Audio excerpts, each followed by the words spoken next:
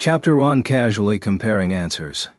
First came the unstoppable impact that rocked his brain to its core. His heart pounded like it was pumping confusion through his entire body. He wheezed painfully, forgetting how to even breathe. Convulsions racked his chest, and a heavy sheen of sweat coated his back. The urge to throw up wouldn't go away. All he could hear was an incessant ringing and the cacophony of his own racing pulse. His vision flickered between black and red. As if his fragmented mind was sea foam rocking on the surface of the water. He had no idea where he was or what he was doing. Rue. For a moment, he heard an unknown sound pierce the veil of hazy oblivion clouding his senses. He blindly searched for the source like someone swimming in the ocean at night, groping around in thumurk. Ever so slowly, his thoughts broke the surface of his consciousness and... Subaru. The voice sounded like a silver bell. It called out to him again and pulled the loose pieces of his being back to reality. After his consciousness returned, Subaru Natsukira booted. As he gradually recovered from his blue screen and eyes turned back on, the first thing he noticed was toe-dazzling violet jewels, or rather, violet eyes, staring at him. He saw the concern in Amelia's face as she gazed at him. She gently stroked his cheek with her hand. The light touch of her slender fingers urged Subaru's senses to recall their purpose. He could see the garden overflowing with green, smelthy hint of flowers on the soft breeze, and hear the playful babbling of the nearby fountain. With these details coloring in the blanks, he finally regained a firm grip on reality. This was the moment that Subaru noticed he had been holding on to someone's hand the whole time. It was small, warm, and familiar. When he turned to his side, he was met with a pair of round eyes. Beatrice. Have you managed to calm down, I wonder? You were worrying me. Beatrice let out a soft breath of relief as she continued holding Subaru's hand. Seeing that she was sitting on the grass, Subaru belatedly realized he was on the ground as well. This was also the moment that he realized there were two others present besides Amelia and Beatrice. Phew.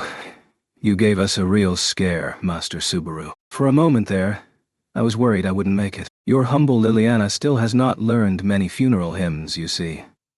Liliana the songstress was expressing her delight at Subaru's apparent recovery with a rather peculiar choice of words. With one hand she braced her beloved Liulira against her hip, as if to visibly illustrate her incredibly unique concern. Standing beside her was Priscilla, who was wearing an expression that didn't show a single shred of acknowledgement regarding Subaru's poor state. She casually fanned herself with the idle composure of someone who was wholly unconcerned. That was so in character for her that it ironically set him at ease. After taking stock of everyone around him, Subaru slowly rose to his feet. His head felt leaden. It was almost like his eyes, ears, nose, and skin were trying to keep up with someone suddenly changing the channel while only his soul stayed behind, still tuned to the old one. That sensation lingered as Subaru took in a deep breath. There was something he had to confirm for himself. Subaru, are you sure you don't want to rest a bit more? You really don't look well. I'm all right, just a little dizzy from standing up. More importantly, Amelia Tan, weren't you going to have Liliana sing another song right about now? Why is that the first thing you want to know? Not only did you have no reaction to what I said, but now I'm also being utterly ignored. You want me, sir? I demand restitution. Restitution for my heart. When Liliana grasped his sleeve with the force of someone determined to drag him off to court, Subaru immediately brushed her aside. The songstress cried with a "Gah!" as she was flung away, but Subaru paid her no heed and looked straight at Amelia. Picking up on the intensity of Subaru's gaze, Amelia nodded. Yes, that's right. Just now, we were talking about asking Liliana to sing the song we haven't had a chance to hear yet. That's when you and Liliana started whispering about something and... Which brings us to the present. Got it? Thank you. And sorry. Right as he was about to thank Amelia for her explanation, something echoed in the back of Subaru's mind. It was the verbal tick of the bandaged maniac who appeared at the Time Tower, Sirius Romane Conti. In most cases, those magic words were used to convey gratitude and show consideration for others. But for Themament, Subaru couldn't think of them as anything other than the sinister incantation of some dark sorcery. When he recalled what that basket case had done while reciting those magic words, all he could think of was... Oh, that's right. Subaru stumbled upon a sudden realization. One moment he was trapped in Wrath's crazy delusions, and in the next he was back with Emilia and the others. It wasn't because he had miraculously managed to escape in one piece. No, quite the opposite. At some point in the madness and the chaos, Subaru Natsuki had shuffled off this mortal coil. He had died again, and in death, Subaru Natsuki had returned, so that he might challenge fate once more. Shit. Coming to terms with that fact, Subaru's breast burned with relief and nigh unendurable anger. Over a year ago, Subaru refused to willfully hurl himself into the jaws of death, instead resolving to challenge whatever hardship or ordeal that barred his path with every iota of strength he could muster. That was the answer he had reached during the witch trial in the sanctuary. Despite his big talk, he had failed spectacularly. Never mind resisting death. He'd actually run straight into its waiting embrace without even realizing what he was doing. And now another revelation dawned on him. He didn't even have time to feel self-loathing, as an eruption of shame consumed him. It had taken him this long to notice. His grasp on the flow of events, his situational awareness, his thoughts. All of them had been lacking and superficial. Liliana's second song, the tension that hung over Emilia and Priscilla, Subaru running off to buy them snacks. All those things immediately preceded his encounter with the cryptic stranger, at which point he lost his life and promptly returned by death. Coming back to this moment in time could only mean an own thing. Barely 15 minutes remained until that eccentric's nightmarish speech would begin again. This can't be real. Still in shock, Subaru didn't know how to even begin dealing with his new reality. As soon as he realized what situation he'd landed in, he was so overwhelmed by sheer urgency that it felt like his eyes were swimming. His reaction was completely understandable. Never before had his return point been so close to his demise. To date, Subaru had been given loop times ranging several hours to several days. It had been Subaru Natsuki's fight to make the most of that time limit and change any dead-end futures. For this go-around, that time limit was short, extremely painfully short. What in the world could Subaru accomplish with a mere 15 minutes? Am I an idiot? Of course I am. There's no time to screw around. I gotta be the one to put a stop to it. Yes, he bemoaned the incredibly harsh limitations he'd been saddled with.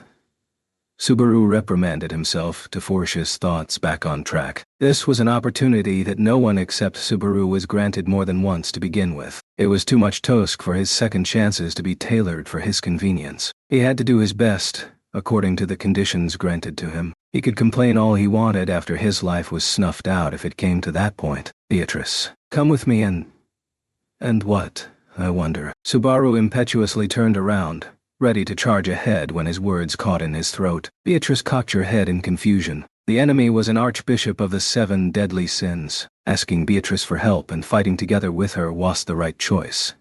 Without her, Subaru's options dwindled, and his combat strength wouldn't even amount to half of what it could be. Even though he knew this full well, Subaru hesitated to seek Beatrice's cooperation. It wasn't because he was afraid of exposing Beatrice to danger, or because of other sentimental reasons. His relationship with Beatrice had crossed that line of resolve long ago. Then what was causing Subaru to waver? It was Emilia. She was there. That eccentric had called herself Sirius Romane Conti, the witch cull's Archbishop of Wrath. Betelgeuse, also an archbishop, had doggedly targeted Emilia. Wasn't it safer to assume that Emilia would also be in Sirius's sights as well? That worry had a stranglehold on Subaru's heart. He was afraid of leaving Emilia by herself. It terrified him to even think about letting someone precious to him out of his sight. The tragedy of never-ending sleep that had befallen Arem had struck Subaru with a strain of cowardice that he could not shake off. That's why,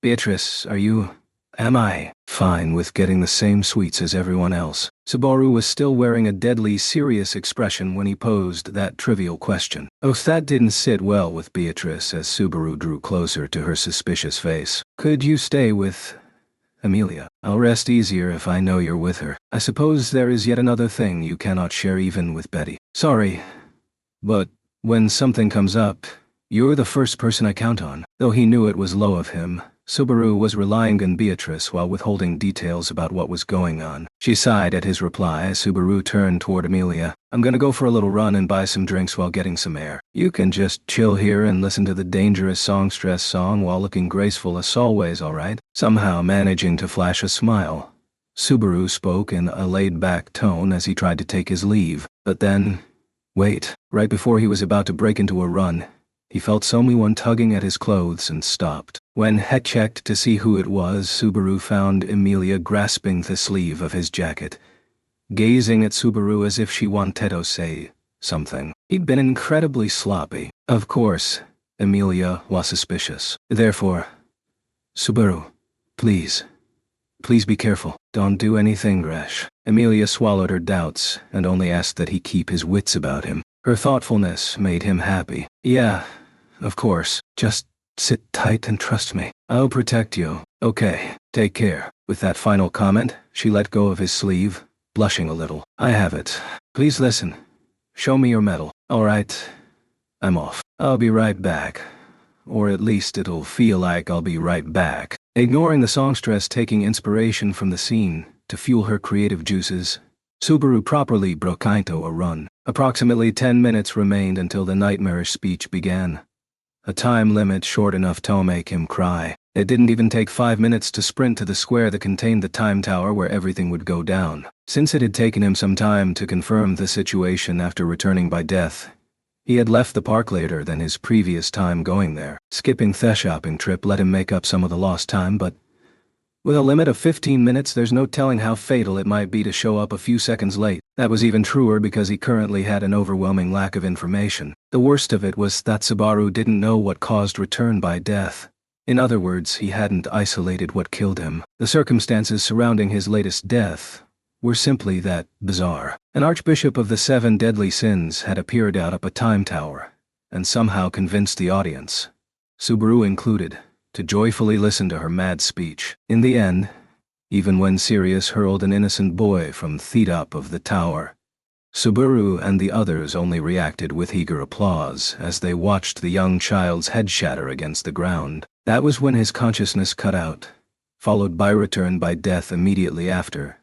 So all he could gather from that was, do I know anything other than the fact that I basically lost my mind? Sirius had created an anomaly, but everyone present had accepted it like nothing was out of the ordinary. Many would find it tempting to consider it a type of madness or perhaps some sort of mental corruption. What memories Subaru was able to retain after coming back were heavily influenced by his state during the instant he died. Considering his mental condition at the time, he felt compelled to question the reliability of his memories. Man, I already made it. Arriving at the square with labored breaths, Subaru surveyed his surroundings. The familiar time tower was deeper inside the square, and lots of foot traffic flowed by its base. This area was part of the most prosperous district in the city. There were far more people than Subaru remembered, and they were streaming around the place without pause. Fortunately, he couldn't spot any groups or even a single individual clad in a telltale black outfit among them. Hadn't seen any witch cultists around Sirius during the speech, either.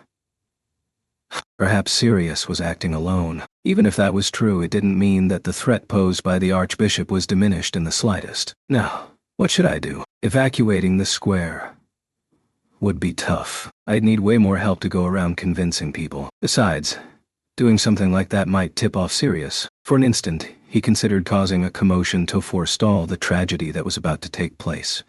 But he quickly decided that was probably a really bad idea. To begin with, Sirius's heinous actions had not targeted anyone in particular. It was indiscriminate terrorism, if anything. If he let her get away, she'd eventually just do the same thing somewhere else. That would be a hollow victory. The archbishops of the 7 deadly sins were creatures of pure evil that had to be rooted out at the source. If only I had time to head back to that Japanese style line and get 1 or 2 people to help. Damn it all. After griping about some wishful thinking, Subaru slapped his cheeks with both hands. Then he gazed forward with a firm look of resolve, glaring at the ominous time tower. In a few more minutes, Sirius would appear at the top of that white tower and raise the curtain on her wicked performance. That meant she must already be lurking inside it at this very moment. Or Sluspel, her young captive, would be in there as well. The hell? It's unlocked. He noticed that the entrance was an old iron door set unobtrusively in the rear of the time tower. When he tentatively put a hand on it, the unlocked door swung open with ease. Hesitating for only a second, Subaru quietly stepped into the belly of the yawning structure. The interior was dark, the putrid air was cold, and reeked of dust. Though they functioned much like a clock tower, time towers were magic crystal timekeepers and did not have any clockwork mechanisms whatsoever. The tower's interior contained only a support pillar at its center and a spiraling staircase, which climbed upward along the walls. Thanks to that, the inside of the tower was quiet and still. Subaru winced at how audible his footsteps were here. Then a faint, crying voice abruptly broke through the veil of silence. Subaru craned his neck to look higher. The noises of distress were coming from the upper part of the tower. He was sure it sounded like the voice of a child crying while being dragged along.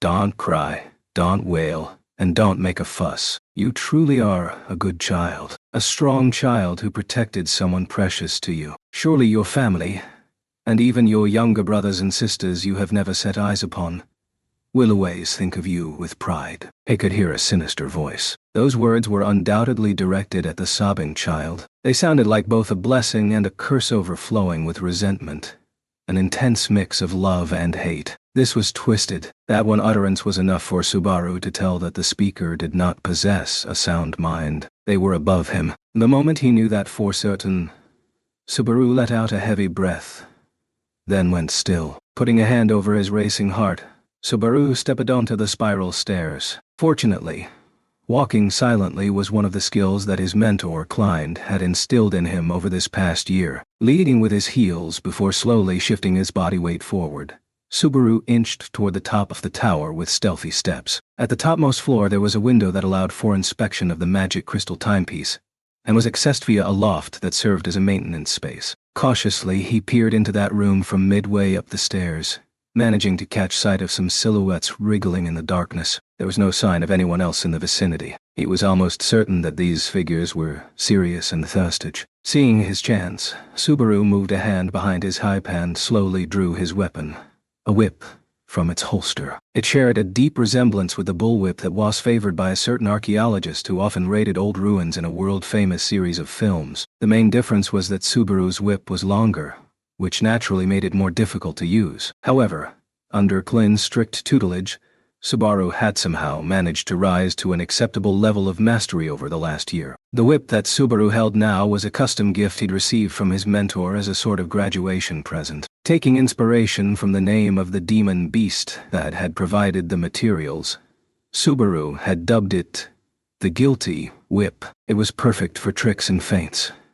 and that was precisely why Subaru had chosen the whip from among numerous other weapons. Subaru had laid eyes upon many swordsmen since his arrival. The world of martial arts was not so forgiving that he could match a professional overnight. Furthermore, if he had anything to be proud of, it was his cunning. And thanks to his mentor's tutelage, now even Subaru had cards he could play in a situation like this. Looks like it's about a dozen or so feet. Eyeballing the distance between the end of the stairs and the shifting silhouettes, he could see that his target was right at the edge of his whip's range. He needed a stepper at least half a step closer to guarantee a hit. Either way, a whip didn't pack enough punch to land a one-hit knockout. If he was going to use a whiplash as his opening gambit, he couldn't rely on brute force.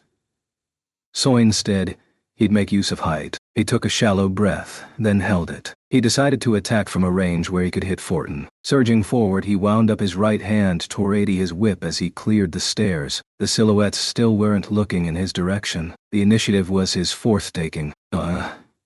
Taking half a step forward, he swung his right arm like hay was circling it overhead. That sidearm motion emphasized speed over force. As it took flight, the whip was too fast to track with the naked eye. This was another reason Subaru had chosen the weapon. It gave him the ability to quickly land a blow against opponents far stronger than he. At this rate, the whip would reach the defenseless back of his target, wrapping around her neck and giving him a chance to hurl her down the... "Why are you so angry?" Right as he thought his attack would connect, his target suddenly posed a question, back still facing him. Almost simultaneously, the silhouette swung her hand without even turning around. With incredible speed and accuracy, the chain that was wrapped around that hand collided with Subaru's whip, robbing it of all momentum and knocking it down. Subaru's eyes shot open, but the moment he felt his whip make contact with the chain, he yanked his arm back hard. Oh my. The hook hanging from the chain's end had gotten tangled with Subaru's whip, giving him a chance to throw Sirius off balance. Subaru followed up quickly with a ferocious charge, ramming her with his shoulder. Hurrah! Wah! Dot. Raising a delicate cry, Sirius's unexpectedly light body went over the railing, turning halfway before vanishing from sight. Just as he'd planned, she fell from the landing and was hurtling straight down to ground level. It was more than a 60-foot drop from the top floor. Tall an auto crack open a child's head like it was an overly ripe fruit. You okay, Luzbel? Not staying to watch the strange woman twist and fall to her death. Subaru raced over to the other person still on the landing. It was Luzbel, the pitiable boy who was fate to be hurled from the tower. His body was already wrapped in a set of chains, which tightly bound his lower half. He looked like he was in pain, but the most repulsive detail was how the boy was gripping the end of the chain that was wrapped around his own body. There was only one thing that could mean. She made him chain himself. Subaru seethed as he realized the demented events that must have led to this moment. This young boy had been forced to sign his own death warrant. Just how much fear and horror had Luzbel endured while doing this? Simply imagining it made Subaru sick to his stomach. It's all right. You've done enough. You don't need to put up with this anymore. But if I don't keep my promise, Tina will. When Subaru tried to undo the chain, Luzbel resisted with tears in his eyes. The name on his lips, the name of the boy's childhood friend whom Sirius had mentioned previously, made Subaru draw a sharp breath. This boy had accepted a deal with the devil to spare his childhood friend from a terrible fate. Even while enduring such a harrowing ordeal, legs shaking, teeth chattering, and tears coursing from his eyes, his main concern was still his friend. It's all right. There's lots of dependable people in this city, so Subaru did his best to console him. He wanted to be as emphatic as possible to reassure the young boy. At the moment, the Sword Saint, the Sword Devil, and the finest of knights were all in the same city. The kingdom's greatest healer was also present. Losing didn't seem possible with all of them a stone's throw away. That's why there was no need to be afraid. Evil would not triumph here. It was true. It had to be true. There was absolutely no need to be afraid. None whatsoever. That's why. My legs need to quit shaking already. Subaru raised a frantic yell as he fell to his knees in front of Luzbel, whose eyes had shot open in fear. Subaru's voice cracked, carrying notes of grief and terror. It almost felt as if some alien revulsion was coiling around his entire body and refusing to let go. Urkanjia. Before his eyes, Luzbel writhed, then bent over and vomited, spewing yellow stomach fluids. Convulsing like he was having a seizure, the boy collapsed onto a pool of his own sick. When Subaru tried to brace him, Subaru was suddenly assailed by the sensation of something clawing at his own insides, and he also threw up on the spot. Subaru promptly pitched forward just like Luzbel had. That you are so afraid is proof of your kind heart. Ga. Dot. The same moment he heard that voice, Subaru screamed from the searing pain that struck his left shoulder. With a powerful yank, he was dragged backward until he collided with a railing and flipped over it. He went into a tailspin and was hurling to his death, only to suddenly stop halfway, suspended in midair. Wow, thank you. And I'm sorry. Having cleared the railing and fallen, Subaru had no way to answer. The reason was physical rather than emotional. After all, a chain was wrapped around his neck, while the hook on its end dug deep into his left shoulder. When Sirius twisted and fell earlier, she had apparently thrown her chain to drag Subaru down, and used their salting force to propel herself back up. Now, she was Theon looking down with a smile at Subaru, who was suspended by the chain around his neck. Subaru flailed as he kicked his legs in the air and vomit trickled from his constricted throat. As she watched Subaru struggle for his life, Sirius nodded several times with visible delight. People can understand one another. People have the ability to become one. Kindness is not for our own sake. It is for the sake of others. Kindness shines brightest when it is offered freely. To be kind to oneself is mere selfishness, a far cry from true kindness. As such, your concern for others makes your kindness bright as the sun. In other words, it is love. Please savor the feeling. Please show me your love, the chains of your limitless kindness, your noble desire to save young Luzbel. As blood and vomit continued to spill from Subaru, Sirius embraced the filth-covered Luzbel before him. She rubbed her cheek against Luzbel's, marring her white bandages with the boy's yellow stomach fluids in the process. Your gentle soul felt Luzbel's fear. Through you, young Luzbel experienced your fears that had been born from his. And then that additional fear that young Luzbel felt flowed back into you. In this manner, you shall feel the same joy, sadness, terror, and even the pain of being wrung by Venek, until by the loving embrace of death do you part.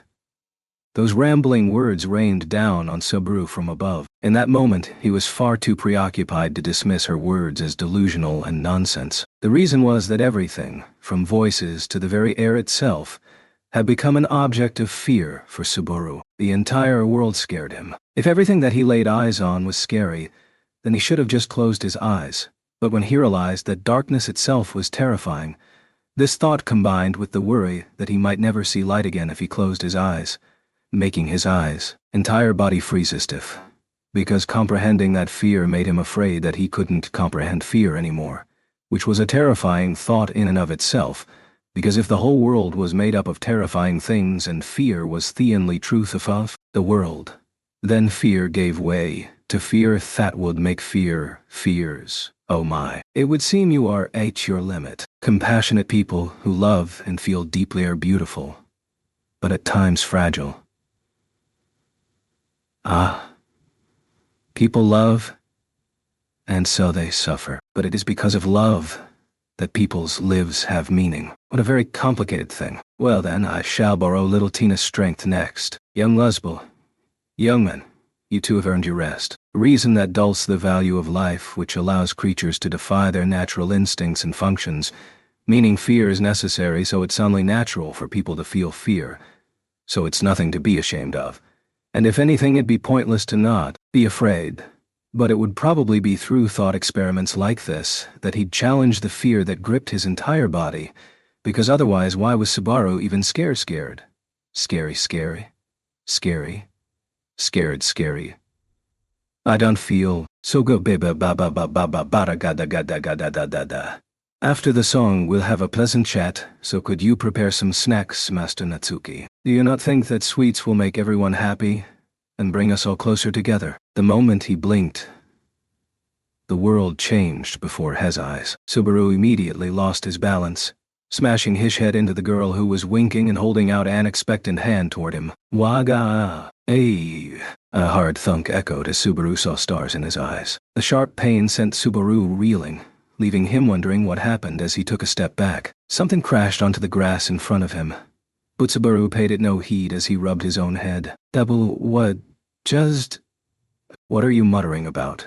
Subaru, you just headbutted Liliana out of nowhere. You can't do that. Even if you're upset, you need to at least warn them beforehand. That's right. Before you resorted to violence, should you not have admonished her right around the time she made that clumsy wink, I wonder? Was it really that bad? Offended, Liliana leaped back to her feet. Emilia and Beatrice traded looks, seemingly pondering how to reply to her question as she recovered from her fall. Struck by shock at the silent pause, Liliana flopped down and splayed out once more. What a ridiculous farce. Do not infringe upon my little bird peasant. I will not overlook it a second time. Unexpectedly, Priscilla actually sided with Liliana. She'd apparently taken quite a liking to the songstress, if the sharp look in her eyes was anything to judge by. But Priscilla's warning did not elicit a single word from Subaru as he checked the state of his own body. Makes me sick. That was all Subaru could gloomily muster after his second run-in with that walking enigma,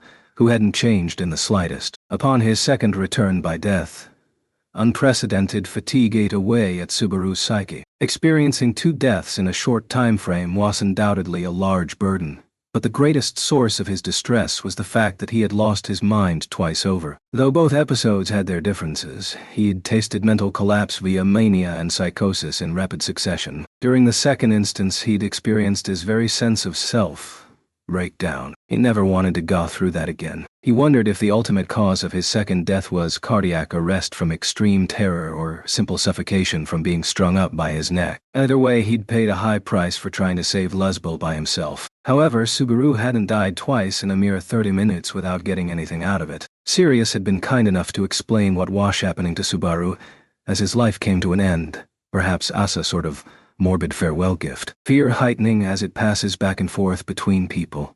Like a kind of resonance, maybe. Subaru had felt Luzbel's fear, and in turn, Luzbel had felt Subaru's. With each subsequent pass, that sensation grew stronger and stronger, culminating in an absolute, all-consuming dread that ultimately led to death. Based on Sirius's statements and his own mental collapse, Subaru deduced that this was his opponent's authority. He was also finally able to infer the cause of his manic episode during his first visit to the Time Tower Square. That time, all the anger and disgust in the crowd had been overwritten with joy and delight. And inside the tower, the fear that Luzbel felt had passed back and forth between him and his would-be savior, shattering Subaru's mind. In other words, Sirius's authority of wrath, it lets her toy with other people's feelings however she likes. Shit.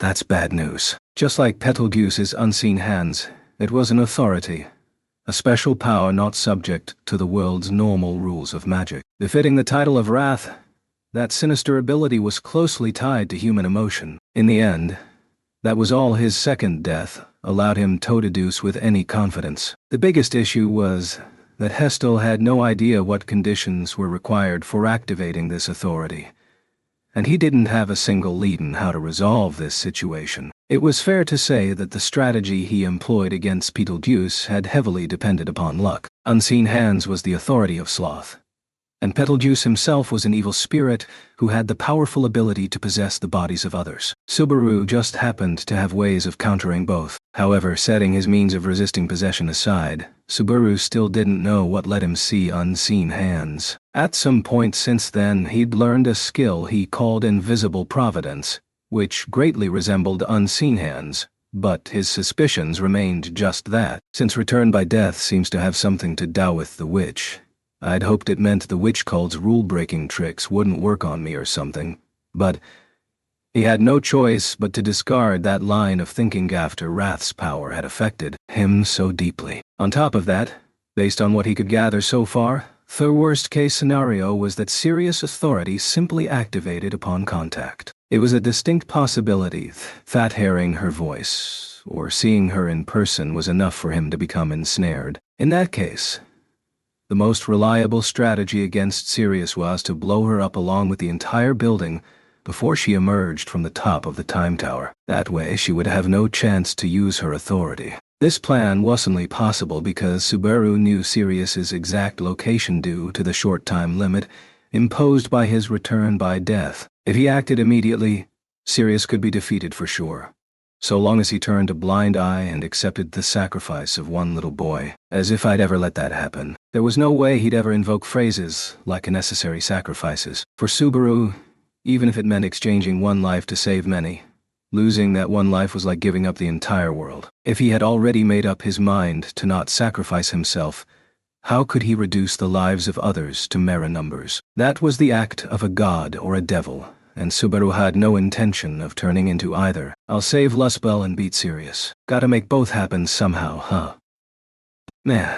Being Emilia Tan's knight is stuff. And yet if he couldn't do that, Subaru Natsuki had no value whatsoever. Naturally, he knew full well that the kind people around him would surely forgive such weakness. That's why he had to do it. Subaru wanted to stand proudly beside the people he cared about. If seeing this through was what it took to make that happen, then so be it. That was Subaru's way. I challenged her alone and lost pathetically. It's painfully obvious I don't have enough combat power. I need to borrow someone's strength. The ideal recruit was someone with so much pure combat power that they could overwhelm Sirius. It would have to be a person who'd believe Subaru's words implicitly and agree to cooperate with him. On top of that, they had to be able to resist Sirius's authority. He needed a powerful character who met all those conditions and who was close enough to reach the Time Tower in under 10 minutes. Subaru almost laughed at himself for wanting such a convenient ally. Oh, right. Tried to laugh, But then it dawned on him. There was a certain memory. His first time in the square, he'd come across a particular man. Since that person had also been influenced by Wrath's authority, he was far from the perfect counter against Sirius, but even so, Reinhard, right as Subaru began to feel ridiculous for seeking out a wildly convenient answer to his problems, he was finally able to remember that a man who was the epitome overpowered really did exist. He wasn't trying to make excuses for himself, but Subaru's two very quick deaths were a major part of why he had completely forgotten Reinhard's existence, and the fact that Lakins, who had been present in the square, was connected to him. Subaru had experienced death right after experiencing death, and that made it twice that his psyche had collapsed. It went without saying that going through this unprecedented experience in the short span of 30 minutes had left Subaru rattled. He felt nothing but astonishment at how little time this loop gave him, and how it didn't leave any breathing room to calmly figure things out. Accordingly, Subaru had been forced to run ahead at full speed until he rammed into something barring his way forward. Desperately trying to come up with a way to persuade a certain man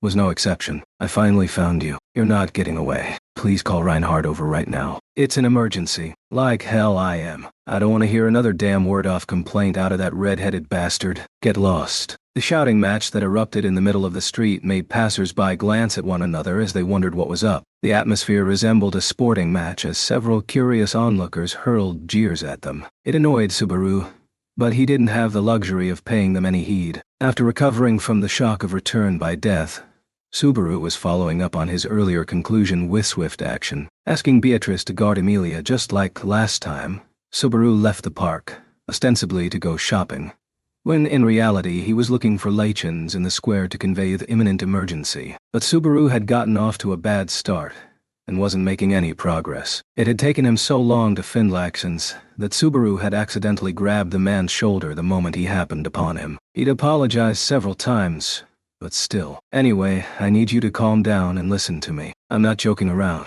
If you don't want to die, get in touch with Reinhard right now." "Huh. Motto, you think a sniveling brat like you can do me in? I didn't need Reinhard for this. I can pay you back right here, right now." "Damn it, you thick-skulled."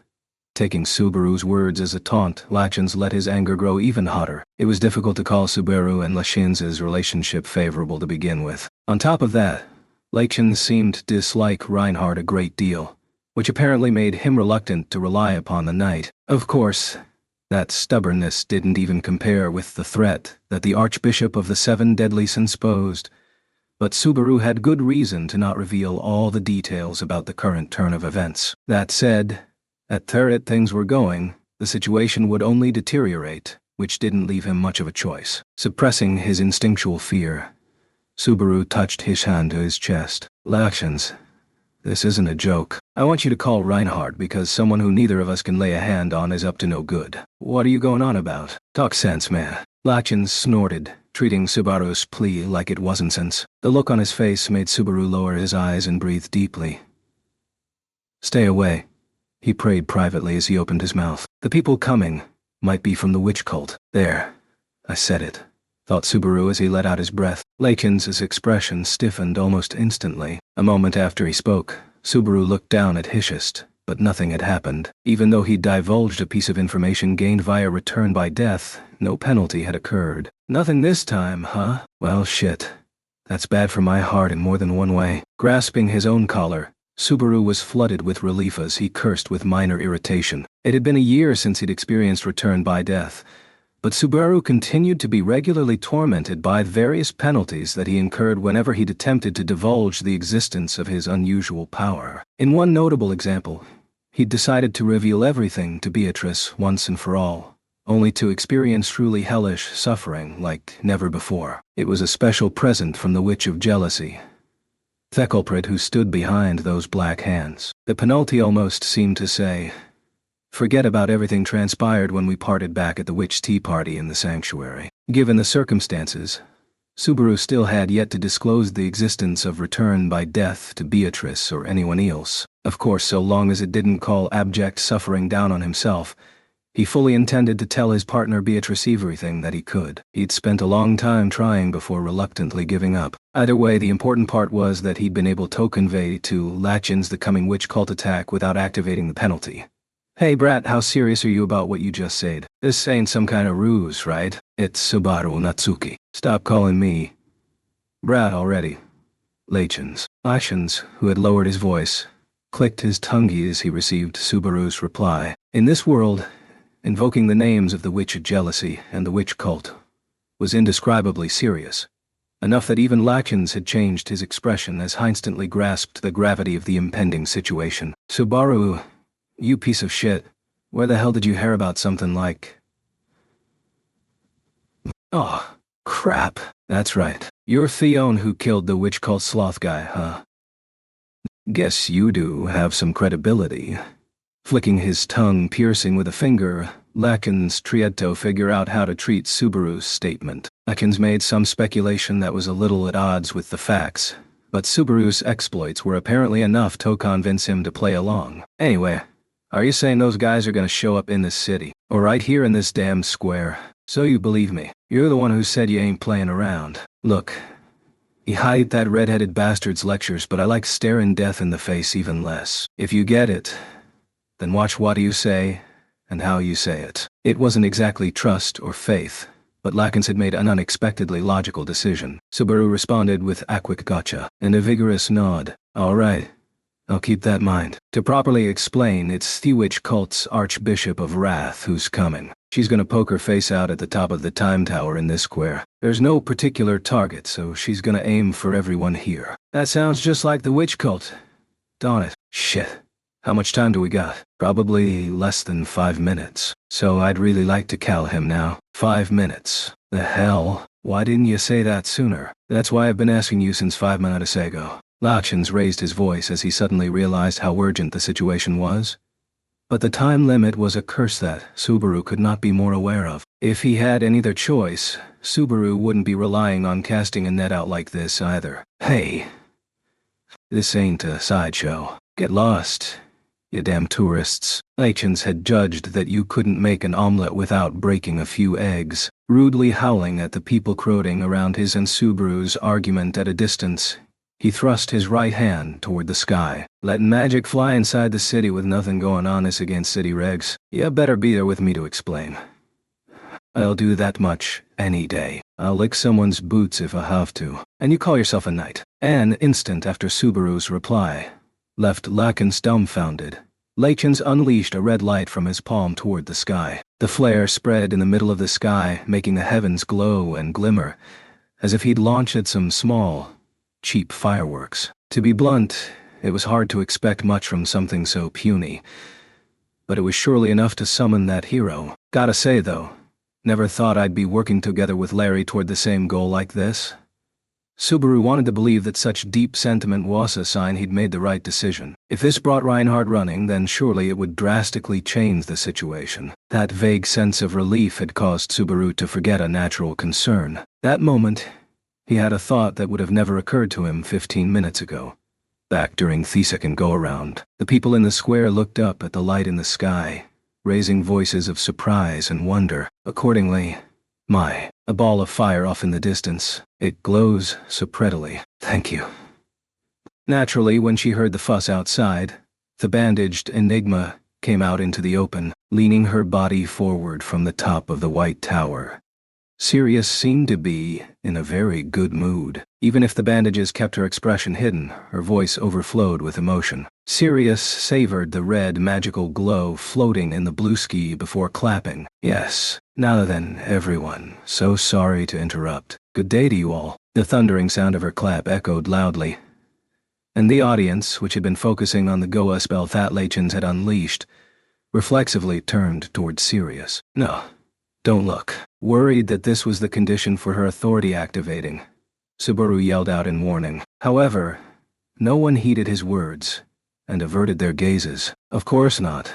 Subaru himself had done the exact same thing that they did upon coming into contact with Sirius for the first time. The eccentric was instinctually provocative. Her words and actions made you unable to look away. You have gone quiet far sooner than I thought. It is surely because these two drew everyone's attention before he came out. Thank you.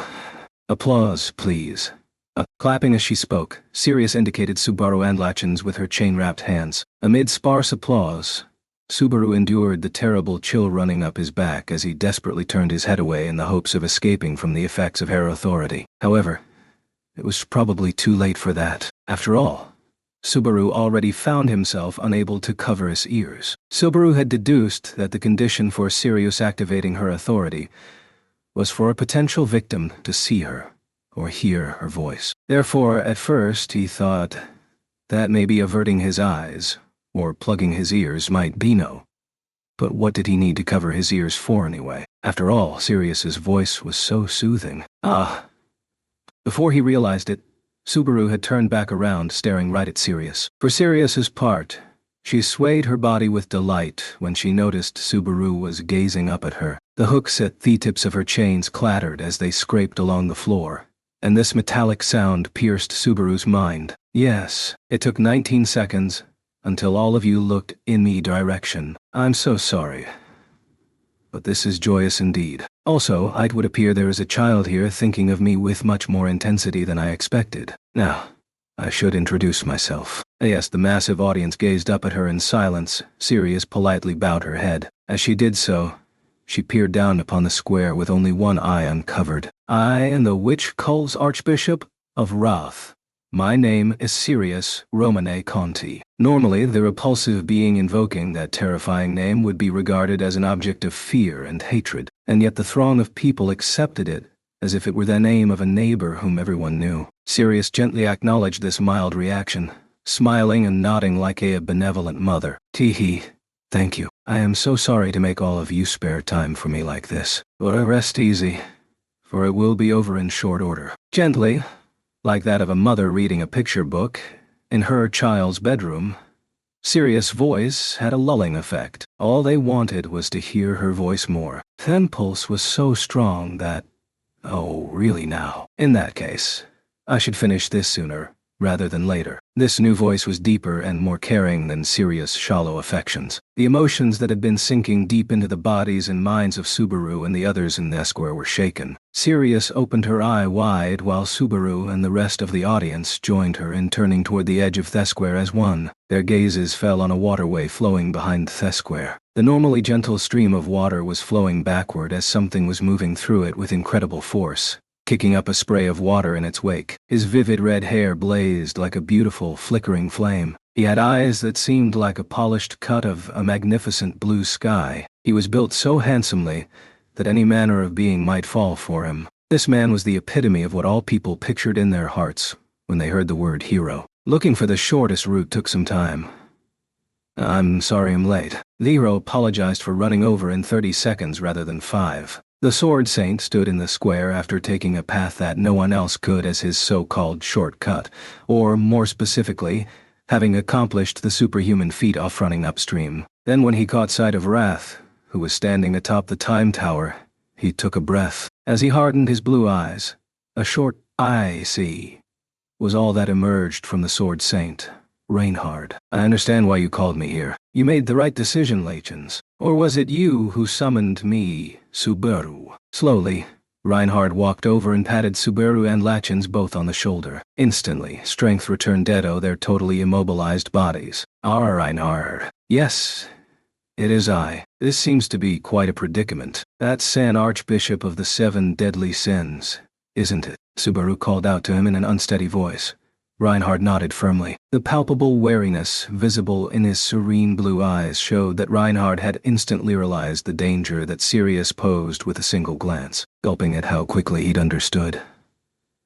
Subaru replied with an awkward nod of his own. She has the power to brainwash other people. Seems like we're okay for now, but it happens when you hear her voice or look at her. No, it's not only her voice and appearance. It would seem that anyone who merely knows she exists is affected. It's possible that I won't be able to maintain my composure for very long. No way, even you. Subaru was stunned seeing Reinhard acting so meek. Though he had no basis for his belief, he'd thought that Reinhard of all people would be all right. If even he wasn't immune to Sirius's authority, then Subaru's plan was already falling apart. And during this exchange between the two, Sirius reacted as well. The bandaged eccentric gazed steadily at Reinhard with a purple eye. Could it be? You with the red hair, are you the famous word saint?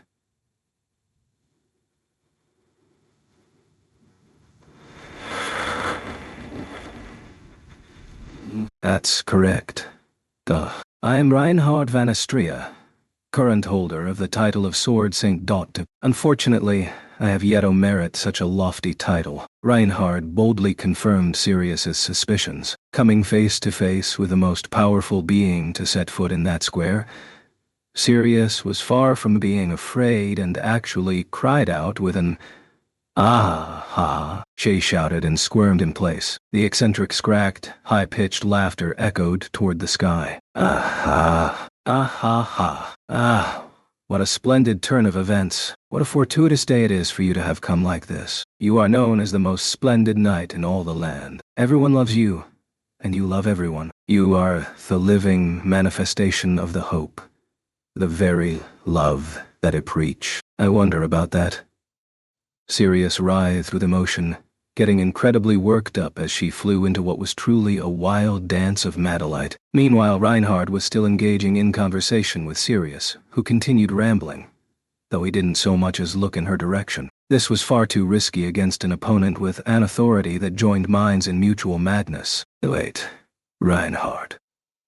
It's not a good idea to keep talking with her. It has to be bad. I think it's bad. I'm not really sure why though, but so it would seem. Putting my own interests aside, this is not something that should be drawn out for long. But I will do what you called me to do. It's time to deal with the issue. With those final words, Reinhard took a single step forward, slightly bent his knees and leaped up. His stance made it seem as if he were just jumping over a puddle in front of him. But the resulting gale force winds, the tremors that shot through the ground, and the shockwave left in his wake made everyone in the square draw in their breaths. As astonishment rippled across the crowd that he left behind him, Reinhard used that explosive power to rise high into the air. Hey.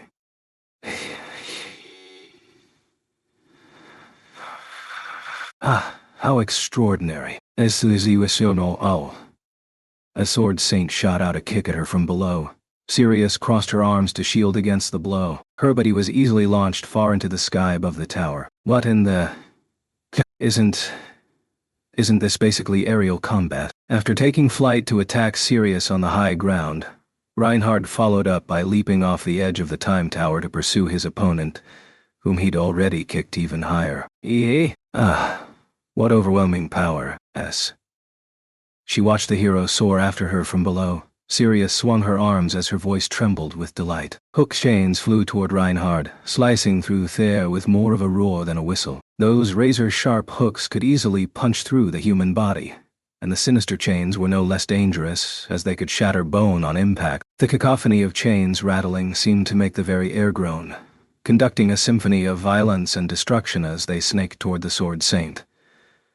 Sirius exhibited incredible skill as she freely manipulated the flight path of her chains in midair. There was no mistaking that Sirius's mastery was beyond the ability of any ordinary human. One look was all it took for anyone to grasp this. That was why what happened next shocked everyone. Chains. Oh, troublesome. The Sword Saint frowned, focusing on the chains that rattled sinisterly as they homed in on him. Then the spectators were left dumbfounded at how the grimacing Sword Saint dealt with them. Sirius laughed. It was unclear whether the laugh was an expression of enjoyment or desperation, but for everyone else watching, what could they do but laugh as well? She slammed her chains down in a hail of blows. But Reinhard did not draw his sword. According to what Subaru had heard once, it wasn't that he chose to not draw his sword. He simply couldn't. The holy sword that Reinhard possessed was designed to be impossible to draw except against a worthy opponent. As such, Reinhard was challenging Sirius unarmed. Even Reinhard should have difficulty fighting her under such circumstances, or so Subaru thought. But that was proof that he didn't truly understand Reinhard yet. The raging chains attacked in concert, letting out high-pitched cracks as they were thrown back one after another. The sight of the resulting shock waves and scattering sparks was such a ferocious display, it made Subaru and the others on the ground feel like lightning was crackling above them. Reinhard was holding his ground with footwork that surpassed all comprehension. He met the first strike with the sole of his shoe, purposefully wrapping the oncoming chain around his ankle. instantly gaining control of the hook on the end and using it to knock down each and every subsequent attack. All that happened in the span of less than a second, meaning the only ones capable of tracking Reinhardt's unconventional movements were the few seasoned warriors present. As soon as they realized what they had just witnessed, they would abandon any attempts to understand what was going on. The audience was suddenly struck with the impulse to laugh. They released the breath they'd been holding and let the tension drain from their shoulders. It was good that Reinhardt was on their side. If he'd been an enemy, that scene would have left them with buckled knees and weakened bladders. He. Seized by a totally different impulse, Sirius kept on laughing. Of the two sets of chains wrapped around the eccentric Shans, one remained coiled around Reinhardt's foot. With her options dwindling, Sirius launched a wild flurry of attacks with her left hand to try and beat the hero down, only for her attacks to fail in a shower of sparks. The erupting fireworks showed no sign of stopping or slowing. The blue sky seemed to be burning white, but before the air itself was reduced to smoke and ash, Theisward Saint finally closed in on his mysterious attacker. To think you would push me this far. Incredible. You are quite skilled yourself. I can't help but be disappointed all the more seeing you use your talents for wicked deeds. The instant the two crossed paths, they traded words as well as mighty blows. Reinhardt pulled his right foot back, replacing it with Heil's hand in a chop. Sirius counter-attacked with a downswing that had such force, her golden chain seemed ready to split the sky itself in half. Seeing that solid metal chain being severed with a single hand chop was nothing short of astonishing. A long time ago, Subaru had seen someone use a chopstick to slice a bag of chopsticks as a sort of party trick. If it were Reinhardt, he was sure the man could do the same thing to a steel sword like it was made of paper. Reinhardt's hand strike was so sharp and beautiful that Subaru believed that with all his heart, the twirling golden chain that Reinhardt had severed whirled around, breaking through the Time Tower's wall and whirling somewhere within. It was when Subaru saw smoke and rubble falling down onto the square that he finally came to his senses. I'm such an idiot. This isn't the time to gawk. If Reinhardt has her pinned down, then... At that very moment, the boy held captive inside the Time Tower was out of Sirius's sight. Pulling himself out of his dazed state, Subaru darted through a gap in the crowd and raced toward the Time Tower. He'd free the hostage, Luzbel, and get rid of his worries in one fell swoop. He also needed to make sure that Reinhardt didn't have to deal with Luzbel being used as a human shield. Even inside the damp and murky air of the Time Tower, the battle between superhumans was just as audible inside as it was outside. Focusing on the task at hand, Subaru dashed up the long, spiraling stairs. Luzbel. And Shah.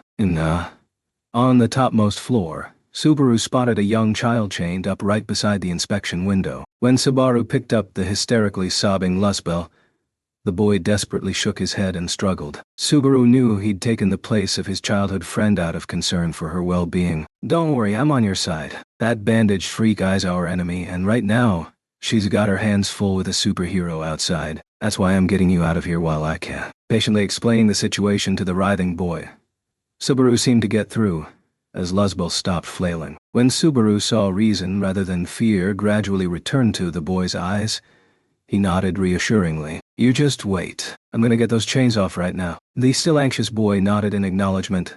Subaru carefully unraveled the chains binding him. When he finally freed him from the chains, which stretched from shoulder to ankle, and removed the one that was serving as a gag, relief finally appeared on Luzbel's face. Good.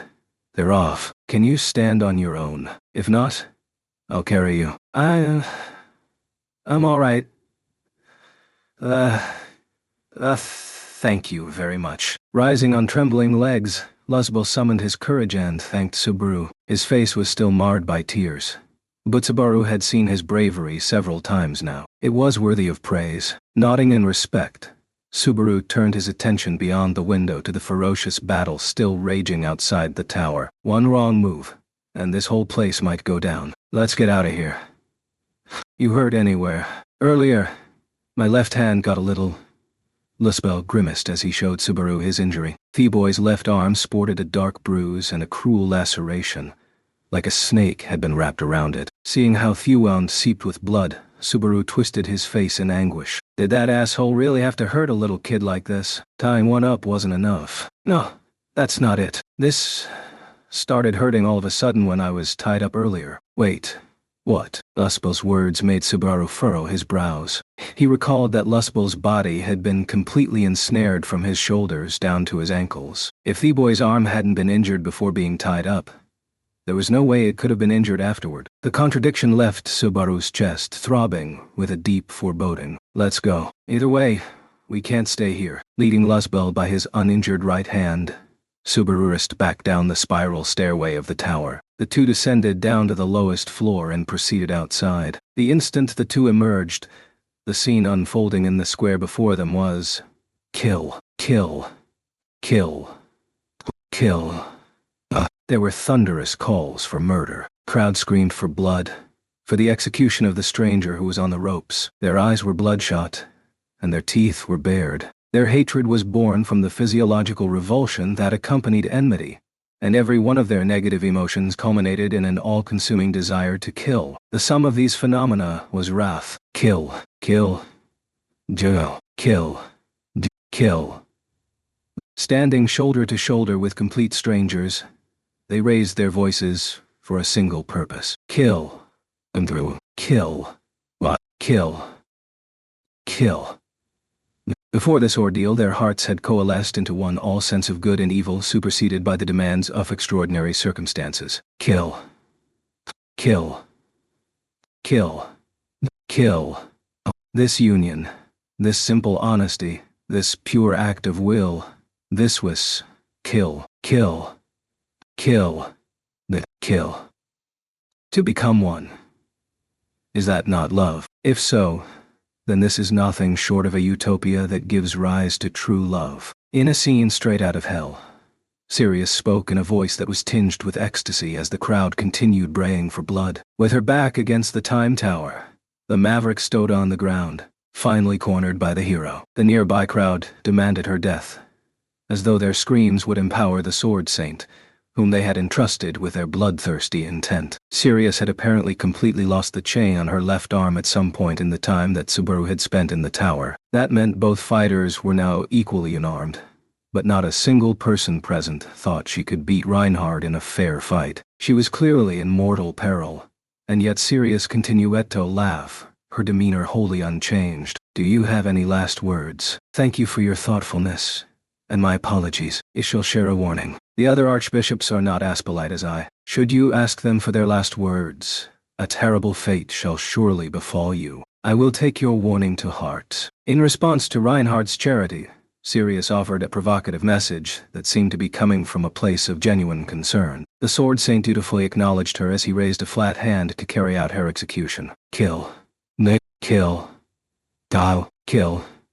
Kill. No. The voltage of the audience rose even higher as Sirius's life seemed to be nearing its end, and yet Subaru, still standing at the entrance of the tower, couldn't ignore the terrible chill stirring in his chest. He desperately searched for an explanation, a clue of some sort, but he simply couldn't think of the right thing to say. If he opened his mouth now, that incomprehensible misgiving would cause a flood of words to pour out. To understand one another, to yield to one another, to accept one another, to forgive one another, to become one like this, is the purest form of love. Heedless of the anxiety gripping Subaru, Sirius opened her mouth to recite her creed. On the surface, what she said sounded correct, but the instant he thought about Sirius's ways, they mutated into logic of an abominable heretic. This incorrigible distortion was the witch cultist's true nature. Reinhard seemed to have reached the same conclusion as Subaru. Deciding there was nothing left to say,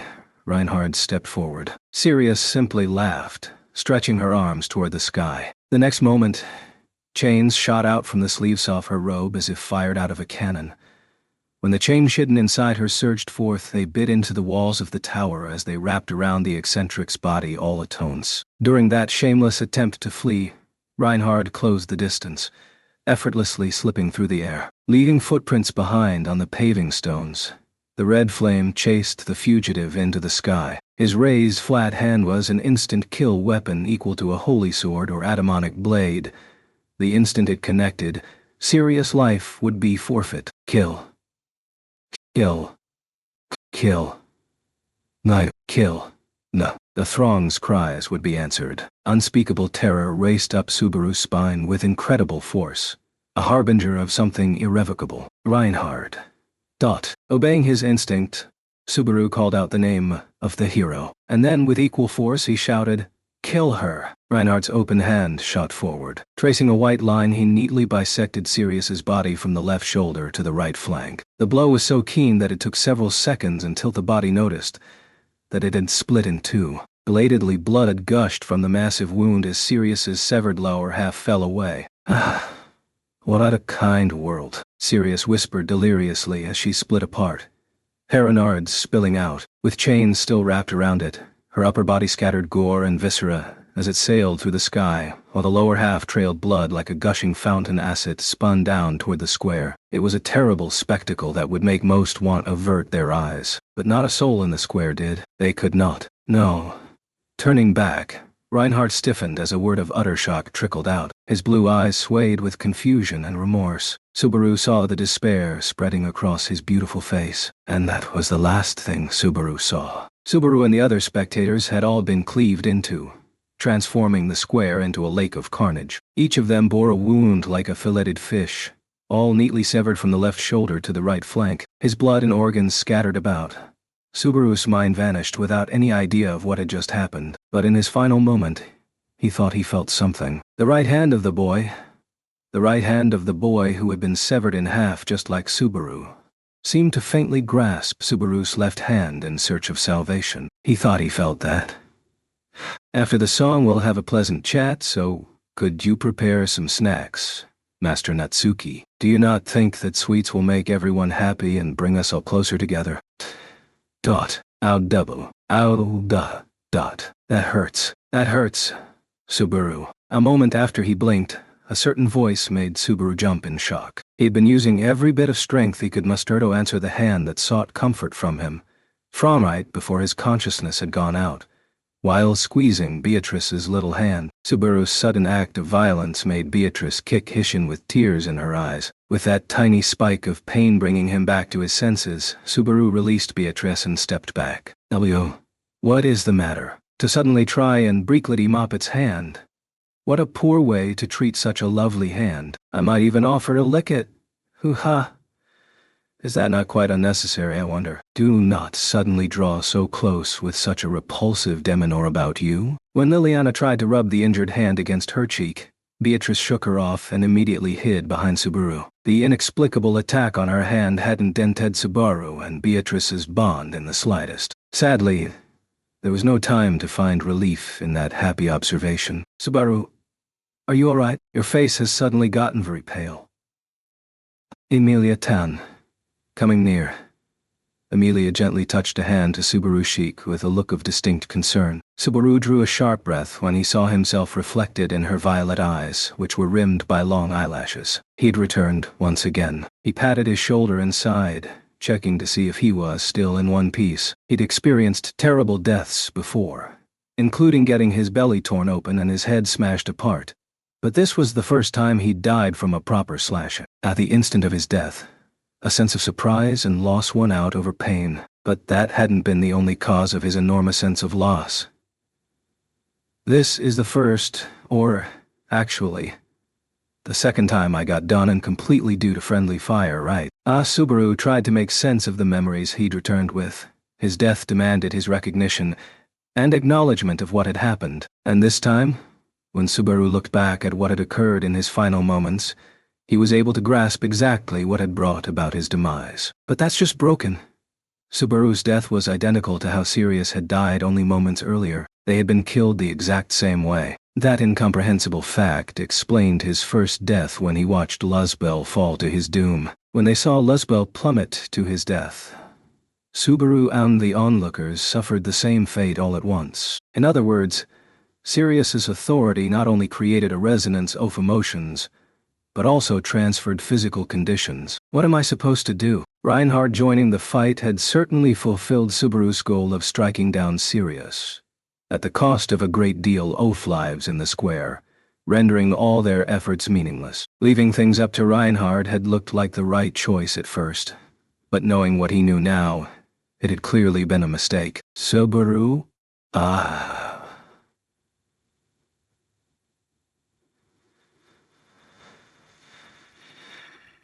Emilia and the others looked on in concern as they watched Subaru fall into silence with a difficult expression on his face. For the moment, his priority was to avoid needlessly worrying them further about the witch cult being in the city. With that in mind, Subaru quickly recomposed himself. Yeah.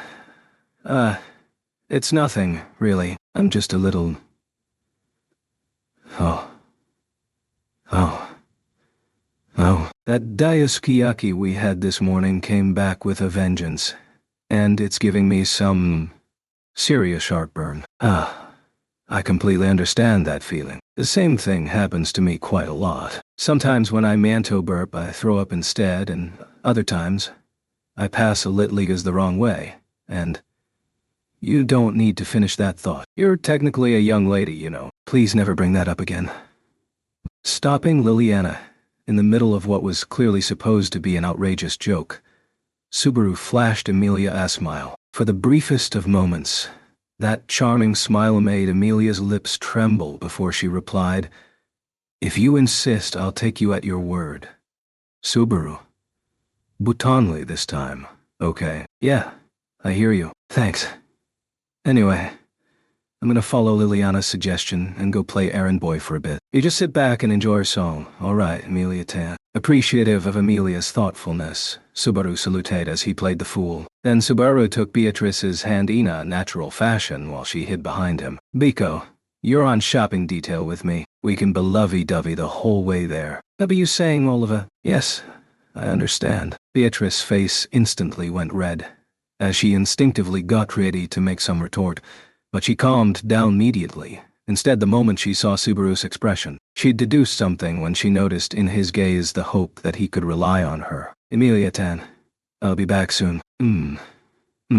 With Beatrice in tow, Subaru said his farewell to Emilia before setting off from the park. He was unspeakably worried about leaving her by herself. At the same time, he could no longer think of any other way to break out of the dead end that he found himself trapped in, without borrowing Beatrice's strength. It was in that darkness with no way out in sight that Subaru ran alongside his partner. Little did he know, a certain red-eyed girl stared intensely after them as they left. Chapter 2A, Showdown of Fire and Ice. "And, would you finally explain what is going on, I wonder?" After putting a fair amount of distance between themselves and the park, Beatrice determined that Emilia and the others were no longer within sight or earshot. Only then did she relax her pace and ask him about the situation. Their hands still joined. As Beatrice tried to stop walking to hold a proper conversation, Subaru said, "Sorry," as he pulled her along. Subaru. "If I could, I'd really like to have a nice long chat about this in a place without anyone around. But there's no time. We don't even have 15 minutes. "Very well. May we at least discuss it while walking? I wonder." Seeing the obvious apprehension in Subaru's expression, Beatrice did as he asked without a word of complaint. Relieved by just how quickly his partner had adapted and adjusted, Subaru hurried over to the square as he tried to explain the jumble of thoughts in his mind. "Right now we're heading toward a place where a witch cultist is about to show up. We've got to stop him." "The witch cult."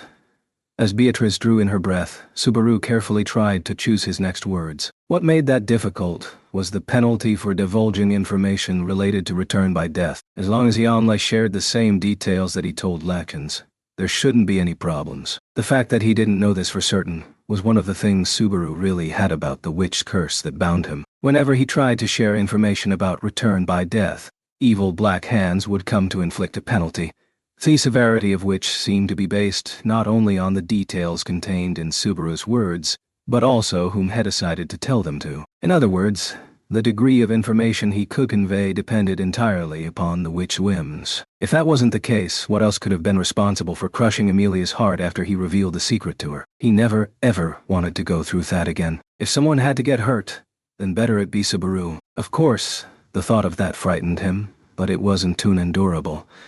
And it was far better than watching Thassa terrifying hands turning on someone other than him. Even if the witch held back somewhat with Subaru, she showed no mercy to anyone else. That was why he was being incredibly careful. "There's no need to make such a worried face. Beatrice, you clearly cannot disclose where you came by such timely information. But do I even need to know, I wonder? If Subaru says it is true, that is enough for Betty to believe." When Beatrice gently squeezed his hand and gave him a bold smile, Subaru's eyes went wide. Damn it, Beatrice. You really are a lifesaver. The best partner he could ever ask for was supporting his spineless self, assuring him he wasn't alone. Is that not obvious? I wonder. Now, let's start with whatever you can share. Right. First, the Archbishop of Wrath is gonna show up. And she's a pervert. If you think that is the piece of information you absolutely needed to share first, I suppose I have no choice but to immediately take back what I said earlier. I'm still trying to figure out what's safe to tell you. Looks like talking about occupation and perversion doesn't come with a punishment. Well, next is her authority.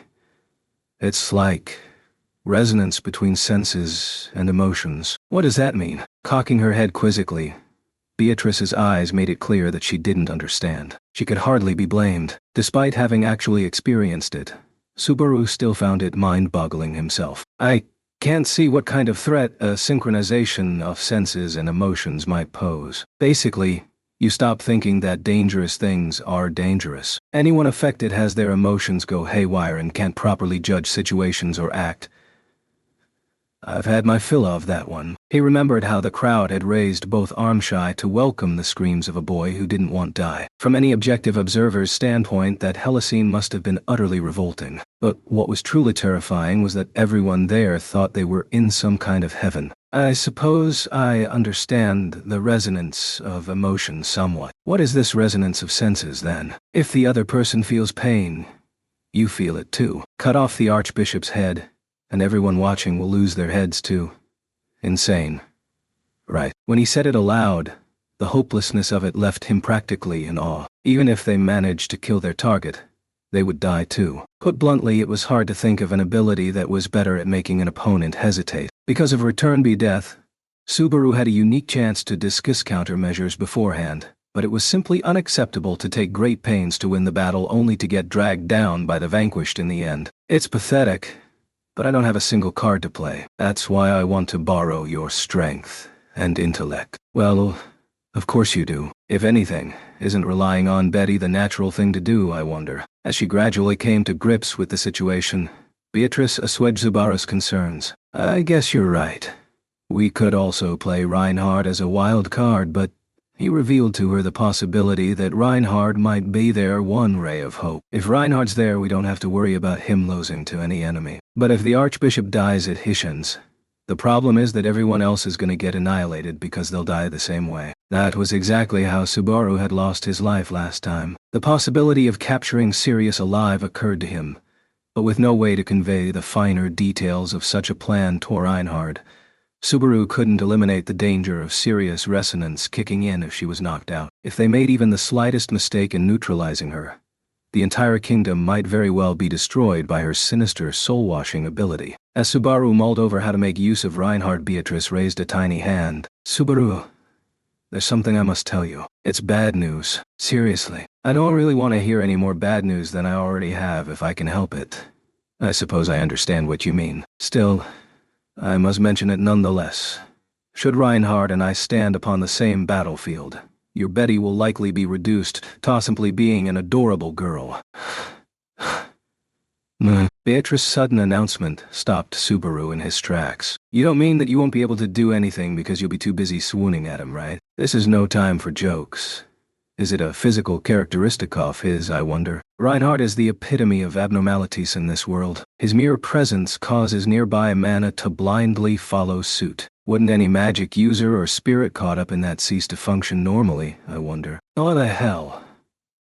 Is that even possible? Was what Subaru had been about to say when he recalled what had transpired at the Water Raymond the day before. Right after his first reunion with Reinhard in ages, Beatrice had been particularly wary of him. If that hero really did have such an abnormal constitution, then everything suddenly made sense. If it's something Reinhard had any control over, Betty would indulge him and play the adorable little girl. However, if it is not an issue Reinhard can resolve by himself, then a choice that leaves Biko unable to act ain't much of a choice at all, The appearance of a new, immense obstacle shattered on of Subaru's sources of hope. As usual, Reinhard defied all convention. Unfortunately, that aspect of him was incredibly inconvenient. This is bad.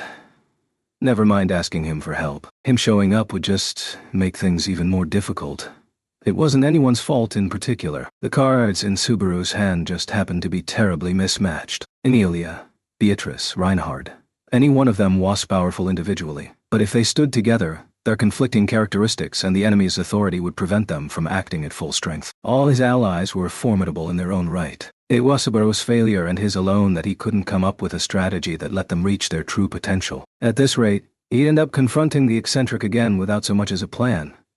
Subaru, just maybe. I suppose I might have an idea. When Beatrice said that right as they were on the verge of reaching the square, Subaru felt like those words were sent straight from heaven. Really?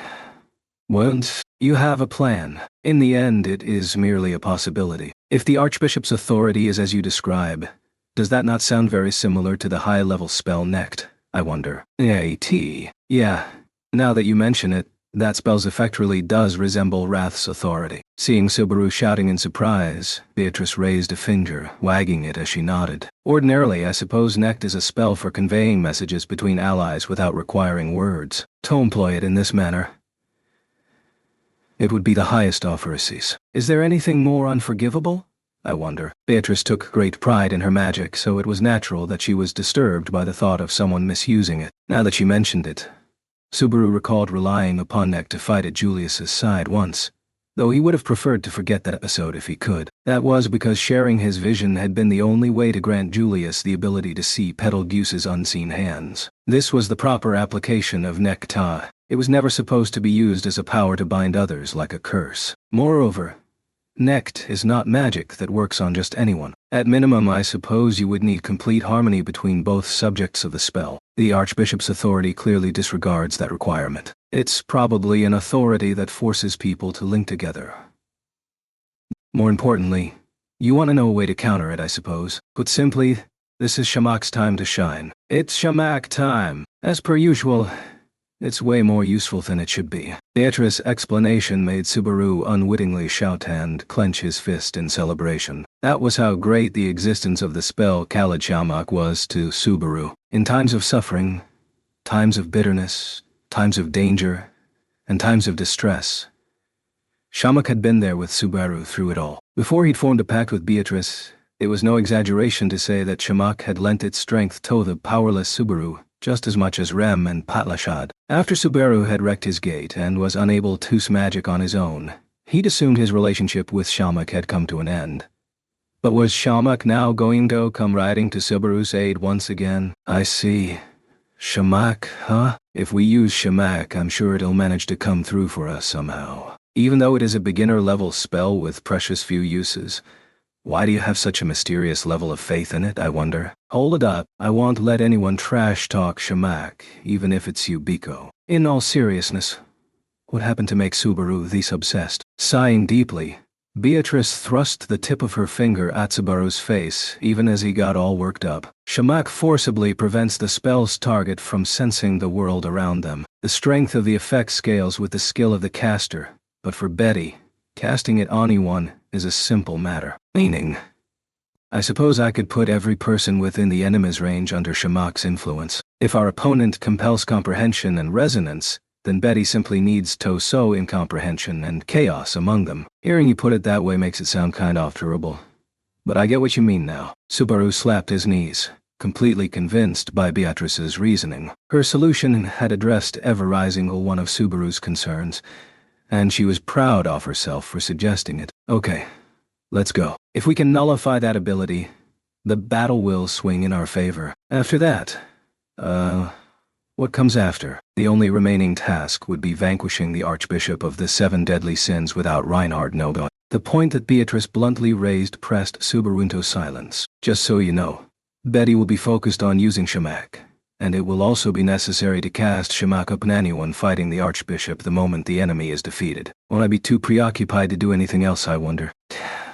Okay, well this ain't good. We're back where we started. Having come this far, the initial hurdle had reappeared.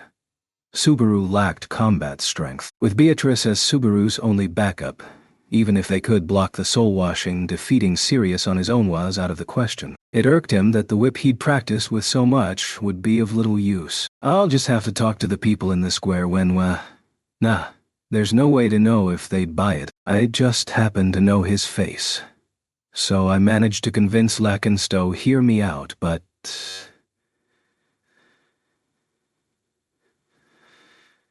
There were several people who seemed like cable fighters at the Time Tower Square. Unfortunately, the real difficulty was persuading them to cooperate. In the first place, how do I get them to help when I didn't even know what they're capable of? I need to think of something better than that. If that's the case, since you know what I can do and you can be sure I'll listen to whatever you have to say, maybe it's my time to shine. Yes, sir, The sound of a voice like a silver bell totally wrecked Subaru's train of thought in the span of an instant. The all-too-familiar voice made Subaru and Beatrice turn around with looks of surprise. Behind them, a beautiful silver-haired girl was standing there with her hands on her hips. Her completely unanticipated presence made Subaru draw in a sharp breath, his lips quivering as he raised a question. Emilia Tan... What are you doing here? You were acting really strange, so I assumed you were involved in something awful. I think it's a bad habit of yours to keep me out of the loop when things like this come up, Subaru. Emilia glared at Subaru as she scolded him like he was a naughty child. Subaru was too surprised by her sudden appearance to muster a proper response. Didn't you agree to wait in the park? Are you a naughty girl?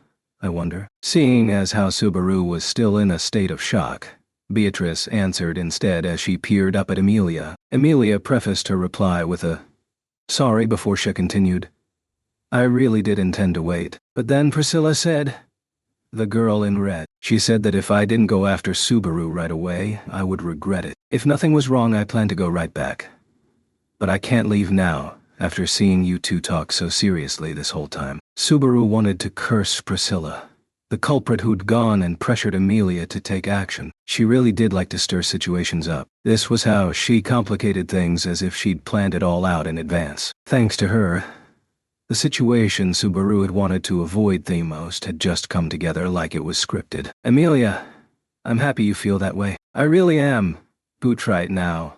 The witch cult is going to show up, right? I caught a little part of your conversation. Subaru, I won't go back even if you ask me to. I'm not exactly uninvolved when it comes to dealing with the witch cult. Emilia.Ace. Subaru inadvertently raised his voice as he tried to somehow convince Emilia to change her mind. It wasn't as if Subaru wanted to push Emilia away without good reason. If the opponent was in the witch cult, he would have immediately asked Emilia for her help. But given who they were facing this time, that was not an option. He didn't need logic or reasoning. It was painfully obvious what a terrible idea it would be. However, Emilia countered Subaru's pleas by drilling into him with her earnest eyes. It's no use even if you pretend to be upset. The only time it bothers me when you're angry is when I've done something wrong. It's not me who won't listen to reason right now. It's you, Subaru.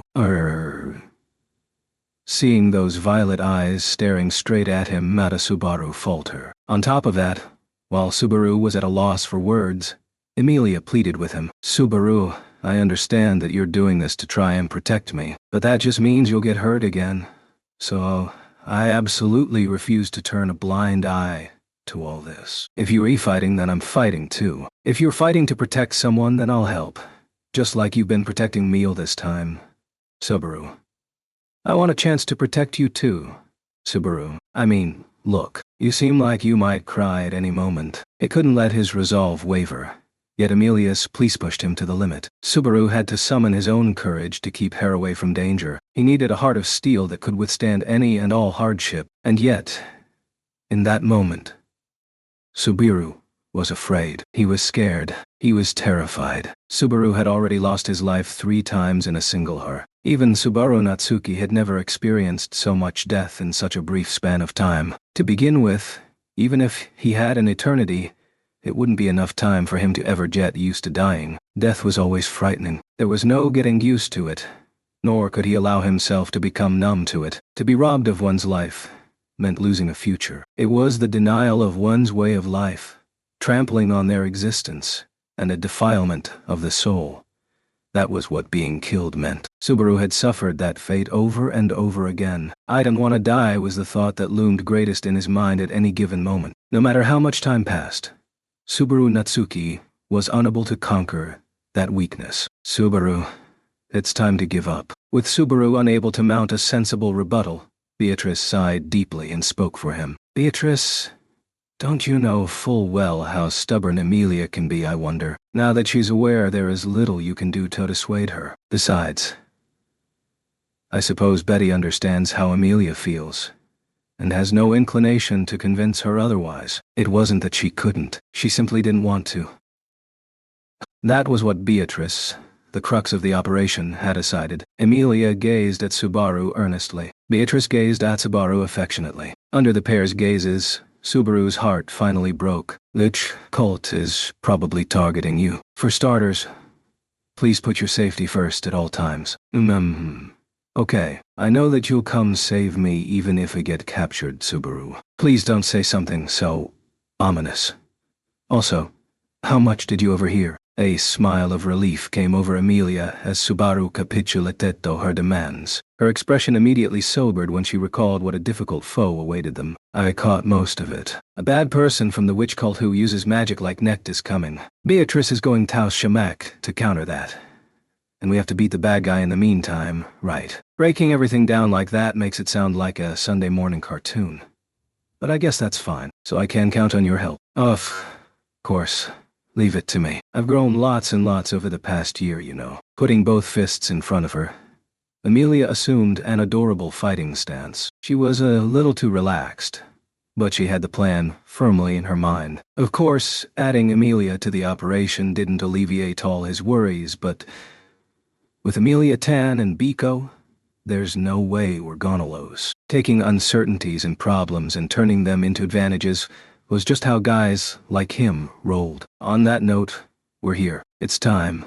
Between Beatrice's planning session and an unexpected rendezvous with Emilia, they arrived at the Time Tower Square right before the mysterious interloper was set topier. The only thing that remained was deciding where to start the operation. To rescue Lustbel from inside the tower, drawing Sirius away from it would be ideal. "Emilia Tan, that weirdo's gonna pop out at the top of the tower anytime now. When she does, launch a preemptive strike with one big shot, would you? It'd be great if you could knock her off it. After that, assuming Biko can get up, I want you to start combat on my signal. I'll be providing support." "No, yeah. Leave it to me. I'll do everything I can." Emilia nodded, acknowledging Subaru's instructions. Counting Beatrice, the three-person operation was ready to go. Then, right after their plans had been set, "She's here." The sight of a dark figure leaning out from the Time Tower's window made Subaru unwittingly tense up. A slender form wrapped in a black robe swayed at the tower's edge. Beneath her, no one else in the square seemed to notice that someone was looking down on them from that vantage point. When seen from a bird's-eye view, it was immediately obvious how fragile the tranquility of a thin layer of ice truly was. With a single action, the stranger peering down from that lofty perch thoroughly shattered the delicate piece. Slowly, Sirius spread both arms wide. Though her bandages covered up most of her form, the ecstasy on her face was immediately apparent even at a distance. Finally, just as she was about to bring her two hands together with incredible force, Olhyoma! Instantly, a giant icicle appeared directly above the tower and collided with Sirius. A projectile of ice as thick as 5 Subarus tied together slammed into the tower. The sturdy wall immediately gave way as the icicle's tip impaled the upper structure of the tower. The spectacle nearly made Subaru drop his jaw. Emilia Tan. "You said to launch a preemptive strike, so I tried my best. Did I mess up?" No. Good job. You did well. I was just surprised that it was more preemptive than I expected. It was Subaru's fault for not giving more precise instructions about the timing. But it was the eccentric's fault for being so unguarded that Emilia didn't even hesitate in her initial attack. That took care of their first problem, at least. Their initial strike had been launched without sparing even a single thought to waiting and seeing what would happen. That was the kind of shock and awe that was needed to score a surprise victory. "Biko, think we got her." For the moment, I believe the people around us think we did. When Subaru posed his question, Beatrice also displayed signs of surprise in her reply. Lowering his gaze to see for himself, Subaru concurred with what Beatrice had said. The people in the square ahead of them were all looking at Subaru and company.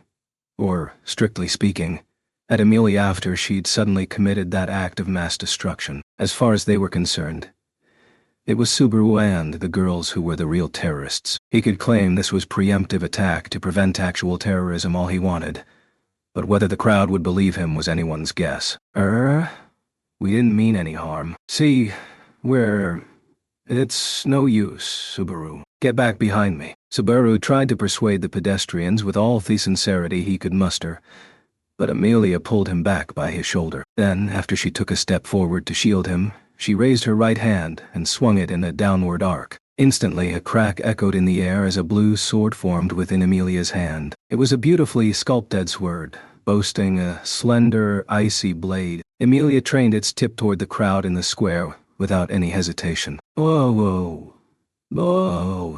That's definitely too much. If we talk to them, I'm sure they'll understand. You're wrong. Look closer, Subaru. Their eyes, they aren't sane. What?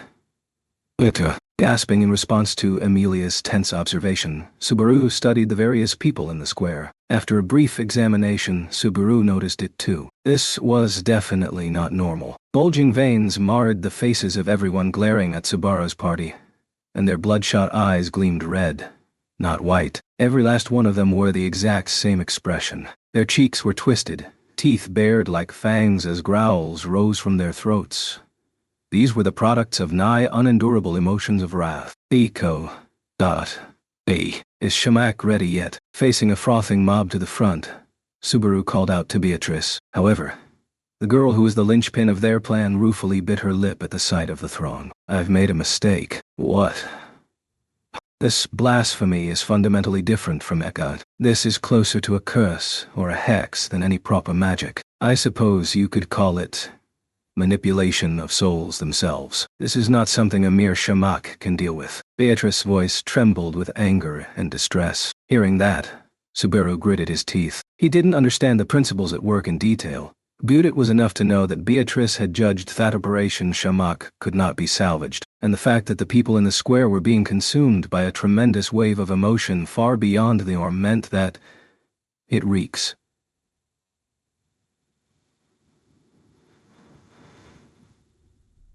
He heard a single word trickle out in a muted voice, like someone was casting a curse. It was a vicious word that seemed to resent all existence. It reeks. It reeks. It reeks. It reeks. It reeks. It reeks. It reeks. Do. I tra kiat s r s r e a s r a e a s r e n t s s n e o s a a c n k s o e KSL, the Echimidas, Uringa, Uye, Kesari, Kanasa, Urika, SR, the Hindu Ul, SRI, A, KS, SRE, KSRA, KSR, O, Whoa, E, it reeks, it reeks, it reeks, it reeks. It reeks. A moment later, cracks ran along the icicle that had slammed into the upper portions of the time tower and impaled itself in the wall. In the span of a single breath, new fissures ran along the entirety of the massive ice. An instant later, the icicle shattered into glimmering fragments. Standing among that dazzling diamond dust, which scattered under the rays of the sun, a single eccentra stood. She was not unscathed. Half of her white bandages were soaked with blood, and the tower's white wall was marred by the ichor dripping from her dangling left arm. As she stepped clear of the fallen rubble, her gait seemed unsteady. However, the insanity and ferocious emotions residing in the madwoman's eye was nothing like what Subaru had known until then. It reeks. Horribly. The stench of a woman, the filthy, abominable, awful stench of the half-demon that stole my precious from me. Even though you are not my precious, your fetid odor bears a remarkable resemblance. How dreadful. On the scant remains of the tower's top floor, Sirius clawed at her bloody bandages. He'd never seen her spit blood and send spittle flying as she shouted in pure hatred. Even if she was just as insane as before, her madness was taking a very different form. Have you come to test my love, spirit? Are you not satisfied with stealing my precious from me, filthy half-demon? Spreading both arms wide in anger, Sirius screamed and lunged forward. As she hurtled from the top of the tower down toward the ground, the madwoman spouted flames from both hands as she raised them overhead. The crimson fire enveloped the chains around her hands, tracing a flaming trail behind her as Sirius landed in the square. Landing on all fours, both of her hands still burning, she lifted her face. She trained her eye upon Amelia, who held her ice sword at the ready, and Subaru, who was standing stiff. No, she was actually focused on Beatrice, who was standing out front as if to shield Subaru. The next instant, Sirius shouted in a voice drenched in enough rage to burn the entire world to ashes. I am a member of the witch cult, the Archbishop of Ruth. Bathed in the waves of heat emanating from those rising flames, the crowd in the square raised shrill voices, and all of them lifted their arms high. The waves of insanity and flames were completely at odds with Subaru's memories. And within that maelstrom, the madwoman introduced herself. I am Sirius Romane Conti, shitty half-demon and shitty spirit. I will burn you both to ash, then scatter your remains before the grave of the husband you burned. With crimson flames residing in both hands, Sirius bellowed in rage, her face as fiendish as an ogre's. She was enveloped by her own dazzling inferno, and the zeal in her eyes burned just as bright. The avatar of wrath glared at Subaru's party. No, that wasn't accurate. After all, it reeks. Reeks. Reeks, reeks, reeks, reeks. You reek, you shitty half-demon. As Sirius hurled more insults, Subaru's existence didn't even register within her eye. Sirius's undivided gaze, one that seemed capable of searing someone to death with looks alone, was aimed at none other than Amelia and Beatrice, the two girls standing at Subaru's side. The hell's wrong with her? This is totally different from what she looked like every other time. Subaru could not hide his uneasiness at seeing Sirius' wrathful transformation and where her hatred was directed. In a very short span of time, Subaru had confronted Sirius on 3 occasions, and during each encounter she had been, though he hesitated to use the word, normal. In those fleeting meetings, even if it was extremely difficult to call her a person who possessed common sense, she had also never acted like a creature that had abandoned all reason. She'd been logical to the end, a morally bankrupt person trying to impose her pet theories on ordinary folk who failed to understand her vision. And that was it. The version of Sirius before his eyes now stood in stark contrast. This was wrath incarnate. I burn you, and still, you keep crawling out like maggots. You must hold some grudge against me. I am sad and depressed, yet I cannot be allowed to even grieve. Just how much? How much will you take? I don't have any idea what you're trying to say. When Sirius began sending spittle flying with every word, offering nothing but blame and accusations, Amelia did give any ground as she replied. She didn't flinch or pull back a single step from the fiery verbal assault. She steadily trained the sword of ice in her hand on the crowd lined up behind Sirius. If you're angry about something, I'll hear you out. I'm the one who attacked you all of a sudden, so it's natural for you to be angry. But this has nothing to do with the people around us. Let them go. Don't look down on me from your high horse. If you wish for me to yield, then show it through your actions. It's only natural to be angry. Then apologize, grovel, and beg for forgiveness. And then I'll roast you from your astoyo bowels. Words don't seem to be getting through. In that case, I have ideas of my own. Enraged, Sirius blinked hard at Amelia's casual change of tone during their brief exchange. A moment later, Amelia leaped up from the ground, going from a low stance to lunge at Sirius. Amelia's slender body cut through the air as she swung the sword of ice with her arm, tracing a beautiful arc toward the top of the madwoman's shoulder. Amelia. Nosh. Subaru's shout of surprise overlapped with Sirius's sound of irritation. Seeing the icy blade approaching her left shoulder, Sirius instantly raised her left arm in an attempt to counter Amelia's blow with blazing flames. However, You shitty half-demon. Don't repeat that insult over and over. People will think I'm dirty or something. The pale tip of Amelia's blade did not lose to the flame sauce it collided with Sirius' raised left arm. However, thick coiled golden chains enveloped in wreaths of fire gave off a high-pitched creaking sound as the ice sword crashed against Sirius' flaming limb. But fire and ice battled for only one brief instant. A second later, Amelia's weapon audibly shattered. Serves you right, leaving only its hilt behind. The magic blade reverted to mana. Sirius raised a cry of victory and swung her flaming right arm at Amelia. It was a brutal attack with enough force to split stone walls. The moment it made contact, I would burn and gouge its target, leaving terrible wounds. In the blink of an eye, Amelia's unmatched beauty would be scarred forever. But something else happened first. Take that. With a voice profoundly out of place, she knocked away Sirius's arm this time, thanks to what had once been Amelia's ice sword. Ah! How frustrating. Screaming, Sirius crossed both flaming arms above her head. Up above, Amelia was swinging her summon hammer of ice downward with unspeakable force. She'd produced a maul of ice with a broad, blunt face tore place her broken sword. Sirius flew from that heavy, crushing blow, only for Amelia to give chase. Hiya.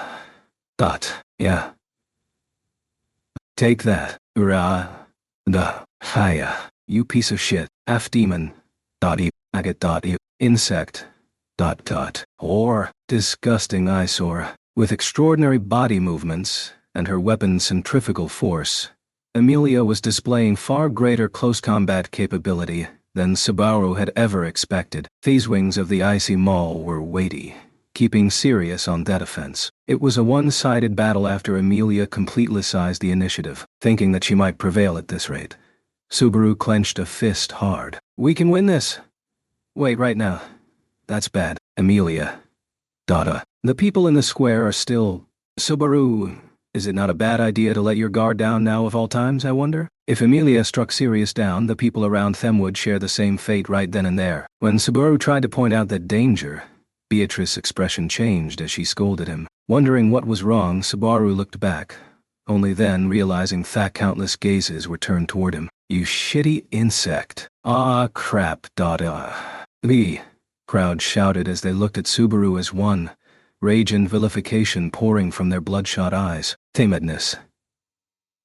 They trained upon Subaru and Beatrice was identical to Sirius's. It was best to assume they'd been completely washed by Sirius's authority. Then, in accordance with their irrepressible rage, they shifted their hostility towards Subaru and Beatrice. So it's not just resonance.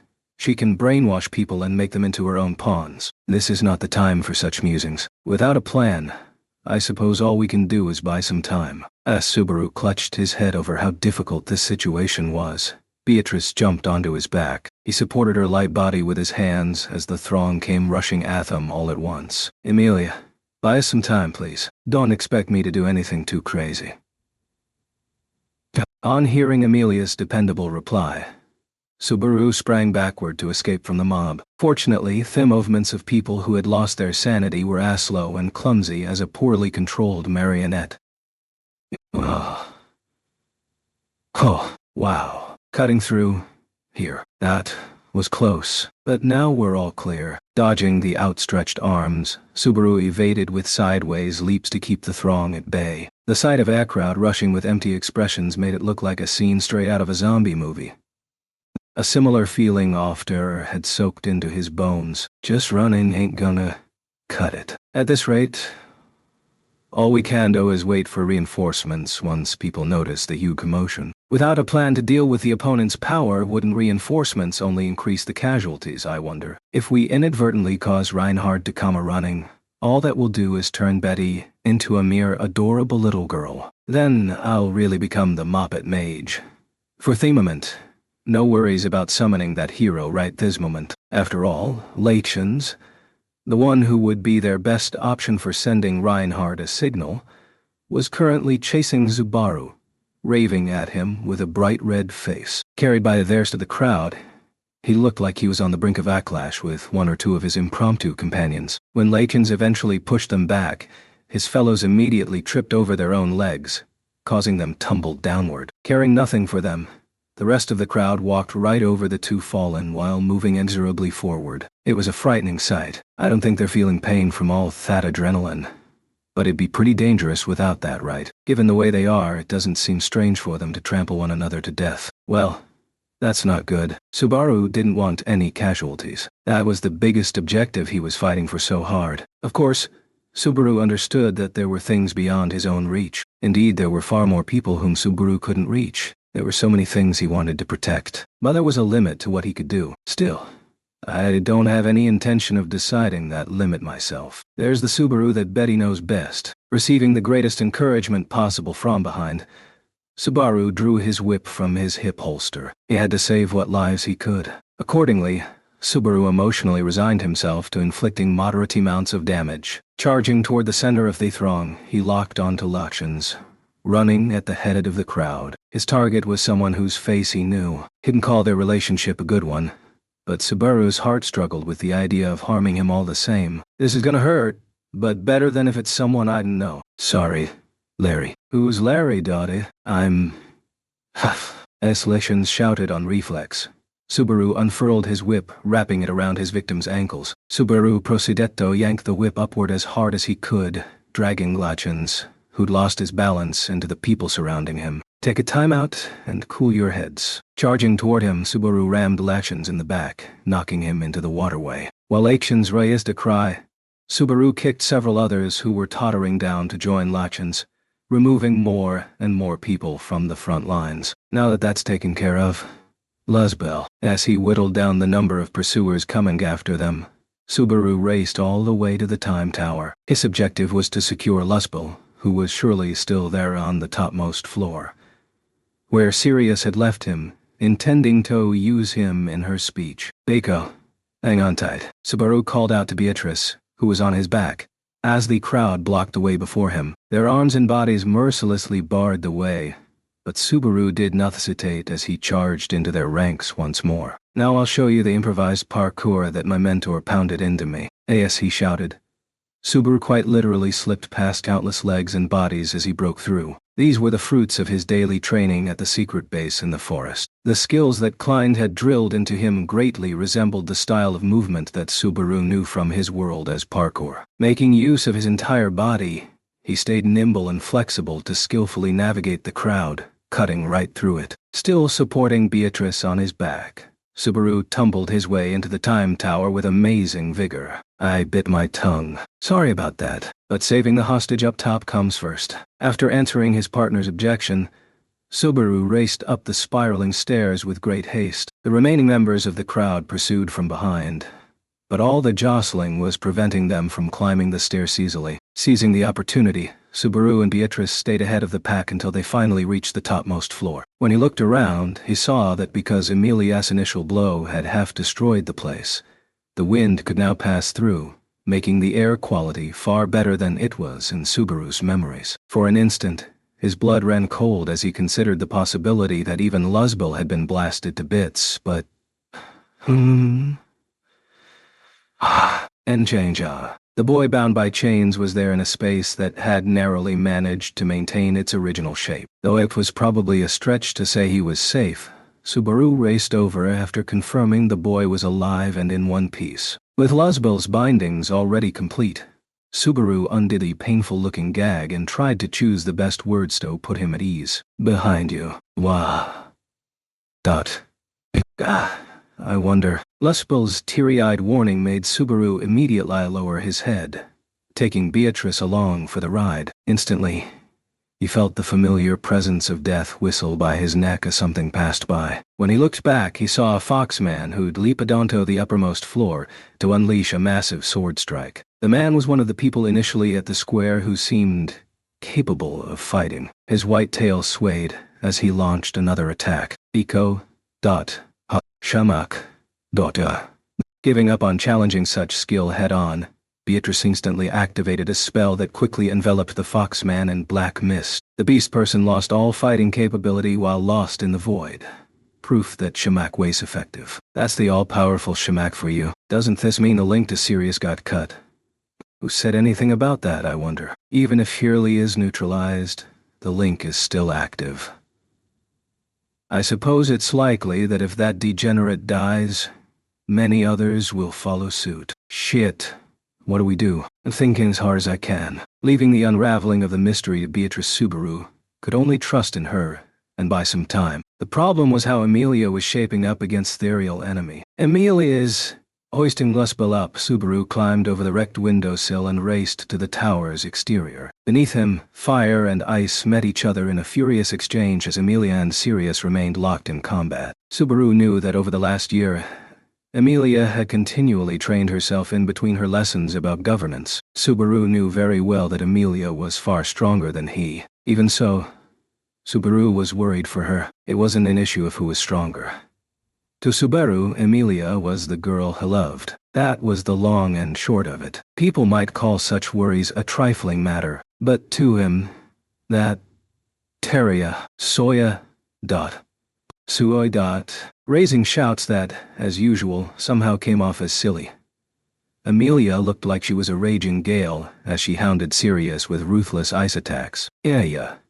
Dot. Spinning her body, Emilia danced as she closed in with wind swords of ice. Sirius swung burning golden chains about, shouting insults as she intercepted the blades, only for Emilia to crouch down as she spawned a new spear office, which she immediately used to swipe at Sirius's chest. With a painful cry, the force and impact hurled Sirius across the paving stones, leaving her rolling to a stop on the ground. Emilia was making full use of her vast mana capacity, launching high-speed combo attacks, fully intending to destroy her ice weapons in the process. When she used the martial art that Subaru had dubbed Bice Brand Arts, the fleeting nature of shattering ice engendered such phantasmal beauty. It was like watching the dance of a fairy. The remnants of ice that were smashed during the battle instant scattered as glittering mana set the stage for the pair. Emilia and Sirius, fire and ice, employed contrasting weapons as they continued to pursue their deadly duel. Pursuing Sirius as the woman rolled, Emilia twirled Heresy's spear around, lashing out with its haft. Down below, Sirius used crafty groundwork to evade the butt of the spear, then grabbed hold of it herself. It is seething zeal that makes the heart tremble. Shut off. In an instant, the spear of ice transformed into a spear off flame in Sirius's hands. When the heat made Emilia unwittingly let go, it was Sirius's turn to go on the offensive this time. The bandaged madwoman twirled the spear of flame, pursuing the leaping silver-haired girl to burn her to death in an aggressive counterattack. Those lascivious eyes, that seductive bell-like voice, that licentious, glimmering silver hair, that indecent white skin, that indecent face. What a filthy woman. Is that how you make men swoon over you so? Is that how you stole my precious from me, you thieving cat? Wait please do not say such strange things. Dodging the attack by letting it slide just past her chest, Emilia spawned another ice sword in her hand to intercept it. The three-pronged spear of flame was blocked head-on by a broad greatsword made of ice. The ice creaked as it held against the hungry flame, leaving Emilia and Sirius deadlocked as they glared at each other. These eyes, this voice, this silver hair, all of them were praised by the people I love. They're the same as the coolest woman in the whole world. If you say any more strange things about them, I'm going to be angry. Anger. Anger. You say. Don't make me laugh. That, Isman, that is the treasure that I received from my most precious person. This duty, this name, everything I have was a gift from my precious. To try to take this from me. Stop. Stop. No. Sirius's voice gradually became even more piercing still, eventually rising to a tearful shriek. The spear of flame in the madwoman's arms snapped, at which point she crossed her arms, slamming the shortened pieces together with both arms. To counter the flaming sword combo, Emilia split her own great sword in two, turning them into a pair of ice daggers. But under that torrent of blows, it was Emilia who was in the defensive this time. It wasn't because Sirius had become noticeably stronger. It was the opposite. Depth had crept into Emilia's heart, rage readily mixed with grief, and the surrounding people in the crowd moaned in agony as they cried tears of blood. That sight in the corner of Emilia's vision threw her thoughts off slightly. It was then that... Ah, Amelia. Subaru's eyes went wide at the sight of Amelia raising a shriek and dropping her twin daggers of ice. When Amelia fell on her knees to the pavement stones, Sirius laughed loudly with both blazing arms raised high. Look. Yeah. This is love. This is love. People loving one another. The ideal of the many becoming one. Bonds are forged by our shared feelings, so that we might experience one another's joy and sadness. That is why this ending has been preordained. O pitiful half-demon, doomed to never obtain love. Here, you shall burn. What love? What? As Sirius crowed over the turning of the tables, Amelia's words brought her pealing laughter to a halt. Before the madwoman's fixated, wide-open eyes, Amelia looked squarely at her opponent's face and continued without fear. If I am hearing your words correctly, you seem to think I am mistaken. Why? The question that Amelia posed was born from her particularly acute sense of curiosity, but such an earnest plea only poured more fuel on the fires of Sirius's wrath. That is because you do not even know the great truth. You filthy half-demon, living without even knowing what love is, and so you must perish. The very existence of a half-demon is a sin. Your birth was a mistake. It was a mistake for your father to meet your mother. When shaitan and insect come together, a shitty insect is the only possible result. Your shit-smeared tale will now come to an end. These were insults that even the kind-hearted Amelia refused to pass unchallenged. It was absolute slander, condemning not only her existence, but even her parents for giving birth to her. Ooh. A trail of light drew a tiny voice out of Sirius as she backed up a step. Amelia had held her ice sword down low and slashed upward. The pale sword grazed Sirius, sending the fasteners of the madwoman's black robe flying. One more step forward, one lunge, and Amelia Woland a clean hit. It was with this certainty that she raised her ice sword anew. Anja. Then she saw the girl wrapped up in chains within Sirius's arms, and time stopped. Tina. Dazed, Subaru heard that murmur spill from Luspel while was still in his arms, and Subaru cursed Sirius for keeping the most sinister form of insurance on hand. Matching the instant of Amelia's sword attack, Sirius had suddenly yanked a chain out of thin air. Materializing from seemingly nowhere, a lone girl appeared right in Sirius' arms as her evil gambit succeeded. The golden chains that were coiled around the girl were the same as those that Subaru had seen wrapped around Luspel inside the tower, and a flood of tears flowed from Luspel's eyes. The hostage was Tina, the very Sam childhood friend whom Luspel had supposedly been protecting. Right as Subaru realized the new hostage's identity, anger consumed Amelia as she laid eyes on the crying girl. That wrath is wasted on you. That was the moment Sirius smiled more wickedly than ever before. She then slammed her right arm against the ground, generating a blast of wind that sent Amelia flying backward. The resulting shockwave kicked up black dust over the center of the square. Amelia rolled onto the paving stones, unable to break her fall. She came to a rest face up on the ground, with her limbs spread out. Amelia squirmed about a little, but she only stirred Tokau painfully, barely able to breathe. Seeing this, Sirius let Tina drop and roll at her feet, as she raised both arms to the heavens. At that moment, the intensity of the flames enveloping them made them burn so bright. They seemed ready to split the entire sky asunder. And with flames still entwining her arms, Sirius boisterously applauded Amelia. Such sweet passions are not for insects to embrace. Seeing that is just nauseating. Now then, let me say thank you.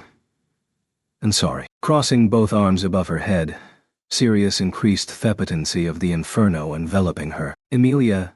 That instant, realizing that he needed to save Amelia, Subaru leaped down from the top of the tower without hesitation. Trusting Beatrice to soften their landing, he focused only on getting to Amelia as fast as he could. With Beatrice's magic reducing his body weight to nothing, Subaru safely slowed as he approached the ground. He got ready to charge forward, or at least, Hetrid. Move. Legs. Move. Subaru's limbs rattled and trembled, immobilized as if cowering in fear. The same went for Beatrice on his back and Luspel in his arms. They couldn't stop shaking with fright. The emotions probably came from Tina, who had fallen at Sirius's feet, spreading from her to them. As she shrank from unprecedented fear, their hearts became one. leaving Subaru and Beatrice unable to shake off the waves after her. Emilia. With his throat convulsing, his uncontrollable sobbing and nausea left him unable to even shout the name of the girl he loved. Subaru's voice likely would not have reached Emilia either way. What was Emilia thinking as she lay there, powerless before the approaching apocalyptic firestorm? This, too, would vanish in the hot white of the inferno, burning everything to ash, remaining unknown for all eternity. The square was scorched by an incredible amount of heat. The heat wave seared skin and lungs alike. The spectacle of flame was so awe-inspiring that it couldn't be considered a true enigma. Subaru!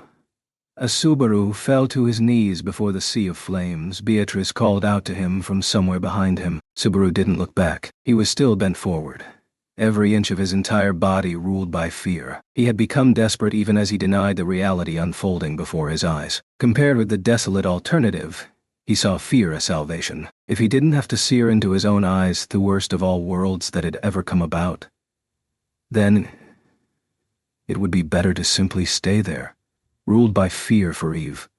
Subaru. Even so, Beatrice continued calling out Subaru's name with even greater urgency. She smacked his head multiple times, but Subaru shook his head side to side. He couldn't stand. He had no reason to stand. Even if, at that moment, the madwoman stood directly before Subaru's eyes, ready to take his life. I made it in time. The instant he heard that voice, Subaru's heart gave into his fear of not knowing. He lifted his head, turning his eyes toward where the flame had fallen onto Emilia, and wondering what had happened. There was a single man, calmly standing on the paving stones, which spewed black smoke. He acted as if nothing was out of the ordinary, and in his arms, the man carried the girl whom Subaru had presumed lost, the girl whom he was sure had vanished. Emilia, the girl whom he had despaired over, the girl enveloped by the flames that he had failed to save her from. She was still there. Eyes closed, she had gone limp, unconscious. However, her chest rose and fell almost imperceptibly, an unmistakable sign of life. She was not dead. Emilia was alive. He was now looking at the person who had suddenly appeared to save Emilia from mortal peril. Subaru was glad to see that Emilia was safe. But even then, the fear tormenting his heart had not subsided as he called out to the man's back with a trembling voice. In response, the man slowly turned around. He relaxed his lips. "I have come for her. I am relieved I arrived in time. Truly. Come for her. What do you... I have come to collect my bride. Is that not what one should do as a man? Nay, as a person." Those unexpected words, spoken as if they were the most natural thing in the world, instantly brought Subaru's mind to a grinding halt. While Subaru was as still as a rock, a thin smile came over the young man with a shock of white hair. "I am the witch cult's Archbishop of Greed, Regulus Corneus. As promised, I have come to make her my 79th wife." The man in white had abruptly intervened in the battlefield of raging fire and ice. He was neither tall nor short and sported white hair and a symmetrical face that left a somewhat middling impression. His physique seemed to be the theoretical ideal of a man of medium height and medium build. Judging from his outward appearance alone, he seemed to have a weak presence that probably let him immediately blend in with any crowd. But the young man who lacked defining features had anime that could not be ignored. The Archbishop of Greed. Before Subaru's shocked eyes, the man, Regulus, stood serenely in the aftermath of the firestorm in the square. Regulus was calm after picking up Emilia, who was still unconscious and enduring Sirius's apocalyptic inferno. "But I truly must say, I am glad I reached her in time. My lovely bride was nearly burned to cinders. Even I, a person who takes pride in requesting little from others, am not so strong as to stoically accept my lovely bride being turned into a pile of ashes. Well, that is only natural. I am not an abnormal person, so of course I could not simply bear with such degeneracy." Looking down at Emilia, who was resting in his arms, Regulus spoke eloquently with an expression of relief on his face. The contents of his words were strangely out of place, but there was no mistaking from what he said that he was already ignoring the urgency of the situation from the get-go. Unfortunately, since Emilia was unconscious, there was no way for his show of concern to reach her, putting it all to waste. Watching Regulus take everything at his own pace, Subaru swallowed hard before he spoke up. What do you think you're— Excuse me. Suddenly Regulus looked toward Subaru, interrupted his attempt to say something. Irritation shone clearly in his empty eyes as he sighed with a note of exasperated fatigue. Do you not understand the meaning of courtesy? Introduced myself first, didn't I? The only considerate thing to do would be to introduce yourself to ensure that everything can smoothly proceed. Knowing each other's names is the first step to establishing a working relationship. Yes, I'm the kind of person who considers that important, you see. And so I have introduced myself. Of course, this is a basic level of consideration that normally shouldn't need to be explained. Am I wrong? I mean, normally, people simply understand. The fact that you did not and could not, is that something you did on purpose? Or have you simply lived until this very day in such an obtuse manner? This is incredibly rude. To drop formalities with another is to express that you do not see the other party as worthy of politeness. In other words, that is denying their individuality. It is nothing less than infringing upon another's rights. You are infringing on my rights.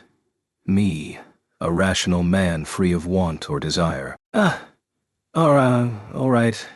I get it. My name is Subaru Natsuki. Seeing that Regulus's eyes were becoming more and more tinged with madness as he rambled on and on, Subaru offered his name, heeding the alarm bells going off in his mind. Instantly, Regulus stopped moving his lips. He slowly narrowed his eyes. Yes, that's good. Respecting others is part and parcel of respecting yourself. Such concerns may be natural, but this is what creates a better world for all parties to live in. One should not yearn for too many things and accept happiness that is appropriate to one's station. By abandoning selfish desires, everyone may live within their means. Such is a wise and praiseworthy way of life. Regulus laid out his sound argument with such tranquility that it wouldn't be strange for someone to assume he was joking. But the glimmer in both of his eyes proved that this was no game. Just like with Sirius's logic, Regulus's words sounded like sane,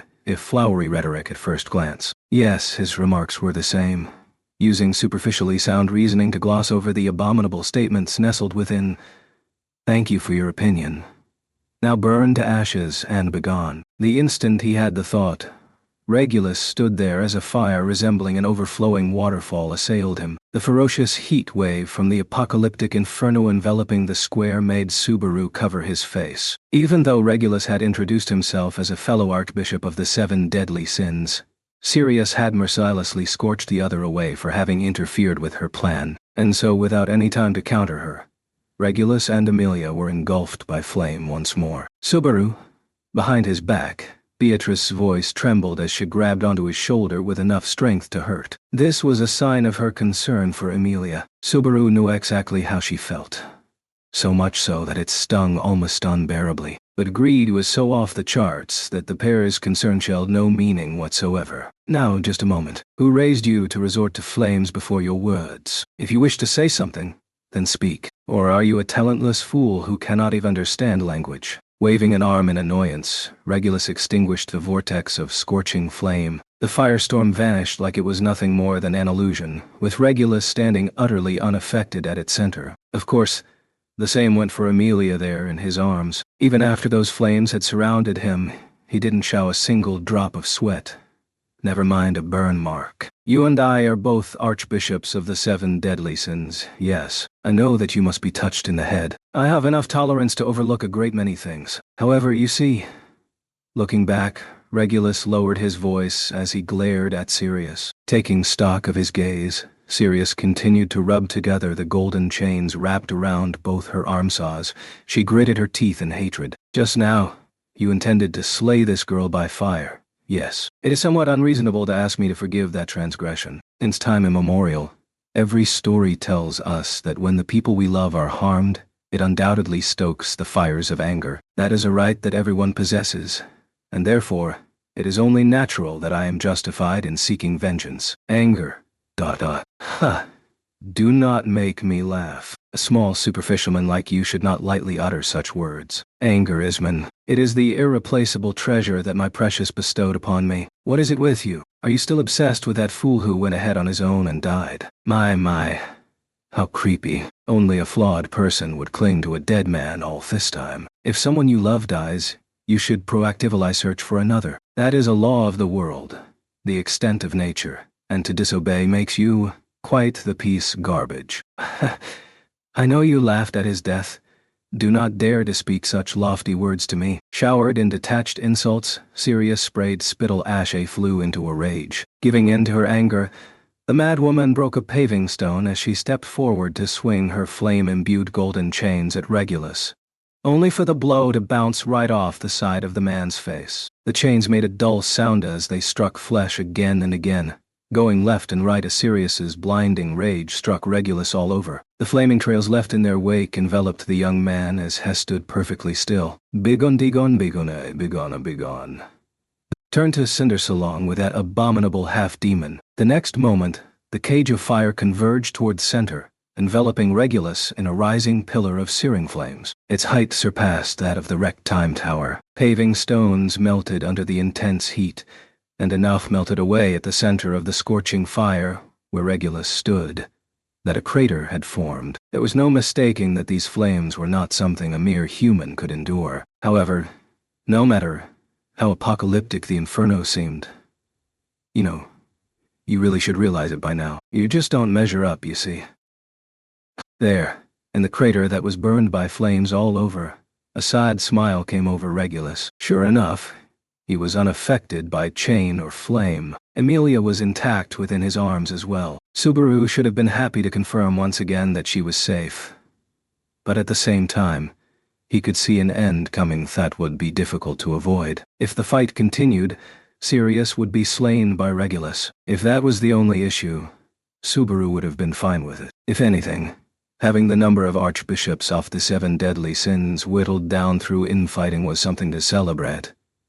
Or it would have been if Sirius' death didn't affect all the surrounding people, that is. Even then, the fear racing through Subaru's body was undiminished. His knees buckled and his lungs were unreliable, racked by pain that refused to subside. But in this situation, Subaru, his precious partner, called him by name, scolding Subaru Natsuki for shirking and cowering. The warmth that he felt through his back lent strength to his bowed knees. They gave him the courage to defy his fear, to stand and face the twin natural disasters that were the madwoman of wrath and the villain of greed. If Subaru had been by himself, he probably would have long since succumbed to fear. Standing up would have been impossible. Subaru could only do so now because he wasn't alone. Unlike the people consumed by madness, Subaru had someone right by his side. That was why...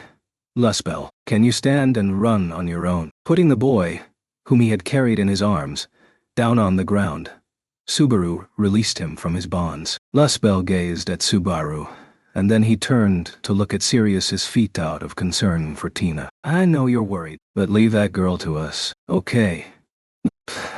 Please save Tina somehow. With teary eyes, Luzbel entrusted Subaru with his hope. Subaru accepted it with a solemn nod. Luzbel's wish was noble. He wouldn't let anyone sully it. Beatrice, I know. Communicating his thought with a single call of her name, Subaru and Beatrice advanced toward the chaotic battlefield. Fear had knocked him down. The enemy they faced was almost incomprehensibly dangerous. But most importantly, Subaru had a reason to fight. Right as he was busy glaring at Sirius, Regulus raised an eyebrow, having abruptly felt that something was off. The cause was probably the end of a whip wrapped around his slender neck. After flying through the air, the whip had found purchase on Regulus' neck, tightened along its length to rob him of his freedom. Taking this as a signal, Luzbel raced across the chaotic square, watching his back. Now stop touching my Emilia like she belongs Toyo, Subaru howled, the explosion in his heart triggered by unceasing love. He had no idea whatsoever how Regulus had fended off the flames. He could only assume it was probably the effect of an authority, something on par with Betelgeuse's unseen hands and Sirius soul-washing. It was safe to assume that he wouldn't be able to hurt Regulus. In that case, what about binding him with a whip to hinder his movements? Shemak. Additionally, Beatrice conjured Shamak, the greatest of all spells, and enveloped Regulus in a black cloud. Chanting while seated on Subaru's back, Beatrice had plunged the villain's thoughts into the void with perfect timing. If he could only pull the guy down within the darkness and take Amelia back. Do you have a death wish? Then you should just wait your turn. Do not make me bother with you. With a single step, Regulus completely blew away the black cloud surrounding him. It didn't seem like the spell, which was meant to obliterate the victim's 5 senses, had any effect on Regulus, who now turned his gaze toward Subaru and Beatrice as they raced forward. Instantly, Subaru felt every hair on his body stand up. Ash sensed impending death, and so he shouted, "Biko, now!" "I suppose I'm ready." Matching Subaru's voice, Beatrice began a complex ritual. This evoked one of the fruits of their spending almost every waking moment of the last year together.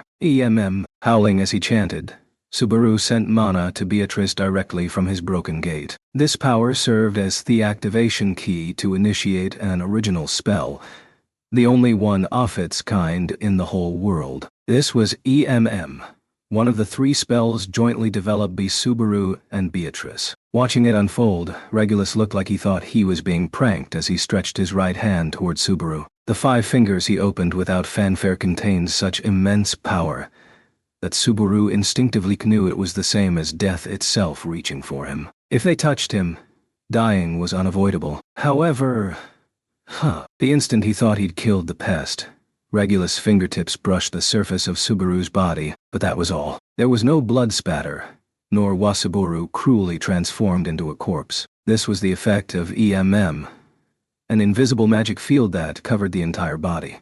An absolute defensive spell that physically cut a being off from the world, designed to prevent anything from interacting with Subaru whatsoever. Urera. As Regulus blinked hard, Subaru aimed a mighty punch right at his shocked face. He felt feedback. The punch had undoubtedly landed, but when Regulus recovered from the recoil, there was no mark on his face or any other sign that anything had happened. He had complete damage nullification. In other words, a full-time state. When Subaru thought about how his own dispelled after taking 1 hit, the difference in power was staggering. "I'm still charging." Before Regulus could counterattack, Beatrice informed Subaru about her progress toward the next spell. In the intervening time, Subaru was defenseless in a situation where both dodging and blocking were difficult, meaning he would simply have to sacrifice a bit of his soul. "Do not act so high and come, invisible providence," Subaru howled again. A moment later, an invisible fist crashed into Regulus's irritated-looking face from below, slamming into his jaw. Interrupted by the blow, Regulus was sent reeling. Subaru closed the distance to try and rip Amelia out of his arms, but then he stopped as he felt his intestines churning and a hot nausea rising up in his throat. "Ugh. Oobish." Covering his mouth, Subaru coughed. Blood dripped through the gaps in his fingers. This was the cost he paid. The price of using this invisible force, a forbidden art that exceeded his body's capacity, was the corruption of Subaru Natsuki's soul and abject torture for his innards. "Subaru. Now, are you alright, I wonder?" Cough. "Sorry, I messed up." Even though I wanted to get Amelia back right then. Heaving up the clot of blood stuck in his throat, Subaru gritted his teeth at the fact that he'd been 1 step too slow. In the 1 year since the time he'd first used Invisible Providence, his cheap knockoff of Unseen Hands, he still hadn't mastered it. The unseeable, invisible black hand coming out of his chest was an incomplete authority, and the price that it demanded was pain that racked his entire body and the deterioration of his soul. For all that, the effect was only a single punch. A fact that made him want to cry. But I still got something out of it. Getting hit by that guy's bad, but his movements are sluggish. Considering all the people I've seen to date, even Larry Curly and Mookold probably beat this guy. Regulus's style of fighting was amateurish, below even the likes of Subaru. He was barely more skilled than a total novice. His ability to nullify damage was very troublesome, but even lethal blows didn't mean anything if they couldn't connect. Annoyed by that appraisal, Regulus adjusted his grip on Amelia. "What petty trickery. What if you harmed my lovely bride? Flailing around like that, even without someone teaching you manners, Is it not natural to treat girls with kindness? Are you incapable of even that? You just can't stop grating on my nerves, can you? That girl's the one I treat the kindest in the whole world. What do you think you're doing, going lovely bride this and lovely bride that and all sorts of weird garbage? I've told you before. Yes, do not make me repeat myself. I've come to take this girl as my bride. Regulus's brazen reply treated the sacred institution of marriage with such nonchalance that it was incredibly off-putting. Even as he forced his quest of seeking love onto others, he prioritized only himself. His fundamentally warped logic was chill-inducing. Previously, I was unable to uphold an identical vow. That's why I shall not yield this time. I will protect her. I will take her as my wife, cherish her, and enjoy the tranquility that I am due. I do not wish for many things, but if it is for the sake of protecting my small slice of happiness, I will not hesitate to exploit the power that I have been granted. For the first time, Subaru felt fear coming from Regulus's demeanor as the man shared what seemed to be his genuine thoughts. Seeing Subaru's reaction, Regulus went, seeming to accept something as he nodded. I see now. You know, it might be cruel to say this, but it's futile to try and come between destined lovers. It pains me to say this, but everyone knows that it's quite unsightly to pine for someone who is already spoken for. Shut up. Emilia Tan is my bride. No way am I giving her up to the likes of you. So, Emilia is this girl's name. It has a nice ring to it. It makes me want to whisper to her, admiring her like a songbird. That name suits this charming girl perfectly, yes. You don't even know her name. What do you see in her that makes you ramble on and on about how she's your lovely bride? Her face. He was stunned. Subaru fell silent after hearing his instantaneous reply. Regulus cocked his head in confusion as the silence made him wonder if he'd been misunderstood. Her face is exquisite. When it comes to love, that ice everything, isn't it? Oh, that sucks. Would it not be better if he was dead? I wonder. Subaru and Beatrice's condemnations overlapped out of simple shared enmity. Simultaneously, Beatrice tapped Subaru's shoulder from behind his back, indicating that she was done charging. The details of how Regulus's damage nullification authority worked remained unclear, but they still had something tawdry. This was the third of the original spells from the Subabiko combo. Whoa. The instant he took his first step forward, the ground between Subaru and Regulus suddenly cracked open, revealing a pit of roaring flames. The heat wave billowing up at Subaru made him recoil. He proceeded to back away, glaring at the perpetrator who'd cut his counterattack short. It was Sirius, who had been content to simply observe the fight between Subaru and Regulus up to that point. Wait, the girl. Where did you put Tina? There was no sign of the girl who'd been taken hostage and ought to have been at the madwoman's feet. However, she did not reply to Subaru, keeping her palms thrust out as she maintained her silence.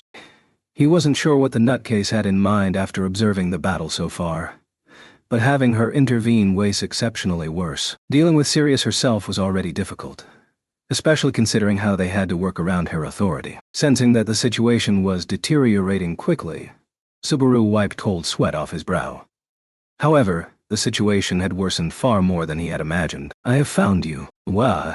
Finally, as she stood still, Sirius looked at Subaru, and...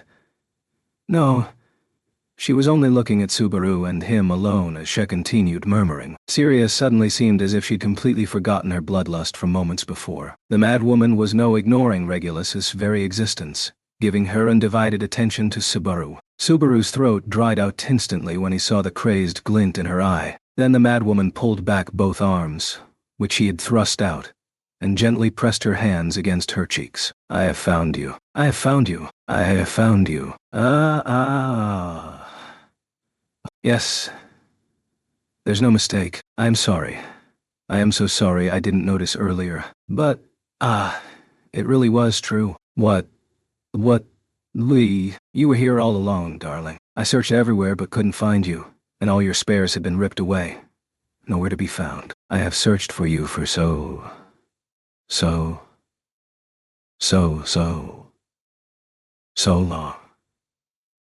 And now you have finally returned. My darling has returned to my side. Her shrill, high-pitched voice was born from indecent passion. Continuing to press her hands to her cheeks, Sirius wriggled and writhed about, Her slender hips shaking, Asher voice leaped with joy. When it finally dawned on Subaru that every aspect of her voice and her demeanor was a manifestation of seething romantic passion, he was struck with horror. My feelings have reached you. Finally, my love has reached you. After all this time. Utterly ignoring Subaru's shock, Sirius stretched both hands out toward him. Then, with all the spirit that the madwoman possessed, she pronounced her love in a thundering voice. I have been waiting all this time for you, and only you.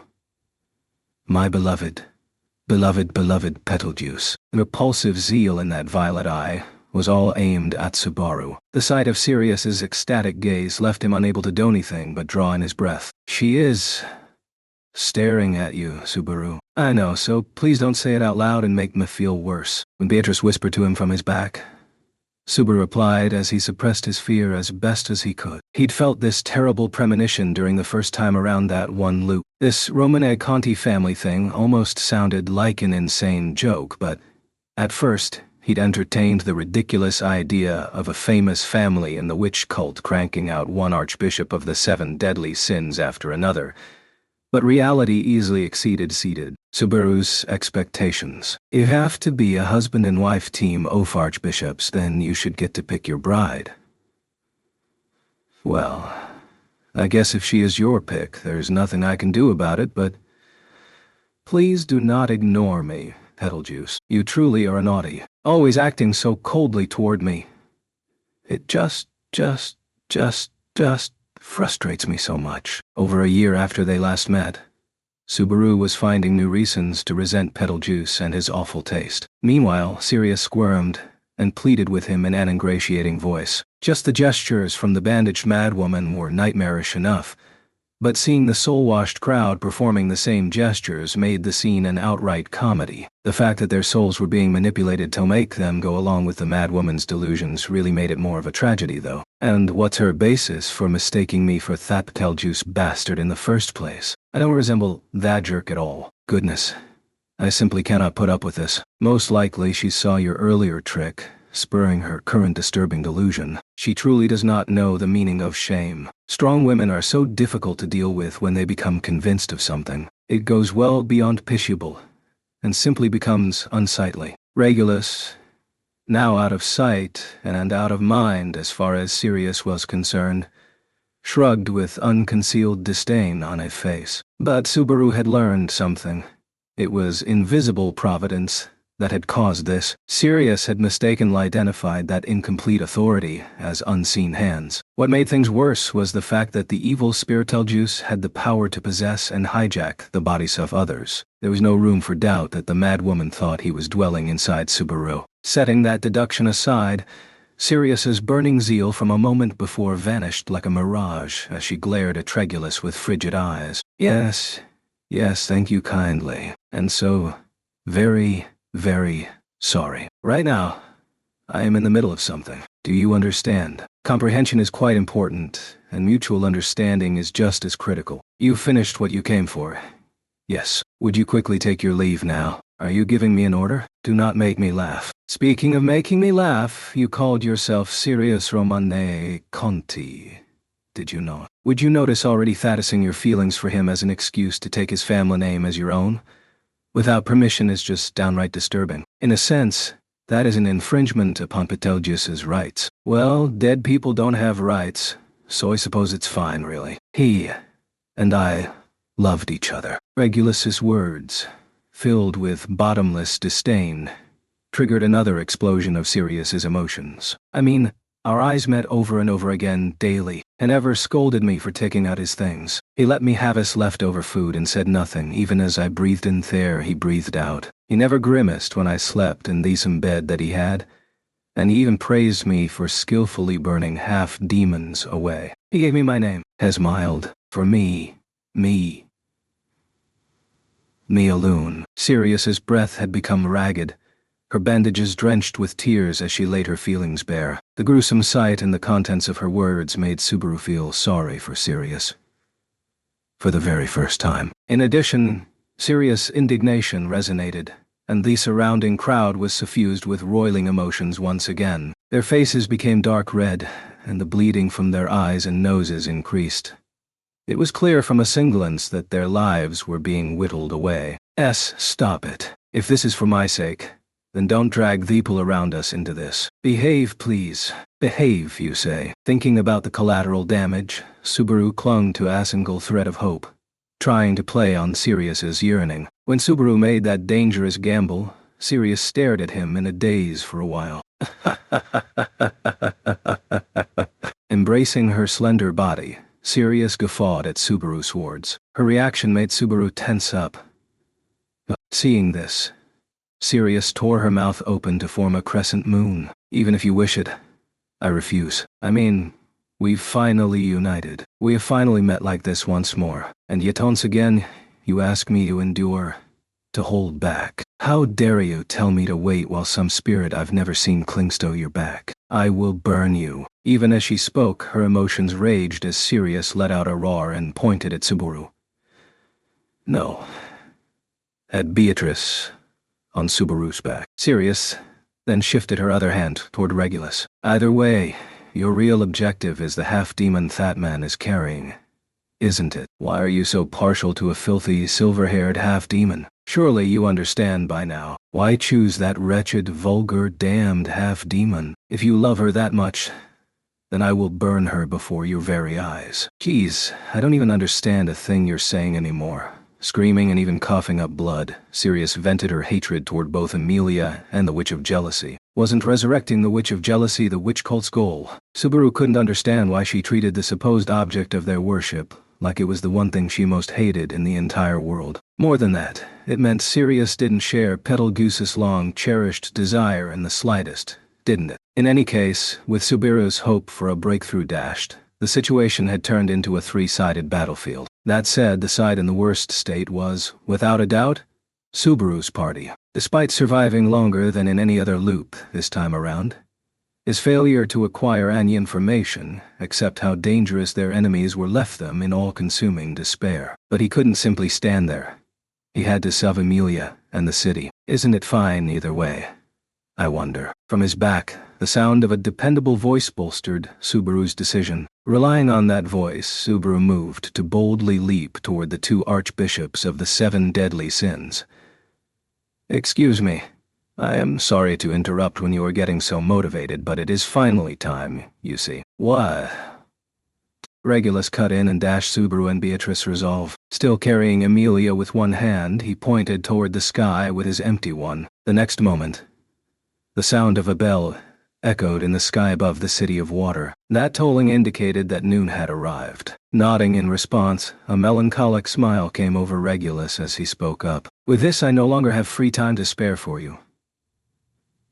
What? At the very least, you should be thankful to the gospel that, no, it is meaningless to thank a torn page. You should be thankful to me then, for doing my part in obeying the gospel. Leaving these words behind, Regulus turned his back on Subaru and Beatrice, having lost all interest in them. Dumbstruck by his sheer gall, Subaru immediately exploded. Hold on a minute. Time, you say? What about tea time? What the hell are you talking about? It is exactly as you heard. My free time has come to an end. We have something that we came to do in this city. I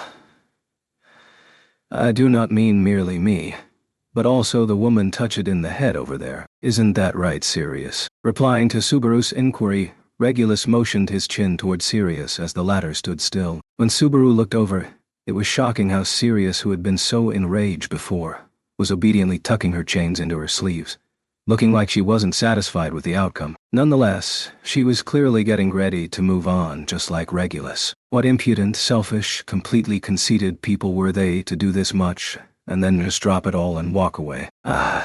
Do not lament, Betelgeuse. I understand. I too wish so much to burn what is incomplete, to act like this before you. It fills me with such sadness that I wish to tear me chest apart. Is it not the same for you, darling? In stark contrast to Regulus's composure, Sirius clawed at her face in grief. Swallowed up by the madwoman's emotions, the crowd let out sobs and laments that filled the square. As that painful and revolting scene played out before him, Subaru ferociously broke into a sprint. Regulus was right there, carrying Amelia out of the square as if the conversation was already at an end. "Wait, you bastard. Don't carry on with the conversation all on your own. Put that girl down. If you don't, you see," a thought occurred to me. Stopping in his tracks, Regulus turned only his head towards Subaru, smiling. That smile petrified Subaru's body, almost fatally so. It is a lonely thing to have a ceremony without any attendants on the new bride's side, so it would be a little too cold-hearted and pitiless of me not to invite you, the illicit lover. Therefore, I will not kill you. As he spoke, Regulus lightly tapped a paving stone with the tip of his toe, with a gesture that made it seem like he was only adjusting the fit of his shoe. He shaved the top of the paving stone right off. The resulting debris flew towards Subaru's legs, instantly causing his right leg to explode. A horrid cross-section was revealed as if he'd been gouged by a massive beast's claw, neatly exposing Subaru's white bone, pink flesh, yellowish fat, and gray-colored blood vessels which had been savagely severed. Incomprehension. Comprehension. A moment later, the pain reached his brain. No. Aja. His vision went pure white as terrible pain shot through him. It was as if a number of sharp needles had been stabbed into the crown of his head. Screaming, Subaru failed to break his fall as he tumbled to the ground. He then tried to stanch the leg injury with his hands. It was no use. The wound was too big. Subaru's alone could not plug it. Subaru. Subaru.d. Subaru. Hold on. Let me. Beatrice. Falling to the ground alongside Subaru, hurriedly activated a healing spell as she realized the gravity of his injury. Seeing the pair reduced to that miserable state, Regulus nodded in apparent satisfaction. Your demeanor toward me has been quite rude this whole time, but with this, let us call it even. I hope this pain serves as sufficient motivation for you to reflect upon your actions. There is no need to thank me. I mean, this really isn't enough to thank someone for. It is merely a wake-up call that should be natural coming from any reasonable person. That voice wasn't audible anymore. Pain. Subaru Natsuki was ruled by pain alone. His eyes were cloudy. He was clenching his back teeth so hard that they seemed ready to split in half. His vision was completely red. He didn't have any sense of up or down, left or right. Incomprehension. He did not comprehend, but there was something he knew. Amelia. Goey. In the throes of excruciating pain, Subaru called out. Then, of the girl who was the only thing he cared about in that moment. But it was useless. As he gasped from pain, Tinny Beatrice desperately tried to keep him from thrashing about as she continued treating him. However, as if to mock Beatrice's dedicated efforts, the situation continued to worsen. This isn't funny in the least. My apologies. But this is no joke. This, too, is a matter of natural consequence, as Beatrice murmured despondently. Sirius replied from somewhere behind her in a melancholic voice. All around Sirius, people were writhing in pain. They were screaming from the crippling pain in their leg, identical to Subaru's wound. It was as if they'd all been maimed by the same beast. If my beloved Petaljuice had a chance to share a few words, he would say this. Pain makes us savor life, and life exists so that we may prove our love. I believe this to be true as well. That is why I have this wish. After all, love as they wish to become one, to see the same things, to feel the same things, to pass the time together, to end our lives together. For love is all about joining with one another. Spreading both hands wide, Sirius brought them together before her chest, producing a loud, explosive sound resembling applause. After indulging in the suffering of others with an expression of pure ecstasy, Sirius turned a hateful eye toward Beatrice. Everyone should taste the same life as my precious. Beauty shall allow no such thing for you or for that filthy half-elf. Who would knowingly allow you to share anything with my precious? Would you cease being so crazed with jealousy, I wonder? Betty has long become one with Subaru without turning into anything like you. Is Betty not Subaru's? I wonder. Not. Beatrice gave a retort, conceding nothing to Sirius and her manipulative words. The spirit and the madwoman sternly crossed gazes, but the madwoman quickly averted her eyes from the staring contest. For now, I leave him to you, for the instructions of the gospel must take precedence. Yes, I have little choice in the matter. So sorry. My apologies, but I will come to see you again soon. Yes, very soon indeed. Till the end.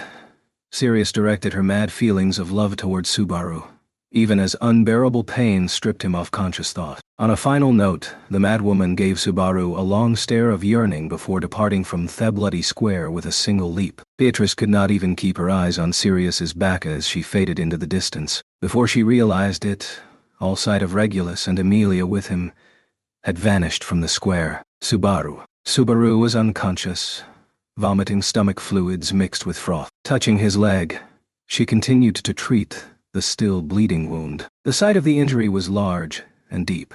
If she let her mind wander, he would almost certainly die of blood loss. Subaru's life was Beatrice's first priority. There were nearly 50 other wounded besides Subaru in the square. Thanks to the authority of Wrath, they had suffered the same exact wound as him. But the effect of Beatrice's healing was not being shared. It was an abominable authority. Subaru, I am so sorry. Diligently tending to Subaru's health, Beatrice murmured frailly as she tried to stay strong. A tear fell from one of her wide-open eyes, leaving a line as it coursed down her white cheek. I'm so sorry. Could I be any sorrier, I wonder? Beatrice apologized over and over, even though Shek knew that her voice could not reach Subaru, who had passed out from the pain. Even though she knew that her words changed nothing. I am so sorry, Amelia. Sirius of Wrath had toyed with people's hearts, creating a long list of casualties in the process. And after a display of overwhelming might, Regulus of Greed had abducted Amelia. 2 archbishops of the 7 deadly sins had been unleashed upon the Watergate city of Pristella. Chapter 3. Witch Cult. Disaster Response. HQ. Dong. Dong. Dong. Dongs. The low, weighty percussions of gongs seemed to come from everywhere at once, near and far. The flow of his blood had slowed. It was an unpleasant feeling akin to having mud coursing in his arteries. His internal organs barely seemed to be working, and his guts felt like they were a rough collection of clay work. Lysakins of mismatched sensations dominated his body. Oxygen wasn't traveling to his brain properly either, making it hard to form thoughts. And what thoughts did form were unreliable. He felt a feeling of loss, as if his body was no longer his own. Abruptly, he felt his fading self being pulled back from the brink as raspy breaths trickled out from his lungs. Instantly, his hazy consciousness miraculously pieced itself back together, and Subaru Natsuki slowly opened his eyes. After becoming accustomed to darkness, his eyes were not ready to fully accept the white light now shooting into him. A shadow crossed right and left across his indistinct vision. It took him 30 seconds to realize that these were human silhouettes. He sensed the presence of hastily moving people, a dirty ceiling and air that seemed to have a whiff of rust to it. Finally, he found that he was lying on something hard and that he was staring at those silhouettes in a daze. Oh. Looks like you woke up, bro. Just when Subaru returned to reality, someone abruptly peered at him from close up. This person was wearing a jet-black steel helm. From that gear alone, some might have taken him for one of the city's heavily equipped guards. But considering how much skin he exposed from the neck down and his obvious lack of one arm, those characteristics immediately told Subaru this was someone he knew. Oh, yep, it's Mr. L. See me once, and you can't forget me even if you tried. This is still one hell of a situation, though. The man in the steel helm, Al, shrugged and chuckled at his own words. As Subaru continued to grasp more and more of the situation, his mind began to whip around chaotically. What was a mercenary in the employ of the Priscilla camp doing there? No. To begin with, where was he? Then just as that question occurred to Subaru, Subaru woke up, didn't he? I told you to call me if he woke up, meow. A loud voice rose as someone rushed over with a swift patter of feet. The newcomer thrust a finger not at Subaru, who was lying down, but at Al, who was standing beside him in his familiar steel helm. You need to do as you're told, meow. Really, you're useless if you're just going to stand around doing nothing helpful. Aren't you being a bit harsh? I'm the one who did all the work hauling bro and the young lady over here, you know. All shrugged at being chewed out so much. But the one lecturing him didn't pay that the slightest heed. Instead, this person, a lovely girl, or rather, a young man dressed like one, turned to face Subaru. Even Ferris. Yes, it's Ferry. Beloved by one and all. Okay. Subaru Natsuki, let me explain. This is a field hospital, and you were brought in with heavy injuries, still with me. Upon speaking those words, Ferris gave him an adorable wink. That cute gesture was very much at odds with the blood splatters that marred his white cheeks and outfit, a sight that conveyed in simple terms that the conditions here were nowhere near normal. Once he looked around, spurred by Ferris using the term field hospital, Subaru realized that what he first guessed was the scent of rust was actually the heavy odor of blood. He could see a whole slew of faintly moaning casualties. There seemed to be so many that even the gravely injured were lying on nothing more than sheets of cloth. Subaru belatedly found that he was in the exact same state. What is this? The hell happened? It seems you're still a bit confused, Meow. Take it slow and remember what went down before you fainted. If you can recall that, then you'll have your answer. Ferris spoke to the confused Subaru in a hard and unkind tone. However, this wasn't an effort to dismiss Subaru. It was just a sign of how pressed Ferris was. As healers went, Ferris possessed peerless skill. With such a large number of wounded needing help, it wasn't hard to imagine just how critical his power was. In the first place, what kind of terrible incident could have produced such a large number of casualties? Old Meister, the witch cult. Porcas. That's right. Honestly, they're just the worst, Meow. Ik knew that already, but this made me feel like I didn't really understand until now. I never imagined they'd go this far. Biting his lip with regret, Ferris affirmed what Subaru had realized. Subaru understood his anger toward the witch cult. But as his memories gradually returned, Subaru had something even more important that he absolutely had to know. Emilia. What happened to Emilia and Beatrice? Both of them were in the square with me, and then... Sitting up, Subaru grasped Ferris's slender shoulder when his words failed him. This was because from the way Ferris averted his eyes, Subaru could tell he was right to be worried. Calm down and listen. Okay, said Ferris as a preamble to Subaru. First, you absolutely need to rest, Subaru. You're badly hurt. As for Lady Emilia, we can't get in touch with her. From what you said just now, it doesn't seem like you got separated because the city's in chaos, huh? Sure enough. Subaru's energy faded as Ferris gave him what could hardly be called good news. Emilia's safety, or lack thereof, was completely unknown. Paired with his memories from just before fainting, he certainly hadn't been wrong to think that Emilia had been whisked away by Regulus of Greed. Subaru had been helpless to stop him. As for Beatrice, if she was in the same place as he... Bro, if you're worried about your partner, she's sleepin' soundly over there. All sat cross-legged, pointing towards Subaru's right side as he spoke. When he turned that way on reflex, he saw a curtain covering the space immediately beside him. He rushed over and practically tore it down. On the other side of that curtain, he spotted a girl wearing a dress, slumbering on a sheet of cloth. It was Beatrice. She lay face up with her eyes closed. I could spot any external injuries. When he took in the familiar sight of her sleeping adorably, Subaru let out a sigh of relief. Ryuko, I'm glad she's safe. Really, Gia, Ferry said to rest.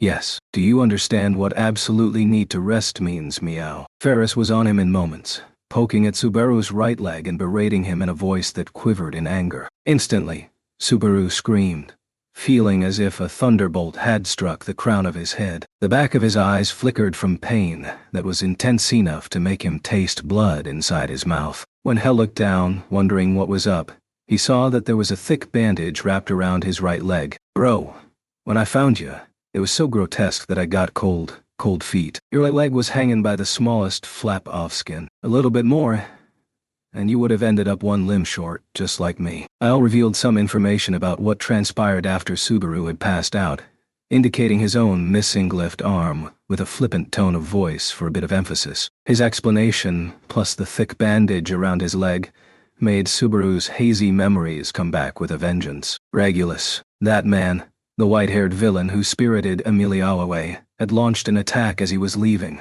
gouging and ruining Subaru's leg as a parting gift. That was the source of the pain that had rendered him unconscious. So you see, lovely Beatrice grafted your torn leg back together, and Fairy treated you on top of that. It should be just about healed right up, but you can't do anything crazy for a while.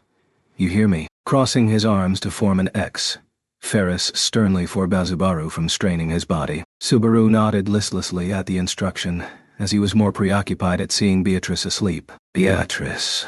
Having spent most of the last year in the same bed, Asher, he could tell that Beatrice was sleeping very soundly, but he had to wonder if this sleep was a little too deep, even for her. Though he had shrieked right beside her, she hadn't stirred in the slightest. Is she really sleeping? She didn't even twitch, did she? Sleep might be the wrong word. Her state is closer to a coma than real sleep. A coma. Upon hearing that far more dangerous-sounding term, Subaru hastily touched Beatrice's sleeping face. It was cold to the touch. Not a single cute reaction stirred her eyelashes or her lips. The echo of the word coma grew more credible as all traces of blood seemed to drain from Subaru's head. It's a reaction from using every last bit of mana she had to spare. I told you, didn't I? Lovely Beatrice desperately grafted Subaru's leg together using healing magic.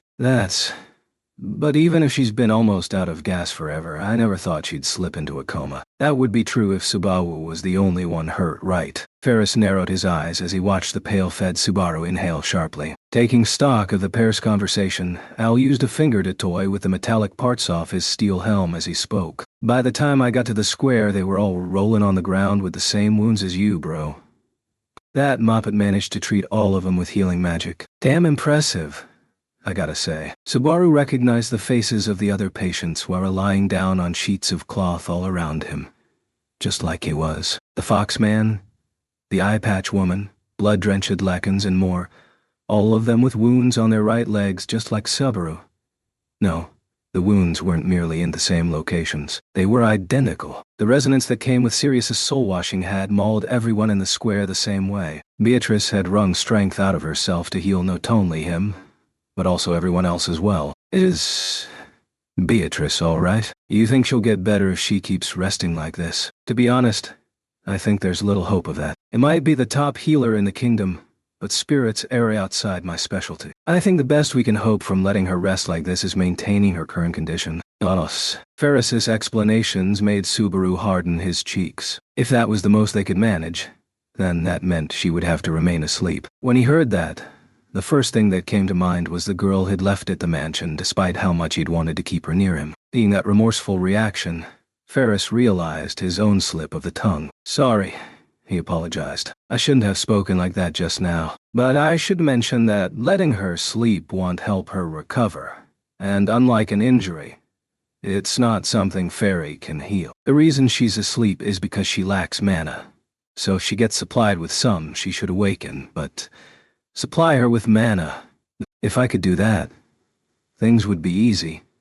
His insufficient mana supply was a chronic problem that had plagued him and Beatrice ever since they first forged APAC. As a special type of spirit, Beatrice could not accept mana unless it was supplied by Subaru, her contractor. And Subaru, the source of that all-important mana supply, was a louse who was incapable of properly storing sufficient amounts of mana. Subaru's helplessness was always a burden on Beatrice. He already owed her enough that it'd take a lifetime to pay her back. Yet his debt to her seemed to constantly be growing. It's not just about Beatrice either. Emilia also needs my help, but here I am, stuck like this. His connection to Beatrice ran deeper than one nearly torn-off leg. Beatrice was also Subaru's connection to the possibilities beyond his reach, to his few fleeting hopes. Emilia was in peril. The city was in peril. He had to do something. If it was for their sake, am I an idiot? Nah, I'm definitely an idiot. If I have time to cry about it. Okay, that's far enough. When Subaru tried to ignore the pain in his leg and stand, Ferris clamped both his hands down on his face. Ferris then forced Subaru to turn his head toward him, bringing their faces close, until they were only inches away from each other. Why does it always have to be 0 or 100 with you, Subaru? Getting all mopey-dopey is bad, But running around willy-nilly puts everyone in a bind too. Don't you get that? Mope dopey dot. Willy-nilly. It's true though. Right. You don't even have little Beatrice to stand by you right now. So what can you do running off all by yourself? You are absolutely not allowed to waste the life you've been given. The way he said it might have sounded silly, but Ferris' words were infused with powerful, sincere feelings. After hearing Ferris's plea, Subaru felt the strength drain from his legs as he stopped trying to forcibly stand up. Then he heaved a great big sigh and decided to stay put while sorting out his feelings some other way. Sorry. I got too restless. Come to think of it, I didn't thank you for the leg either. I don't really do this for words of thanks, you know. Though it's always nicer to hear some than not. Thanks, really. You're a lifesaver. I owe you. You are very welcome, meow. When Subaru piled on the thank yous, Ferris gave a courtesy and finally took his hands off Subaru's face. Al, you were a huge help too. You carried me and Beak all the way here, right? Eep. By the way, I wanted you to thank me properly too. That said, there's someone else you really ought to be thanking here, bro. When Subaru tilted his head, wondering what that could mean, Al amusedly motioned with the jaw of his steel helm. When Subaru glanced in that direction, he saw a boy holding his knees as he slept in a corner of the room. A spell. The little guy called me over with tears in his eyes, so I just couldn't ignore him. I followed him to the square that got painted red with bros and everyone else blood, you know. Seriously. I want to praise myself for not blacking out then and there. It was in Al's nature to talk about everything like it was all a long-winded joke. But Subaru really did owe him a great deal. The same went for Luzbel, who had bravely returned with help. Even if he was with an adult, Subaru truly respected the boy for deciding to head back to the terrifying square, knowing full well what awaited him. It was thanks to Al and Luzbel's help that Subaru could hold Beatrice's hand as she slept. So Beatrice's condition isn't going to deteriorate right this minute or anything, right? That I can guarantee. All I'm saying is that we can't help her wake up right this minute. Got it? Please fill me in on what's been happening. How's the city right now? And what is the witch cult up to? Striving to maintain calm, Subaru tried to get a grasp on how things had been developing. When he posed that question, Ferris and Al exchanged looks, wondering where to begin. Before they had a chance, it would seem your timing is very good. I was just about to speak regarding precisely that. The new voice carried well and was backed by undercurrent of strength. When he turned, Subaru caught sight of the speaker now arriving at the entrance to Field Hospital. Long green hair danced around her as their freshing beauty came to a halt. Lady Crush, this place is full of wounded. You didn't go out of your way to come here. I am sorry, Ferris. I had no intention of invading your battleground. However, I heard that Master Subaru has awakened. How could I possibly ask him to come to me in his state? As she explained her thought process, Crush approached the cloth where Subaru sat. As opposed to the hat she had worn earlier in the morning, her attire retained vestiges of elegance while prioritizing ease of movement. He couldn't help but recall that this was very close to what Crush looked like before she lost her memory. Seems like you're geared up for a fight too, Crush. The circumstances being what they are, I made some preparations. Master Subaru, how is your leg injury? Thanks to your Ferris, me and Biko made it through somehow. If I tried hard, I think I could jump a couple off times without crying. That is good to hear. Or is it? After hearing Subaru's irreverent quip, Crush innocently tilted her head in apparent confusion. Out of the corner of his eye, Subaru could see Ferris silently mouthing the words you have to re-east. Subaru donned a proper and serious look. So, can you tell me what's going on in Pristella right now? Of course. However, there is something I must ask of you first, Master Subaru. Is there no mistaking that you encountered the witch cult's archbishops of the 7 deadly sins? Yeah, no doubt about that. My leg injury, and Amelia. Her kidnapping was all they're doing as well. I saw them with my own eyes, and no one goes around pretending to bet those guys. Surely, no one would be so suicidal as to falsely claim the title of an archbishop of the 7 deadly sins. Regardless, Subaru had also seen part of Sirius's and Regulus authorities, and considering their revolting personalities, their identities were almost certain. After hearing Subaru's reply, Crush murmured, "Solidity Amelia really was. as she lowered the tone of her voice before continuing. It would seem we should indeed think of that broadcast as fact. Broadcast? Krush drew herself up as the unexpected term reached Zubaru's ears. Well, there was a broadcast about 1 hour ago. Just like the morning broadcasts, it was conducted by using the Misha in Pristella City Hall. Wait. It was the witch cult that made a broadcast. Did they hijack the media there? When Krush had trouble picking her words, Subaru asked about the worst case he could think of. Krush, Ferris, and Al nodded in silence, confirming his suspicions. The broadcast was sudden, but the culprit's identity is clear. They were considerate enough to openly announce who they were, you see. Announce? Right. That's exactly what they do. They always announce themselves before doing anything. Krush's words, filled with righteous indignation, drew a deep nod from Subaru. Thinking back to the archbishops of the 7 deadly sins whom Subaru had encountered to date, all of them had stated their names and titles without fail. It seemed like it was the one rule that was actually observed by this immorally bankrupt people who were unable or unwilling to uphold any other societal norms. Was it Sirius who'd seized the broadcast, compelled by her incoherent delusions and a twisted desire to enter the limelight? Or was it Regulus, who cloaked himself in self-deception like a suit of armor? Capella Emerita Lugunica, the Archbishop of Lust. When a totally unfamiliar name made a sudden entrance, Subaru was dumbstruck as he looked at Krush. She met his gaze head-on, the intensity in her amber eyes only growing stronger. The broadcast made this declaration: "The Watergate city of Pristella has fallen into the hands of the witch cult." So you woke up, Natsuki. I'm glad. That's such a relief. Anastasia flashed Subaru an elegant smile the moment she saw him come in, without lending his shoulder for support. Unlike Krush, she was wearing the same outfit as earlier in the day. A kimono and her white fox scarf wrapped around her neck. Combining that with her calm outward demeanor, she seemed to be the only one who was acting like this was just another day. No, even Shekin managed that. Subaru could see faint traces of fatigue pulling at the fringes of Anastasia's face. That only made sense. She was one of the concerned parties that was deeply affected by the witch cult's mayhem. Sorry for oversleeping, Anastasia. Do I still have a seat? Not to worry, I have arranged a spot just for you. It's critical to talk to you about the people you ran into as soon as possible, Natsuki. So, come on. Sit. Anastasia beckoned him by hand. Subaru favored his right leg as he walked to the round table at the center of the room. Borrowing Al's assistance, he plopped down into his chair, taking a breath as he scanned the room. Ooh, that's a lot comfier.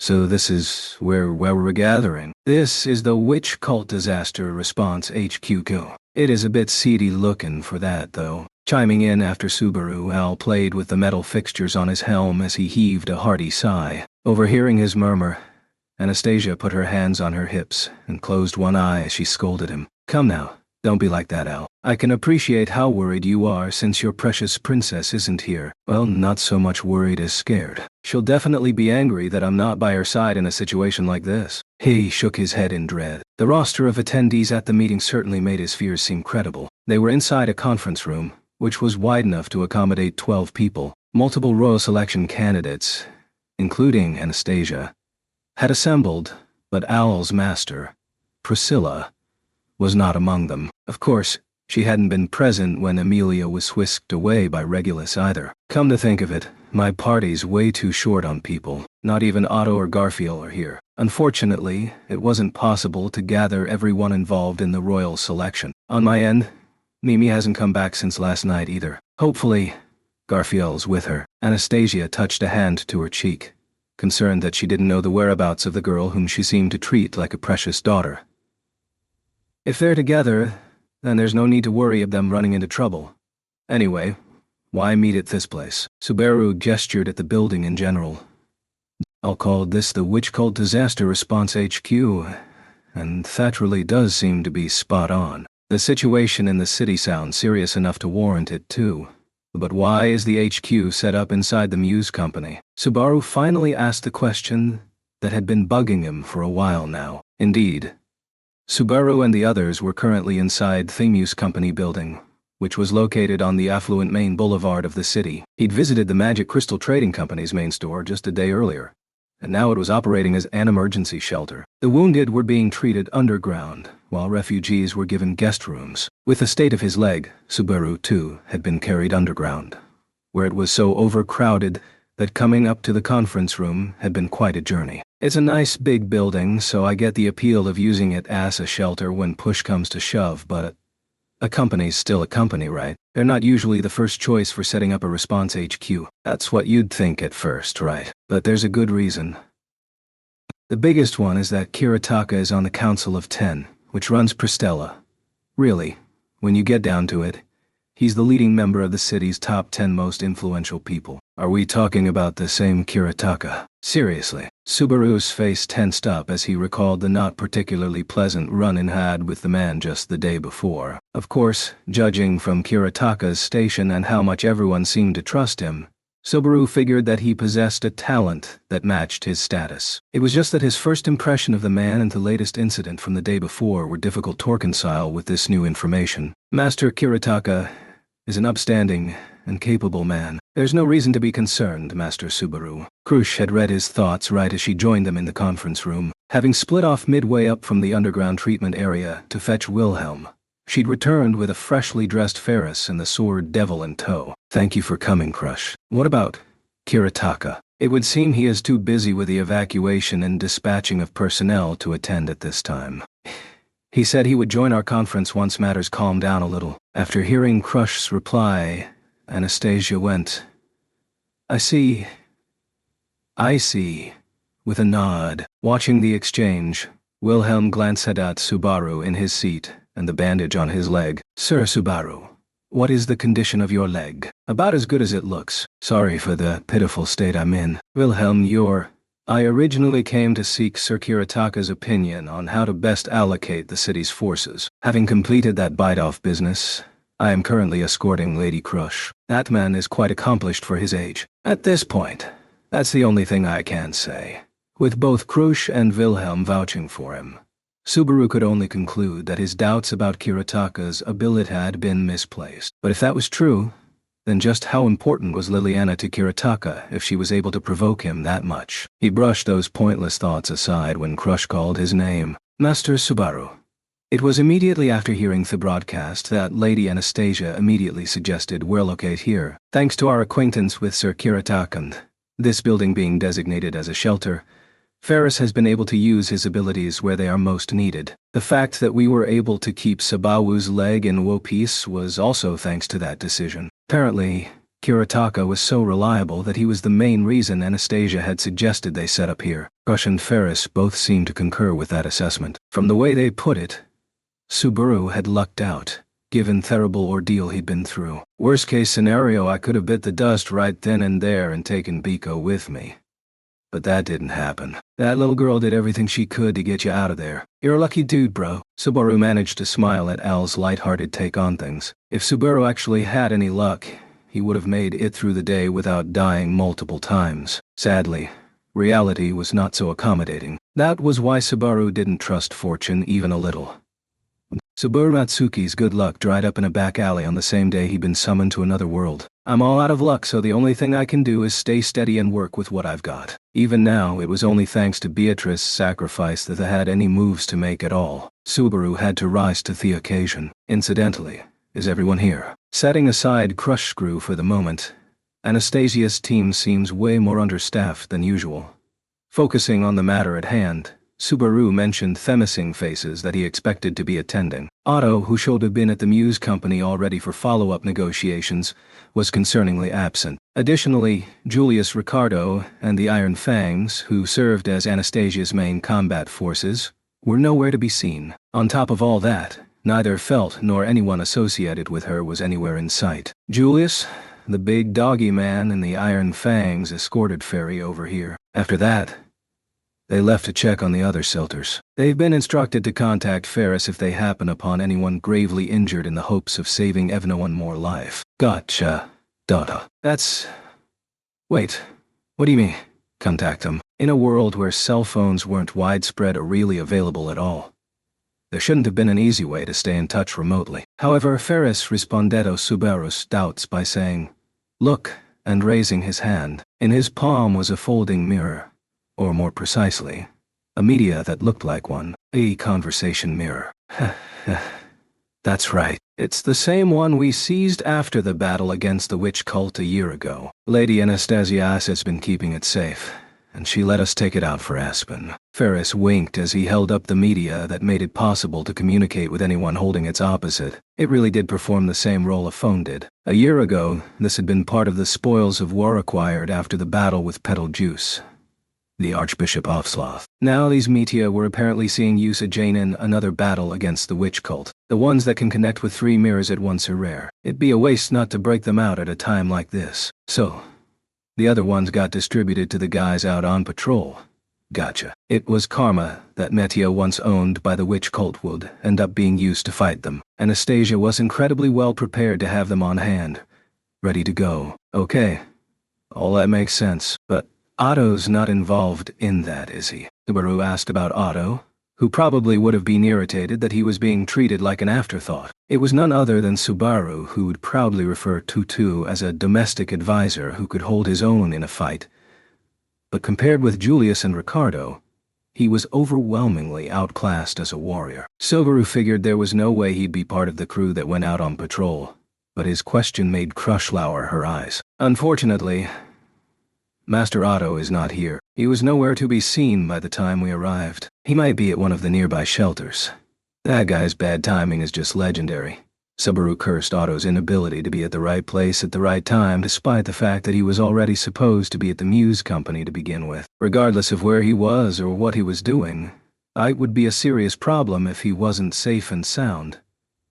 I guess there's no need to worry. He's the last persona expect to slip up, so I'll save him for later. Is that really fine? Well, perhaps you should worry somewhat more. Nah, it's all good. In terms of pure fighting strength, heck can hold a candle to a guy like Wilhelm, but when it comes to staying alive, Otto's basically second to none. You must really trust him a great deal. It's actually kinda embarrassing. So don't tell him I said that, okay? If nothing else, Subaru fully intended to take that secret with him to the grave. Either way, he decided to trust that the patrolling unit was on the right track and that Otto was safe for Thermoment. The same went for the absent Garfield. He'd worry about the lack of combat strength later. Setting them aside, the concern that suddenly came to mind was, are Patlash and Fulfew still back at the inn? Both of them are sharp, so there's probably nothing to worry about. Come to think of it, Priscilla's one thing since she's staying in a different inn.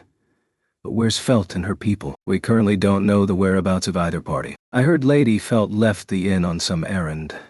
But there is one element of uncertainty, and that would be, apparently she was planning to have a chat with a certain redhead who ruined the mood this morning. A troubled expression appeared on Anastasia's face. Subaru's was much the same. However, the one with the most concerning face of all was Wilhelm, who found it difficult to maintain his composure for obvious reasons. Seeing Wilhelm harden his cheeks as he went silent, Anastasia let out a little sigh. That being said, Felt has Reinhard with her, so I shouldn't worry too much. Still, it's scary to not have any idea what that other little princess is up to. Changing topics. Anastasia pressed a hand to her cheek as she pointedly tried to probe Al for information. Al simply went, "Give me a break," as he responded with a throaty voice. A guy like me can't tell what the princess is thinking. Well, I don't think she's gotten herself in trouble or anything, but my guess is that she ain't gonna just patiently sit and wait this out. Come to think of it, Priscilla was with Liliana at the park in the 1st district. After we split up, I bumped into the guys who turned my leg into a chew toy, so I'm not sure what happened to her after that. But the princess was in 1st district. That ain't too far from here. Processing the new information that Subaru had offered, Al rubbed his steel helm's jaw and sank into thought. Of course, the proper thing for a retainer to do after learning of his master's location would have been to rush out to her side. Well, the princess probably has thoughts of her own. No need to dash off in a panic or anything. Sure. Didn't you say so yourself, bro? It's all about that trust, man. This is embarrassing. So make sure you don't tell the princess I said that. Subaru made a face when Al took his words and turned them around on him. Subaru's reservations aside, both of them understood the thought process behind the Eater's decision. Alright, Sorry for making you bear with me while I took time to figure things out. Let's get to the topic at hand. Since we're in the witch cult disaster response HQ, tell me, what's the plan? First, we're waiting for word from the unit we dispatched. However, the very fact that the witch cult broadcast originated from the government office Metia means there is no mistaking that the city's 4 control towers have been seized. As she said that, Crush stood by a window and gestured outside with her hand, following where her fingers pointed. If Subaru squinted, he could make out a stonework tower connected to the city's exterior wall. That must have been one of the control towers. These structures were administration facilities that regulated the amount of water, as well as the flow rate of the city's always running waterways. They occupied the cardinal directions, with one each in the north, south, east, and west. Only one of them was visible from the conference room, but what's that flag I see up top? In the distance, there was a fluttering banner rising over the tower. Subaru didn't remember seeing one while wandering around the city that morning or the day before. The flag had some kind of strange symbol traced on it using red dye. The eye pattern pricked at an unpleasant part of Subaru's memories. That is the symbol of the witch cult. It's rare for them to engage in such public displays, but like Krush said, that symbol was the same one that marked the signature black outfits of the witch cultists. The robe that Sirius had been wearing sported it as well, and now it was on a flag flying over the control tower. The message was crystal clear. Let me guess. All 4 control towers have the same flag. That is correct. Now that they have seized the control towers, should they wish it, our enemies can submerge Pristella in water at any moment.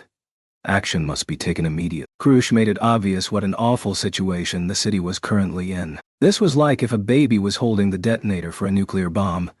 What made it far worse was that, unlike Abbey, the archbishops of the 7 deadly sins understood perfectly well the value of the switch in their hands. Are the city's residents panicking? Hearing that the witch cult has taken over the control towers can't be good news. Thanks to Pristella's extensive preparations for floods, chaos in the city has been kept tamped down to a surprising degree. However, evacuating the city is no simple matter. One of Lagunica's 5 largest cities, Pristella had a population of roughly 100,000. It wasn't impossible, but conducting a major evacuation of that many people without sparking a panic was far from easy. Factoring in the witch cult only made matters even more complicated, since it would be essential to avoid drawing their attention. The city's main gate is the only real way in or out of the city, and one of the control towers is very close to it, so the enemies really got us by the scruff of our necks. Speaking of those guys, the 3 archbishops of the 7 deadly sins, huh? Taking Ferris's meaning, Subaru highlighted the reason that the situation was so dire. Judging by the reactions around the room, everyone else was up to speed. It certainly wasn't good news, but it wasn't particularly surprising either. They were simply wary of the threat that the enemy posed. There's Wrath, who wounded me along with the other people in the square. Greed, who carried off Amelia. And Lust, who's apparently broadcasting from the municipal offices. An all-star team of assholes. You seem unexpectedly calm about this, Natsuki. Even though Amelia was kidnapped and everything. That's exactly why. If losing my cool and going berserk would get her back, I'd raise enough hell to make it into the history books. But it doesn't work that way.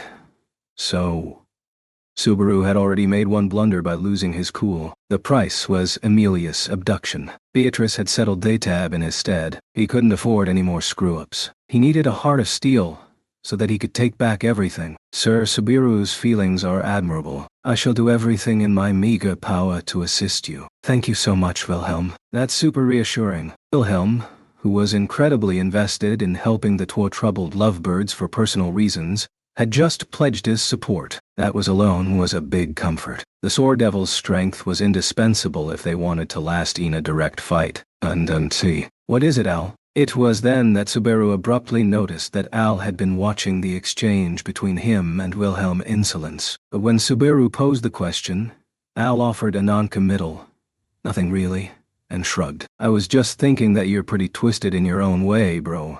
Anyway, let's push on to the main topic." "Right, suppose we should. So about that broadcast." Even though what Al said bothered him, Subaru turned his attention back to the room as a whole to bring up something that had been bothering him since the initial discussion. Namely, this Archbishop of Lust called herself Capella Memorata Lugunica. What's up with that? Capella Emirata Lugunica.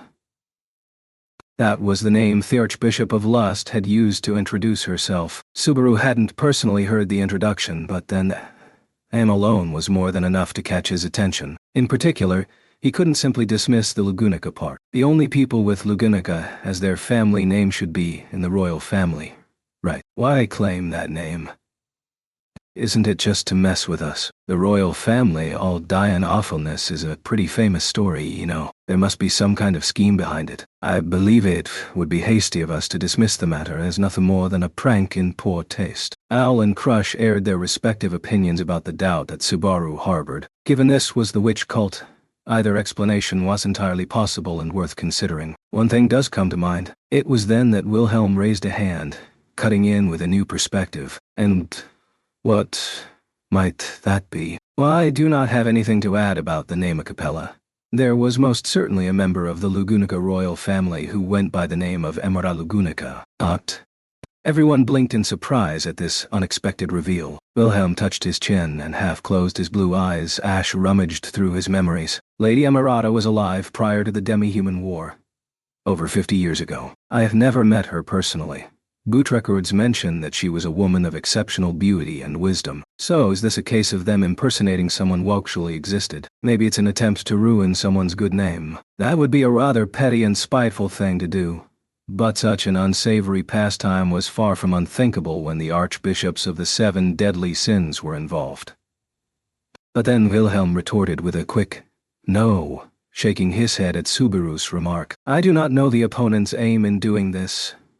But Lady Emirata was not someone who passed away with great deeds to her name. If anything, it is the opposite. You mean, Lady Emirata succumbed to illness at a young age. However, not only was her death not mourned by the kingdom, but she was also denied a state funeral, as would be standard. The stated reason was that conditions at the time were too dire to hold a formal ceremony. However, their real reason is that the kingdom's people had no desire to do any such thing. Wilhelm's explanation left Subaru with such a disturbing sense of foreboding that he said nothing. Noticing this, Wilhelm let out a tiny sigh. Lady Emirata was a terribly beautiful and wise person, but she was also reportedly cruel in the extreme, and constantly shrouded in an unfathomable darkness. As such, though she was part of the royal family, she was branded a heretic, and even news of her passing seemed to have been suppressed for some time. It must have been painful for Wilhelm to speak in uncertainties that reflected on the dignity of the kingdom he once served with his sword arm. He had sounded increasingly tongue-tied by the latter half of his tale.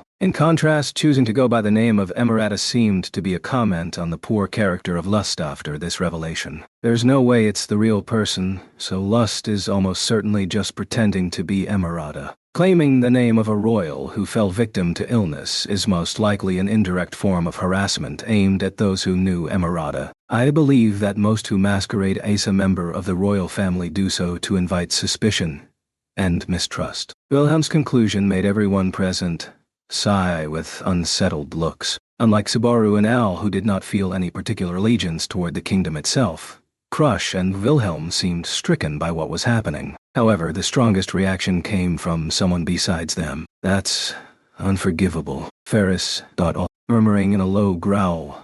Ferris was shaking a fist. Though Ferris usually seemed ever aloof, rarely concerning himself with anything besides Crush, he currently wore a mask of raw anger. The sight shocked Subaru. Lust's evil intentions were tantamount to spitting on the faces of the royal family of Lugunica. There was no doubt that to Ferris, a knight of the royal guard, this was a desecration of the highest order. At the same time, Subaru sensed that there was another reason for Ferris's rage that had nothing to do with fealty for the kingdom. As Ferris harbored such deep, silent anger, Crush moved close, gently taking his hand. Instantly, Ferris gasped and lifted his face, only to be met by Crush's steady gaze and soft smile. I'm sorry, Lady Crush. I shouldn't have lost control like that. It is fine, Ferris. I am the one who should be sorry, for I suspect your anger is largely on my behalf. From the way Ferris lowered his head, Crush's words must have hit the mark. It was probably true that Crush's lost memories were the source of his aggravation. That they could not share that burden gnawed at him, undermining the powerful bonds that should have connected the liege and her retainer. Yes, let's all simmer down. Getting worked up at every little bit of mayhem our opponents cause would just be playing into their hand. It was then that Anastasia gathered everyone's attention with a resounding clap. As Subaru had surmised, she was quite accustomed to presiding over meetings with large numbers of people. She looked at everyone in the room before continuing. Whatever Lust might be planning doesn't change the fact that she's our enemy, and it doesn't change the fact that she holds the control towers, which means she has us be the scruff of our necks. Man, you change up fast? No wonder you're the one Princess pays the most attention to. Why? Thank you. The way you put it wasn't the most comforting, though. Anastasia restored their focus and cleared the air. Al praised her by using his own frame of reference, drawing a troubled smile from Anastasia. Then he twisted his neck and said, "If anything, these archbishops are so messed up in the head that trying to find the logic in their plans is probably a waste of time. More importantly, what are we gonna do about their demands?" Demands? Wait, this is news to me. What demands? Right.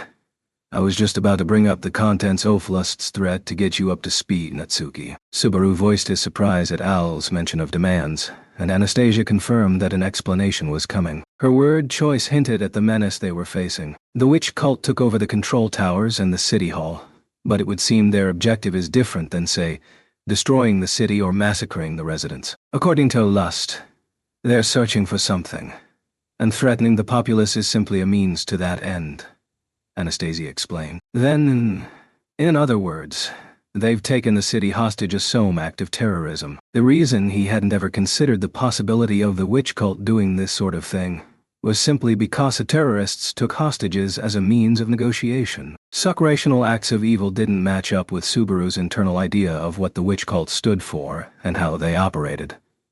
Natsuki, are you alright? You seem startled. Nah. I just didn't see that coming from the crew. Sorry. Getting sidetracked. Anyway, what are they looking for? It probably wasn't anything decent. There was also the possibility that with Emilia already secured, they had already gotten what they came for, but from the looks of things, that was unlikely. As Subaru made those deductions, Anastasia gently stroked a white fox scarf around her neck before she replied, "The witch's bones." What? That answer was so far beyond Subaru's expectations that his brain was unable to process those words. While he was reeling, Anastasia spoke up again. "The witch's bones. That's why they came to this city." When that incomprehensible fact was thrust in his face once more, Subaru's words failed him. Trying to imagine what the witch's bones were, and their significance, was a demand far beyond Subaru. In the first place, the very notion of the witch having leather bones behind as some sort of relic sounded like a complete hoax. After all, the witch of jealousy, who swallowed up half the world long ago, was never destroyed and continues to slumber in a land far to the east, still coveting the world. Or so guess the tales that have been passed down for generations. Still holding Ferris's hand, Crush directly addressed the source of Subaru's agitation. Swallowing, he simply responded with a yeah and a nod. "I heard that from Bako too. The witch of jealousy isn't dead. She's just sealed away. But if that's the case, then how would she leave bones behind?" As he spoke, he couldn't help but remember his fleeting encounter with the witch of jealousy in the sanctuary. She was a black shadow of a woman who exchanged only several scant words with him, in the span of a few moments. But for some reason, Subaru's heart rejected, stubbornly, the notion that she was dead in any way. He had no choice but to reject it. Subaru's soul wanted to cry out, "It's impossible for her to be dead. And someday, you will come to kill me." Yes, those words, which were not a real promise, demanded and begged for him to reject the possibility that the witch was dead. That's right. There's no way that's true. It can't be. The uneasiness filling Subaru made his breathing uneven. "Calm down, bro. Look, about these witch's bones. It's not like they have to belong to the infamous witch of jealousy, right?" "Wah, duh." Al grasped his shoulder, speaking those words in an effort to soothe him. Everyone else in the room turned their eyes on Al, though they couldn't see his expression under his steel helm. "So how about it? Like bro and the young Duchess were saying, the most famous witch was sealed away and all. But there were other witches too, right?" There are beings besides the Witch of Jealousy who would call witches as a term of convenience. During the Demi-Human War, magic users cooperating with the Demi-Human Alliance were often called witches as well, and they were greatly feared, meaning there's a precedent. Then, well, it's a little different for this city. If a witch is mentioned here, then it must be about a real one rather than some imitation who's only a witch in name. Wilhelm had been the first to answer Al, but Anastasia's follow-up confidently drew a conclusion that Subaru found difficult to accept. From that manner of speaking, I take it that Lady Anastasia has something in mind. Even I wouldn't be talking like this if I wasn't almost certain. The reason I wanted to meet up with Kiritaka after hearing Lust's broadcast is because of that same hunch, even if it meant going out of my way to make it happen. Anastasia narrowed her light blue eyes as she divulged what she'd kept hidden up to that point. She then surveyed everyone's faces all at once. Anyone can find this out with a little digging. Thus everyone know how this Watergate city came to be. I heard that way back. This was originally supposed to be a trap for catching something. Subaru recalled that upon first arriving in Pristella, Beatrice had given him a history lesson as he admired the beautiful urban landscape. She hadn't elaborated on exactly what was supposed to be trapped, though. That's correct, said Anastasia, nodding at Subaru's reply. Apparently the city was a trap set for the witch. The witch met her end here when the entire place was flooded. According to legend, her bones remain somewhere in this city, even today. But the Witch of Jealousy was sealed and the full story about the city's past had been revealed in an unexpected fashion. Still, nothing seemed to add up. As Subaru began to disagree, Typhon drowned in a flood. Right, so this is where it happened, huh? He was interrupted by a faint, halting murmur that originated from inside a steel helm. When Subaru looked over in surprise at the unanticipated mention of a certain name, Al was blithely playing with the metal fixtures of his helmet, having fallen deep into thought. But Subaru had no doubt that he'd just said the name Typhon. This was the name of the Witch of Pride, one of the 6 other witches from the same era as the Witch of Jealousy. The answer to your question is simple, Natsuki. There are witches besides the Witch of Jealousy. There are almost no records remaining, but there certainly are oral legends. And one of them states that, in this city, this is where the bones of the ancient witch remain. Neither Anastasia nor Crush heard Al's murmur as they steadily advanced the conversation. As a result, Subaru missed his chance to investigate deeper into El's cryptic remark. Of course, when he took a moment to consider their current priorities, it was obvious this wasn't the time to get sidetracked. But if what Al murmured under his breath really was true, the Witch of Pride, whom Subaru had encountered at the sanctuary, the witch who was a bundle of youthful innocence, had perished in the very city that Subaru currently stood in. The thought alone made Subaru's chest ache. What is the connection between the witch's bones and Lady Anastasia making haste to meet with Master Kiritaka? Returning to the topic at hand, Crush once again asked about Anastasia's true intentions. Anastasia began her reply by winking. The existence of the witch's bones is a closely held secret in the Watergate city, and the only people familiar with the legends and supposed whereabouts are on the Council of 10. I figured I might as well try asking one. Mean only the big shots of the city have any idea. Anastasia, does that mean what I think it means? That you think it's better to give in to lust's demands? Of course not. Complying with someone who threatens people to get what they want will only end with you being taken advantage of every single time. Anyway, I just want Teto confirm the current location of the bones. There's no guarantee that one of the Council of 10 won't do something stupid and tell Lust where they are.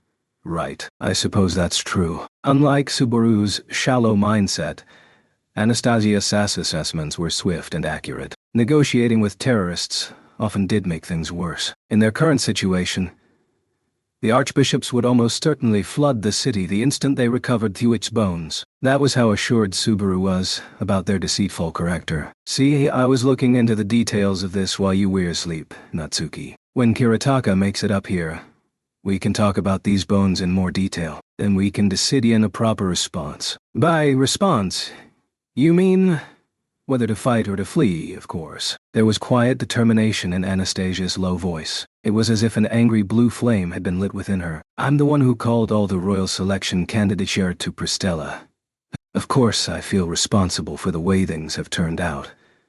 I need to extract some compensation from these unexpected visitors after all I've done. Anastasia was the owner of a major company who didn't have any notable ability in combat worth speaking of. And her soft-spoken pronouncement made Subaru feel like a great beast had just clamped its fangs down on his neck. This was a sharp reminder that Anastasia Hoshin was son of the last people he wanted as an enemy. Wait. The conversation mirrors responding. It must be Julius and the others. Just as the conversation reached a lull, Ferris raised a hand with a look of surprise. He was holding the meteor up, showing how the mirror's surface glowed white in search of a response. Setting it down on the round table so that everyone could see, Ferris gently touched the surface of the mirror with his hand. It seems that Ferris and everyone else is over there. I take it you can see me. A tall, handsome man with purple hair rose to the mirror's surface. It was Julius Euculius, who had gone out into the city to save lives. As soon as it was clear that Julius was on the other end, Anastasia rushed to place herself in front of the mirror with a rapid patter of feet. Julius, I was getting worried after you didn't get in touch for a while. How's it looking outside? I am very sorry to have troubled you. The situation in the city is chaotic. The residents are becoming increasingly enraged by the witch cult. More importantly, there is something I must urgently convey without delay. Quickly cutting his reunion with Anastasia short, Julius instantly vanished from the mirror's surface. Displayed in the mirror in the stead of the tall, handsome man was a little cat person wearing a monocle. TBA. It turned out that he, one of the 3 sibling lieutenants off the Iron Fangs, had been accompanying Julius. What's wrong? You seem upset. Lady Anastasia, this is very, very bad. Has my older sister returned yet? Interrupting Anastasia, TB asked a frantic question. Bewildered by his disheveled appearance, Anastasia answered with a quick, no, shaking her head. Mimi hasn't been back. I was worried about her too, TB. A profound sense of dread could be felt from the other side of the mirror. However, there was still more to come. Suddenly, what looked like a ripple glided across the conversation mirror's glass surface. Excuse me, is Lady Anastasia there? This is bad. Hetero says that Mimi's in trouble. An instant later, the third of the linked conversation mirrors connected to the call. Displayed on the mirror surface was the dogman Ricardo, staring into the mirror with his mouth wide open. But as soon as the image became clear, Ricardo's head was immediately pushed aside by a teary-eyed kitty person. Lady. Mo. Big sis is... She's... The one pleading in a tearful voice was Hitaro, TB's almost identical-looking brother. While the boy normal wore a meek expression, his face now was twisted up in abject sorrow. Hitaro, calm down. What happened? Speak slowly and clearly. The effects of our blessing. It's flowing from Big Sis and into us. She must have gotten hurt really bad. At this rate, Big Sis won't. Blessing. You mean the blessing of thirds?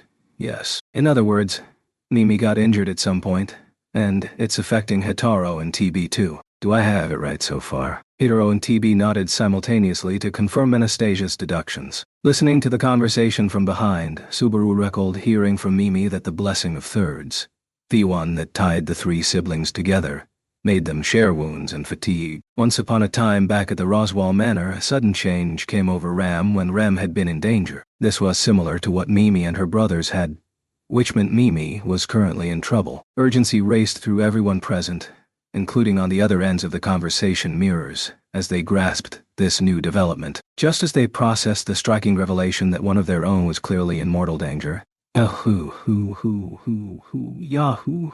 A brash voice that seemed to not care about the situation at all reverberated throughout the city. What the...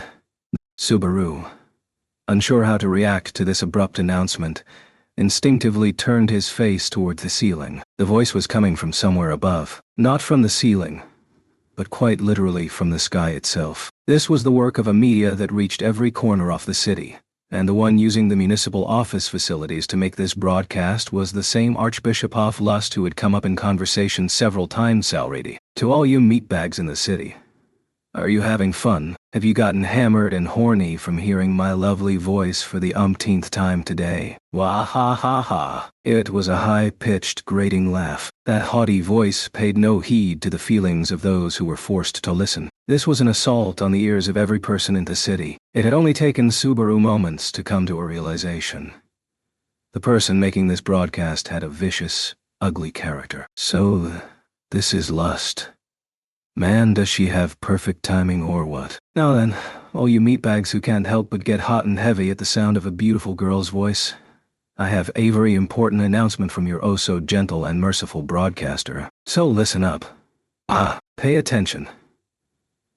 Clean out your ears yet. In contrast to Subaru, who was unable to conceal his restlessness, those hearing this kind of broadcast for the second time displayed a variety of reactions. Wariness, anger, hatred. In any case, they were not nearly as shaken while waiting for the words that were bound to follow. What was the owner of this maddening, agonizing voice going to tell them? So, it turns out that even though I asked you so, honestly, a couple of people who clearly didn't get the message decided to target the municipal offices. This upsets me so much. Really, I can't exaggerate what complete and total morons you ignorant meatbags are. We're not putting up with this anymore. Ricardo Julius, listen closely. Go back to the municipal offices with Itaro and TB, and have them find out where Mimi went. As the broadcast continued, Anastasia decided to address the most pressing issue. She gave orders to Herknight and her loyal hound through the conversation mirrors to try and secure Mimi's safety. However, even as Anastasia strove to maintain her calm, the change in the situation made sport of even her. And this came in what was, to all concerned, the worst of all possible forms. Who goes there? Abruptly, Wilhelm shouted sharply toward the entrance to the conference room. As the sword devil readied his no-drawn blade, Subaru and the others turned in the same direction. An instant later, the door practically burst open as a lone figure raced into the conference room. For a moment, the sudden appearance of an intruder startled Subaru and the others, but the first to shed his surprise and raise his voice was none other than Subaru himself. Garfield. The familiar voice made Garfield, out of breath and slick with sweat, lift his face. Noticing Subaru's presence, he drew near with a tottering, uncertain gait. Subaru only belatedly realized the cause of this uncharacteristic behavior and the strange atmosphere that had befallen the room. Garfield was carrying something in his arms. No one was able to speak a word as Garfield stopped before Subaru. Once he got that far, Garfield crumpled to his knees, lowering his head as if clinging to Subaru. Then when he presented what lay in his bloodied arms, his throat trembled. I'm sorry. I'm so sorry, General. I'm useless. Worthless. There was a shriek. Garfield howled in grief. Cradled in his bloodied arms was Mimi, who was visibly at death's door. Chapter 4. Gorgeous tiger winding time, to the day before Garfield raced into Theshelter. As he walked along a city street at dusk, Garfield's breath caught when he abruptly noticed someone's gaze on him. Standing at a street corner on the other side of a crowd was a black silhouette of a woman. Her reflection swayed gently on the water's surface. She was a familiar figure whom he saw at the edges of his vision from time to time. Though Garfield knew full well this was not a real person, but the phantom of a woman who had once existed. He could not smell her. Given Garfield's nose, it was impossible for him to miss picking up the scent of someone within eyeshot. Never mind the scent of blood that had hung around that woman, so poignant that it was ingrained in his nostrils, never fading no matter how much time passed. That was why Garfield could speak with certainty.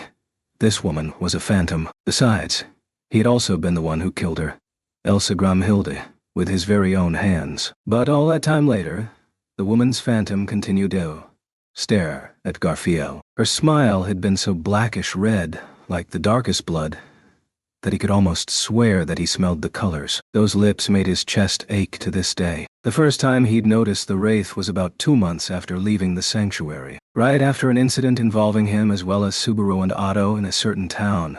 Garfield started seeing her flickering into the edges of his vision every so often. Somehow, he understood the cause.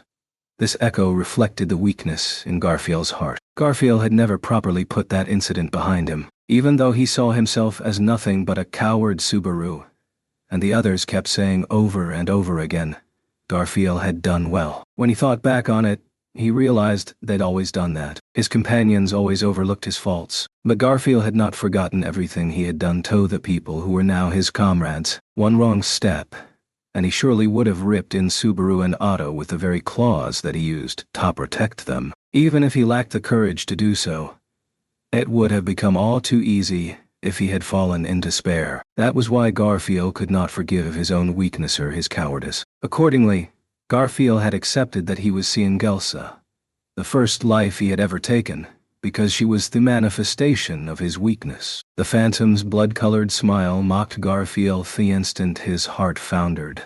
Hey Garf, are you listening? Right now, Mimi's talking about some really good things. Mimi really is. A bubbly grin entered his view, blocking off that blood-colored smile in the distance. If this girl brought her beaming face any closer, he'd be able to feel her breath. Garfield recoiled.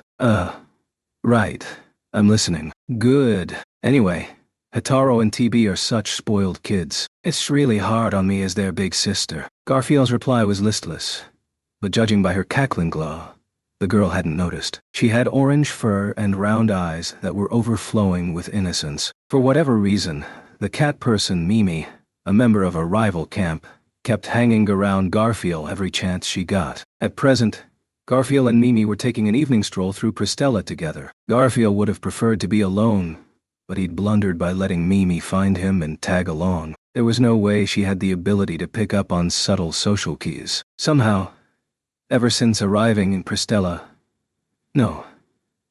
ever since their first meeting at Roswell Manor, she'd been particularly fond of him. At first he'd assumed this was a vigilant investigation of a rival candidate's combat strength, but the way she talked and acted had made his initial suspicions fade. At this point, he assumed she'd simply taken a liking to him. Without any idea of why she might think that, he usually agreed to go along with most of her whims. Garf, you're making a weird face. Did something funny happen? Does this look like a happy face to you? I don't want to talk about it, and I got no obligation to. You shouldn't use hard words like obligation and courtesy the way Joshua does, okay? Mimi thinks it's good to use regular words. Plus, smiling like an idiot like you always do is way cooler, Garf. The hell did you just say to my face? Perhaps she was sincerely trying to praise him, but Garfield just got irritated and bared his fangs at her. The girl cried out with a "Wah!" and smiled as she broke into Aran. After going a short distance, Mimi came to a stop,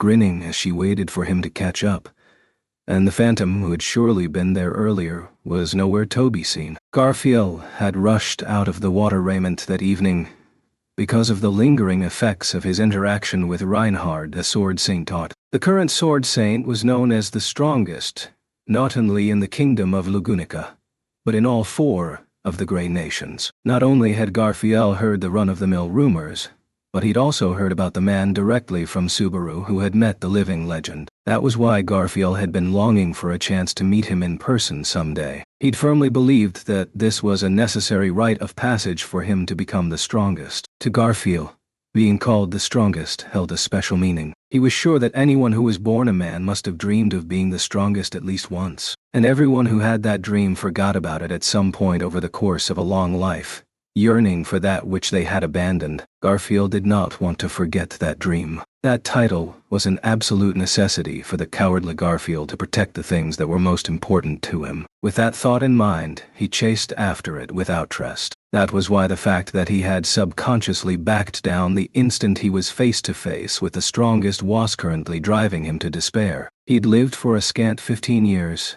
yet Garfield had spent the majority of his life in training. He poured all his effort into mastering the martial arts, proving he could uphold his oath to protect what was precious to him with his own two hands. The instant he yielded ground in the face of real strength, it felt like he had betrayed his oath. Before he could make the Sword Saint draw his sword, before he could make the man brush away his honed fist, Garfield had already lost. Garfield, worries or not, you're damn strong. That was how Subaru tried to console Garfield as he struggled in the quagmire of defeat. Those words ate at him so much that he thought it was an achievement he wasn't wailing pathetically that very moment. Provoked by those feelings, which were swirling and hissed with no outlet, she became visible. The woman he had slain. Unable to ignore her presence, he'd raced into the Watergate city at dusk all by himself. That had been the plan anyway. Garf, Look. Look. Hey, you can really see the sunset on the water. It's so red. That's amazing. Look. So pretty. Running around all excited, Mimi tugged on Garfield's sleeve, pulled on his hair, and even leaped onto his back. His self-styled companion seemed not to know the meaning of thoughtfulness or mercy. Thanks to her, he couldn't even find a moment to wallow on his own. Hey. Simmer down already. Don't you get that I'm down in the dumps? Nuope. Who answers right away to a question like that? Grabbing onto his arm, Mimi kept on tugging him along, forcing Garfield to accompany her wherever she pleased. He could have flung her away and fled if he was of a mind to, but that would only end with her chasing him through the city. He wanted to avoid causing trouble for Subaru and the others. Ram and Frederica had also given him a strict warning before the group had set off for Pristella. He was to make sure his eccentricities bothered no one save Otto, who was an expert in cleaning up other people's messes. What's with the gloomy face, Garf? Some kind of envy. Amity. Are you trying to say anxiety? That's right. Anxiety. So what is it? Tell me. Then and there, Mimi went. As she thrust a fist out to emphasize her request. Seeing the girl so eager for conversation made Garfield clack his fangs, feeling like all the bitterness had simply drained away. Garfield turned his gaze toward the waterway, narrowing his jade eyes. I guess the scenery is nice. Yeah, for sure. It's amazing.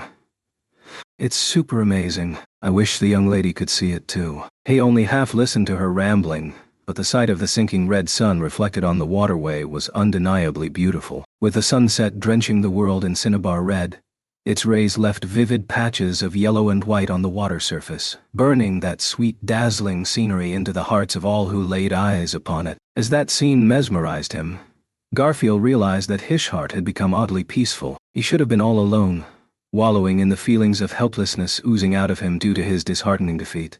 But the sunniness of the girl by his side had kept Garfield from sinking into a pit of despair. Standing next to Garfield was Mimi, the girl in question, humming in high spirits. She tugged on Garfield's loincloth as she swayed her head back and forth, clearly enjoying herself. All of a sudden, he realized that her hair and tail were the color of a vivid sunset. When he unwittingly reached a hand out and stroked her head, Mimi stretched her body up in apparent delight. Fluffy, huh? Our lady does that a lot too. She says it has healing properties. The general talks about healing properties and stuff too. I feel like I kinda get what he means now. Hey, Garf, is feeling up Mimi's fluffiness good for you? Hold on. You made it sound really wrong just now. Mimi only went, and innocently tilted her head, causing Garfield to burst into laughter. The exchange made what negative emotions were still swirling in his chest dissolve and go away. He could tell that his competitive spirit, presumably dampened by humiliation and a sense of defeat, had defiantly rebounded. No one becomes the strongest overnight. I'm still in the middle of climbing. Oh, that hill to become the strongest sounds really, really tall.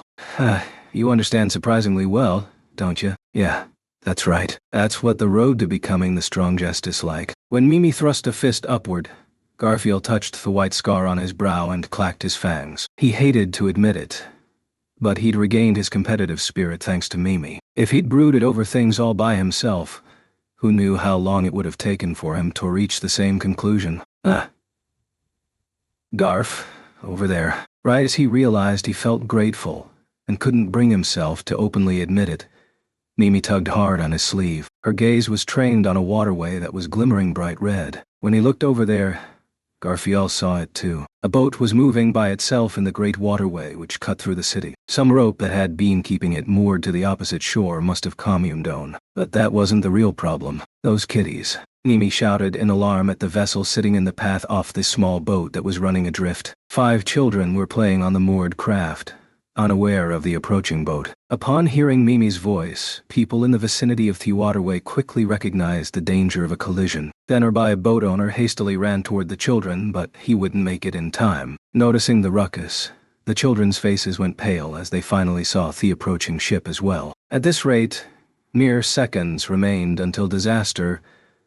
Hey, runts, you better thank that big sister over there for being the first to notice. Garf. Clearing the waterway in a single bound, Garf landed in the vessel that the children were aboard. The children's eyes went round with amazement at how Garfield had appeared on a vessel in the water almost without making its way at all. Taking advantage of their surprise, Garfield scooped up all 5 children in one go, leaping once more to escape. Hardly a moment later, the 2 ships collided and foundered in the waterway. There we go. Caught up in the capsizing of the 2 vessels, other boats began tipping over like dominoes. Having dropped the children off by the bankside, Garfield grabbed hold of Therop, connecting the remaining ships to the docks, and pulled on it hard to right them by force. Well, that's that. As the force of the waves lessened, Garfield meticulously untied the slackened ropes and flashed a smile at the children, who were now safe and sound. Afterward, he helped recover the 2 capsized vessels, and the boat owner bowed his head several times over in gratitude for Garfield's strength, and for keeping the damage to a bare minimum. Patting the shoulder of the unlucky boat owner, Garfield paused to take a breath. It was then that, Mister, thank you very much. The children he saved spoke words of thanks all at once. When Garfield looked over, he found that their gaze no longer contained surprise. They were filled with awe. It was as Garfield was having his moment with those children that applause began pouring down from all around, and during this, with an embarrassed look, Garfield lightly rubbed the scar on his forehead. Don't even mention it. It was just coincidence he happened to. The damp evening wind told me.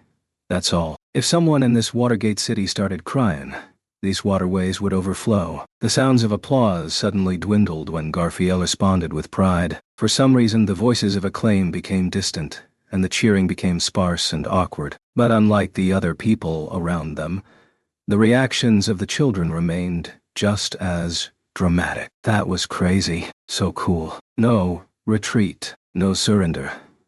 Oh, that's a good one. Just like the Holy Lady's fist splits the ground asunder. Mister, what's your name? What should we call you? As Garfield puffed out his chest, one of the children posed that question. Instantly, Garfield bared his sharp fangs, revealing a ferocious smile. I'm no one important enough to be giving out my name. If you gotta call me something, then me. I'm a tiger. Yeah, a golden tiger. So people call me Gorgeous Tiger. Gorgeous. Tiger. When Garfield struck a pose, stretching both arms up at an angle toward the heavens, the children got even more worked up, and they all imitated Garfield. Garf. That's amazing. Super cool. It was then that Mimi, running around rude about the waterway, met up with Garfield and the children. At last, her eyes glimmered like the rest of the group as she joined in, making the same mysterious pose. Gorgeous, gorgeous, gorgeous, tiger. With all applause and cheering long gone, the boat owner was the only other person still on the waterway, his cheek twitching as he observed in silence. After quickly taking a shine to the children, Garfield ended up buying them food at a nearby stall. Then he stood talon triumphant as he strutted around the city. And then I said this, I've seen through your evil deeds, third-raters. Your wickedness and wicked faces ain't getting by my general and my bro. Wow, that's so cool. Wow.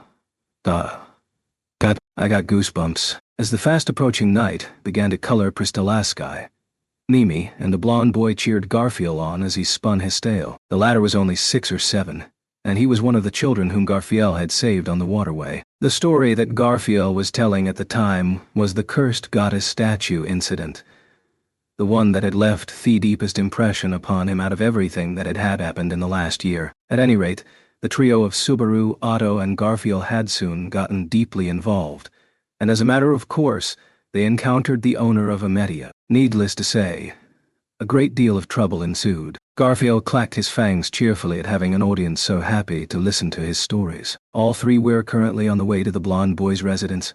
They were escorting him home. After taking the children to a food stall, Garfield had a responsibility as the eldest person present to safely return them home. He'd already delivered the other 4 safe and sound. This child was the last. Gotta say, for little runts, you kids sure went a long way from home.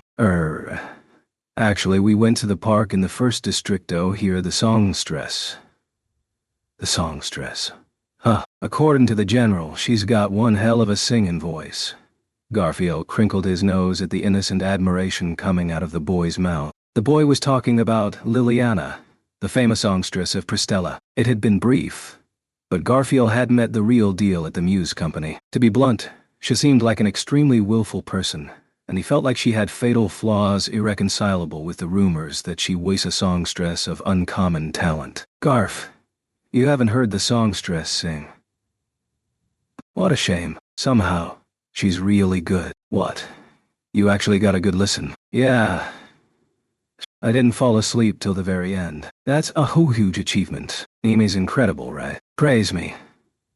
When Mimi presented her head, Garfield gave her a perfunctory pat. Mimi went, yeah, anyway, racing forward with great delight as Garfield turned toward the boy. So did you get to meet this songstress you admire? Nah. Seems we were a little too late. I wonder if Miss Sister will be upset. Sister? Dot. Why would she be upset? Because I left without telling anyone. From the boy's sullen face it appeared that the plan was to keep his promise with his friends a secret from his family. But because he would be returning home later than expected, he couldn't help but be afraid of how his family would react, particularly this older sister of his. Garfield understood that feeling painfully well. Older sisters were powerful creatures. He might even go as far as to say they were formidable walls that little brothers could never surpass. That's how it was for him when he finally reunited with his own sister even after spending 10 years showing his body. One look at the young boy they were escorting home, and it was obvious that even contests of strength were hopeless. There was a despairing differencing power between older sisters and their younger brothers. Got it. Just leave it to me. Though worried, the boy blinked hard when Garfield assuringly patted his own chest. I know how scary big sisters can be, you see. Me, I got a big sis too, and the woman I love has a younger sister too. Kid, if your sister is upset, I'll listen to her lecture with you. Just Tiger.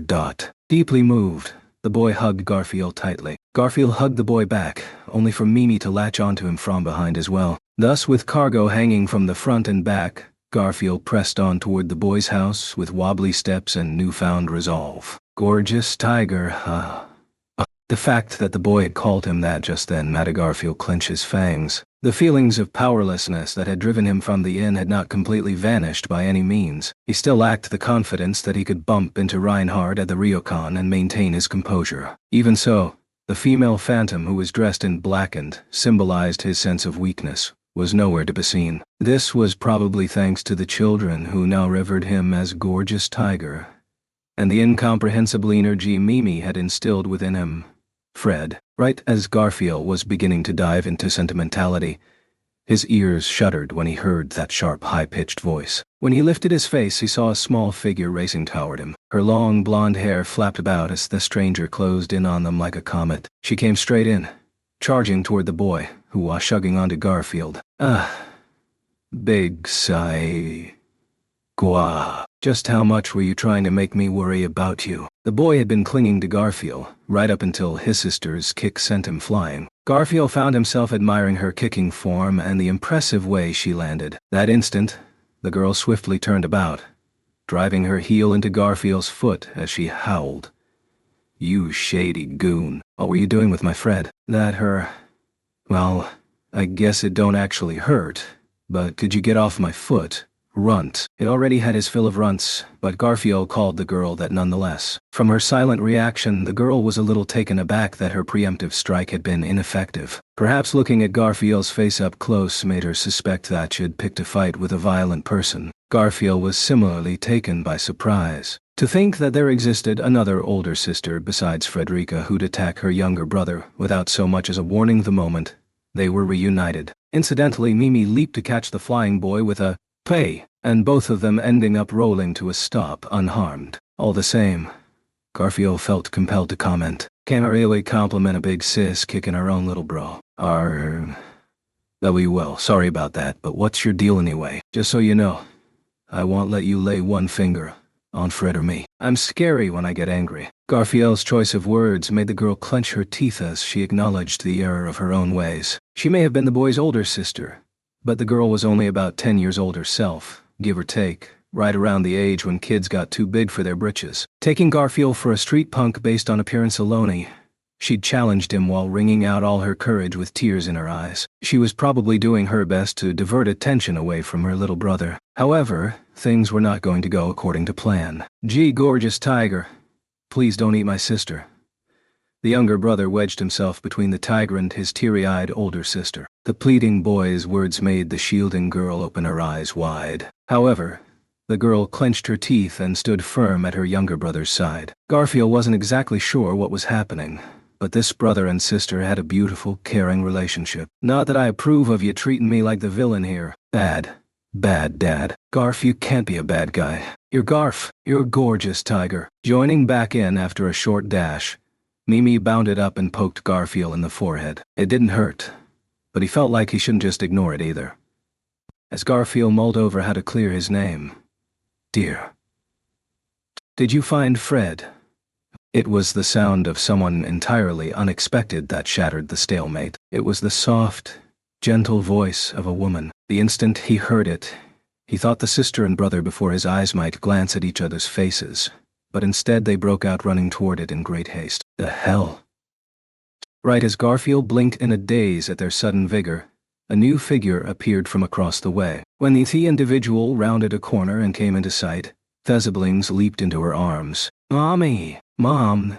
There's a scary stranger." That gorgeous something or other was holding Fred, and catching the two as they tearfully clung to her, was a casually dressed woman with long blonde hair. Going by what the siblings said, this was their mother, but Garfield dearly hoped the mother didn't go by their words and assume he was someone suspicious. It would probably become incredibly complicated if she took her daughter at her word. Either way, having an adult capable of rationale conversation come out was a huge help. Garfield stepped forward, wanting to explain the situation before someone called the city guards. "Huh?"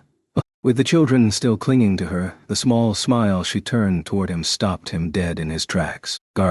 Garfield's jerky movement made Mimi look at him with a mystified face. However, Garfield could not respond to Mimi's call. He was too preoccupied. His heart and eyes were filled with bewilderment. He's a storm of emotions, and his thoughts had fallen into utter chaos. Of course, that was what happened. It was only natural. It seems that you were looking after my children. If you like, could we speak more at our house? It's very close by." Gently, the woman spoke with a tone that harbored no misgivings whatsoever. When the unguarded woman closed the distance, Garfield widened his eyes at the sight of her. His sharp fangs refused to line up. The woman tilted her head curiously at the clattering sound of his teeth. That expression, that demeanor, that voice, they shook Garfield to the very core of his being. After all, standing there was Mom. That raspy voice was all that he managed to spill out from his throat for a reunion that should never have happened. "I am so sorry. I didn't think we would have guests, so it didn't have a chance to tidy up very much." Don't worry about that. It's all right. Compared with Mimi's room, it's way cleaner." My, you are a girl, so that simply will not do. You must keep your own room clean." The woman gently stroked Mimi's head as the latter sat in the sofa, waving her feet around. Mimi purred happily and seemed to immediately relax. Garfield kept his mouth shut tight as he gazed at the pair. The woman had long, luscious blonde hair, fair skin, and a delicate physique. Her face was gentle, and there was softness in her jade eyes, which, up close, greatly resembled those of Garfield's older sister. From her youthful appearance she looked like she was in her 20s, but her actual age had to be in the latter half of her 30s. After all, 15 years had already passed since then. In spite of that, her appearance had changed little since he last saw her, a fact that tore at Garfield's heart with frightful intensity. "Mr. Gorgeous Tiger. Duh. Are you not fond of tea? I'm sorry. I went and prepared some without asking what you prefer." As Garfield held his silence, the woman, a woman claiming the name of Liara Thompson, lowered her eyes with a troubled expression. Garfield replied with, "Nah, that's not it," as he hastily raised his cup. "It ain't anything like that. I was just a little surprised at how big this place is. So that was it. True. Our home is quite large. It is very much a chore to clean it every day and takes a fair bite off time. But it's strange, really. Why is? I always ask guests what leaves they prefer, but this time, I just went ahead and picked this." "How odd. Liara's smile seemed to say as she pressed a hand to her cheek. Garfield brought the cup to his lips without a word. The taste and the temperature were exactly to his liking. Deeply disturbed by this, Garfield searched for any disparities between Liara before him and the woman from his memories. Liara's attire and behavior suited someone living in a stately mansion. The woman in Garfield's memories was a simple person who wore simple clothes and gave off the impression of naivete, knowing little of the world around her. This was one area in which they differed immensely, and yet everything about her presence, that smiling face, that gentle voice, the tiniest of gestures, lulled Garfield astray. She had to be someone else. He was sure this was a different person. Liara treated Garfield like she would with any acquaintance of her children. Furthermore, his mother wasn't such a skilled actress that she could pull this off. In his own mind, Garfield desperately came to the conclusion that Liara Thompson was someone other than his mother, Leisha Tinzel. This woman only looked identical. Garfield was still nursing when he last saw his mother. The reason his memories of his mother were so vivid despite that was, regardless of how he felt about it, because the sanctuary's trial had shown him the past in normally unknowable detail. Thanks to that, Garfield remembered his mother's voice and love. And that was how Garfield learned of his mother's unfortunate death, which occurred right after she had separated from her own children. Therefore, a reunion with his mother was a wish Garfield would never see granted. This was just a different person who greatly resembled her. But if she was a different person, then why was her scent so familiar? Mimi, the fur around your ears looks very fluffy. I wonder, may I touch it? Of course. When Mimi offered her head, Liara happily patted it, savoring the comforting sensation of her fur. Her innocent, doe-like smile, the way she didn't know how to doubt others, and the unguarded way she'd invite a suspicious-looking man and a kitty girl into her own home were really quite something. Everything about her behavior made Garfield suspect that this Liara really might be his mother. Leisha, the mother of Garfield and Frederica, was an unlucky woman. When her family was suffering under a crushing debt, she'd been sold to an illegal slave trader at a young age. After this slave trader was raided by demi-human bandits, she became the slave of beast people instead. Several years later, the bandits readily abandoned Leisha when she became pregnant with Frederica. Afterward, following one twist after another, she gave birth to Frederica while she was the captive of a different group of bandits. Garfield had heard from his older sister, Frederica, that their first memories were of her time with the bandits. His sister had not spoken of what happened during that time, but judging from how they up and disappeared the instant Leisha became pregnant with Garfield, it could not have been a wholesome environment at all. Spending her time with one misfortune rolling in after another, Leisha, with a young daughter in tow and a swelling belly, finally entered the care of Roswell in the peaceful end of the sanctuary. Your mother, Leisha, was it? I had few opportunities to exchange words with her, you see. She was quite a mysterious woman. Or rather, should I describe her as incomprehensible, perhaps? She is a woman who seemed to keep happiness very close to her. I believe she motivated herself by living for tomorrow since she was very young. Ah, yes, I must have been jealous. This is probably why Those were the uncharacteristic words that Roswell used to describe Garfield's mother. It was the first night that Otto had convinced Garfield to try alcohol. That same night, Garfield had gone to visit Roswell in a drunken stupor. As Garfield snapped at him with even more venom than usual, Roswell abruptly spoke about his impressions of the young boy's mother. Garfield thought he'd die from his hangover the next morning, but he hadn't lost the memories of the night before. Therefore, his recollection of Roswell speaking about his mother was still fresh. Garfield was more than a little grateful to the alcohol for leaving him with that much. At any rate, looking at the big picture, his mother was apparently an airhead whose brain had probably been permanently set to feel happiness. Had that not been the case, why would she have ever left a place of such peace in search of Garfield's father, of whom Garfield had nothing but painful memories? In the end, she'd ended up dying almost immediately after setting off. What in the world had she been thinking? Even after all that time later, he'd still never found the answer to where his mother's happiness had come from. Mom, I'm getting hungry. It was then that the siblings returned hand in hand from their room after getting a new change of clothes. The older sister looked over the heads of their guests to call out to her mother and promptly hurried over to her side, sternly glaring at Garfield with her jade eyes all the while. Hey Mom, It's supper time already, so shouldn't August head on home? Oh, how can you say that? Mr. Gorgeous and Ms. Mimi helped Fred out. After all, he was apparently in danger of drowning while playing on a boat.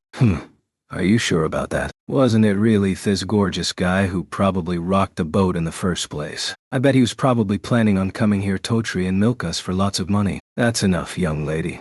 But now that you mention it, he did save Fred. We should show him our thanks, so maybe offering some money would be the most proper. Mom thought. Apparently, the girl felt like she had to do everything she could to protect her family. Unfortunately, her fervent efforts weren't quite clicking with her mother. Garfield couldn't help but feel that she was flailing in the air. But the heartwarming exchange between parent and child bitterly pained Garfield, like he was walking barefoot over a path of thorns. It was so agonizing that he could barely stand staying there any longer. Seems like we ain't all that welcome. So maybe we should head on out. Let's hang out just a little bit more. No way. This is like sculpting the Cochrane, damn it. Mimi protested when Garfield attempted to leave, but Garfield wouldn't brook any objections as he tried to forcibly drag the girl out with him. Liara made a sad face at Garfield's assertion, whereas her daughter took the opportunity to stick her tongue out at him as she watched him go. As for the little brother, don't go, gorgeous tiger. Grabbing onto Garfield's sleeve, he tried to bar Garfield's path. Instantly, Garfield hesitated to shake off those tiny fingers. He wasn't sure why he paused, but, sorry kid, I got people waiting for me. They'll be worried if I'm late. That's why I'm going, okay? Still unable to figure out why he froze for a moment, Garfield put a hand on the boy's head as he explained. He'd been welcomed in, yet here he was, making his escape. If this was how it was going to be, he should never have accepted the invitation to begin with. Regret. The only thing left throbbing deep in his chest was regret. Fred, I know you're sad, but you have to let go of Mr. Gorgeous clothing. Heeding Garfield's words, Liara gently removed her son's fingers. Garfield was relieved to have his sleeve free again. We must not cause our guests distress by forcing them to stay. As the saying goes, for guests, hospitality, and a sowry. And then Liara's next words cut deep into Garfield's defenseless soul. He had let his guard down after that initial wave of relief, only for that single phrase to shear through them, dredging up his memories. His sense of defeat toward Reinhardt, his sense of powerlessness at having betrayed his own dream, his shock the instant he first set eyes upon Liara. Compared with that phrase, those were almost inconsequential. It was enough that he almost thought that his body was being torn asunder. Garf, let's go. It was then that Mimi, who had been so reluctant to leave, gently pulled on Garfield's arm. When she proceeded toward the door, Garfield silently followed along. Right as the two of them were headed to the entrance, I'm home. Oh, we have guests. The door ahead of them opened, and a gentlemanly man sporting a full beard raised his eyebrows at the unexpected sight. He wore finely tailored clothes and had a lively air about him. His face looked like that of a capable man who wascom inside the home. His position was clear even before the children reacted to his return. I don't believe we've met. Who might you be? Dad, this is gorgeous, Tiger. A shady person. The starkly contrasting descriptions delivered by his son and daughter left the man, their father, rather confused. In search of rescue, he shifted his gaze to Liara, who was standing beside the children. The man's warm gaze caused Liara to loosen her cheek slightly. That was unmistakably love on her face. Garfield had hit his limit. We're nobody. Nothing to worry about. Time for us to be heading out. Garfield swiftly said his goodbyes, continuing to hold Mimi's hand as he left the room with her in tow. Pushing past the man, who hastily gave way, Garfield raced out, fleeing the house. Gorgeous Tiger. From behind, the boy called out to Garfield in a sad voice. However, Garfield had nothing left in him to muster a reply. No, he just wasn't worthy. When he glanced over, he saw a black phantom encroaching on the edges of his vision. Smiling at him mockingly was a woman who was surely dead. Gorgeous Tiger. Where was the golden tiger in him now? A tiger was strong. A tiger was mighty. Nothing ever shook a tiger. What part of him was a tiger just then? Would a real tiger be broken up over something like this? Garf, stop already. Just as his thoughts were clouded in a crimson haze, One voice brought him back to his senses. When he turned, Garfield realized that he'd been half-dragging Mimi along. She had pleaded in pain. Looking closer, he could see that the girl's slender wrist had gone blue from the grip of his hand. Sorry. I didn't mean to. Garf, are you alright? You've been really weird since earlier. Does your tummy hurt? When Garfield tried to apologize in a shaky voice, Mim peered at him with concern. This was not a look of resentment over her wrist injury, but one of pure consideration alone. This pushed Garfield's already sinking heart to even lower depths. An awkward silence fell over the two as a damp nighttime breeze blew over them. The sun had already set, and the city streets under the night sky were dotted by magic lamps. As the light of the magic fixtures reflected that of the setting sun, the waterway took on a tranquil, mysterious beauty. But Garfield had no room left in his heart to enjoy the sight. Pardon me, both of you. It was then that the voice of an out-of-breath man drew near the pair that was standing on the street at night. When they looked over, they saw the man from earlier illuminated under the magic lamps. With his coat stripped off, he had finally reached the pair, his breath ragged as he rested his hands on his knees. Ha. I managed to catch up with you. This really will not do. I had plenty of physical energy back in the day, but I've wasted away since I started doing nothing but desk work. What is it? You got business with us or something? There was a barb in his voice when Garfield addressed Theman, who'd caught up with them. It wasn't to the extent of Liara and the siblings, but there was no mistaking that he too was poisoned so far as Garfield was concerned. Garfield didn't intend to converse for long. He wanted to get out of there as fast as he possibly could. Seeing Garfield's attitude, the man seemed to pick up that was not being welcomed with open arms. I heard the story from my wife. You two saved my son, didn't you? And yet I let you leave without speaking a single word of thanks. The height of impropriety. Ain't no big deal. Exaggerating stuff like that just ends up being a pain in the butt for me. Everything about my children is very important to me. Please allow me to thank you. I am Gallic Thompson, one of the officials in charge of running this city. If there is anything I can do for you, there really ain't anything. When Garfield tried to rebuff the tenacious man, Gallic, his words got stuck in his throat. Suddenly he had a thought. He, Liara's husband, might know who she really was. There's just one thing I want to ask you. Yes. By all means. If it is something my position allows me to answer, I shall. Gallic nodded toward Garfield with an amicable smile. It was the same for Liara and for his son, Fred. Gallic included.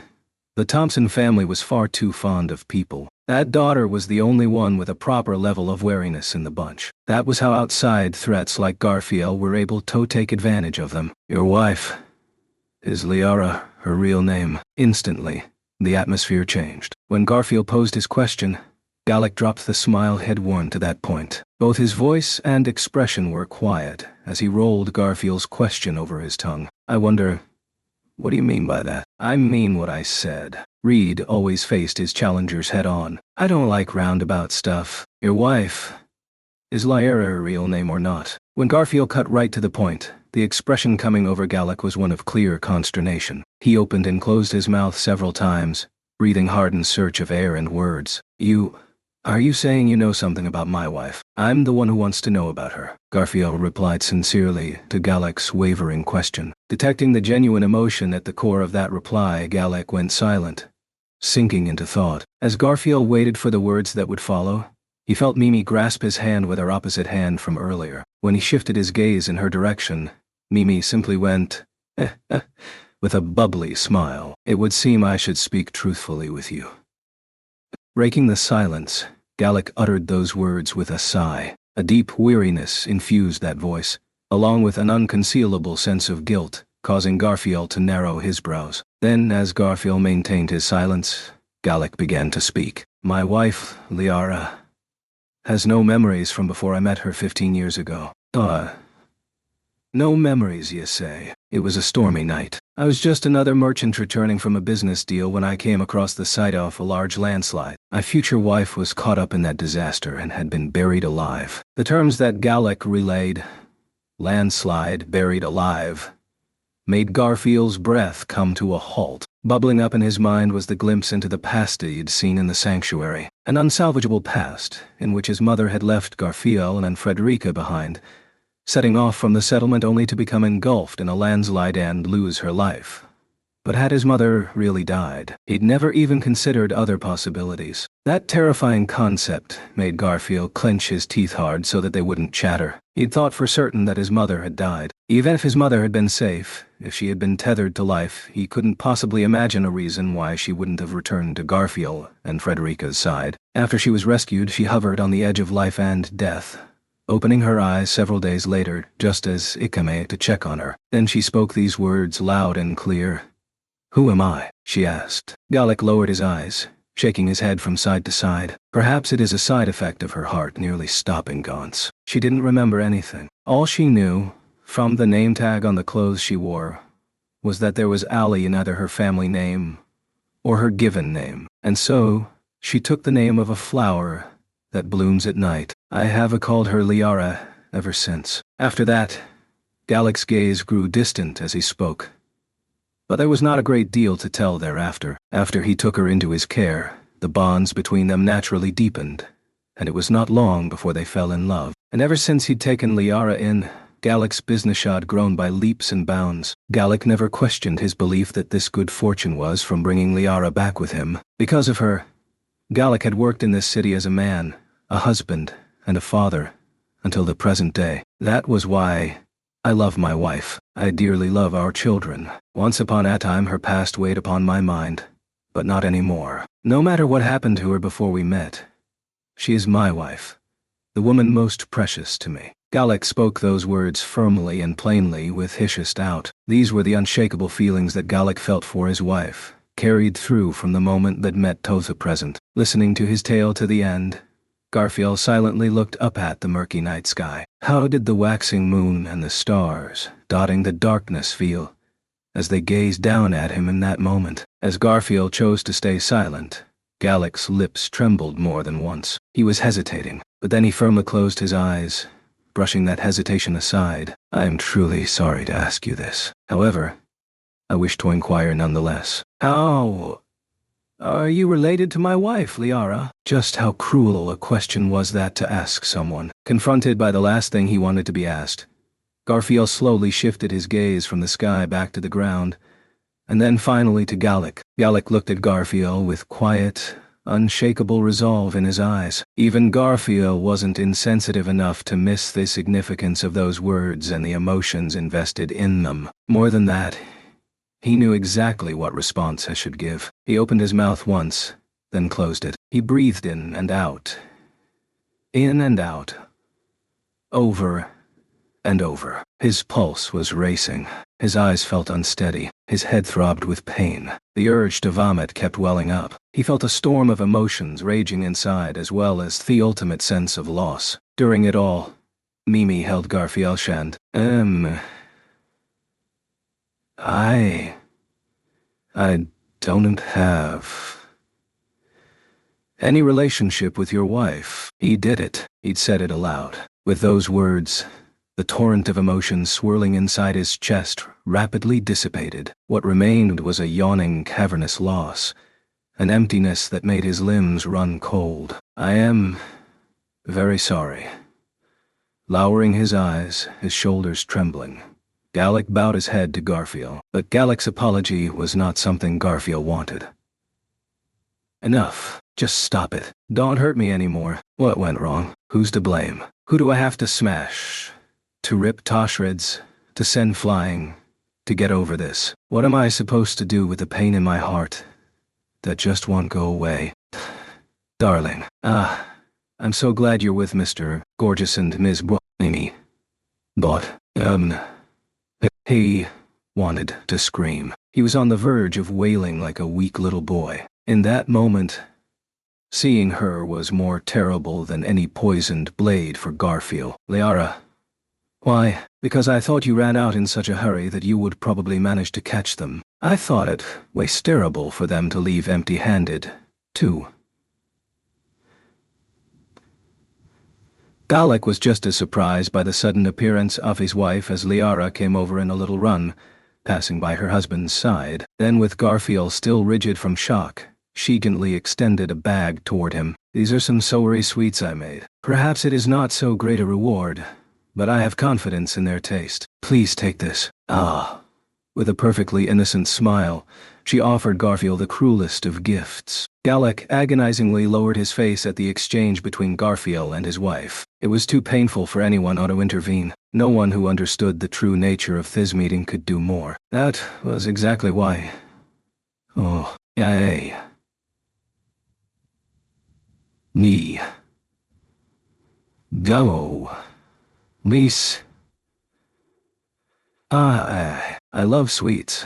I'm gonna brag to the lady. Grabbing the bag from Liara's hand, Mimi bore an outgoing, smiling demeanor that was completely out of touch. It was so at odds with the atmosphere from a few moments ago that it took a short while for Gallic to accept what was happening. But only Liara, unaware of the circumstances, greeted Mimi's honest delight with a beaming smile. I am so glad to hear you say that. Please give my best regards to this lady of yours. Yep, understood. Super understood. Taking the sweets in her still pallid hand, Mimi smiled as she gave a playful salute. Stuffing the bag in the satchel she carried over one shoulder, she used her long tail to thwap Garfield on the back. Time to go for real. Gorgeous Tiger and gorgeous Mimi will be leaving now. Yes, do be careful. Mr. Gorgeous.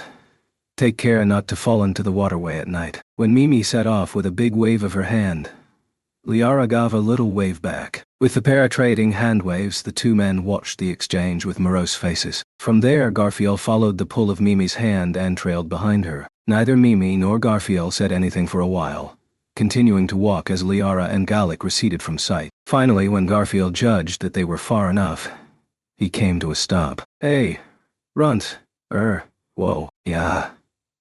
The next instant, Mimi jumped, stretching Garfield's arm, kicking off from the ground in a flash. The pair leaped onto the roof of a nearby building. After going up 3 stories in one bound, Mimi stretched her back. Amazing. It feels so good. Don't give me that. What gives all of a sudden? Mimi was enjoying the bracing wind as he drew close. But when she stared back at him with her round eyes, Garfield was at a loss for words. He was oddly uncomfortable seeing how he looked reflected in her eyes. With Garfield pressed into silence, Mimi abruptly tilted her head. Garf, you look like you're gonna cry. Huh. What the hell are you saying? No way I'm gonna do that. I know you're strong, Garf. But that doesn't mean you have to act tough. Liara is Garf's mom, right? But when Mimi stepped into the crux of the matter, Garfield drew in his breath, utterly unprepared. Why do you think that Garf's and Liara's scents are really alike, and the scents of Liara's kids are a little like Garf's scent too. So I figured just maybe. She didn't learn of Garfield's family from the course of the conversation. Mimi had accurately arrived at the truth based on a feral sense of smell and base instinct. Words could be fabricated or suppressed, but Garfield had no rebuttal for something based on a part of you that never changed. What the hell? Garfield sluggishly sank down then and there, leaning his listless head backward. Overhead, the stars and moon in the sky stared back down at him, their glimmering gunged from before. So am I right? Is Liara Garf's mom? I know. Is that person really my mom? He didn't know. Truly, that was how Garfield felt from the bottom of his heart. But just as Gallic had told him, and as demonstrated by Liara's own behavior, she had completely forgotten her own past as Lisha. Having forgotten everything, she'd given birth to children as Liara, living together with them as a happy family. Now that I think of it, doesn't that make those two my little brother and sister? Hadn't totally wrapped his head around it yet. But if they were siblings by a different father, then his relationship to them was exactly the same as what he had with Frederica. In other words, that boy and girl were his adorable younger siblings. Always the youngest child, Garfield finally had the younger siblings he'd always wished for. Setting aside that no one wanted such a relationship. Me telling her who I am ain't gonna help at all. Liara had parted with her past life as Lisha. Even if Garfield revealed everything he knew, it would not change the fact that she had spent 15 years as Liara, or that Lisha had lost those 15 years. It would only hoist the burden of 15 years' worth of guilt onto Liara and elicit a sense of loss over the time that Lisha would never get back. Gallic would have to watch his wife struggle, and her children would no doubt be unable to understand their merged suffering when they knew nothing of the circumstances. All that just for Garfield's self-satisfaction. Even if Liara was recognized as Lisha then and there, the only one who would derive any closure from that was Garfield. There was no way that Frederica or Ryuzu could have known Lisha had survived like this. If Garfield did not tell them, then they surely would never know. Unless Garfield spoke of it, there was no way for Liara's family to find out about the past either. Their time as a happy family would remain protected and unchanged, peaceful as ever. If Garfield could keep it all bottled up in his chest and just abandon his true desires, that would settle everything once and for all. And yet, why am I? The resolve to cast them aside, the decision to forget, the courage to lock them away. Why is this so hard? Tiger, where have you gone? Show me the right path, the right way to be. Show me the strength to bear anything, to carry anything, and to stand up even so. Oh, Tiger, please tell me, because a real tiger wouldn't lose to anyone. Squatting down, biting back what was welling up inside, he felt an intense yearning clawing at his heart. Just when Garfield wanted to cast everything aside, it was then that he noticed. Good boy. Duh. Someone was hugging his head against their tiny chest and stroking his hair. As Garfield sat there, Mimi embraced him from behind. Placing her chin against his crown, she gently stroked Garfield's head with her little palm. It almost felt like theft sensation was lessening the pain of the raging thoughts crawling around inside his skull. The hell do you think you're doing? I figured Garf wanted to cry. See? But you know, Mimi heard that men don't cry unless you make a place for them to do it, and that sounds like such a pain. That's definitely what the lady told me. It was something that resembled an answer, but it wasn't quite all there. Trying to keep his heart and his voice from trembling, Garfield had chosen those sparse, halting words with great care. Still embracing Garfield, Mimi smiled teasingly at him. So I bet you were thinking, I'm not sure where I am anymore, but it's probably in a woman's arms. That's why you figured, right? Yeah. A man can cry in the arms of the woman he loves. Who'd fall in love with a little kid like you? The first person who came to Garfield's mind didn't behave like Mimi at all, acting cold and dismissive whenever he wanted kindness. And then she suddenly treated him nicely when he least expected it, only to punch him twice as hard later. What a dangerous woman. The girl before his eyes didn't have those things in common with her whatsoever, and yet Mimi continued smiling. But it's all right. Even if Garf hasn't fallen for Mimi, Mimi's already fallen for him. And now, you're in Mimi's arms. The arms of the girl who loves Garf. So it's all right to cry. Her opinion was just too stupid. What is this? Some kind of wordplay. A kid making things up as she goes along. This is a convenient excuse. Nothing more. It's nothing. So stop messing with me. Tiger, Tiger, where have you gone? Come back inside this chest right now. Let out a ferocious roar. Smack this shrinking back of mine. Drag me back to my feet. And do something about these unbearable feelings. If you don't, I won't make it this time. Mom, stop. Stop. Please stop. I don't want to cry. I don't want to be weak. I don't want to talk in a tearful voice like this. I'm a tiger. A tiger. I'm the strongest. The mightiest. A stronger, harder shield than anyone else. That's... Mom. Mom. Mom. Good boy, Dot. Why? Why did you forget me? After all this. Mitingyo, after all this time. You won't even say my name. You won't forgive me. It's all right. Garf, you're a very good boy. Moom. Moom. Moom. Tiger. Tiger. Where have you gone? What do I look like right now? Stars. Moon. Sky. Won't you tell me? What do I look like right now? If a tiger would never howl in pain, then what do I look like right now? All dry. Adap. Don't say that over and over. The next day, well into fire time, Garfield was wandering through the city alongside Mimi, with a guilty look on his face. Mimi cackled as she tugged at the part of her white robe over her chest that was still dirty from Garfield's tears, snot and drool, though it was completely dried now. That's filthy. Go wash it off at some watering hole somewhere. Isn't it fine? I'll change when we get back to the inn. I didn't return yesterday, so the lady's gotta be real mad. Hetero and TB will probably be crying. Sorry about that. Don't worry about it. Mimi told Garf he's a good boy, and let him cry himself dry.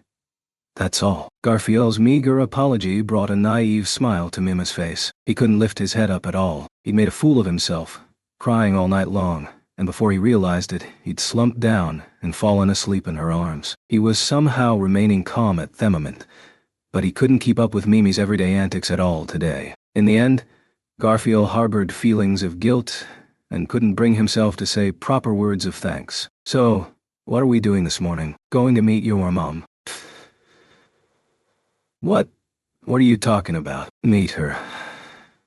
"Like hell I am." Garfield was deep in thought when that explosive suggestion made him open his eyes wide in shock. Mimi simply responded with an "oh really," as she tilted her head with an innocent look on her face. "But Liara is Garf's mum, right? Don't you have lots to talk about? You really didn't pay attention to anything that came up yesterday, did you?"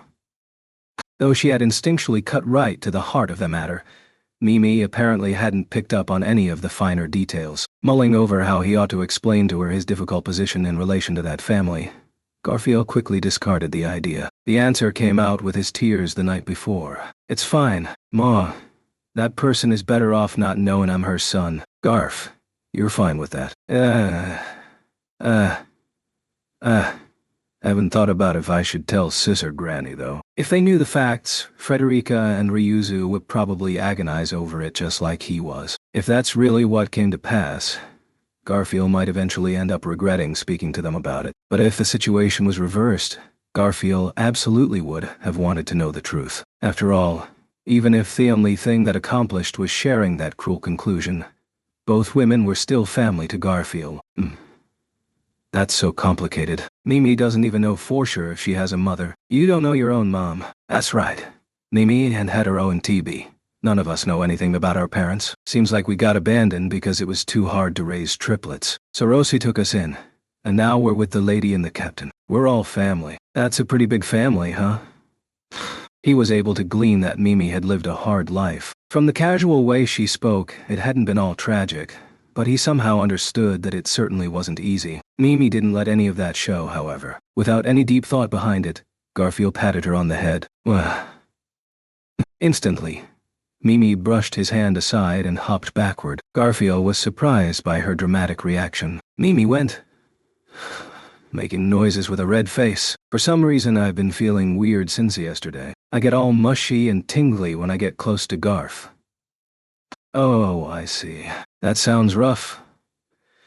Maybe we should walk a little farther apart then." "I don't wanna. So we should stand not too far, but not too close." Inching slightly closer, Mimi walked alongside him, just out of arm's reach. He felt that Mimi's face was a little red as she made a beaming smile from that position. "Ah, come to think of it, we have sowari. Let's eat some." Right." Seemingly trying to distract him from the redness on her cheeks, Mimi took the bag of sweets out of the satchel slung over her shoulder. For an instant, Garfield's chest throbbed in pain at the sight of the bag, but he accepted the sweet that Mimi offered to him, gazing at the treat in the palm of his hand. A sowari was a sweet-tasting baked pastry fashioned out of bread dough with cream and bean jam inside. It was a noontime snack that was tasty and filling. Given the time-off day, they were basically having big round sowari for breakfast. Sweet. Tasty. Yum yum. They're good.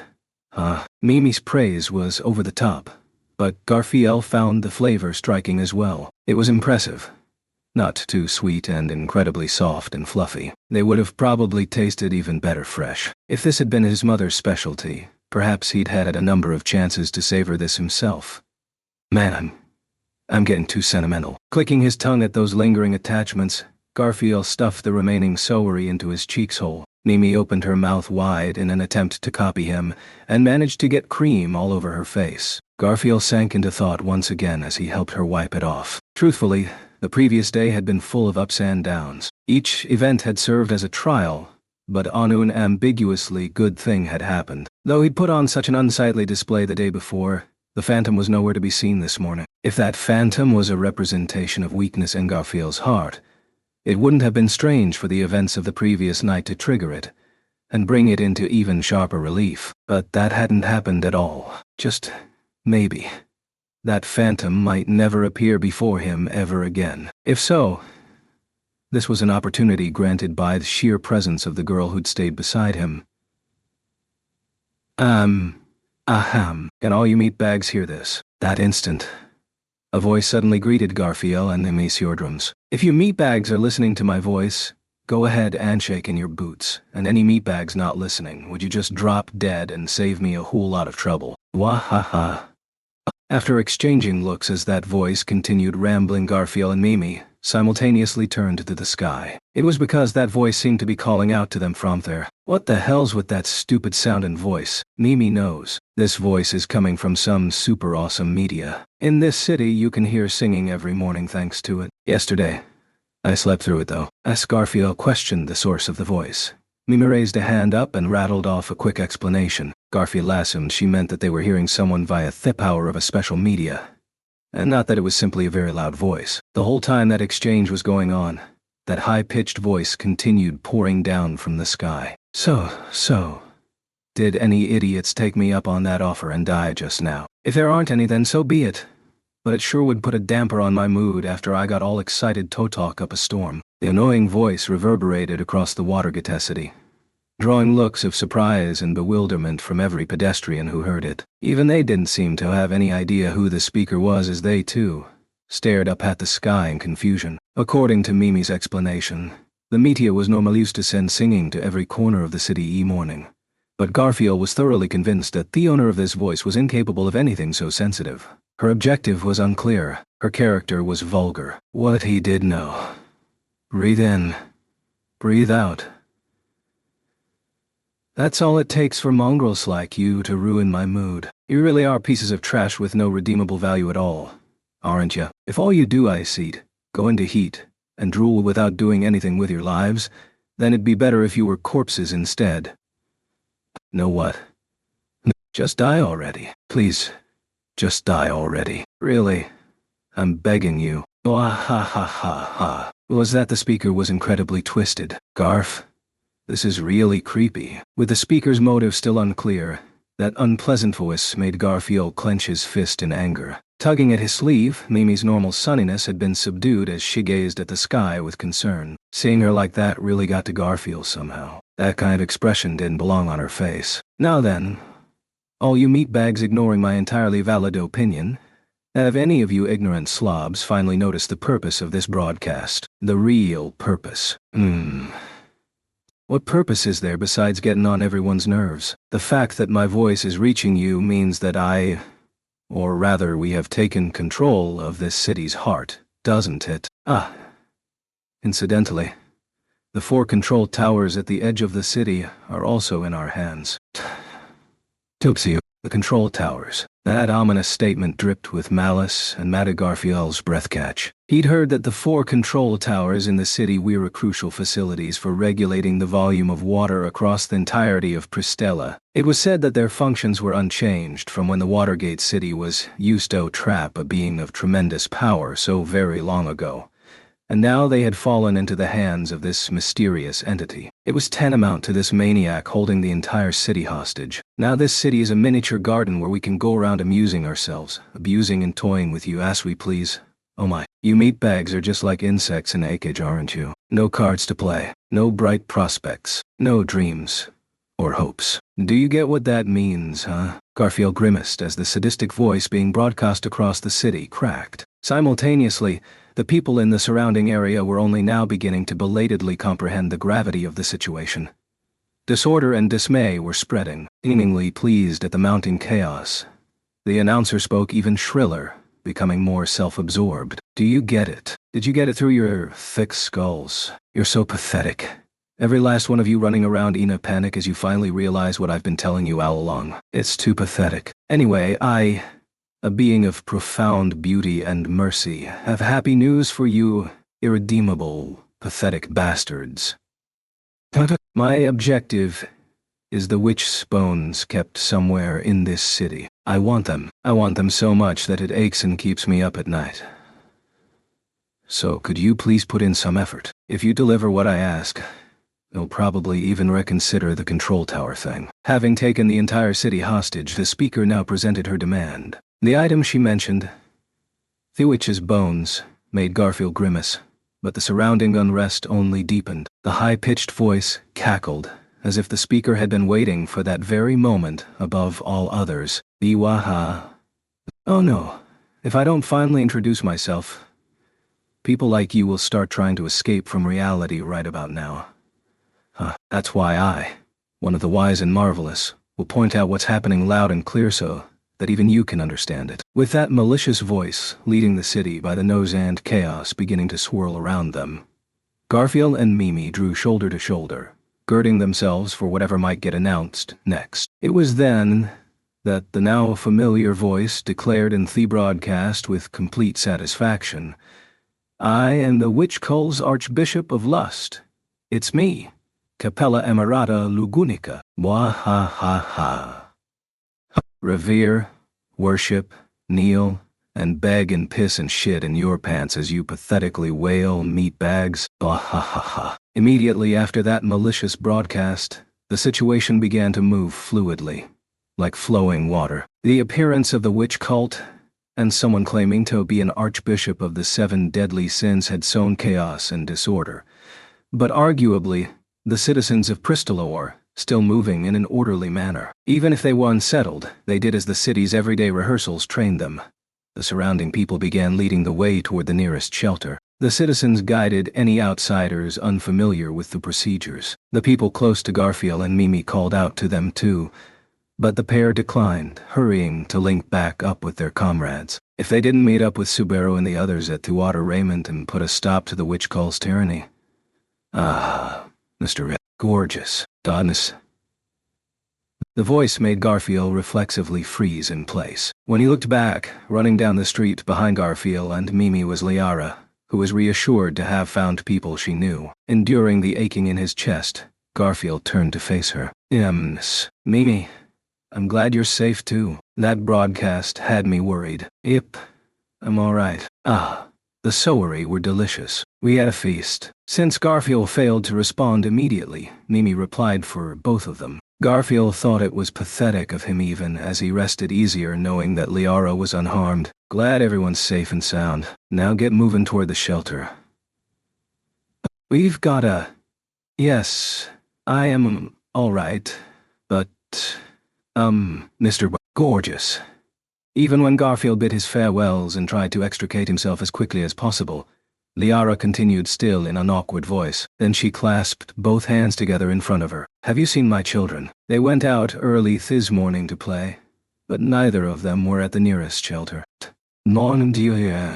Those kids, surprised by the unexpected development, Garfield plucked out one of his own short golden locks in frustration. Well, shit, of course you're worked up about that. Yes. Also, that broadcast. The media-required talk conducted is at City Hall, where my husband works. I'm worried about whether something happened to him. Voicing her concerns, Liara bit her lip as she looked in the direction of the building. City Hall lay at the center of Pristella, which itself was divided into 4 districts: North, South, East, and West. It was the place that governed all core city functions. It was also the place that Lust had declared to be under her control. Just what kind of damage had the perpetrator of such a cruel, deranged broadcast inflicted on the people at City Hall? Deep in his chest, Garfield's heartbeat sounded like an alarm bell, and his thoughts were extremely limited. His unseen younger brother and sister, Galek left behind in a danger zone, Liara running around at that very moment out of concern for her family. Where Danger Tothis Group was concerned, Garfield couldn't just calmly sit back and watch. General, Lady Amelia, Subaru, Emilia, Beatrice and Otto all appeared in the back of Garfield's mind. It was none other than them whom Garfield had come to the Watergate City to protect. What good was he if he wasn't at their side then and there? He didn't offer much beyond his fighting ability, but simultaneously, his heart could not turn from his newly found younger siblings, Galek, and the sight of his mother standing before his very eyes. It was time to choose. A decision pressed upon Garfield that would determine which path his fate would take. I'm sorry for troubling you like this. Please forget everything I told you, Mr. Gorgeous. I am being exceptionally unfair to you right now. It's quite all right. Those children hear the city broadcasts every day too, and since long ago nothing ever slips by that man. Liara put on a brave smile to appease the hesitant Garfield, but her hands, which were apparently folded in prayer, trembled. Her face had gone pale, seeming drained of blood. It was a desperate performance. She was trying not to saddle Garfield and Mimi with duties they were not obligated to take on, just like she'd tried to do when she left him and his older sister in the sanctuary to search for his father in the outside world. His heart had swayed between the two choices, but that throbbing memory made him come to a swift conclusion. "I'll find your children and your husband, Mr. Gorgeous." Liara opened her eyes wide with surprise at his unexpected reply. Nodding firmly in Liara's direction, Garfield looked down at Mimi's hand as it gripped his own. During the time he was thinking and the time he was deciding, she'd simply waited in silence for Garfield to choose. She had little brothers and other people she wanted to protect too. He couldn't force her to go with his whims any longer. "From this point on, it's just me being selfish. You go back and... oh, dubba." As if, in the middle of saying his goodbye, Mimi dug her heel into Garfield's foot. Her body was light, but that kick was angled to provide maximum penetrating force. Garfield groaned from the pain as Mimi puffed out her chest. Mimi's offended that Garf thinks she'll run away after he said something so cool. Mimi's coming too. Totally coming. Why? Nah. I get it. Sorry. This is where you say thanks. Yeah. Thanks. You are very welcome. Yay. When a silly smile came over Mimi's face, Garfield smiled back, feeling like a great weight had been lifted. As Liara watched in astonishment, the pair turned to face her once more. "We'll find him. You go stay at the nearest shelter. Aterto, stick with the others and wait for us to take care of this." But why are you going this far for me?" Indeed, why was he? Liara's shaking eyes pressed Garfield for the true reason behind his decision. This was not out of worry or doubt. She had a simple misgiving. This was an act of benevolence without any basis that she could think of. Garfield clacked his fangs at her words and flashed a fiendish smile. "Because I'm the golden tiger. I'm gorgeous. Tiger. And because Mimi is gorgeous Mimi." Shouting those words in excessively loud voices, they glanced down at Liara, who blinked in surprise as the pair leaped away as one. With his mother far below, Garfield turned to face the wind and make full use of his nose. "Garf, what'll we do?" "Track 'em by scent. I remember how they smell just fine." Alrighty. Settling on a plan while almost yelling to be heard, Garfield and Mimi practically flew as they raced through Watergate City. Mimi was sticking with him in his moment of recklessness as he put off his duties and prioritized his personal matters, even as various factors tried to convince him to reject that choice. Wrestling with them all, Garfield touched the scar on his forehead. He decided he would think it through later and simply followed his heart. In the end, this was just faster. There was no reason to pick and choose when he could take everything.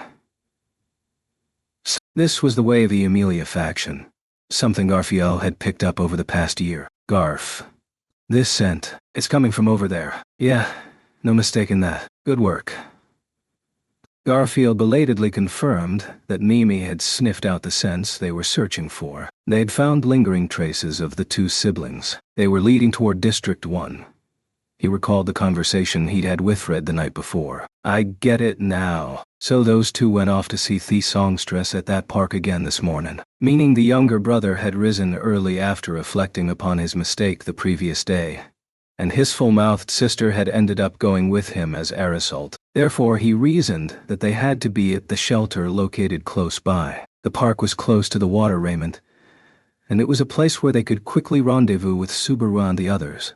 City Hall. A moment before kicking off the ground, Garfield had caught a glimpse of City Hall. There, at the center of the city, which had fallen to lust, was the final person he was searching for. Once more, it was time to choose. "Garf, what'll we do?" When Mimi asked, pressing him to decide, Garfield asked himself that very question. Just what kind of person should Garfield peg Gallic as? Should Garfield think of him as the hateful man who stole his mother away, or see him as the great benefactor who saved his mother's life? Unlike the siblings who were linked to him through his mother's blood, he and Garfield were not connected in any way. If he was basing his choices on blood connections, Garfield had no duty to rescue Gallic. But what would happen to Liara and the kids if they lost him? A blank space in a family could never be filled. Garfield knew that better than anyone. City Hall. That's where the Archbishop who did that damn broadcast earlier is holed up. Probably. Yeah. She shook the city all up, and between the general and your little bros, there's lots to worry ab. But Amator's heart is in its head. If we smash the cause of everything, we can settle this real fast. Turn. You mean we can save everybody? Amazing. That's amazing. Mimi leaped at Garfield as he explained the logics behind his decision, but her long tail immediately rose up, its tip pointing towards City Hall. But is that really all right? I'm getting a sort of bad feeling that's making my hair stand up. Can't underestimate intuition. My ears got tired from how many times the general told me that the archbishops off the 7 deadly sins are bad news. Still, the only person Garfield knew who was connected to witches was the witch who had a foul personality and was slumbering in the sanctuary's tomb. It was a fact that she was imbued with incredible power, but Garfield never, ever had felt like he'd lose to her in a contest of strength. Whatever the case, the Archbishop of the 7 deadly sins had to be taken down for the city to be freed. It'd be great if we could just shut her up. At the very least, I want to get a good look at the enemy's face. You mean recon? Okay, let's go do some recon. Though Mimi had seemed initially cautious about the dangers, she agreed with Garfield's plan in the end. Mimi readied the beloved staff that she carried on her back, and Garfield slipped his silvery shields onto both arms. After giving his gear a final check and confirming that the steel was wrapped around his thick arms, Garfield was ready for combat. Let's go. With that brief declaration, the two broke into a run toward City Hall. The Archbishop of the 7 deadly sins, Subaru'd beaten a year earlier, apparently had a considerable number of followers with him. The combat power of the disciples had been middling at best, but at any rate, there'd been a lot of them. And of course, they were good at blending into crowds. They'd have to deal with that on the fly and take back City Hall by force. Garfield had presented it as reconnaissance to Mimi for expediency's sake, but in his heart, he intended to overwhelm the enemy with speed and violence. At least, that was the plan until he picked up the exceptionally dense odor of blood seeping from City Hall. As the pair stopped, that thick stench of iron was wafting over from the street right in front of them. If they went straight ahead and turned the corner, City Hall would be right in front of their noses. There was no doubting from whence the scent hailed. Garf, don't. The instant Garfield tried to advance toward the scent of blood, Mimi grasped his loincloth. She shook her head in rejection, almost in tears as she repeated, "Don't." But he couldn't turn back. If he retreated, he wouldn't be able to fulfill Leisha's wish. "If you don't want to go, stay here. I'll rip Theshol's head off alone if I have to." Garf. Shaking off Mimi's grip, Garfield raced down the street. Rounding the corner, his vision opened up. City Hall was right before him, and when he laid eyes on the square thatched to the building, a tragedy awaited him. The scent of blood was so strong that it made him crinkle his nose, and a single glance was enough for him to recognize the traces of a gruesome slaughter. The square in front of City Hall, which was surrounded by waterways on 3 sides, was overflowing with so much blood that it was almost impossible to tell what color the paving stones used to be. A great many had already perished. Their corpses stumbled into pools of their own blood. Based on their equipment, these victims had been Pristalan guardsmen. They'd likely heard the broadcast and had valiantly come running in defense of their city. Then their lives were savagely torn asunder. The corpses numbered 30 or so, but even that grisly detail was not what attracted Garfield's attention most. Rather, it was the 2 figures standing side by side at the center of the square, surrounded by those corpses. The first was a huge man, large enough that Garfield had to look up to stare at him. He was gripping large swords in both hands, calmly gazing toward Garfield's way. The other was a figure with a slender feminine physique, and this one held a long, slim, single-edged blade, her stance exhibiting such beauty that it made Garfield tremble. Both were dressed in black outfits from head to foot. Garfield couldn't get a good look at their faces, but judging by the way you carry yourself like a warrior and that smell of blood coming off you 2 are the ones who did this right. Garfield clacked his fangs as he spoke to the 2 standing boldly in that bloody square. But neither opponent responded to his provocations. He felt the scar on his forehead throb. Garf. Those 2, they're really strong. With a pattering of footsteps, Mimi caught up with Garfield and stood alongside him. As he had expected, she too was floored by the gruesome state of the square other tiny form was taught with caution that exceeded her surprise. His earlier impression that their opponents had shown no reaction had been in error. The moment Garfield and Mimi stepped into the square, they were struck by a ghastly, malevolent atmosphere, and a cutting aura that seemed sharp as a blade itself. The pair waiting in the square were so dangerous and hostile that it was immediately obvious they were exceedingly difficult foes. Garfield felt so threatened that his throat suddenly went dry. It was as if the point of a sword was resting against his beating heart. Their enemies were clearly masters who had stepped beyond the realm of mere mortals, and unless he surpassed these sentinels, he could not fulfill his oath. Ha! This is getting interesting. Smiling, Garfield banged together the shields covering his arms before his chest in an attempt to rouse himself. Screech of metal on metal, and a shower of sparks illuminated the beast contained within his timid heart. But even as Garfield worked himself up, Mimi spread both arms wide and stood in front of him as she shouted, "Don't. Garf, dot. Not these two. They're too strong. Mimi and Garf can't take them alone. Stop. Dot. No. Duh. Can't know till we try it. Ain't no way I'm accepting absolutes as set in stone." The words that Mimi used in an attempt to stop Garfield stabbed at the cracks in Garfield's heart. Clicking his tongue at his sore insecurities, Garfield indicated the pair with his chin. "Besides, even if we tuck our tails and run, those two ain't gonna just let us walk out of here. Someone's gotta do this. Then, only once. We go clang, pull back, and run. Anything else is no good. Just Mimi and Garf aren't enough. It's hopeless without the captain and Julius." Seeing that Mimi still wanted to run, Garfield firmly dudgeon and refused. Mimi's pleas were the right call. Each of the two before them possessed superhuman might. Their danger level was equal to, if not greater than, that of the Bowel Hunter. Garfield largely agreed that facing them unprepared was suicidal, or at least he agreed in theory. But accepting it as fact was a different story. The two before his eyes were a wall, blocking his path with overwhelming power. They represented a wall that he had to challenge and overcome. Having lost to Reinhard without a fight, could he really bear to run from Hei's opponents twice over? He yearned to be the strongest. He had pride in himself. He was aware that he was the shield for his precious comrades. And in a different form than he had wished, he drew united with his mother and her new family. To his mother, the safety or peril of the man who had saved her was...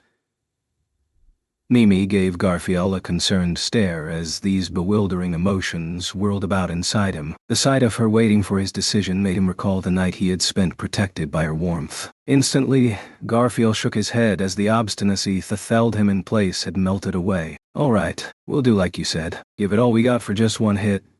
Then we pull out. We'll gather our crew and then come back to mount our real attack. That's fine, right?" Yeah?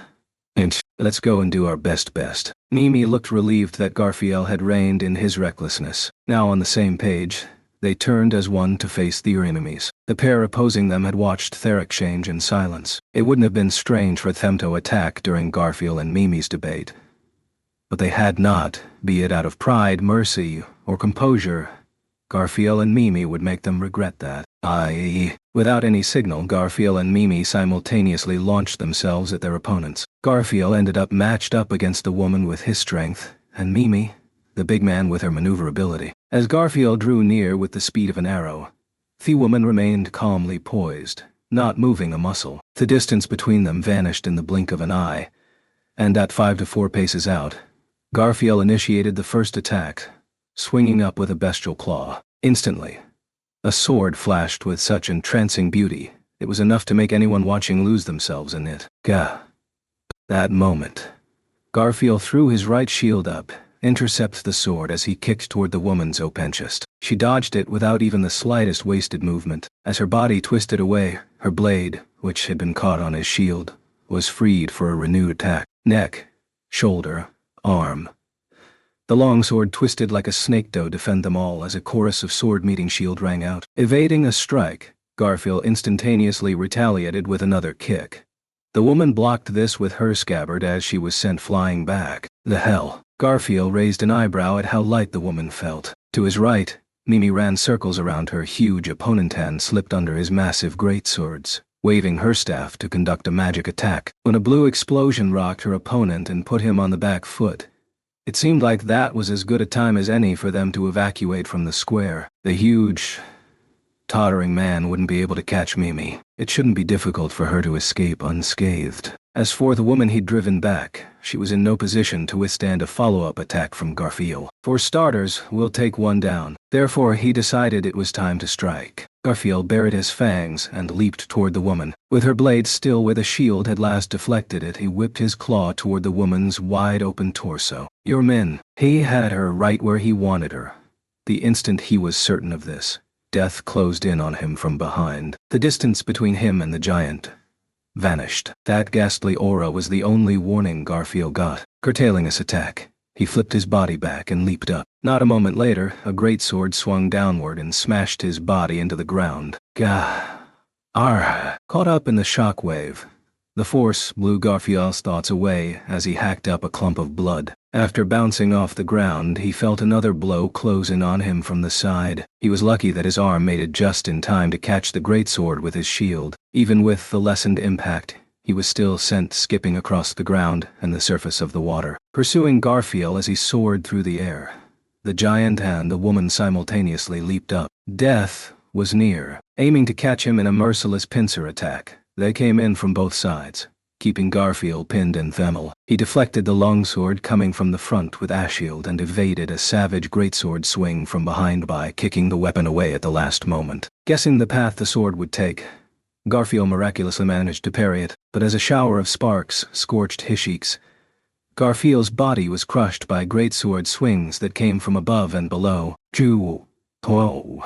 His hip bones and ribs strained, then snapped. The blunt trauma alone left his vision blurred as he was pushed to the brink of death. Even as groans of pain and globules of blood spilled from his mouth, he never stopped searching for a path that would lead him to survival. However, these two powerful foes would permit no such thing. Still speechless, his attackers turned their soundless lashes into heartless bloodlust as they continued to assail Garfield. The woman's swordsmanship was sharp, representing the epitome of how beautiful death could be. The weight off her individual blows could not compare with that of the giant, but the skilled footwork and technique with which she wielded her long blade meant that the slightest misstep on Field's part would inevitably result in a lethal blow slipping past his guard. The large man's fighting style was crude and violent, but the chaos and lack of polish served to optimize its destructiveness. He swung swords that a normal person would struggle to lift up even with two arms, while he wielded them with a single hand each, raging like an implacable storm of destruction incarnate.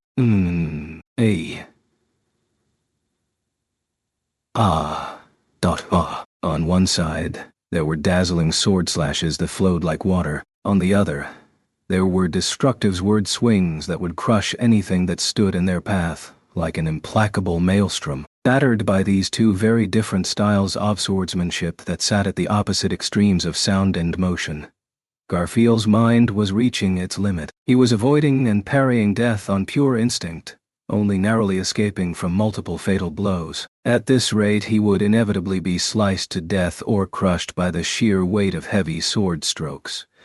"It is because you will kill me that you are my first love, Garfield Tinzel." The instant death entered his thoughts. That sweet, dark invitation to what lay beyond life echoed loudly within him. Instantly his head seethed as he abandoned those clouded musings. He roared, "Grah!" His explosive increase in aggression diminished the ferocity of the incoming attacks ever so slightly. The skeletal structure of Garfield's face audibly changed, and both of his muscular arms bulged in size as golden fur began covering all his exposed skin. Transforming only his upper body usually lowered his ability to reason, and replaced it with an animalic combativeness.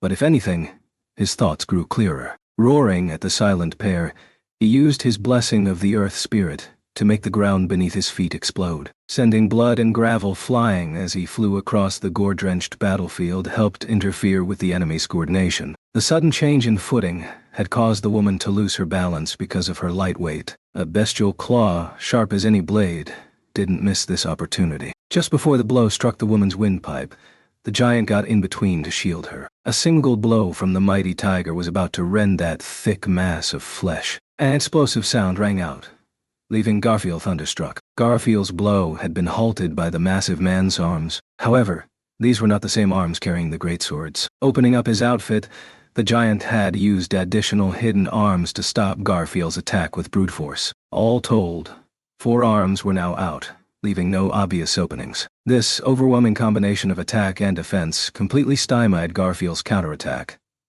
Instantly, the mighty tiger that should have been the epitome of aggression was brought to a standstill. In other words, in a battlefield where life and death were decided from moment to moment, his life was unguarded and exposed. Circling around from behind the towering man, female attacker closed in on Garfield from his blind spot, sword at the ready. Her attack almost seemed like a beautiful sword dance, and in his current state she could easily lop off Garfield's head like he was a scarecrow. Even as death approached from behind, Garfield had no moves to make. Sensing death coming from the front and the back, had caught a shadowy figure in the corner of his vision, flashing him a bloody smile as she laughed. Joyous! A powerful shout interrupted, summoning a blue magic wall that blocked a woman's sword. The wall made a sound like ice cracking as the blade slid across the barrier's surface and thrust harmlessly toward the ground. Mimi had returned to the field of battle, saving Garfield in the nick of time. "Garf, you said you'd run right away." Mimi clutched her staff. Her first words were a blunt criticism of Garfield's refusal to follow their plan. Hearing her voice coming from behind his back in his half-transformed state, Garfield realized what a fool he had been. Desperate for results, he'd courted death by misjudging how formidable his opponents were. If Mimi hadn't been there, Garfield would have undoubtedly met a grisly end. His life cut short without ever achieving his dream of becoming the strongest. Oh, hooah! Pushing aside the relief that he felt at being saved, Garfield howled and yanked his arm free from his grappling opponent. Kicking the giant in the chest, he didn't bother to see the results as he leaped clear to rejoin Mimi. Putting an arm around her slender waist, he poured strength into his legs. It was time to take Mimi in retreat. Following her initial suggestion, they'd gather their comrades and return in force. Right before he could jump, the woman pursued him in a low stance. Mimi turned her staff toward the approaching woman, deploying a triple-layered magical barrier surpassing what she'd summoned before, and using thick walls to bar the woman's path. Garfield was glad he had Mimi here with him. She'd saved him time and again. As that thought occurred to him, Garfield was already flexing his legs and... there was a soft, strained cry and a light impact. Heard something that sounded like ice breaking. This caught him by surprise, and he wondered what had happened as he finished leaping away. Paving stone shattered as the half-beast sailed into the sky, seemingly streaming a trail of fresh blood in his wake. Fresh blood.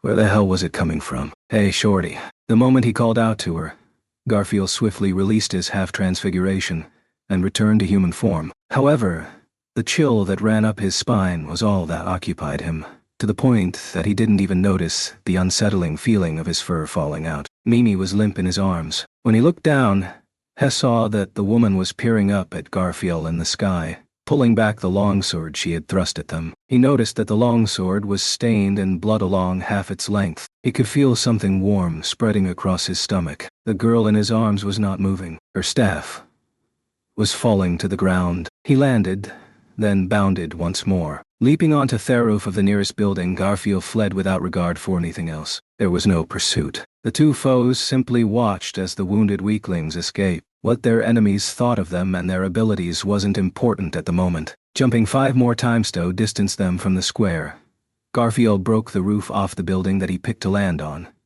then set down the girl in his arms. Mimi's eyes were closed. A great deal of blood was still coursing out of her pierced chest. Hastily, he stripped away her clothes around the source of bleeding and checked the wound. Fortunately, I'd apparently missed her vitals. Of course, she was in danger if she wasn't treated immediately, but a user of healing magic was right there with her. Pressing a hand to the wound, Garfield poured magisurgy into Mimi's body. Well aware that he wasn't cut out for the role, he put his soul into learning healing magic. He wanted the power so that he could manage if something happened to any Oni in the sanctuary. That was why Garfield had focused his efforts on studying healing magic, and in the process, he had learned a decent amount about treating the wounded in general. It was time to put all that hard work to use. It was an opportunity to show how far he'd come. This was surely the exact situation he'd wanted to prepare for. Even a wound this serious would close up in a flash with some healing mana. Touching his palm to the open wound, he could sense the blood coursing beneath the skin,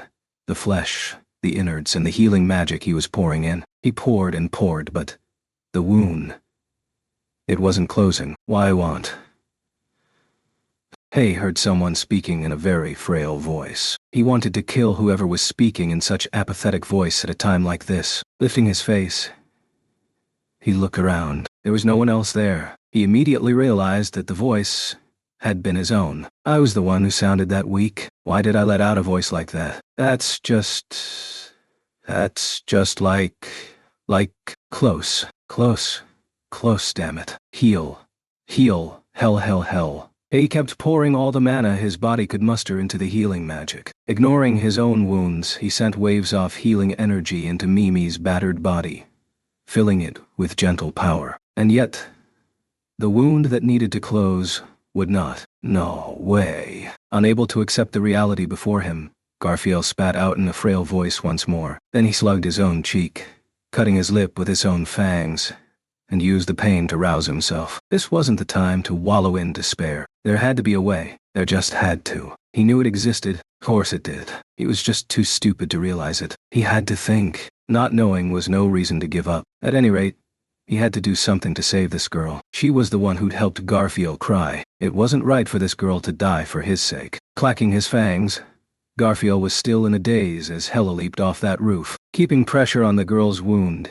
he tried to stop the bleeding as he continued attempting his ineffective healing magic. There was a scent of blood and death hanging over the city. He didn't spot another soul as he reviewed all available information in his mind. I'll take anyone who can help. Please just save this girl. Someone, somewhere, please show me a miracle. Please tell me, if there's anything that I can do, then tell me how to save this girl. He was so desperate that he was even willing to trade his life for hers if it came to it. Garfield focused everything, his sense of smell, the scent of water, the scent of blood, the scent of violence fanned by emotions run amok, the scent of scorched flesh. Amid those countless smells, Garfield's nose had picked out the one he wanted. He knew this one, and it was the one that Garfield had been searching for. Leaping over obstacles, racing forward, Garfield was feverish by the time he finally reached his destination. He arrived at the same building he had visited just the day before, and rushed into one of the rooms inside. A large number of people were shocked to see his bloodied form. He had no time to explain. Swiveling his head, Garfield searched for the man he could rely on. Garfield. Someone called his name. Turning, he spotted the one he was looking for. He lifted his head. Straight ahead at the back of the room, he saw Subaru. Subaru Natsuki. To Garfield, this man symbolized miracles. He was the personification of the ray of light that revealed hope in the direst of situations. With tottering feet and a heavy head, he raced toward his hope while carrying an all-too-light weight in his arms. Subaru's cheeks stiffened as he got a good look at Garfield. He had noticed Mima's limp body in his arms. I'm sorry. I'm so sorry, General. I'm useless. Worthless. Dropping to his knees in front of Subaru, he held up Mimi. Then he despaired, cursing his own foolishness. He hadn't protected his family. He'd failed to fulfill his oath to serve as a shield. He'd challenged the enemy on his own judgment and been routed. And as a result, this skinned-hearted girl was now on the brink of death. Garfield. What did? No. We'll leave that for later. Y'all. I know. Quick.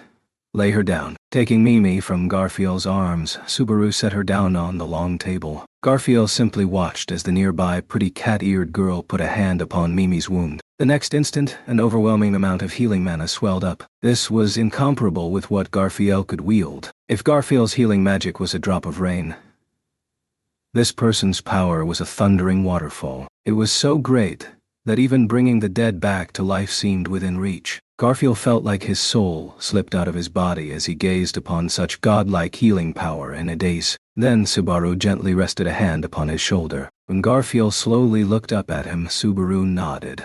He only noticed now that Subaru's leg was heavily bandaged. Not gonna sugarcoat it and call this a good situation, but you did well getting this far. With Ferris here, it's the best place you could have brought her. We'll be able to save Mimi thanks to you. Thanks.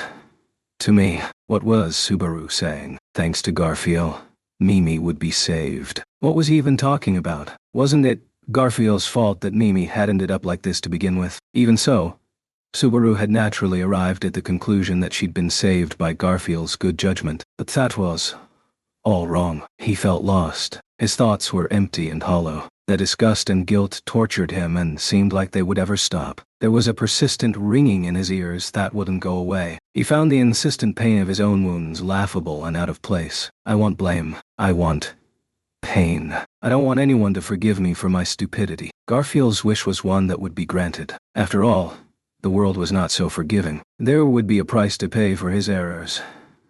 But the bill would come in the most loathsome way possible. Ferris, what's the matter? Sensing that something was wrong, Subaru suddenly asked a tentative question. In front of him, the treatment to save Mimi's life was still underway. An incredible stream of mana was flowing. It was so awesome that even the residual energy seemed powerful enough to cure all ills. And yet the girl employing this breathtaking power had a desperate look about her as she shook her head. Why?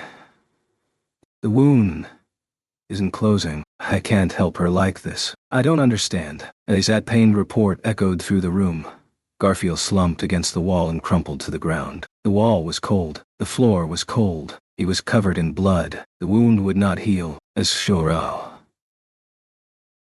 Garfield hung his head, the phantom woman in black gazed upon him. She said nothing. She didn't make a sound. She didn't even smile. Her black, hollow eyes told him nothing. Nothing except that the price for his mistake was being repaid in blood. Chapter 5: The Operation to Retake City Hall.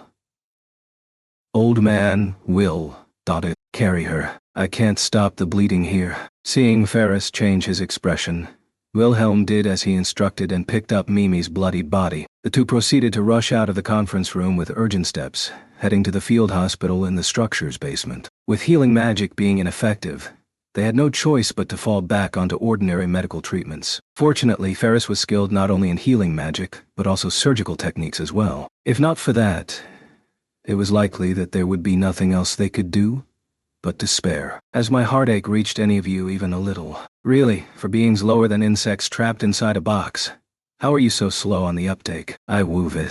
Oh, ha ha ha. Even as some of them were making heroic efforts to surveil life, Lust continued her menacing broadcast. In truth, this could no longer be considered a broadcast that was meant to intimidate its listeners. It was simply being used to mock and scorn, to spit upon the valiant efforts of others. It was a sadistic ritual. Under that downpour of malice, Subaru looked at Garfield, who had flopped against the wall, covering his face with both hands and hanging his head. Garfield sported wounds all over his body. They were definitely not the kind that could be ignored. However, the gravest wound was not to his body, but his heart. You scum are even lower than insects, and now that you've deeply hurt me, I really want some payback for this pain to my heart. My heart will be assuaged by what I said before. I expect great things from the smarter meatbags among you. Lust redoubled her malice during that time as well. Subaru focused on her voice, searching for a way to land even a single retaliatory blow against this villain, who kept trembling without a care for those who were forced to keep listening to her. Information, weaknesses, clues about the enemy, anything would do. With that mindset, he noticed a particular sound. Besides Lust's high-pitched, ear-splitting voice, there was also the sound of her clapping and stomping her feet. She acted like a child who was struggling to settle down, and that certainly also grated on Subaru's nerves.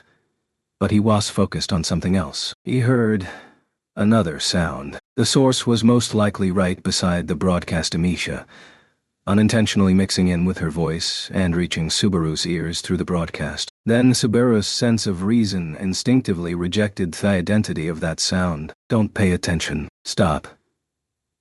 You don't need to know. Don't give in to your cowardice. Biting down hard on his lip, Subaru used the pain to come back to his senses. He clenched his teeth as he examined the nature of what he had just rejected. Concentration, rejection, comprehension, rejection, comprehension, comprehension, comprehension. That was what hummed in Subaru's ears. The buzzing of an unbelievable quantity of insects was mixed in with the threatening broadcast. It was incredibly anxiety-inducing. The manifestation of a nightmare thought provoked an instinctive disgust, and the instant Subaru realized that he, incidentally, Isn't it about time for the smarter meatbags among you to notice something that you Realishov kept ignoring? Shay pointed out with terrifying timing that she'd planned for them to hear it all along. Biwahahaha. You should have just been enchanted by my beautiful voice. But now you're paying the price because you just ha-ha'd to do something pointless. Speaking of which, the stupid tryhards who tried to force their way in should be having a real bad time right about now. Subaru was stunned. She had basically just revealed that they were still dancing in the palm of her hand. Toying with their minds like this wasn't enough to sate lust's malicious appetite. She smacked her lips and made sure everyone could hear it. I'm so deeply hurt that you would slap away the hand that I held out. That's why I figured it's time to stop holding back and time to tighten up a bit around here. And all you meatbags who got excited when I mentioned making things tighter just now, I'll have to teach you what the word serious really means. Wahahaha. Wahaha. Wah-ha-ha-ha. Her laughing gradually lost strength, and by the end, only a tedious sigh trickled forth. That sharp drop in emotion made it sound like lust had decided to forsake everyone else as she continued. I'll start by turning the meatbags at my feet into mincemeat. Us. If you want to avoid that, I've only got one demand. If you're going to surrender, then just get it over with already and bow your heads as low as you can. That's the smart thing to do, right? Calmly, with none of the excitement she had shown just moments ago, lust thrust her demand onto the city. That sudden reversal, and a threat that promised gore made Subaru gasp for breath. Then lust's disturbing moment of composure ended with such ease and speed that Subaru could have sworn the change was audible. Well, that's all from little old me. And I said this already, but here's a friendly reminder that we've set up camp in the control towers. So don't try anything funny. The sight of a drowning human's face is so awful, I almost can't bear to look at one again. Wahahaha. With one last screeching laugh, the spiteful broadcast finally came to an end. It had been a completely one-sided statement of intent that left just as suddenly as it had arrived. Her way of speaking was perfectly in character for an archbishop of the 7 deadly sins. A manifestation of ugliness in a new form. And messing with us like that? At the same time the broadcast ended, Subaru no longer heard the buzzing that had put his heart in a vise. His body instantly relaxed, and as soon as it did, the first words out of his breathless mouth were grumbles. Of course, trash-talking someone who couldn't hear it was little more than the distant whimpers of a beaten dog. Subaru clenched his fist in frustration at his total inability to even say a retort that would reach their enemy. Subaru, can you hear me? Abruptly, Subaru heard a voice calling his name from the round table. When he looked over, he saw that the conversation mirror, which had been abandoned in haste, had not lost its glow, and was currently displaying a Morosek knight's face upon its surface. Yeah, I hear you. You caught the broadcast just now, right? But of course, loath as I am to say it, that voice surely reached every corner of the city. There is Mimi's condition to consider as well. TB and I shall return to you. We will speak again once we arrive. Yeah. Once he finished that short exchange with Julius, Subaru closed his eyes once before turning toward the conference room window. We can talk it over soon. The red-eyed flag fluttering atop the control tower in the distance looked like it was laughing at the Watergate city. A short time later, Julius and the others who had ventured outside returned to the designated shelter. Be big sis. Hang in there. Keep fighting, big sis.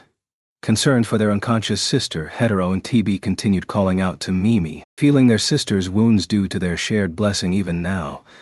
Both brothers had pain and grief carved onto their faces in equal measure. Every second counts. Keep pressure on the wound to stem the bleeding. This method is so outdated. Ferris was too worked up for anyone else to get a single word in. Everyone present understood what was at stake. Critically wounded, Mimi could be entrusted to none Bootham. Sir Subaru. Duh. It was then that Wilhelm called to Subaru with an austere expression. Sensing unconcealable anguish from the man's subdued voice, and seeing the deep creases marring his forehead, Subaru nodded. He had a pretty good idea what was upsetting the elderly butler. Mimi's wound won't close.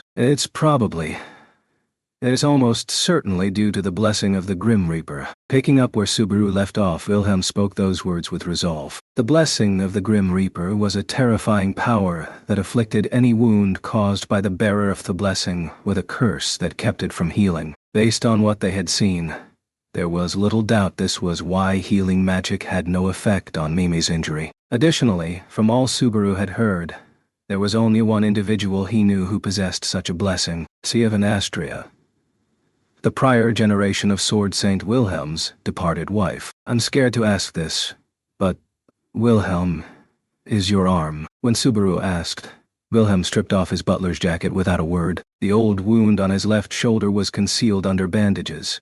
It was the unhealed gouge that his wife had left upon him. The bandages wrapping the wound that had been carved in him by the blessing of the Grim Reaper were faintly red and wet. If that's still bleeding, then my old wound has reopened. It seems that I cannot pretend to be uninvolved. Putting his jacket back on, Wilhelm quietly murmured. Subaru couldn't think of anything to say to him. However, what dwelled in Wilhelm's eyes was neither hope nor relief, but anger. Even though he'd discovered the possibility that his wife, the one he had supposedly lost so long ago, might still be alive. My wife passed away 15 years ago. That fact has not changed. Pushing down the roiling emotions he must have been feeling, Wilhelm refuted what Subaru had been thinking. Ash leveled his gaze directly at him. That moment, Subaru thought he could feel a small part of Wilhelm's surging desire to fight. Someone out there is involved in her death, in the desecration of her soul. I swear upon my sword and the days I spent together with my wife, they shall pay. With an indomitable resolve, the sword devil had become as tenacious as hardened steel. Anyone who set eyes upon this man would realize that there was nothing else to be said. Cheap condolences and consolations would only be an affront to his determination. Standing beside Wilhelm, Subaru quietly took a breath. Ferris continued doing everything he could while Hitaro and TB stayed huddled at Mimi's side. Ferris soon shooed away the rest, sending them to an adjacent waiting room. Subaru and the others continued discussing plans as they changed locations. He was still deeply worried about Mimi's condition, but the city situation didn't allow him to focus on Mimi alone. The most pressing issue they needed to discuss was, as you have all heard, the Archbishop made a second broadcast. The lives of the hostages at City Hall may not have very long. One of their group raised a hand and shed the jacket off his white suit as he kicked off the conversation. He was a man with meticulously combed hair and an elegant face. However, his expression was taut. This palpable desire to deal with the formidable problem left before them belonged to none other than the president of the Muse Company, Kiritaka Muse. Right up until moments before, Kiritaka had been doing his best to get a grasp on the situation, while suppressing disorder across the entire city as one of the Council of 10. But after hearing the earlier broadcast, he decided to participate in the urgent meeting that was currently being held. Given that he was a central figure in the city, Subaru had wanted to confirm something with him right at the start. There's no time, so I'll get straight to the point. Kiritaka, could you give us an explanation about Thuich's bones? It was Anastasia who cut to the chase without the slightest hesitation, taking a position at the front of the waiting room. She discarded the demure attitude she usually adopted, turning a sharp, serious look toward Kiritaka. Realizing from her keen gaze that Anastasia was serious, Kiritaka nodded and assented to her request. I suppose there is no point hiding it at this juncture. Therefore, in brief, the witch's bones do exist, and they're here in the city. Only the people on the Council of 10 know where they are. Of course, I am one of them. So the bones seriously exist. When Kiritaka confirmed as much, everyone present drew in a small, short breath. It was tangible proof that the establishment of the city 4 centuries prior had indeed been related to a witch. But Kiritaka met their general reaction with a however. Before continuing his explanation, I must say this bluntly. The witch's bones absolutely cannot be moved. Accordingly, we cannot comply with the opponent's demand. The bones cannot be used as a bargaining chip. Master Kiritaka, is it simply your opinion that they should not be moved? No. Dada. I am not saying they cannot be moved due to custom or adherence to ancient history. In a situation where human lives hang in the balance, such things are not even worth considering. Then are you saying that they physically cannot be moved? Kiritaka's reply to Crush's question was firm, but his follow-up to Subaru's words was mostly listless. It was an oddly roundabout way to ultimately say they could not be moved, even if someone wanted to. The witch's bones, if Al's murmur was to be believed, the chance that they were relics of Typhon was high. She'd been a young girl and barely any different from Beatrice in stature, so it was hard to imagine that the difficulty in moving them was due to size or weight. There had to be another reason. Maybe it's more about where they're currently located or the role they play. That would make sense. If the witch bones truly do exist, but they're kept a secret from everyone except the city's council, there should be a fairly important reason for it. Anastasia quickly agreed with Subaru's conjecture. Dai's hypothesis made Kiritaka visibly tense up before letting out a resigned sigh. As you have surmised, special power dwells within the witch bones. Power sufficient to serve as the foundation of this city. Without the bones, the water Getesity is unsustainable. What happens if they're moved? It seems that all present are aware of how this city was founded. Should the bones be moved, the city will undoubtedly sustain damage on par with that legendary event. No, it would likely be an even greater disaster than that. The result would be the same as if the witch cult flung the water gates of this city wide open. I see. And that's why you can't move him. As he made that remark, Subaru glanced at Krush. She shook her head side to side in response. The power of the blessing of wind reading allowed Krush to tell whether the words of others were truth or lies. There were a number of loopholes, but it was a pretty safe bet that this meant Kiritaka's statement was not willful deception. In other words, handing the witch bones over way tantamount to destroying the city. By including such arable condition in her proposed deal, Lust had clearly miscalculated. Or perhaps we should assume that she came up with her terms knowing full well what it would mean for the city. It was then that Julius murmured an alternative explanation with a faint crease in the brow of his forehead. Having returned with TB and joined the renewed meeting, he swept his hair to the side when he noticed all attention gathering upon him. After visiting several shelters, I can safely say that the residents of the city have endured well. Even so, there will be no end to the number of people who find this current situation hopeless, without understanding the consequences it will entail. Some may even demand that the witch's bones should be handed over. You mean Lust is getting off on seeing the city rip itself apart? That's a sick joke. It was a pessimistic bit of speculation, but at the same time, it was difficult to rule out. When Capella, the Archbishop of Lust, made her broadcast, all of them had gotten a glimpse of the joy she got out of sadistically toying with people's hearts. Perhaps the real objective of making the entire city hear her voice was simply to tyrannize the hearts of others. We ain't handin' over those bones, and we sure as hell ain't entertainin' their stupid demands. It wouldn't change a damn thing. It was a quiet declaration. The tenor of that voice made Subaru lift his face with a strong sense that something was off. He found the quietness of that voice deeply unsettling. This was because the one who just spoke was always so strong and spirited. A far cry from the impression of the subdued, muted emotion the voice gave off now. Sporting charred brown fur and a large, muscular frame, the demi-human dogman Ricardo was normally bold with his words and his actions. Like Julius, he had returned from his excursion and now stood in silence with his thick arms crossed, seemingly thinking hard about something. Then he slowly walked over to the wall and broke Thessalon's again. I didn't say thanks yet. Bro, if you hadn't brought Mimi here, there's no doubt in my mind she'd be dead. I owe you one. Big time. Seriously, thank you. Ricardo sank down and sat cross-legged, pressing his head to the floor as he conveyed his gratitude. His words were directed at none other than Garfield, who was still slumped against the wall, his head hanging like a rag doll's. Despondent, Garfield had only barely managed to do as Subaru instructed and cast healing magic upon his own wounds. He opened his jade eyes, revealing a frail, clouded gaze filled with bewilderment and remorse. Based on what Garfield had wailed when he brought Mimi in,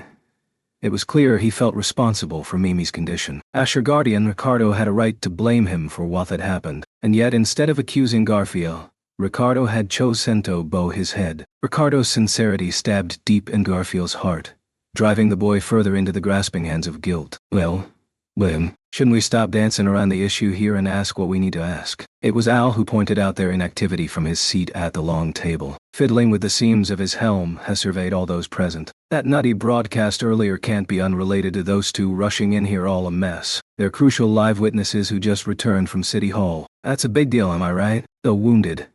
Garfield jerked his chin up. Al shrugged with a familiar disinterest. His aloof demeanor came off as insensitive, but he asserted that was what the situation called for. There was no doubt that Garfield and Mimi had confronted their enemies at City Hall. Perhaps that had been a hasty decision, but the two had tried in their own way to do the best they could, and they paid the price.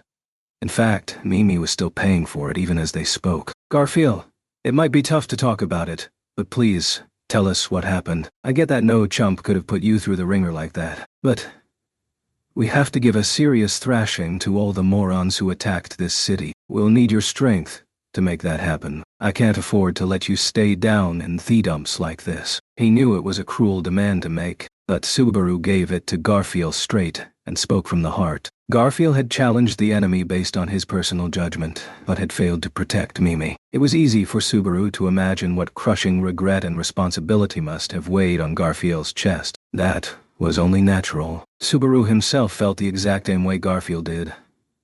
We heard that broadcast. Me and the runt headed for the center of the city, all because I wanted to give that bastard broadcasting out of City Hall a good beatdown. Haltingly, his face still angled toward the floor, Garfield began to speak. Suspending his treatment, he clenched a fist so hard that it nearly broke the bones in his hand. That was the only way he could keep his churning emotions from exploding. There were a whole lot of dead people in front of City Hall. I think they were city guards. The ones who did theming were a pair. A big man and a thin woman. Both fought with swords, and they... Garfield's fangs trembled as his words trailed off. What he had left unsaid were no doubt Garfield's defeat and the cause of Mimi's wound, which refused all attempted treatments. What made Subaru want to doubt his ears was that it was a complete mystery who that pair might be. The fact that they were acting in concert with Lustment, they were definitely witch cultists. But as Subaru knew, no archbishops matched the physical characteristics that Garfield had mentioned. They were unknown witch cultists who went Eve archbishops. What's more, both of them are a match for... Actually, I think they're stronger than me. Garfield seemed weak, seemingly shrinking in on himself as he agonized over that thought. His awe at his opponent's might and his guilt for letting Mimi get hurt left Garfield looking incredibly small. Looks like you got a pretty good grasp on the strength and weakness of your opponents. Ricardo had kept his head pressed to the floor right up until he made that comment. An instant later, a terrifying, ferocious, and bestial presence filled the room. Tell me, bro. Of the two I mentioned, which one is it? Which one do I cut apart to avenge Mimi? If Ricardo's exhaustive thanks were sincere, then he was equally sincere in just how far he would go to rip and tear his enemy to sate his thirst for vengeance. Taken aback by that daunting show of brutality, Garfi hesitated slightly. It was the woman who got the runt. It happened while Mimi covered for me. That was Mimi's choice. I ain't gonna criticize her decision. I get it. I get ya. No one. Not a single person's blaming me, but I do. That's why I gotta give it to that woman. Practically flying to his feet, Garfield wore a mournful look on his face as he shouted his desire for retribution. Rising in turn, Ricardo stared down at the boy across their difference in height. That was a good howl. A man never goes back on his word. Now stand up and fight. Yeah. Damn right I will. I'm gonna do it.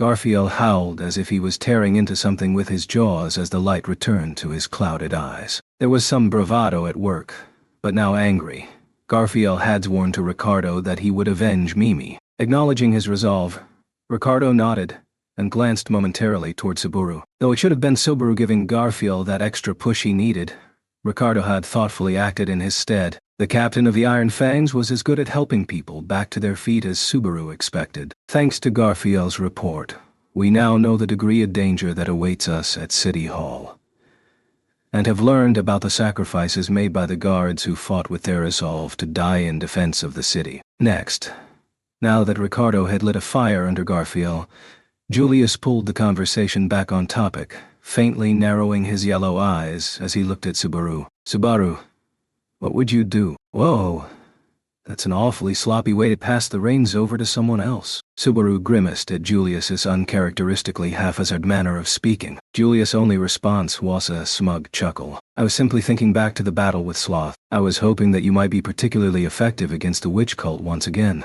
As such, I reasoned that you might come up with a plan that would not have occurred Tome. Don't get carried away, man. If I was that effective against M, my leg wouldn't have ended up like this. That is unfortunate. However, there is also the matter of Lady Amelia. Surely, you do not wish to leave her in her current predicament. I simply wish to confirm what you intend to do. It may not have been the answer he hoped for, but Julius didn't seem particularly disappointed. Of course, he of all people hadn't expected Subaru to turn out to be some kind of mystical witch cult killer. Subaru himself immediately understood that it was the second issue Julius had brought up. That was the real point. Greed is the one who kidnapped Amelia. Even now, his selfish pet theories have every hair on my body standing one. I don't want to leave Amelia with that bastard 1 second longer than I have to. Be that. You mean you are prioritizing Lady Amelia's rescue? Damn right I am, is what I'd like to say, but when he tried to give Julius's question a confident answer, Subaru broke off with a sigh. He did want to get Amelia back as soon as possible. Thus, without question, Subaru's true feelings on the matter. The idea of leaving Amelia in the hands of someone with such warped thinking for any period of time made him want to hurl. But the city's dire state and Lust's demands did not permit Subaru to act out of emotion. We can't let Lust do as she pleases. If we don't stop her, she's gonna wreak absolute havoc with people's minds. Plus, that media is a serious problem. Agreed. The media in City Hall is a chain that binds everyone in the city. A voice that could reach every part of the city was plenty menacing enough. Lust was clearly aware of its efficacy, but Subaru had a different concern in mind. There was someone else inside the city. Someone with an authority that amplified emotions and made them resonate with those of anyone in the vicinity. If that ability was augmented to a despairing degree by that media, what would happen? A pandemic of explosively irresistible madness would spread, and the city would be annihilated. To save Amelia, they had to prevent the destruction of the city and regain control over that media. Both goals required defeating Lust at City Hall. Accomplishing this was the first step on the path to rescuing Amelia from Greed's clutches. The enemy has seized the 4 control towers, as well as the municipal offices at the center of the city. That said, the priority target is obvious. Getting Lust out of City Hall comes first. Plus, if Lust was serious during that broadcast earlier, the lives of the people inside City Hall are more at risk the longer we wait. I see. A most valuable opinion. It largely matches my own thoughts. When Subaru detailed his plan, Julius nodded in apparent satisfaction. In all likelihood, the handsome knight had internal come to the same conclusion much sooner. Perhaps making Subaru say it out loud was to test whether Subaru had lost this cool and reached a hasty conclusion. Good. Good. Let's review and take stock. Lightly clapping, Anastasia resumed her self-appointed duty as master of ceremonies. Spreading her hands, she fixed Subaru with her round light blue eyes. I support following Natsuki's plan. I agree that leaving the broadcast media in that person's hands is dangerous. The longer we let her be, the greater the chance the city's residents might lose the will to carry on and force our hand. I also concur with the two of you. If we allow the enemy free rein, our options shall gradually diminish. If we are making our move, the sooner the better. With a crisp posture, Crush agreed with Subaru and Anastasia's conclusion. Just as she had said, they were currently well-staffed and ready for a fight. The Muse Company was currently housing Garfiel, Ricardo, Julius, and Wilhelm, distinguished warriors all. Adding in the Iron Fangs and Kiritaka's private forces, the White Dragon's scale, would enhance their strength even further. However, Kiritaka interrupted that line of thought as he shook his head side to side with a grim face. I am very sorry. Currently, my personal troops are carrying out a different mission at my direction. They are securing the members of the Council of 10 and escorting them here. Shit. Nah, that's something you need to do. If one of them blabs, the city'll be destroyed by something other than the water gates. That said, I'd love to improve our chances somehow, if it was possible. Subaru would have preferred to face the enemy at the same strength they'd been able to field during the battle with Betelgeuse. At minimum. After all, they were currently facing no less than 3 archbishops of the 7 deadly sins, so by simple arithmetic he assumed fight would be 3 times as tough. Nah, you probably don't need to worry about that, right? Dully. What do you mean? Al suddenly interrupted Subaru's train of thought. Twisting his neck, he said, well, you know, as a preamble, bro. You're worried about City Hall turning into a haunt for the archbishops of the 7 deadly sins, right? But didn't they say in that last broadcast that they've set up camp in each of the control towers? What of it? Is there something odd about that? Oh, I get it now. Yeah, you're right. Ricardo voiced his confusion, but Subaru grasped what it was getting at. Apparently, they'd each stationed themselves in different control towers. And what did that expression imply? The archbishops took over the control towers at the same time. But I don't think they're working together like a big happy family. They're the kind of people who'd be willing to start turning on one another even as their enemies close in on them. Subaru pointedly recalled how Sirius and Regulus had nearly gone for each other's throats. Had it not been for Subaru being in the way, the falling out in the Time Tower Square would probably have ended with one of them going down. In the first place, the terms harmonious and group activity didn't suit them in the slightest. Could such hyper-individual personalities really rein it in and coordinate properly? The fact that no one else spoke during Lust's broadcast seems to support that theory. They're all way too keen on promoting their own causes to leave something like that to anyone else. I cannot call that anything other than a very subjective opinion. However, it is oddly convincing. Subaru's conviction left Julius furrowing his refined eyebrows as the man shut one eye and considered the plausibility of it all. There was no question that this was the most speculative theory they had discussed so far. However, Subaru ascertained in his deductions. Having come face to face with 3 archbishops of the 7 deadly sins and having had direct contact with a 4th, Subaru Natsuki believed wholeheartedly in their warped character. Then, just as their counterattack on City Hall suddenly seemed genuinely within reach, somehow, I managed to finish the treatment. The door to the adjacent room opened, and Ferris emerged, covered in a sheen of sweat, as he tottered forward. Covered in bloodstains despite having already changed clothes once, he wiped his brow with a towel as he gave Anastasia his report. Lady Anastasia, I have done everything I can. The rest. How's Mimi? Can you save her? You will, right? Ricardo's breathing was ragged as he talked to Ferris over Anastasia's head, hoping for good news. Behind Ricardo, Garfield stared at Ferris as if clinging to his every word. With their gazes and earnest pleas focused on him, as well as the attention of everyone else in the room, Ferris lowered his eyes. The wound still isn't closed. For now, I did what I could and stopped the bleeding using primitive methods. Then, borrowing the power of the blessing shared between Mimi and her little brothers, we're somehow keeping her going for the moment. Be blessinged? Do you mean the blessing of thirds? What's that gonna do to them? That blessing gives the power to share wounds and fatigue between the 3 of them to begin with. Right. They forced that bond to strengthen, taking a greater share from Mimi's wounds than they normally would. That's extended our time limit, but when Big Sis's life runs out, it means we will die as well, I presume. From the door to the other room, someone behind Ferris scooted in with a voice that was short of breath. When Ferris moved to the side, everyone could see Haitaro and TB sitting on the floor of the adjacent room. A simple cot lay between them, and resting on it was Mimi. Their older sister continued to sleep as the 2 younger brothers gently held her hands. However, their free hands were pressed to their own chests in obvious signs of pain. "You pair of fools. I swear the both of you don't have a lick of sense. When I think of this as Big Sis's pain, I feel a little bit happy I can share it with her. I am not quite as taken with this as my older brother seems to be. Therefore, Captain, I trust that you will do something about this as soon as possible.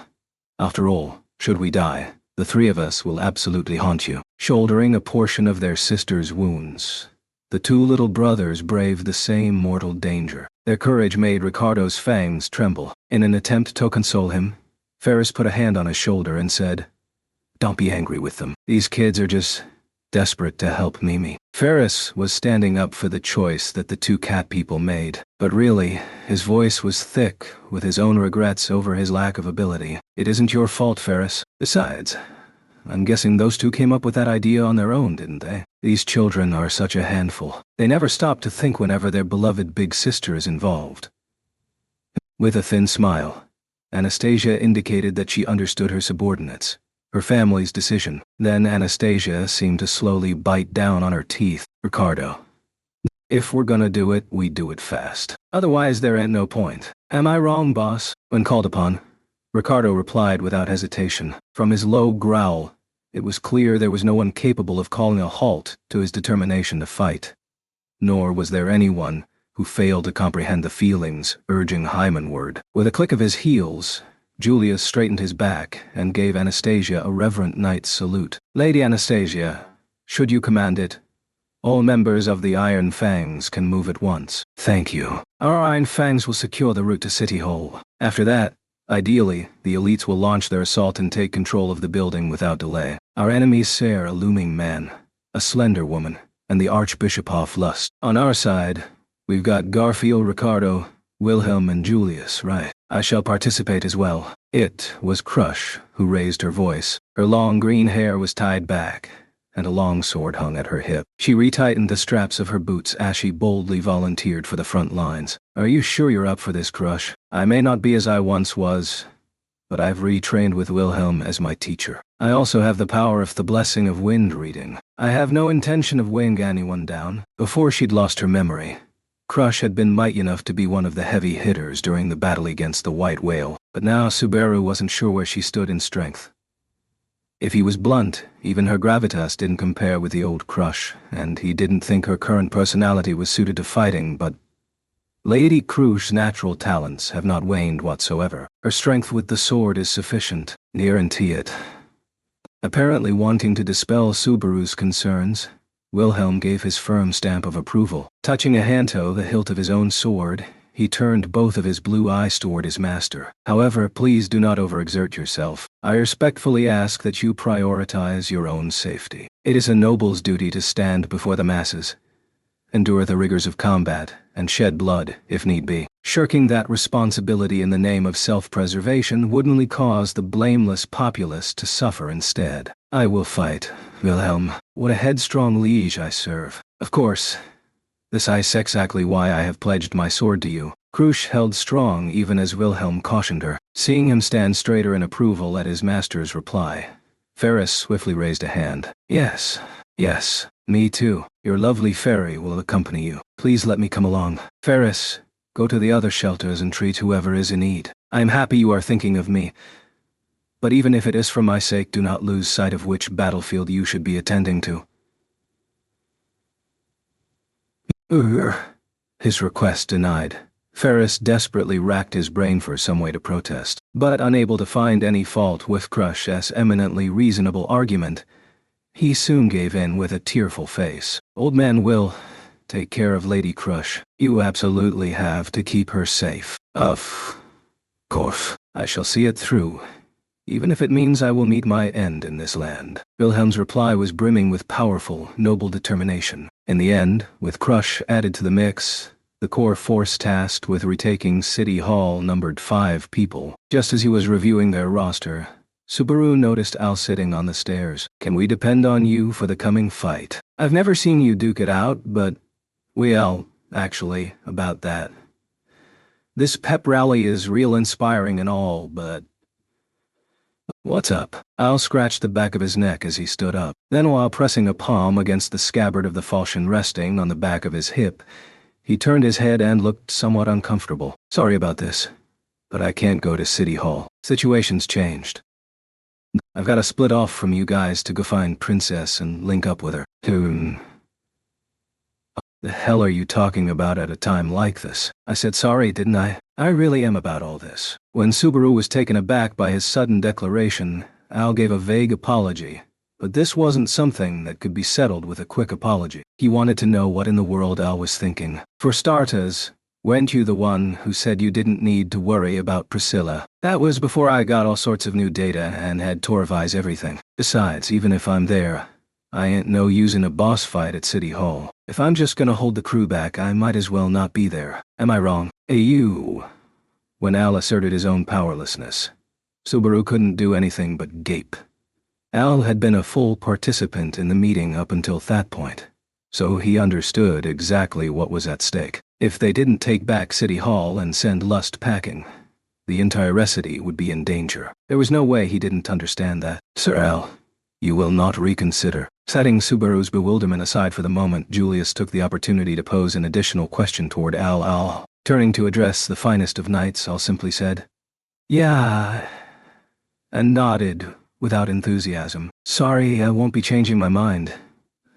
Unlike you guys, I haven't been able to hook back up with my master. It is only natural for a vassal to think of his liege. I shall not criticize you for that. That's appreciated. I'm glad you understand. Al's reply to Julius's elegant words somehow came off a scold. It was just that he seemed guilty for going against everyone's decision and opting to act on his own. Then Hel looked at Subaru once more. This isn't exactly what I was talking about.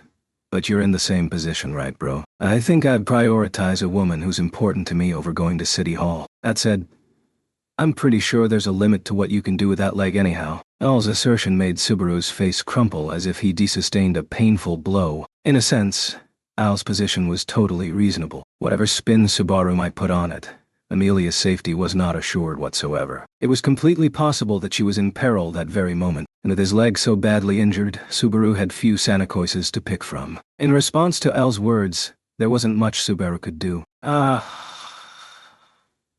Wait. Subaru, what are you doing?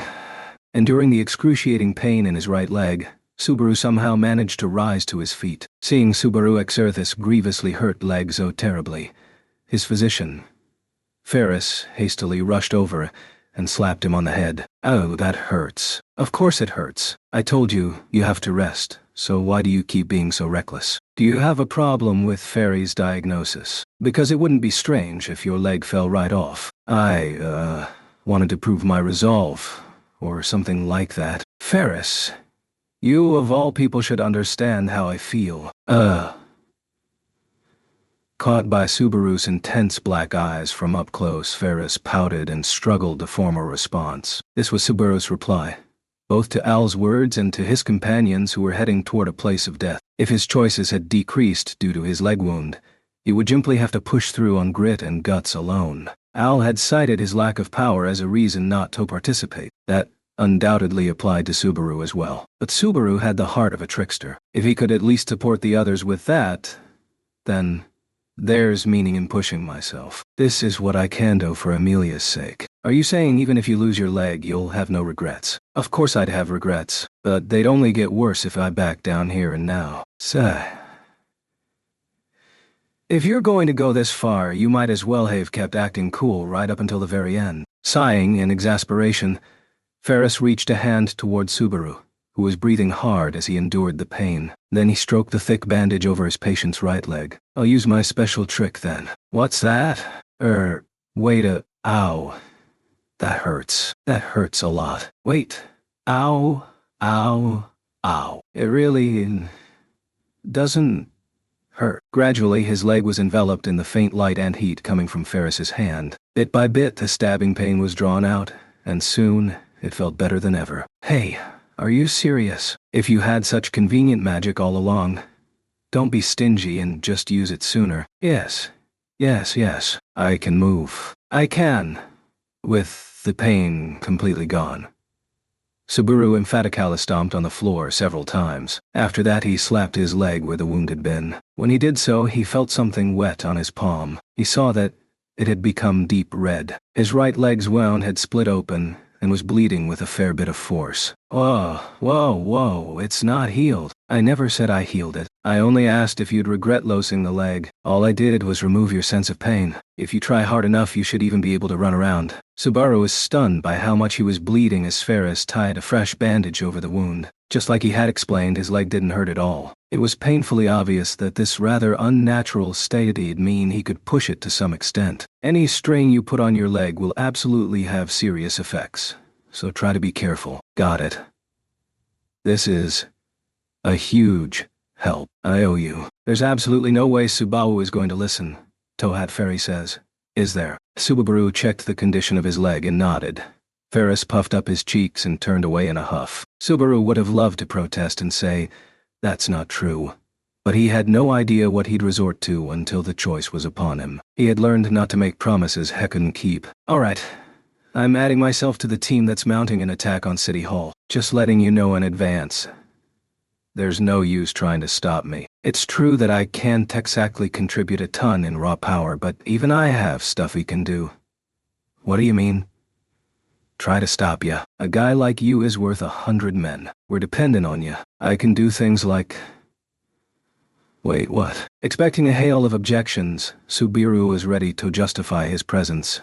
but Ricardo accepted his proposal without any hesitation. Noticing that Subaru was surprised by his reply, he elaborated and said, "Bro, I saw how hard you worked, both during our rumble with the White Whale and when we fought Sloth. It ain't just Julius and Wilhelm who rate you highly." Ricardo's unexpected appraisal left Subaru struggling to find words. When he looked around the room, seeking answers, he saw Julius shrugging and Wilhelm nodding deeply. It seemed that neither had any objections. On top of that, Crush was faintly smiling as well. "Needless to say, I would be glad to have your support. By all means, Master Subaru, join us." "You serious?" This seems a little weird, but Subaru was totally confused, unaccustomed to being counted as someone who could contribute in battle without question. "Geez, you gonna be that reckless here?" When that string of exchanges brought a grumble spilling out of Al, Subaru turned toward him. "I get what you're saying,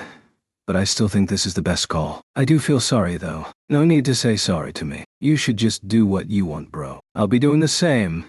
I will give you one piece of advice, though." "Advice?" When Al abruptly raised a finger and said something unexpected, Subaru cocked his head. Then in a voice that sounded totally emotionless, he said one thing. "If Gluttony shows up, don't say your real names." A shudder ran up Subaru's spine. That word of caution had come with no warning, and simply hearing it was enough to claw at his heart. Eyes wide, Subaru stared straight at Al, glancing at his dumbfounded face.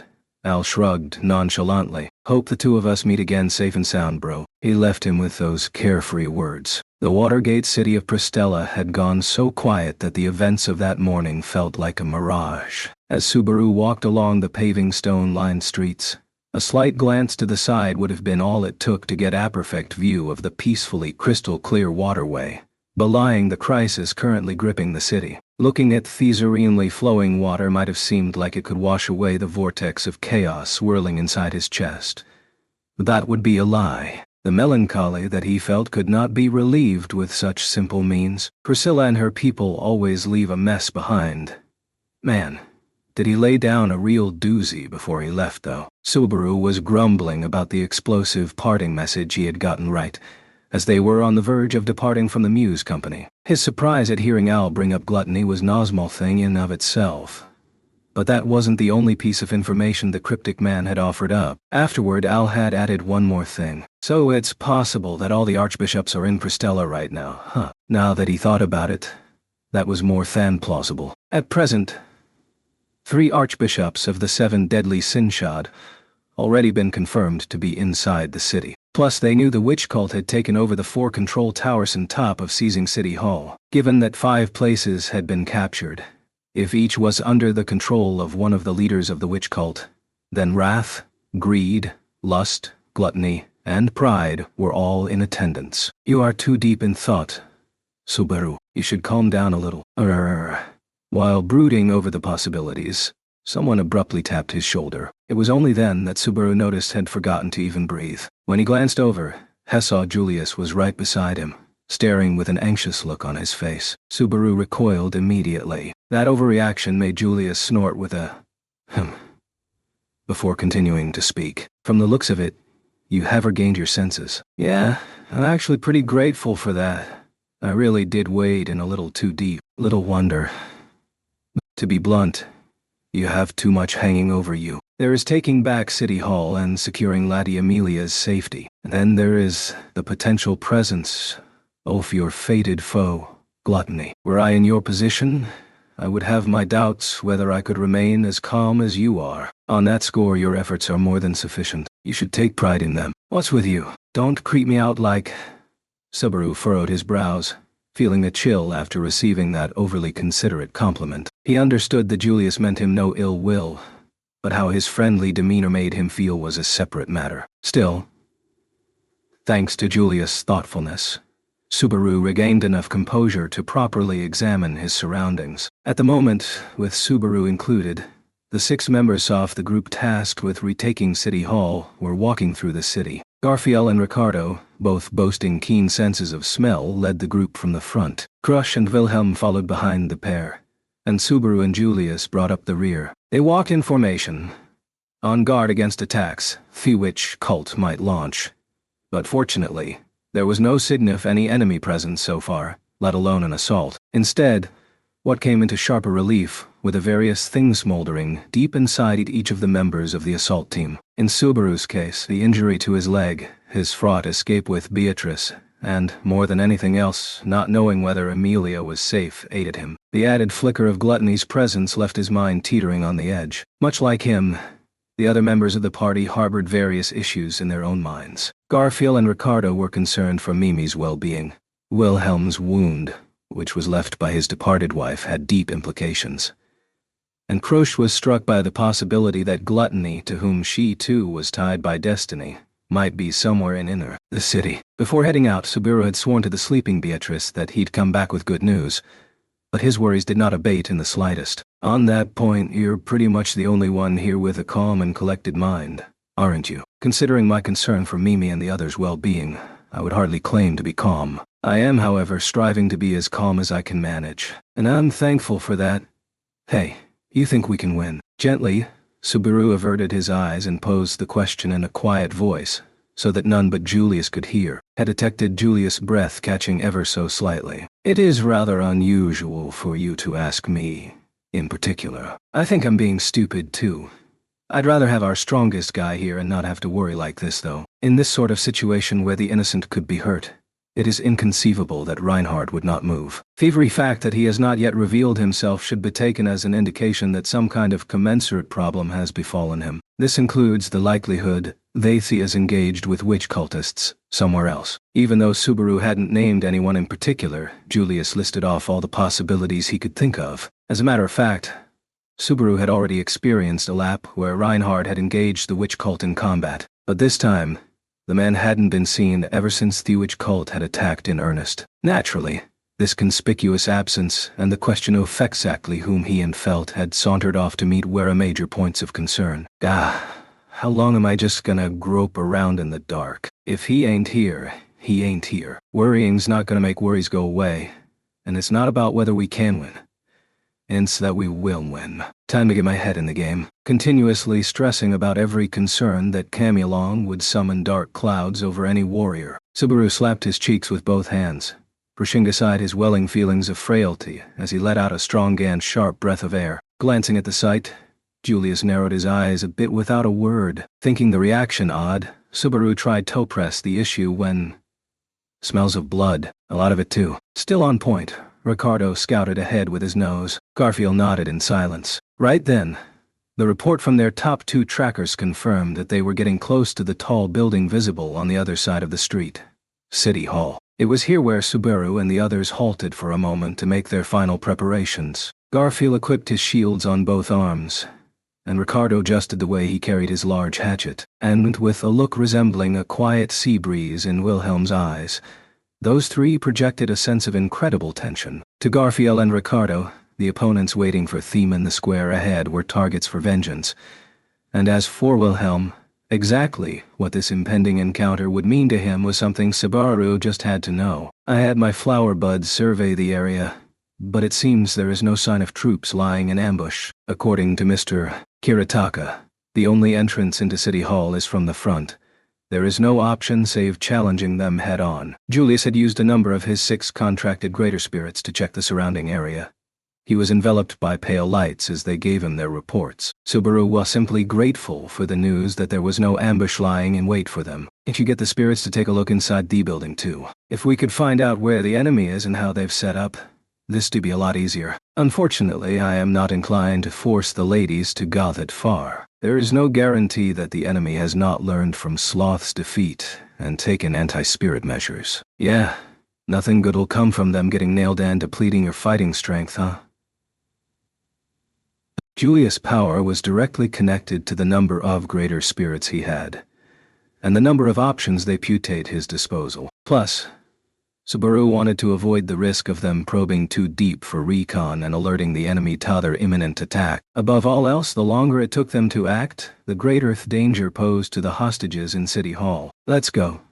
Just like we planned it. The exact details are gonna depend on the enemy's composition and positioning, but basically we'll stack several people to fight each one. Relying on numbers will focus them down one at a time and then take back City Hall. But If we believe we are at a disadvantage, we must instantly make the decision to retreat.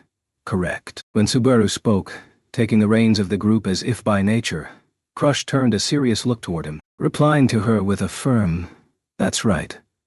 Subaru surveyed the faces of everyone present. In his companions he saw tension, wariness, and, more than anything else, the will to fight. He nodded and gave the signal, "Let's go." On his call, Subaru and the others broke into a run toward City Hall as one. Rounding a corner, they rushed into the square that sat in front of City Hall. Swift as ever, Garfield ran at the head of the pack, and when the square came in sight, he narrowed his green eyes and shouted, "The square's full of guard corpses. Don't let it shake ye or slow ye down." The instant they charged into the square, the scent of blood that Ricardo had mentioned slipped into Subaru's nostrils, and filling his vision was a mountain of corpses, just as Garfield had spoken of. Or not. Hey! Garfield had just yelled for them to not stop moving, and at the instant he set his eyes on that sight, Subaru couldn't help but slow down, dropping the speed of his sprint a notch. But it wasn't just Subaru. The other 5 were no exception. That was how completely the sight that greeted them in the square exceeded their expectations. According to Garfield, the square was filled with the numerous corpses of the guards who had fallen in an attempt to take back City Hall. And it was true that the current condition of the square seemed to also point to that ghastly truth. There was a dense odor of spilled blood, and the paving stones were dyed red to the point that it evoked the expression "a sea of blood." However, there was not even a single corpse lying around. In their stead were bizarre creatures. They were pink-colored masses of flesh. As far as descriptions went, Subaru felt that this was the most fitting. Their pink-colored surfaces were glossy, warped, and irregular in form, like mud dumplings made by little children. They were large enough that Subaru couldn't comfortably put both arms around one, and there were at least 20 of them. The flesh piles of unknown origin formed a sporadic line. The reception put everyone's footsteps out of kilter. "It's them." Immediately after, Garfield, running first among them, looked overhead and howled. With the shock over the flesh creatures yet to recede, everyone forced their gazes upward. 2 figures were leaping straight down at them from City Hall's upper level, jumping right toward them with a slash of the swords they wielded. Here I go." As their enemies sailed down before them, Crush valiantly stepped forward and held her longsword at their ready. Then she unleashed invisible blades. This was her skill-own blow, 100-felled, slicing the air at an angle. This was Crush's lethal sword technique that took full advantage of her blessing off-wind reading. The slicing attack was carried on the air, extending the reach of her sword strikes by tens of yards, providing her with an ultra-long-range option. This slicing attack had deeply wounded even the white whale, and now it was hurtling forward. A moment later, it scored a direct hit on the 2 figures in midair. "You got 'em." "No, Dao." They were able to defend. "I did not land a hit." When Subaru's voice went shrill from excitement, Crush shook her head with a bitter look on her face. The pair, a giant man and a slender woman, landed as they fended off the blades of wind with their respective weapons. Paving stones exploded under the huge man's feet. The woman stood quietly in the pool of blood without even disturbing the air around her. They appeared on the stage as polar opposites, with a pair of greatswords and an uninscribed longsword. Tight of the black outfits covering them from head to toe was emblematic of the horrid fashion sense displayed by adherents of the witch cult. The moment after Subaru took this all in, the 2 enemy figures leaned forward ever so slightly and launched their counterattacks. However, before those 2 varieties of wicked blade scold reach him, even if they have fended off Lady Crush's sword blows, there is no escaping the rainbow's yoke. 3 different, dazzling colors circled around the witch cultists' heads, summoning a cylindrically shaped aurora to seal the enemy's movements. Of the 6 greater spirits serving Julius, 3 acted in unison to catch the cultists. The cylinder of light must have had incredible restraining power, for the witch cultists went down on their knees from incredible pressure upon them. It was then that Garfield, Wilhelm, and Ricardo launched savage, ferocious attacks. Blunt and edged, each of the respective blows was an attack able to inflict a mortal wound. Ricardo aimed for the big man's head with his huge hatchet, while Garfield's fist and Wilhelm's sword aimed at the woman, all of them entering lethal range. The kneeling woman spun around the longsword in her hand, sweeping at Garfield's and Wilhelm's feet. Instantly the two leaped to evade her sword, but the woman turned her body to move perfectly parallel to the sword's arc, spreading one of her long legs to snag Garfield around his neck and forcing him to pull her out of the effective range of the magic spell.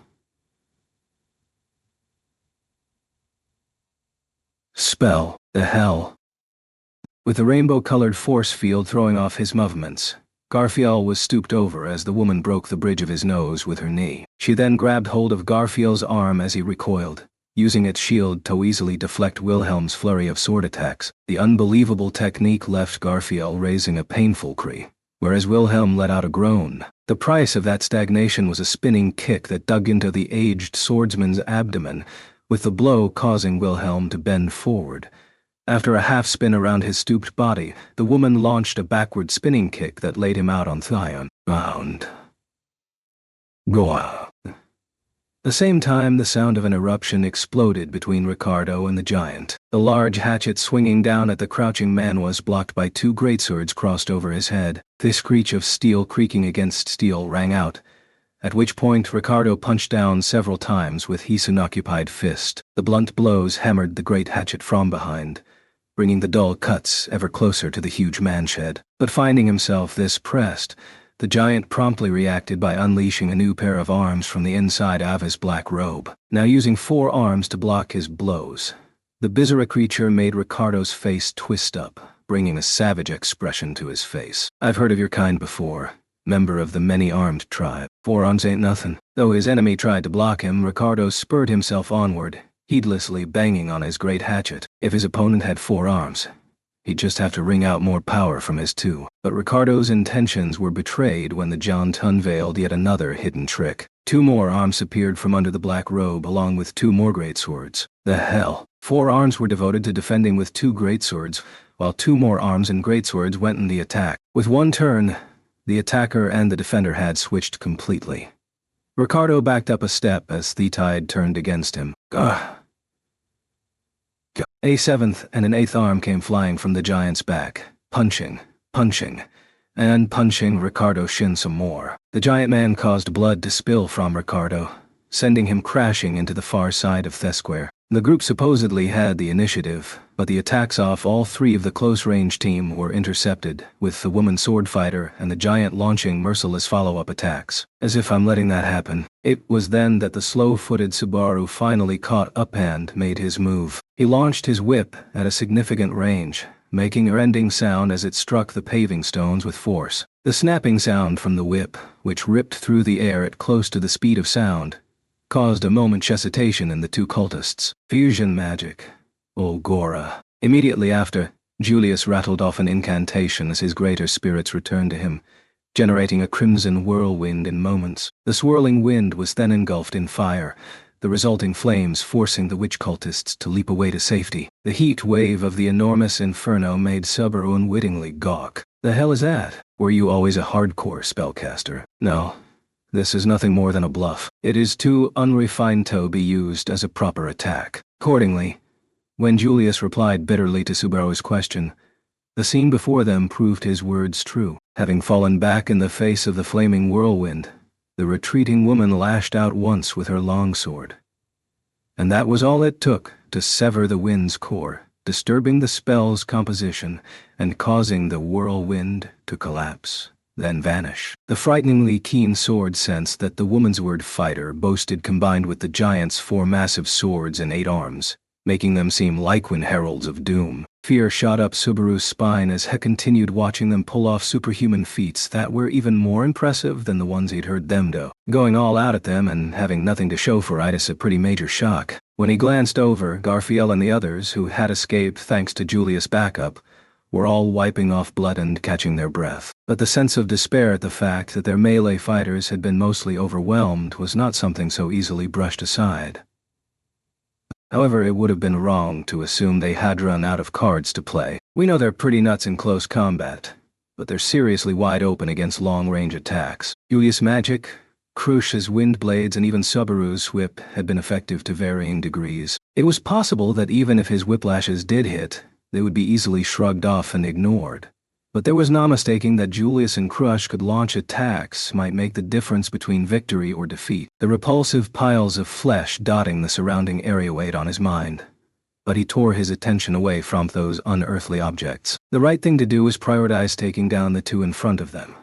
Everyone, let's attack again. We'll make Julius and Crush our main attackers and...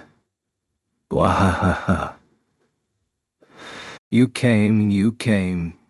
You really came, didn't you? Aunt May. Suddenly, the scene was interrupted by high-pitched, silly-sounding laughter that seemed completely out of place in the battlefield. This incredibly grating voice brought the giant and Thew woman to their knees on the spot, simultaneously as nigh unendurable terror urged Subaru and the others to hold their breath.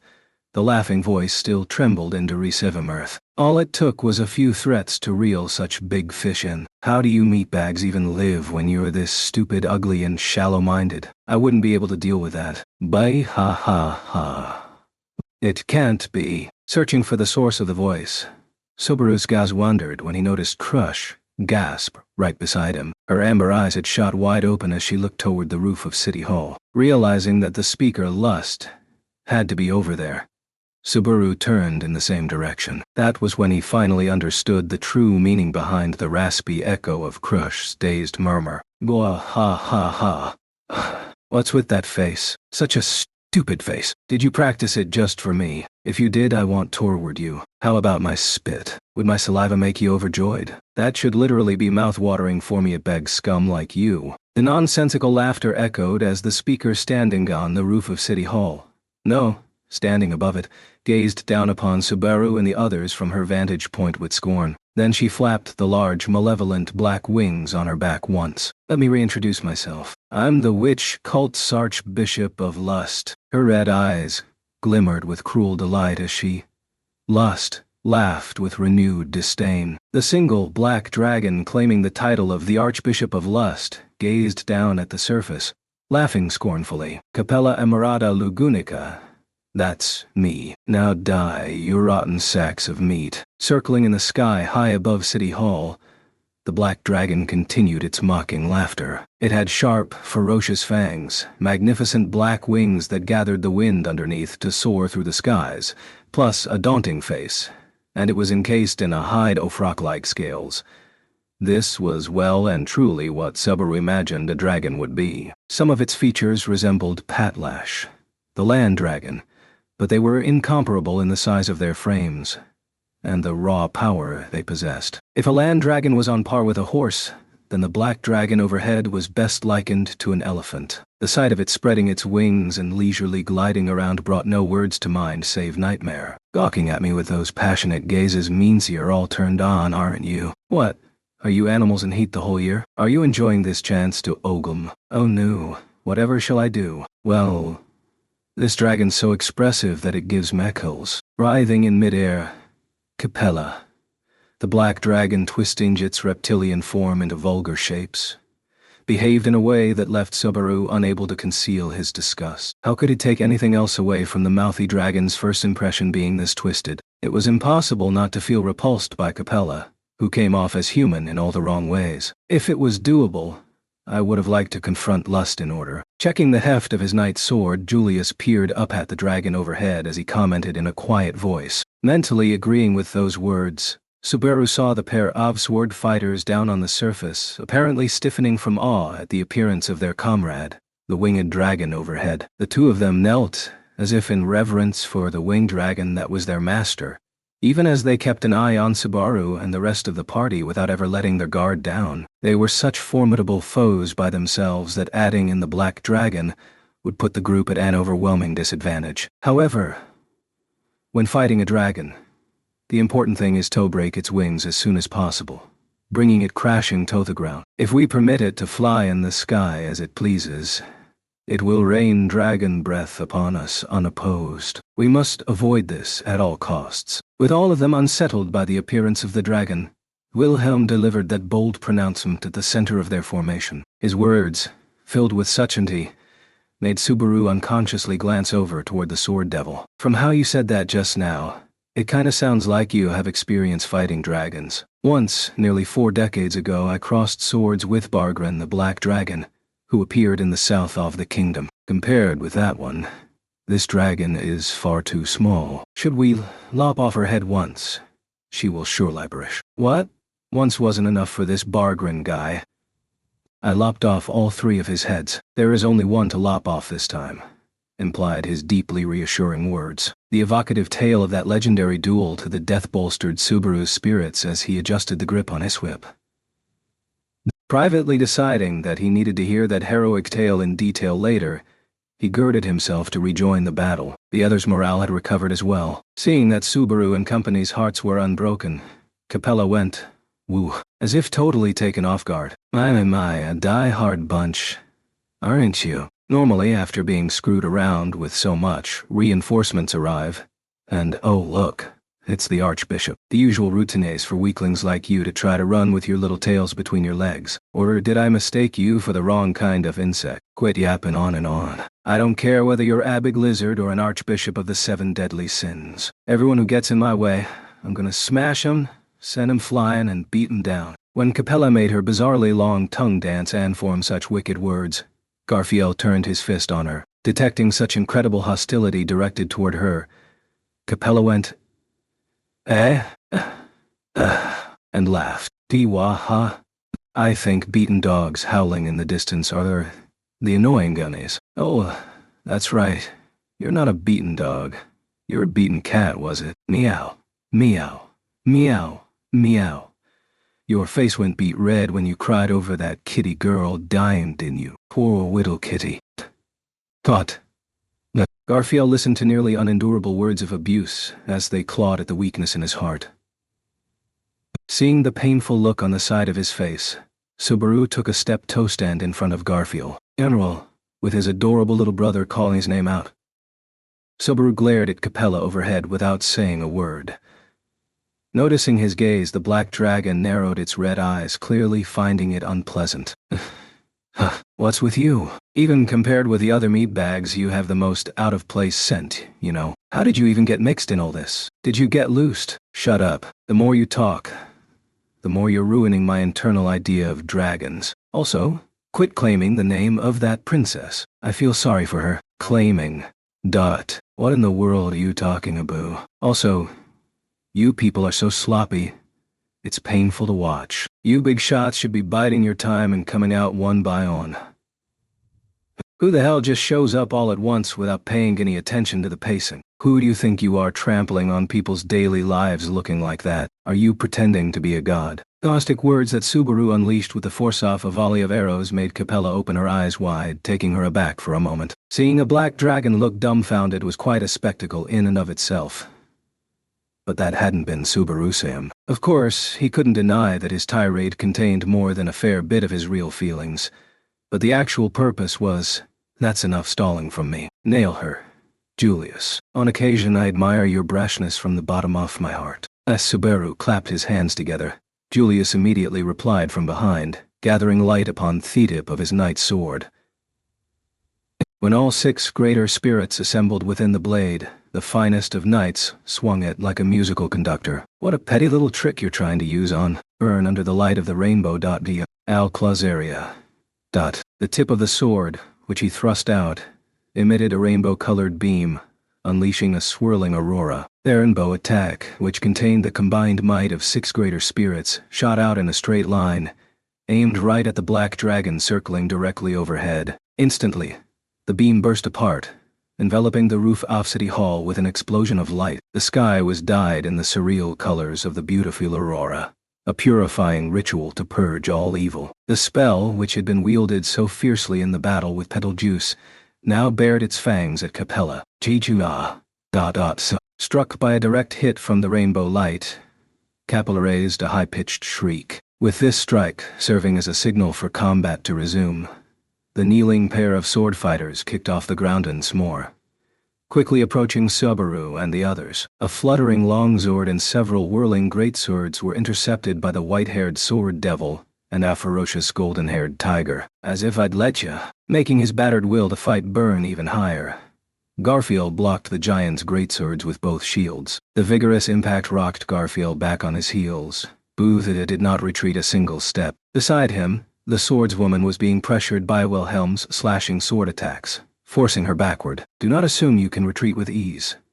I must know for certain. The sword devil dealt out more attacks without mercy. However, the woman skillfully wielded her longsword, parrying each and every sword blow while evading pursuit with highly polished footwork. Her body almost seemed like it was designed for the sole purpose of wielding a sword. Wilhelm was exhibiting swordsmanship on the same level that he had brought out during the fight against the white whale. The swordswoman engaging him displayed excellence in technique and creativity, along with a superhuman sense of balance. Lashing blades whistled through the air and scraped against the ground as they ran along their paths, parrying, redirecting, and defeating each other's blows. Not even sound could intrude as their incredible sword duel continued, each attack and defense so polished that it was no exaggeration to call it the pinnacle of the sword.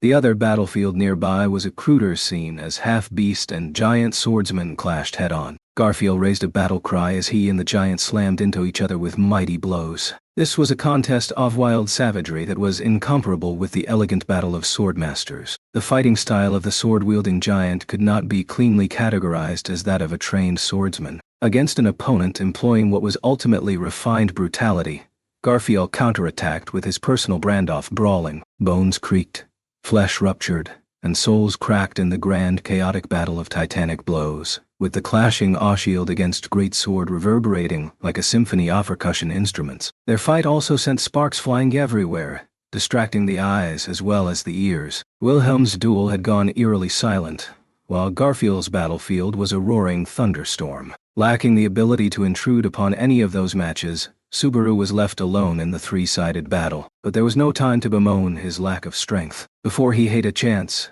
a new move revealed itself upon the game board, and this was, "Master Subaru, look out," pulled back. Right after two voices called out, Crush came flying in from the side, tackling Subaru. Pinned under her soft body, he watched as Ricardo stepped forward. Ricardo opened his large maw and let a howl erupt from the space between his rows of sharp fangs.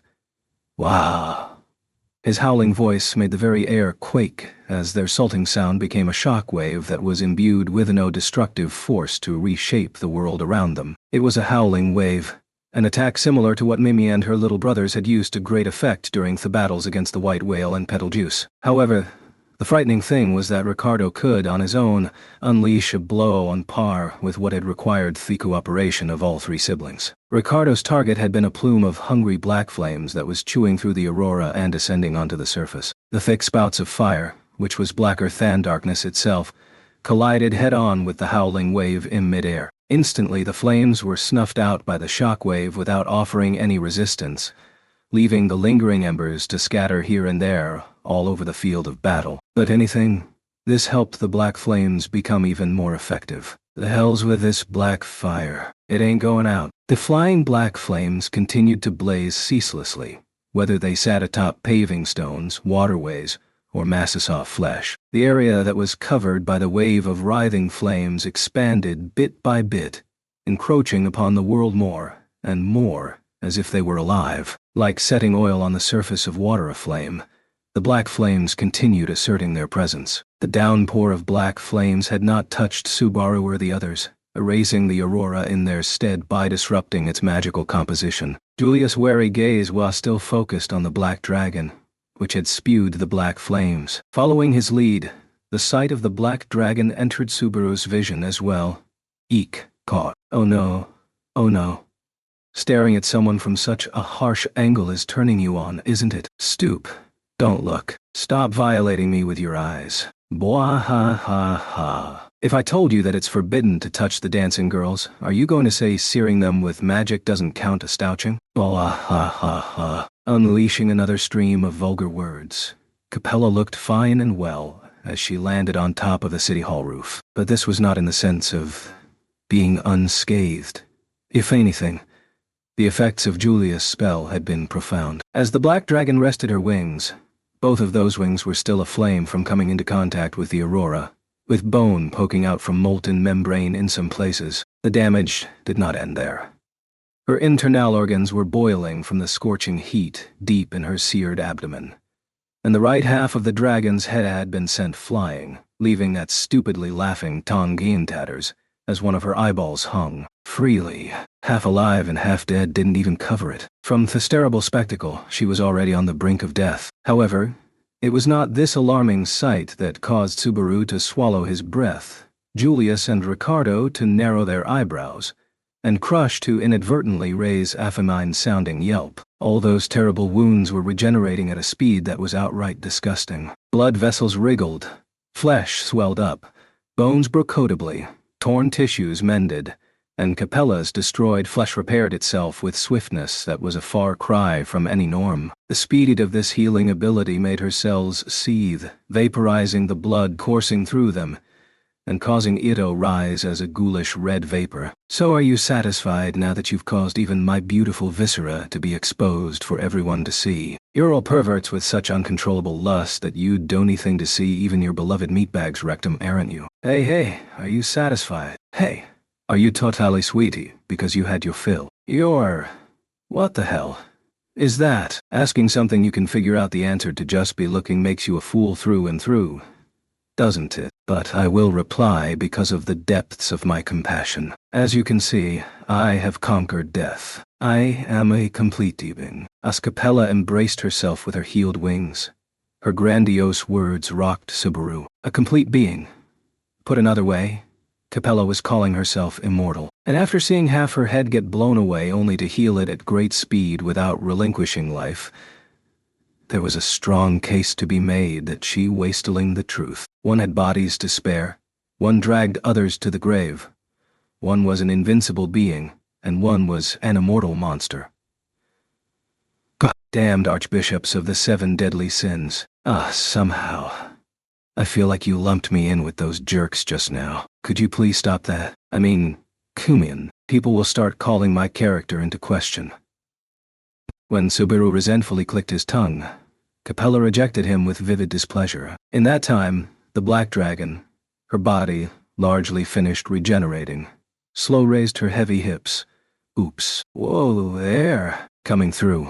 The next instant, the distant ring of the time towers bellicoed across the city's sky. Hearing this, Capella's motions came to a full stop, and when the Black Dragon tilted her long head, she let out a languid "ah" as she gazed wistfully at the sky, watching evening approach. Seems like it's the appointed hour. Your clumsy faces really aren't bad, but a bigger stage awaits me. So, excuse him while I go back inside. Wait. Why should I? My beautiful voice needs to echo across sky. How exactly will these fools stuck in the insect cage suffer? Stay tuned for the broadcast and find out. As for you, do entertain my minions and then die, and rot as you see fit. Bah ha ha ha. Laughing loudly, Capella unilaterally declared that the time for talk was over, and then turned around on the spot. The Black Dragon's huge body then promptly vanished into the roof. It seemed that Lust was genuinely intent on leaving the battlefield. Of course, the right thing was to think she was making Subaru and company lower their guard as part of some sort of ruse, but if we let her go, there is no telling what she might finally inflict upon the hostages. We must make haste. If she broadcasts it live, morale will crumble, and panic will spread across the city like wildfire. Shit. No way forward except through. Man, we have to chase her in there. In a situation like this, it was clearly a bad move, but they had no other cards to play. In the first place, they'd challenged the enemy at City Hall, because rescuing the hostages and stopping the broadcast was a top priority. If that meant dancing on the enemy's palm, they just had to grin and bear it. Guess that's settled then. Leave the folks outside to me and those two. Julius, Bro, and Ms. Crush will charge in. Ricardo announced his plan to Subaru and Crush. As they pondered, Subaru's eyes questioned whether he had any basis for his unwavering judgment. Ain't nothing special, just intuition, bro. Intuition. The mountain of intuition I've built up from surviving a ton of battles. So we're just trusting your gut. Maybe that's the best thing to rely on. Concurring with Ricardo's judgment, Subaru leaped upon the spot. Then, lending a hand to Crush, who'd saved him from the Black Dragon's flames, he helped her to her feet. You really saved me back there, Crush. Usually it's the other way around. Let's keep it a secret from Ferris and Lady Amelia. His eyes went round at the unexpected reply, but he grasped that this turn of phrase was Crush's way of lightening the mood. As he focused on the task before him, Subaru clenched his teeth then and called out to Garfield, who was still caught in a battle of frenzied blows. Garfield, we're going ahead to stop Lust. Once we're done here, we gotta go save Amelia. Don't lose. Go and get it done, General. I'm seeing this through. Slipping between the gaps of whipping greatswords, Garfield sent sparks flying as he howled his reply. Wilhelm, I leave this place to you. Understood. Beside Subaru, Crush shouted a few brief words of encouragement to the sword devil, who replied as unleashed a flurry of countless silver flashes. Finally, Subaru and Crush broke into a run, heading straight for City Hall with Julius taking point. Of course, the two warriors whom Lust had entrusted with guarding the place tried to move to bar their way, but line up like that, and you're basically just food for 'em. Ricardo leaped toward them and used his powerful shout to blow both sword fighters away as they attempted to impede Subaru and the others' advance. The giant and Thiesward's woman used their own evasive techniques to avoid taking any damage from the howling wave. But the partners of the dances that the enigmatic pair had pulled out from prematurely did not let them escape without a fight. Do not be so cold. I am right here, devoted to you every step of the way. Don't go showing your ass in the middle of a fight. I'll tear your tail for out and give you a real thrashing. Sword against sword and fist against slam. Furious blows met again and again, allowing no one in that square even a moment's respite. The two witch cultists were being hindered, and if they insisted on giving chase, Ricardo would stop them by force. With reliable allies covering their backs, Subaru and the others headed straight for City Hall, reaching it by the shortest possible route. Baru. Viscous. Subaru. No. I will carve you a path. I entrust Lady Crush to you. On the verge of racing into the building, Julius raised his knight's sword high as the greater spirits gave off a dazzling radiance. Wondering what was happening, Subaru blinked furiously when, right before his eyes, Julius was enveloped in an explosive wind that materialized directly below him, his mantle fluttering as Julius sailed into the sky. Why did you... Crush, pardon me. Feeling the same wind buoying his own legs, Subaru forcefully picked up Crush as she ran alongside. Lighter than I figured, he idly thought. A moment later, Subaru's legs peeled away from the ground as he shot into the air. Picked up so suddenly and unsure how to deal with the abrupt weightlessness, Crush raised a loud yell. The two kept on going, sailing over the walls surrounding City Halland, finally flying all the way to the roof. Crush, hang on tight, shouting. Subaru supported Crush with one hand as he drew his whip out with the other. Holding her breath, Crush clung to Subaru for dear life as he used his whip and instantly wrapped it around the roof's railing. Taking advantage of this foothold, Subaru and Crush traced a large semicircular arc toward City Hall's roof. The instant they landed, Subaru spread his legs wide as he fell to the floor. Goo-ho! Feeling a numbness that was impossible to ignore run through his legs, Subaru heard an improper sound coming from his right leg. Having so swiftly betrayed Ferris' admonition telling him not to push it, Subaru released Crush from his arm. Crush, are you all right? I am fine. Buster Subaru, your leg. It's all right, don't worry about it. It doesn't hurt. Also, if you mention this to Ferris, he might kill me, so, genuinely fearful of such a future. Subaru gingerly turned his eyes toward the roof. What he saw was not Capella, who'd been burned by Therenbo, but only a roof that had been wrecked by the Black Dragon's movements. The only thing on the roof itself was a single door leading to the building's interior. According to Kiritaka, the media was located on the building's uppermost floor. Having moved Subaru and Crush here and taken the shortest route to pursue Capella, Julius brushed back his mantle and looked at the pair. Flipping off the handsome knight with his middle finger, Subaru tried to race to the door leading inside when...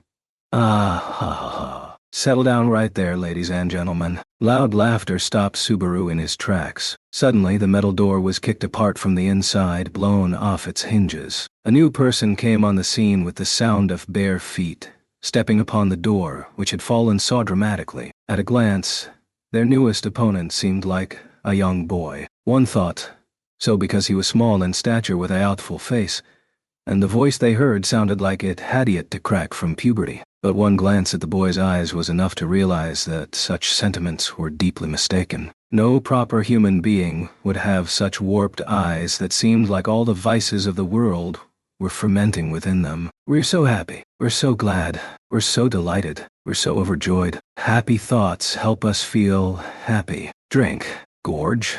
The longer we have to wait, the emptier our belly becomes, and the more we savor the very first bite. His scorched brown hair was tied up in a braid, and his small physique was wrapped in a long robe, with long hems, cuffs, and sleeves that hung about. There was a sadistic smile plastered onto his youthful face, and his smile showed that he had teeth like a shark's. All these characteristics matched the identity of someone Subaru had heard about before. Why do you look so annoyed, mister? Could it be that you have some kind of grudge against one of us guys? We're trying to remember, but we're really bad at faces. Really. We're no good at remembering at all.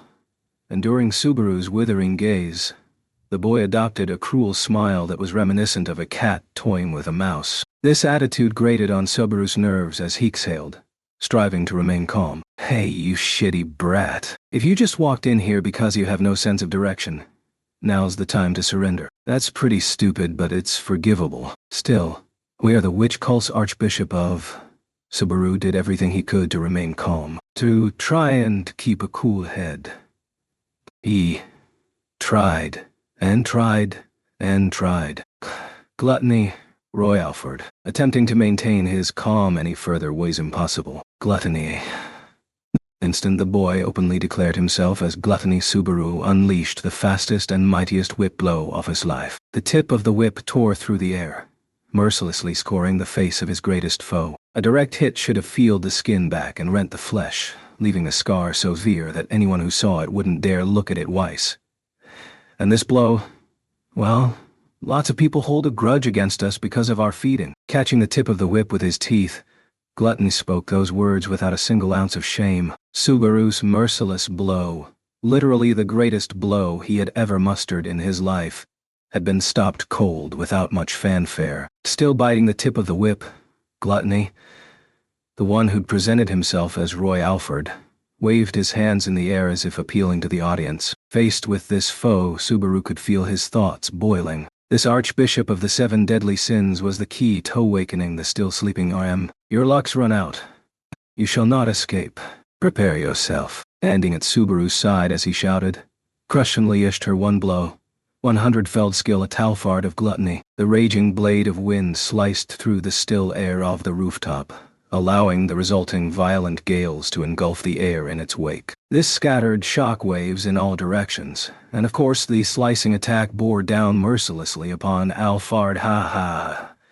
That's really something. As a funny parlor trick, that is. Until Alfard went low, dropping onto all fours to evade the invisible blade of wind. He proceeded to bend and fold his short limbs, licking his chops as he turned to fully face Crush. From the feel of that move of yours, your flavor might be right up our alley. The instant after he spoke the words, Alfard shot up like a bullet, exhibiting enough explosive force to smash through the roof. Unhinging his yawning jaws, the sight of his bare, sharp fangs made Subaru think of a feral, starving beast. But the level of danger that this boy posed was incomparable with any mere animal. This was one part of the nightmarish chaos that had befallen the city. In contrast to Alfard, Crush put her hips into her sword attacks, unleashing a thrust that was too fast to be followed by eye. Her target was the enemy's face, aiming to mercilessly impale the brain behind it. Good form, but not enough polish. As you are now, you're barely gonna be an appetizer to us. Yes, he howled. Roy Alfard rotated his arms disturbingly, as if he didn't need to bother with his joints. Instantly, a fierce scratching sound tore through the blue sky, and Crush's arm was immediately thrown back. This was thanks to the concealed weapons known as Astiger claws, which Alfard had equipped on the fingertips of both hands. As if I'll let you. A moment before Alfard could claw out Crush's beautiful face, Subaru wrapped his whip around her slender hips. Eep me, cried Crush as Subaru yanked her over to safety, pulling her right out of the range of the claws. But dismayed at having his prey snatched from him, Alfard altered his route with a single bound. Good, nice, great, wonderful. Did you think you could escape? If anything, we'll get you and your pal over there too. Drink. Gorge. Carrying Crush, Subaru fell back, with Alfred drooling in hot pursuit. The chase made Subaru twist up his face. I didn't think. My role is to always play the decoy. Even now, you are incredibly effective. Wah. Dog. The wholeheartedly pursuing Subaru, who looked like an easy target, Alfred had left himself wide open in turn. Julius, now in midair, had waited for that moment to pound his rainbow sword blow home, instantly twisting his body. Alfred attempted to evade the glimmering sword flash. However, the brilliant arc off the finest sword's strike homed in on his foe and drew fresh blood from Gluttony, who rolled onto the floor. Gah. Now that's a surprise. Then I shall provide you with further surprise, Blossom. My lovely flower buds. When Alfred slapped the floor and leaped to his feet, Julius pursued him with a merciless follow-up attack. The 6 greater spirits swirling above the knight's head glimmered like a rainbow as they swept across the roof in a beautiful display. Don't push yourself too much, Spirit Mage. Formally, I am a Spirit Knight. I have heard rumors that you are a gourmet. But will you grant my lovely buds a warm reception? Oh, I'll give 'em a real passionate welcome. I'll rip 'em apart like the annoying pests they are. As the approaching aurora seared his vision, Alfred brimmed with slavish appetite. To seal off his enemy's avenues of escape, Julius pursued Gluttony with seemingly endless sword strikes from every angle. Subaru would have liked to support him without a moment's delay, but Alfred's almost feral movements, which had him darting all over the roof, prevented Julius from landing a clean hit. He had to do something with Gluttony, with Alfred right there. Remember your objective, Moppet Mage. Just then, a voice's shout reached the rooftop, calling out with a completely inappropriate moniker. In accordance with Al's warning, Julius had concealed Subaru's true name while communicating with just his yellow eyes whenever he could. As the knight continued with his rainbow swordplay, Subaru didn't need him to spell everything out to understand his intent. Julius was saying to let him deal with Gluttony while Subaru went to stop the slaughter and broadcast. Hey, you sure about running? Pal, you have a grudge against us, don't you? Destined foes. Always. Like, taste the richest. The ultimate in deep delights. To eat, gnaw, eat, lick, nibble, eat, bite, tear, crush, gorge, drink.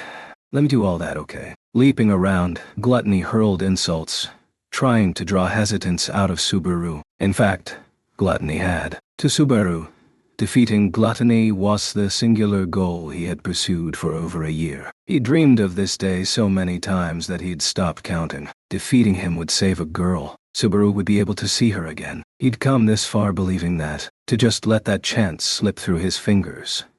Master Subaru. Subaru's melancholy was shattered when Crush looked up from his own arms and called out to him. From up close he could see a powerful conviction and an ever-so-slight sway of regret. It was none other than Crush who had as powerful a link to Gluttony as he. To her, someone who had her memories stolen by Gluttony. Someone who was forced to go forward, groping through a world that was blank when it shouldn't be.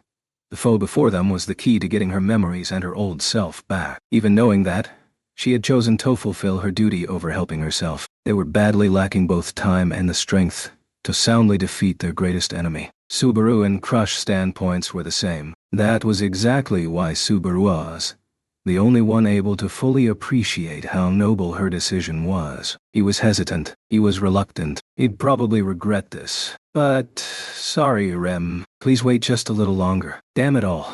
Fine, I get it. Hey, Julie. Don't you dare loose on me. That is my line. Make sure to fulfill your duty as the substitute knight of the Valkyrie. Let us entrust this to Master Julie, and go, Master Moppet Mage. Scratching his head, Subaru set his rueful thoughts aside and took Crush's hand. Then, relying upon the boundary lines generated by the aurora, they escaped Gluttony's attack range. Their destination was the door leading inside. Or not. They would have to veer toward the rooftop's bent railing. Vaulting it in one stride, Subaru supported Crush as he took one last look at the battle unfolding behind them. Go. However, noticing his gaze, Julius wouldn't permit him to waste time worrying about him until everything was settled. Internally clicking his tongue at that annoying attitude, Subaru swore to complain to his face later. Then, grabbing Crush by her slender hips, He launched himself into the ire once more. Crush. Plan B. PL, please do not let go. Ferris'll kill me if he hears about this. Subaru mused. Ash crouched, holding on to Crush tightly and then leaping down from the roof of the City Hall building in one go. Naturally, gravity pulled on them, and soon they were plummeting headfirst toward the square. Halfway through the fall, the whip, which had been anchored to the railing above, reached its limit and brought them to a stop, leaving Subaru bearing the weight of 2 people on his shoulders. Enduring the pain of his creaking bones with sheer willpower alone, Subaru and Crush traced a large curve through the air as they swung toward the wall. Then, with both feet extended toward the glass window in their path, Subaru slammed into it and broke right through. Glass fragments flew all over the place as Subaru and Crush rolled into the room they'd aimed for. Pushing hard on the floor with one hand, Subaru let up a second cry as he released Crush from his grasp. Instantly settling down, the pair looked around, confirming that this place was indeed their objective. This was the room on the topmost floor of City Hall, in which the media for broadcasts was placed. The assault team had worked out beforehand that they would fly to the uppermost floor. Of the various methods Subaru had devised, he'd ended up using the most dramatic. But with the exception of what happened to his leg, the operation had mostly gone off without a hitch. Subaru pictured Ferris's indignant face in his mind as he glanced toward the back of the room, for the enormous presence of the device set into the wall stole his thoughts. Even in this city, this was the most precious and important thing. So, this is the media. It was the most peculiar media of all the ones that Subaru had seen to date. The device he spotted was designed for expanding and enhancing the user's voice, increasing the range of its reach. Relying only upon magic crystals for its power source, this was a machine shaped like a pipe organ. And while Subaru was unwittingly letting the media steal his attention, Master Subaru, a sharp cry and the shock wave erupting from a savage collision of sword and claw behind him, brought Subaru back to his senses. His body went rigid as he turned around and saw Crush engaged in a mesmerizing sword dance, delivering a painful blow to the scales of the black dragon sitting at the back of the room. Howling in agony was the black dragon of lust, the culprit of repeated acts of evil that targeted the residents of the city. Capella. Leaving Subaru behind as he shouted, the black dragon and the Valkyrie engaged in a ferocious back and forth that covered the entire room. The room contained not only a media, but also a conference table, chairs, fixtures, and the like along the walls. Naturally, these furnishings were quickly blown away one after another by the powerful shock waves that marked furious battle, leaving the items broken beyond recognition. But in this back and forth, Crush's masterful attack held the upper hand. In that room, the dragon was clearly at a disadvantage, unable to freely swing her large frame about. This was probably because the black dragon had never expected Subaru and Crush to come flying through the window. The black dragon had probably been keeping watch over the room's proper entrance, its flame trained toward it the whole time. While she was busy guarding that side, Subaru and Crush launched a surprise attack by coming in from the roof. This was their plan B. Freed from her fear of high places, Crush raised a valiant battle cry as she drove her sword home again and again. Crush's wind attacks exhibited their true might not in long-range combat, but up close. In an enclosed space with nowhere to run, the invisible blades mercilessly bit into the black dragon's hide. Arg. Oh, look out. Get down. Caught up in the moment, Subaru did his best to roll and flee when the dragon bellowed and breathed a stream of pitch black flames. However, in the middle of his dramatic escape, Subaru realized something. There was a bound, squirming girl wriggling under the bleeding black dragon's feet. Instantly, Subaru felt the urge to vomit as he realized Lust's lowly scheme, in which she cunningly used a hostagine the same way that Wrath had. In the end, the archbishops of the 7 deadly sins resorted to similar means to make their opponents falter. He'd been defeated by the same ploy before, and, as a result, Emilia had been whisked away from him. With that fact lighting a fire in his heart, Subaru exhibited his greatest level of concentration as he slid directly under Capella's feet. Ducking under her head, he slipped between her legs, resolutely sliding over broken glass as he went straight to the girl. Picking up her trembling body, he also slammed his whip into the black dragon's back. It did no apparent damage, but it did certainly make him feel better. However, Crush followed up with a sword slash that was not nearly so gentle. No quarter. Pay for the wicked deeds that are bringing calamity and disorder to the city. As the black dragon clutched her head in a show of fear, Crush sliced her blade down at her from the front. Perhaps the Archbishop was just that brittle when forced onto the defensive, for Capella continued to endure a stream of attacks, seemingly helpless against the steel blade. Her wings were rent, her fangs were broken, and the scales of her long neck were shorn, making the dragon scream from the pain. Crush raised a long, slender leg, delivering a powerful kick to the dragon's torso. The force must have been far greater than any kick Subaru could muster. The strength of that attack pushed the huge dragon backward, forcing it toward a still intact window. Hers were not the actions of someone with a chance of victory. She was simply buckling under the weight of Crush's strength. It ends here. But,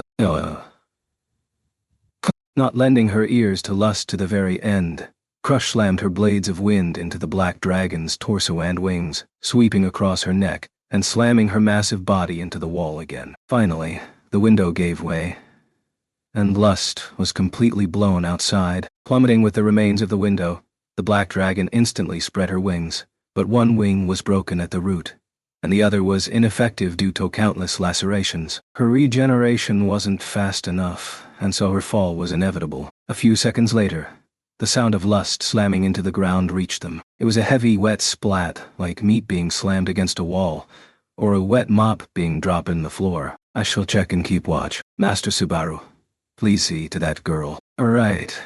Gotcha. Crush walked over to the window that the black dragon had fallen through, never lowering her guard. Feeling reassured as he watched her from behind, Subaru gently released the captive girl from her bonds. Oh, it's all right. Just now, that strong, beautiful lady over there taught the bad dragon a lesson. We can't really afford to take our time, so let me cut to the chase. Do you know what happened to the other people? Subaru spoke to the girl, who still seemed disoriented by the sheer fear and bewilderment that naturally came with getting caught up in a battle between a warrior and a dragon. Kneeling to talk to her at eye level, Subaru posed his question as gently as possible. The young girl blinked several times, not responding right away. Then slowly, she seemed like she was gasping for air as she moved her lips several times. The room over there. Everyone's in there. Her voice shaking, the girl pointed to a door on the other side of the room that was still marred with the fresh signs of combat. Setting his eyes upon that door, Subaru somehow refrained from putting to his lips the question that immediately rose in the back of his mind.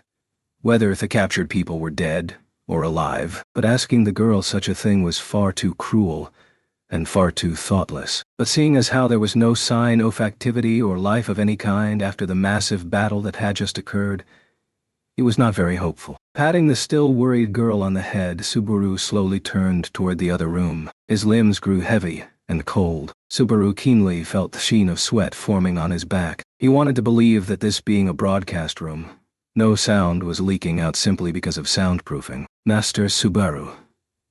It's alright. I'll check in a sec. What about Lust? There is no problem over here either. For whatever reason, there is no sign of her moving from where she fell. Crush replied as she warily kept an eye on Lust below. Hearing this, Subaru took a deep breath and stood before the door. Then he reached his hand out to the knob. It was possible there were still witch cultists lurking behind this door as well. Despite that consideration, Subaru had no better option than to simply check. However, for some reason, he was convinced that there was no need for such concern. And as a matter of fact, he wasn't wrong. There were no witch cultists standing guard inside the room. After all, the room didn't need guarding.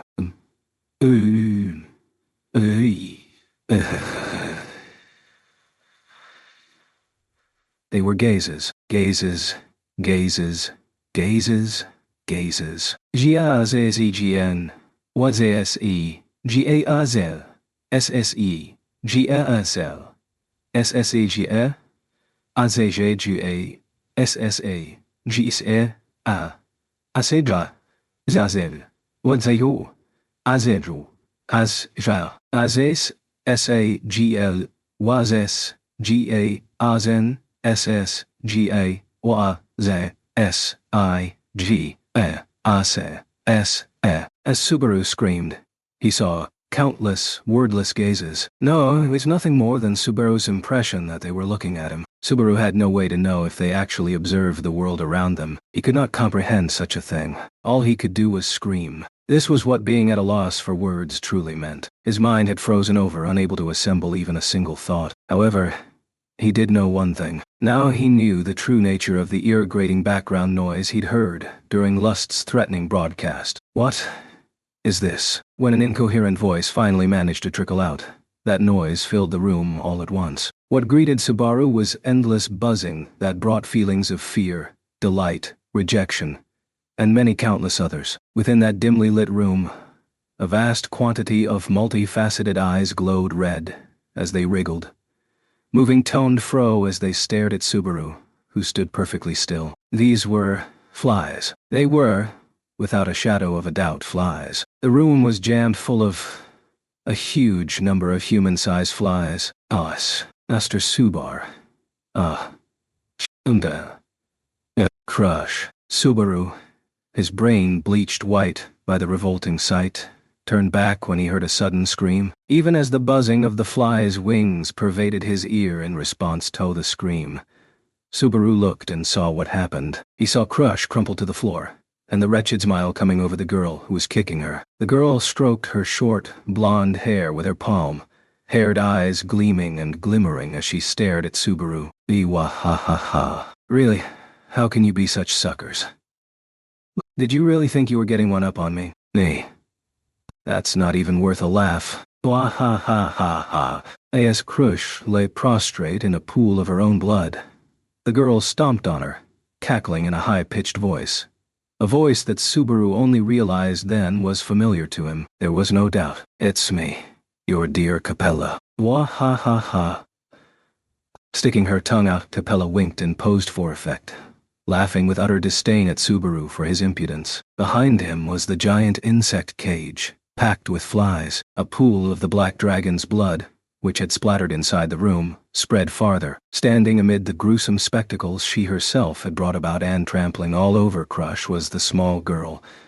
No, the Archbishop of Lust. A fang-like tooth poked out of Capella Emerita Lugunica's mouth as she continued to laugh. What the hell is this? It's pointless for meatbags like you to even think about. Ain't the best thing just accepting the facts in front of your own eyes? A beautiful girl trembles and quakes before you, but behold, she is actually an archbishop of the 7 deadly sins. Subaru was unable to hide his inner turmoil as Capella danced before him, sticking her tongue out in a vulgar fashion. Crush had fallen at Capella's feet, and her eyeshad rolled back. Her convulsions were a dangerous sign of her current condition. No noticeable external wounds caught his eye, and he didn't know exactly what had happened to her. But those were grave symptoms. If he didn't get her out of here immediately, it would soon be too late. Your heads aren't much for thinking to begin with, are they? In this situation, why would there be a little morsel off meat just sitting around here at City Hall? How you can even live with that stupid moronic, a girl's in trouble.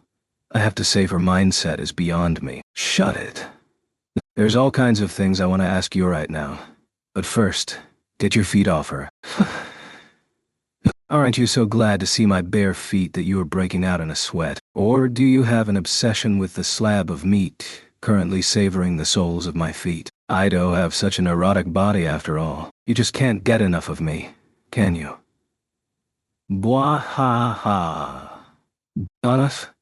She's not someone a person like you should be stepping on. Capella stepped on Crush's chest, grinding her heel in, with her acts of casual violence and mocking laughter driving him past the boiling point. Subaru's emotions raged as he rose off the ground, whip at the ready. Oh. Raising a voice feigning ignorance, Capella opened her eyes wide as she watched Subaru move. Subaru swung his whip, aiming not at Capella, but at a piece of the rubble that was a byproduct of Crush's fight with the Black Dragon. Subaru deftly entwined his wipe around a handful of stones, twisting his wrist to launch them at Capella's head. Not knowing his enemy's means of attack, Close combat would be the height of idiocy. In the first place, Subaru lacked the power to directly engage an archbishop in combat. Even though the blood was rushing to his head, he was still painfully aware of his own powerlessness. That was why Subaru needed to prioritize not the annihilation of his foe, but finding a way out of this situation. He needed to recover Crush, get away from this place, and link up with one of his comrades. The debris that he hurled had more than enough mass to cave in an unprotected human skull. Whether his impromptu projectile was blocked or evaded, he couldn't get Crush up and moving while she was still firmly under that girl's feet. So his plan was to create an opening to collect Crush and then... Come on. Hit. Fine. By me. Oh. When Subaru shouted to rouse himself, Capella shot back with a calm and measured reply. Immediately after, he heard the sound of something hard breaking flesh and bone. Then blood began pouring from Capella's head as it snapped back. Struck on the defenseless side of her skull, the girl had her forehead torn open. Her blonde hair was stained a dark crimson. The girl's face, lovely and sweet, was cruelly crushed and deformed as he watched on. Having the left eye from that half-smashed face stare, Atham was a startling sight that unexpectedly seized Subaru's heart. He'd only meant to create an opening. He'd just done what some might have called the most foolish thing possible. Why do you all hate dancing in the palm of my lovely hand this much? I just adore how you're all such hopeless idiots. Wahahaha. Gurrah. The instant his thoughts froze, Capella's mocking laugh and a black whirlwind slammed into Subaru from the side and sent him flying, struck on the entire right side of his body, as if he'd been slapped by the hand of a giant. Subaru skipped across the floor, taking a desk in the room with him as he tumbled away, completely battered and beaten up. Subaru came to a stop when he bumped into the far wall. Coughing, he lifted his head, wondering what had happened. That was when he saw... Bwaha! What's with the face? Am I so beautiful that your voice won't come out? What are those? You mean these. Well. I wonder what they look like to a meatbag like you. When Subaru forgot his pain, his voice barely coming out, Capella turned her back to him and amusedly waved her butt back and forth. There was something strange jutting out from Thay-shapely behind. She thrust out toward him, something that did not belong. This was a black, thick reptile's. No, it was a dragon's tail. A dragon's tail protruded from her backside. Having reached that conclusion, he belatedly realized that it must have been that tail that had hit him earlier. Don't tell me you're a dragon taking human form. Yes, there it is. The irrational argument that you can't help spouting because of your low brain capacity and a total lack of critical thinking. I've been so kind to sprinkle these breadcrumb clues, but it turns out scum like you need a good kick to see the whole picture. Her mood, souring from Subaru's apparently incorrect deduction, Capella swung at him with her huge tail once more. Instantly evading with a quick jump to the side, Subaru watched as she crashed her long tail into the floor and created cracks. Then he took a breath of, letting your guard down at this point just makes any or other effort pointless. Gah. A huge fist slammed into Subaru's wide-open face without warning. When he rebounded off the floor from the force of the impact, he was then launched into the ceiling by the tail, which had been waiting for him. His body collided with the ceiling then, and as he helplessly spun and fell, countless blade-like feathers tore him up on the way down, scattering droplets of blood all over. Anya. Gah. A painful cry escaped his throat as his back was slashed and gouged. When Subaru hit the floor again, he desperately tried to get his mind working again. He'd just been slugged, thrown, and cut up. What did that mean? Subaru's face had been punched with the massive arm of a beast. He'd been tossed into the air by the black dragon tail, and he'd been sliced open by sharp, blade-like bird feathers. And all these had spawned from the body of the girl, who was looking down at Subaru as he wheezed in pain. Shouldn't you be able to figure out the answer by now? A huge bestial arm, a black dragon's tail, a monstrous bird's wings. Each could only be described as grotesque. As he set his eyes upon her form, no other words come to mind. If something came to mind other than words, it was physiological disgust at encountering an unnatural being that shouldn't exist. She was a grotesque monster, a fiend, etc. Her true nature was transmutation? Transformation. Waha. For the first time, Subaru's muted reply drew a laugh of genuine satisfaction from Capella. I am the Archbishop of Lust, Capella Emirata Lugunica. I exist to monopolize all this world's love and admiration for myself. I, the one who deserves to be loved the most, can answer anyone's perverse desires. I am the ultimate manifestation of any aesthetic that exists. I can even transform into a beautiful girl according to your tastes. I am a devoted woman after all. As she said whatever she pleased, Capella freely altered her form in front of Subaru. She shifted from her grotesque form to that of a rustic-looking boy, then immediately lengthened her limbs and turned into a voluptuous femme fatale. In what seemed to be the blink of an eye, she changed again, becoming the apparent epitome of an unfortunate village girl, and an instant later, she took the form of a very young girl, an obscene smile rising to her cherubic face. See, so which me do you like the most? He was speechless. Words refused to form. All his heart comprehended was that this was the worst thing possible. Her morals were seemingly non-existent, though a plain and simple ability, lust's authority, allowed her to violate and trample upon anyone's system of values. It specialized in putting herself on display. When he looked, the terrible wound that had been caused by the hurled debris was already closed, and there was no sign she was ever hurt. Perhaps she had covered up the scar with her incredible regenerative ability, or used her transformation ability instead. Either way, he'd uncovered the trick behind the black dragon and the little girl. The two forms Capella had taken. At first, he'd suspected she had a Beetlejuice-like ability to possess others, but if this was the case, the whole incident with the black dragon getting blown outside City Hall through a window didn't make much sense. The fact that it did nothing except breathe fire shove been an obvious clue. Also, setting aside that it left the lizard in the exact spot you'd expect a trap to be, where'd all your doubts go when it didn't immediately move to respond to your intrusion, and it didn't speak with my beautiful voice. Wait up a second. Reading Subaru's thoughts from the minute changes in his facial expression, Capella cackled with contempt. Her form became that of a graceful woman with long swaying hair, then a gentleman with a crimson mustache and beard.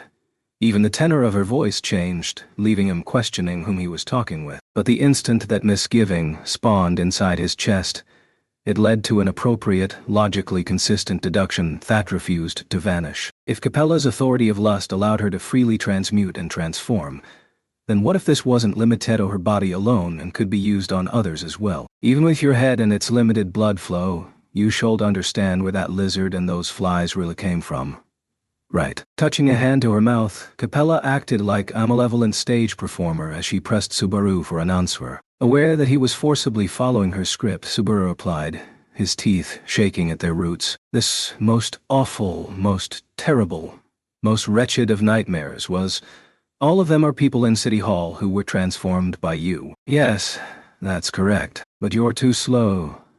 So no prize. You're a slow, clumsy bag of meat, and whatever Perpusio exists for, shockingly, is beyond even my understanding. You can't understand. That's what I want to say to you, goddammit. Capella had confessed to her cruel, monstrous actions with an expression that didn't have the barest pangs of conscience. In the dimly lit room, the multifaceted eyes glowed red and stared at Subaru as one. They flapped wings that they could not use to fly, desperately broadcasting that incessant sound, probably because they were crying for help. I don't get it. Turning people into flies. What's the meaning of that? Are you saying it's repulsive? It makes every hair on my body stand up.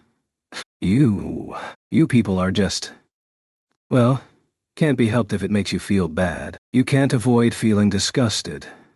Is that what you're saying? Too?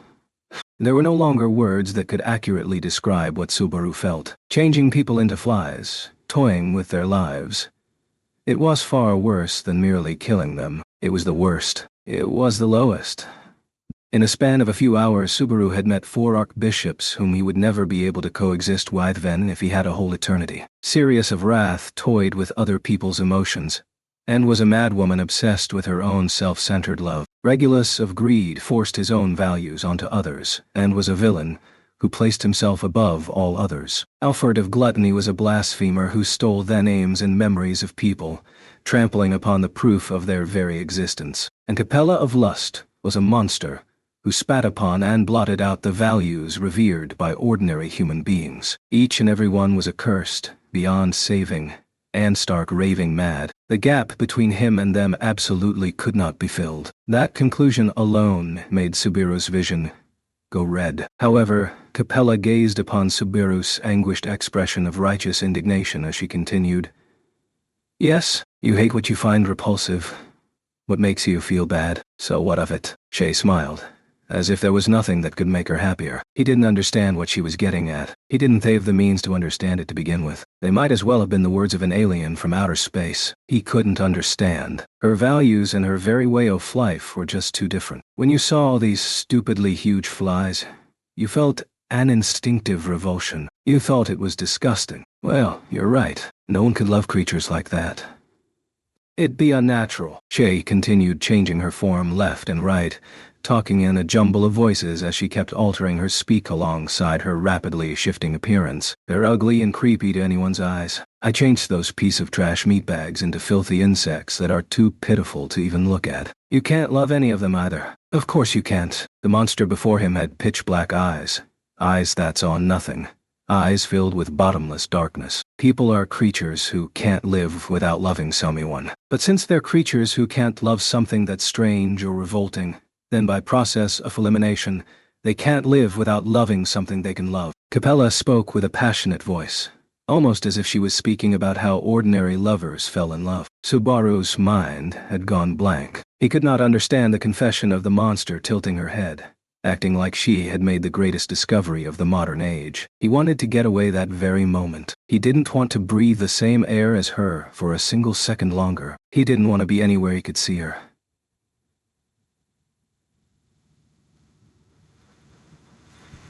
He didn't want to feel her on his skin. He didn't want to hear her voice. After all, this monster loved Subaru Natsuki. It wasn't just Subaru. The victim she turned into a black dragon, the great many people she turned into flies, Krush, whom she was even now trampling underfoot, Julius fighting above them, Garfiel, Wilhelm, and Ricardo, and the giant and the woman they were fighting in Thay Square, all the people in the city. She loved all of them. It was because she loved them that she did everything she could think of to make them love her. To this monster, that was simply how love worked. So you see, I am kind and deeply compassionate, and I am simply a woman drowning in the love of the many. I monopolize all the love and admiration in the world for myself. But that means I can't slack off in my efforts to beloved, you see. To be loved by you, I'll turn into whatever version of me best suits your tastes. To make you look at me, I'll rob you of all interest in anything else. I don't mind if you loved someone else to begin with. After all, this is the end for you. You'll come to love me. I'm giving it my all to make sure you do, see. My personal charm only goes up and up and up and up and up and up. The charm off the meatbags who aren't me only goes down and down and down and down and down and down and down. Just kill me now. Hut. Why? I'm all about making people love me. It wouldn't even dream of doing something so barbaric. Even if you're a completely useless sack of meat, you have value so long as your love is focused on me. My desire for recognition is just a tiny bit stronger than most people's. That's why I want even one more person to tell me one more word of affection and to love me for even one more second. Get it? That's all I'm asking. Oh,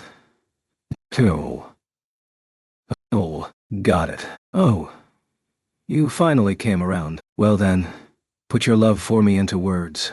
Dissolve in love right there, and turn into a mass of flesh to my liking.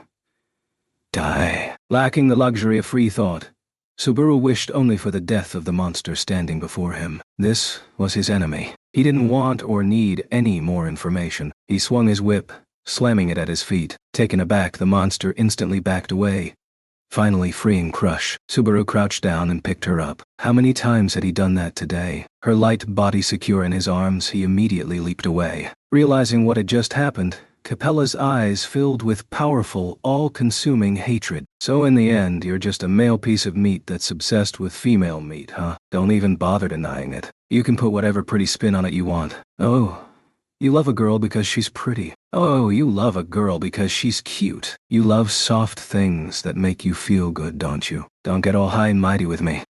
Ooh, Glaring at Subaru as he drew away, Capella let spittle fly as she reached out with both arms. One arm transformed and grew a serpent's head, while the other formed a lion's head.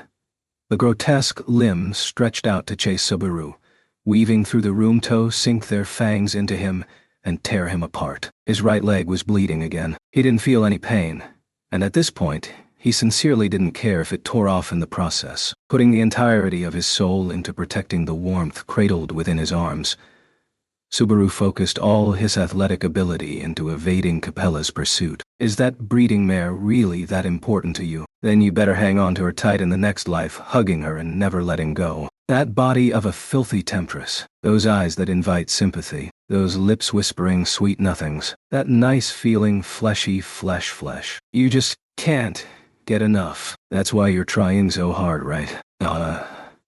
You ass. Stop putting words in my mouth. That's not how it is between me and her. Oh, shut up. There's a heady female scent coming from that female meat. That goes the same for the male scent coming from your male meat. Did it really never come to mind? Can you swear you haven't had even one indecent thought for just 1 second? If you have, even for a second, that means you're just a male slab of meat, desperate to lie searching for a female slab of meat. How am I wrong?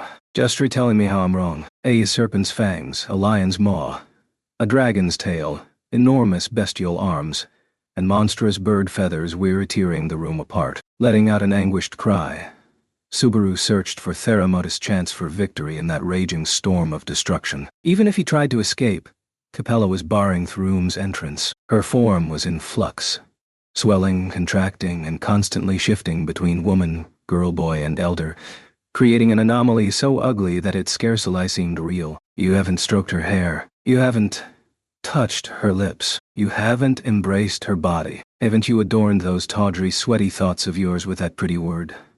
Love. Give me a break. You're just mistaking love for something else. You all just went off on your own, smugly dressing up carnal desires with such flowery words and phrases. There was a glower of madness in Capella's eyes as she stared at Subaru, transforming into her most repulsive form yet. Her hair was long and silver, glistening in the moonlight. Her eyes were violet, like encrusted gemstones. Her skin was white, reminiscent of powder snow. Her limbs were long and slender, her body amply curved. Some fine details were different, but what appeared there was, you just don't want to be open about all your carnal passions out in public. Don't go dressing them up with words like love. How about it? How's this? How's this? Sis, how hard I'm working to be loved by you. Look at this.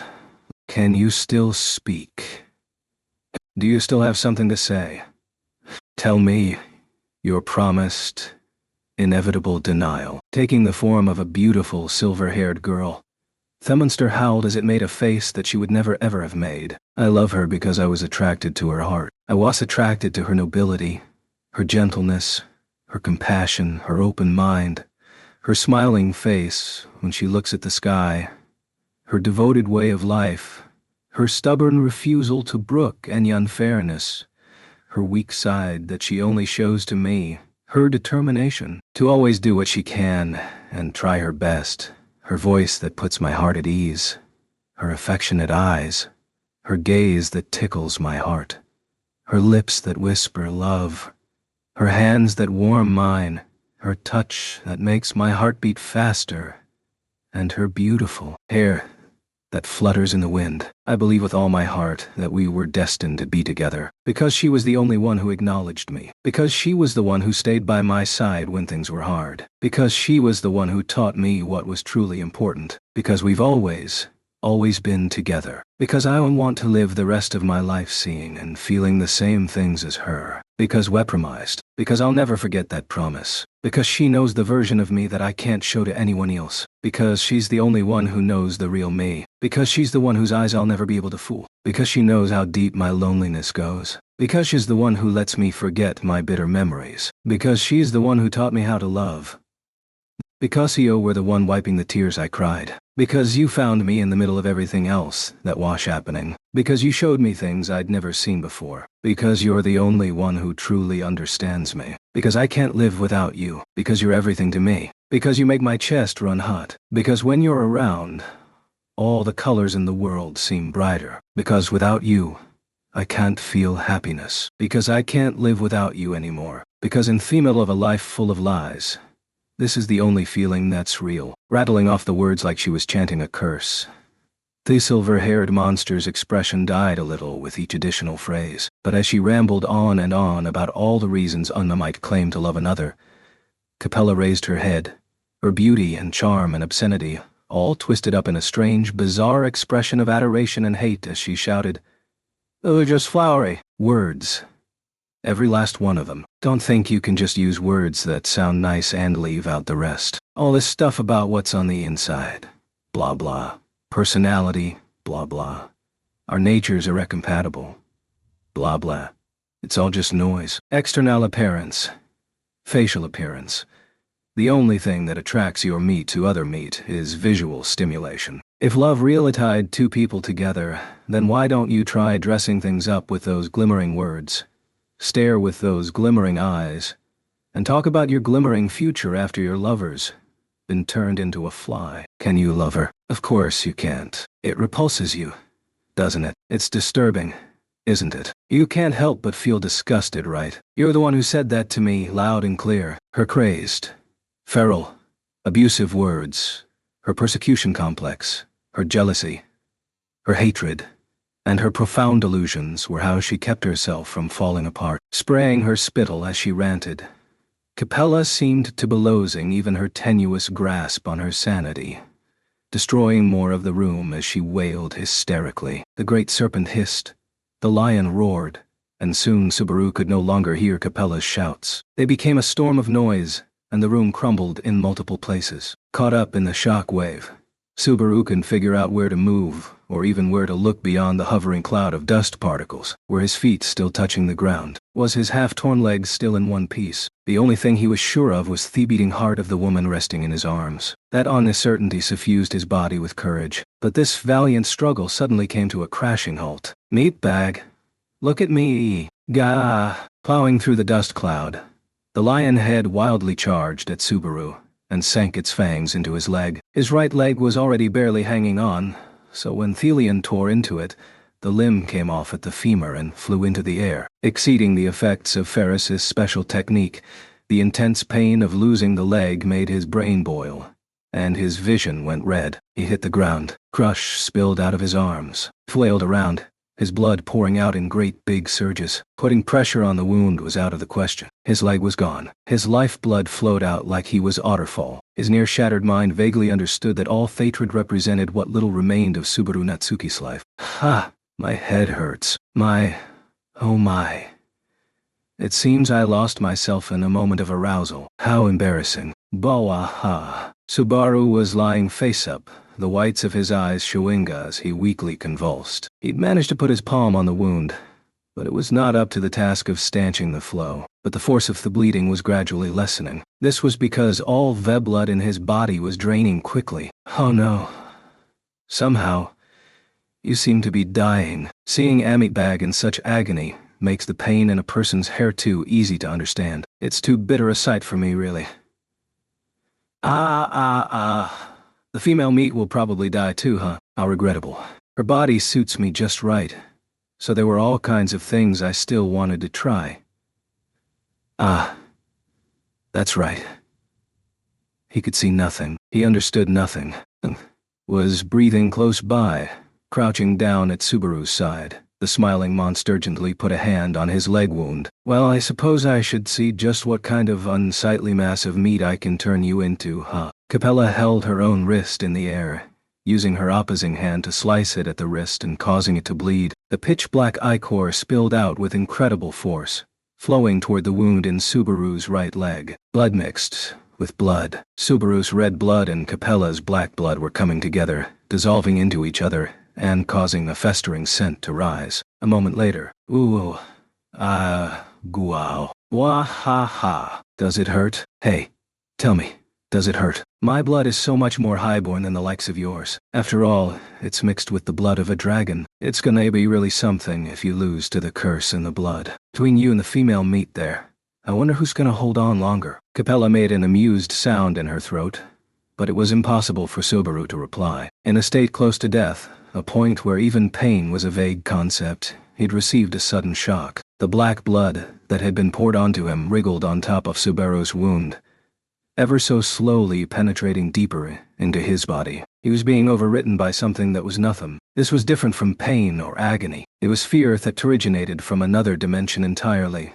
Yes, fear was the only word that fit. It was scary, terrifying. He didn't understand. He wasn't even being allowed to die. Crush or him, the monster had said. If so, was she undergoing the same torment as him? Subaru was just so weak, unable to do anything. Crush, Beatrice, Rem, Amelia, everyone. The third. Oh my, once again, you reject my love. That means you'll be reborn as an unsightly, pathetic piece of meat, doesn't it? Now, it's finally time for me to... Gazing adoringly as Subaru fainted in agony, Capella slowly rose to her feet. Her form returned to that of the blonde, red-eyed girl once more. Whereupon Capella suddenly looked back. There, where the glass window and the wall had been broken, a crisp breeze was blowing in. You're one tough customer, aren't you? Crawling up from ground level to which it had fallen, the black dragon let out a roar upon sighting its hated foe and released a stream of black flames straight at Capella from its wide-open maw. The next instant, the upper floor of City Hall was engulfed in pitch-black flames. Sensing someone calling her name, Amelia felt her consciousness flitting back to reality. When she slowly emerged from her slumber, the first thing she noticed was something smooth enveloping her. It was a pleasant sensation, as if she was embraced by an animal with warm, soft fur. Previously, this was a feeling she could savor on a daily basis, and it was something that made her hazy memories throb. The nostalgia left her eyelids damp and heavy. Wiping those teardrops away with the back of her hand, she cut her lingering attachments to that warmth, and chose to wake up instead. Slowly, she opened her eyes, which were rimmed with long eyelashes, and took in the world around her with her large, round, violet eyes.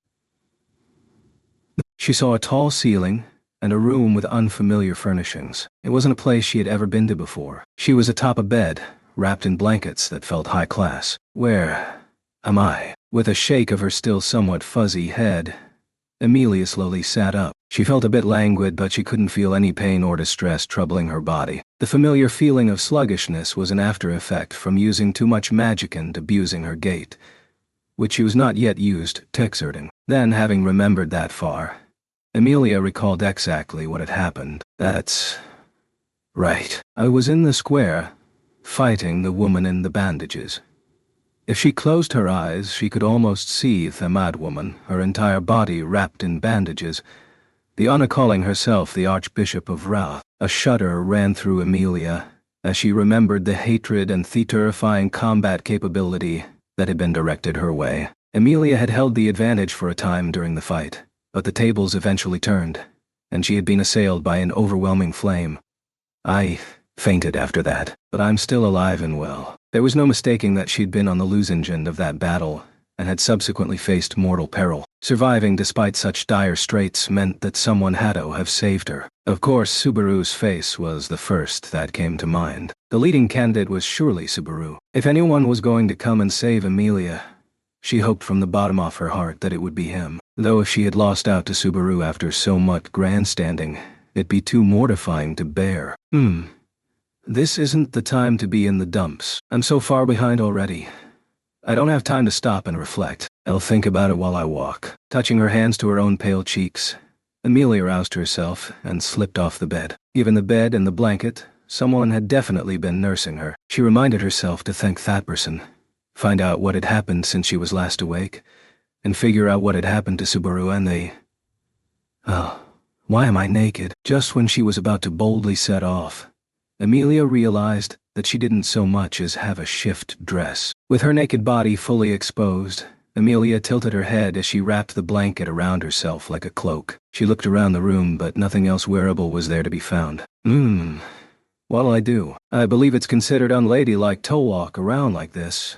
Bashfully reserved was a phrase that Puck had pounded into her during his time as her father figure. Now that Puck was gone, she had continued her studies with Anaros serving as her substitute mentor. According to Anaros's teachings, Amelia was clearly a failure of a student for wandering about in her current nearly nude state. But I'm worried about everyone else right now, and it's an emergency situation, so she'd make an exception, right? She had to confirm as soon as possible whether things had been settled with the Archbishop of the Seven Deadly Sins. Citing those circumstances as her just cause, Amelia left the room with a single blanket over her. Exiting into the hallway, she confirmed that this was definitely a building she'd never seen before. It was just that the interior of the room she had woken up in clashed badly with everything else. A cold, antiseptic atmosphere seemed to permeate the corridor and the rest of the building. It was probably the room with the bed that was the only exception. Thinking this, she quickly accepted the mismatch between the atmospheres of the building and the room. This building was not for living in, but rather, it was supposed to be a place for work. The proof was in the faint, lively sound of water, and the mechanical sound of some kind of gears turning. It seems that you have awakened. I am truly glad. I feel heartfelt relief, knowing that you are safe. When that voice was suddenly called out to her, Amelia felt a twinge of surprise as she turned around. As she did, she spotted a lone young man, whom she had previously bumped into on the city street, now standing there in the corridor. While he smiled as he watched Amelia, she noted his white hair and his nearly all-white clothing. The young man still had a friendly smile on his face as he casually walked over to her. But I cannot commend you for walking out as soon as you awoke.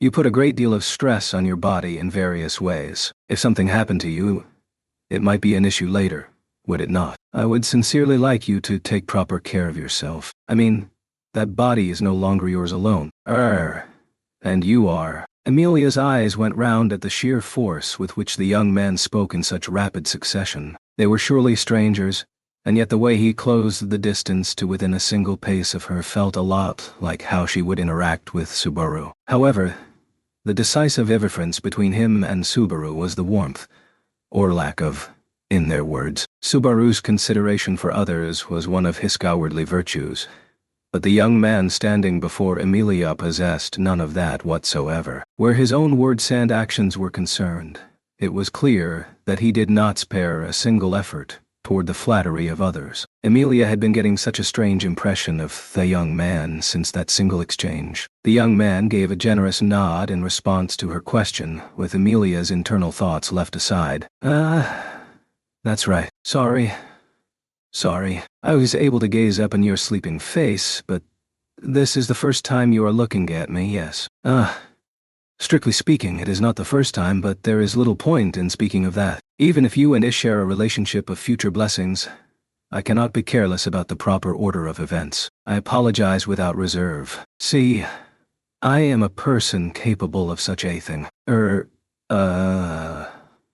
The eloquent words that the young man used without pause left Amelia feeling like any reply she could muster would be rather awkward. This was partly due to her being overwhelmed by the firmness of his demeanor, but more than that, a growing suspicion that something was deeply wrong kept eating away at Amelia. It was pleading to Amelia from a distant corner of her mind. She just couldn't shake the feeling that she knew this young man from somewhere. It is unfortunate that such an important event is taking place in such a dreary corridor, yet surely you will look back upon this as a special memory of ours as well. People are filled aplenty with small bits of everyday happiness. I think that will be especially true in my time with you. Don't you think so, Amelia? I don't remember giving you my name. So, who are you? Oh, I'm sorry. It is a bad habit of mine that I lose sight of everything around me when my feelings swell and crest. Even I think my own overly sensitive personality I lamentable when it gets all like this. This time, I was daydreaming too much while conversing with you perhaps. Yes, my name. In a truly convoluted, roundabout manner, the young man's words finally arrived at the topic at hand, the unease that Amelia felt about him personally, and her odd, persistent foreboding that accompanied his strangely familiar presence. Both lit a fire within Emilia, leaving her vulnerable to pull her eyes away from the young man's actions. Emilia instinctively understood that whether she lived or died was directly linked to the slightest move of his hand. The young man suddenly spread both arms wide, reverentially bowing to her. "My name is Regulus Corneus. I work for a certain organization. However, that is not important where you are concerned. To you there is but one thing you need to know about me. I am your precious husband, and you are my beloved 79th bride." The young man, who introduced himself as Regulus, seemed enthralled as he spoke these words, but she did not understand their meaning. Emilia was perplexed as she furrowed her delicate brows. However, Regulus did not even notice her subconscious refusal as he simply gazed at Emilia and the single layer of fabric wrapped around her body. "That outfit is poison to the eyes. Wait. I will have fresh clothes brought to you. Rest at ease. Your dress will be changed by my wives, others in the same position as you. They are accustomed to dressing someone in bridal attire." "Wait, what do you mean by that?" "No. More importantly, what do you mean by your bride?" "That's right. I forgot something very important." "Oh, what was I thinking?" That was a very close call. Regulus, who literally had ears yet did not hear, grasped Emilia by her shoulders. Emilia grimaced at the strength hepewed into his fingertips, but the young man did not pay her discomfort the slightest heed. All he did was bring their faces so close that their foreheads nearly touched as he peered into her violet eyes. "I forgot a very, very important question. The wedding ceremony comes after. Emilia, this is very important, so I want you to answer me straight from your heart." "It is very important for our future." The bizarre level of intensity made Emilia hold her breath as she maintained her silence. Regulus smiled, perhaps taking Emilia's silence as tacit consent. As he smiled, he asked, "Emilia, are you a virgin?" "That is the only truly important thing, you see."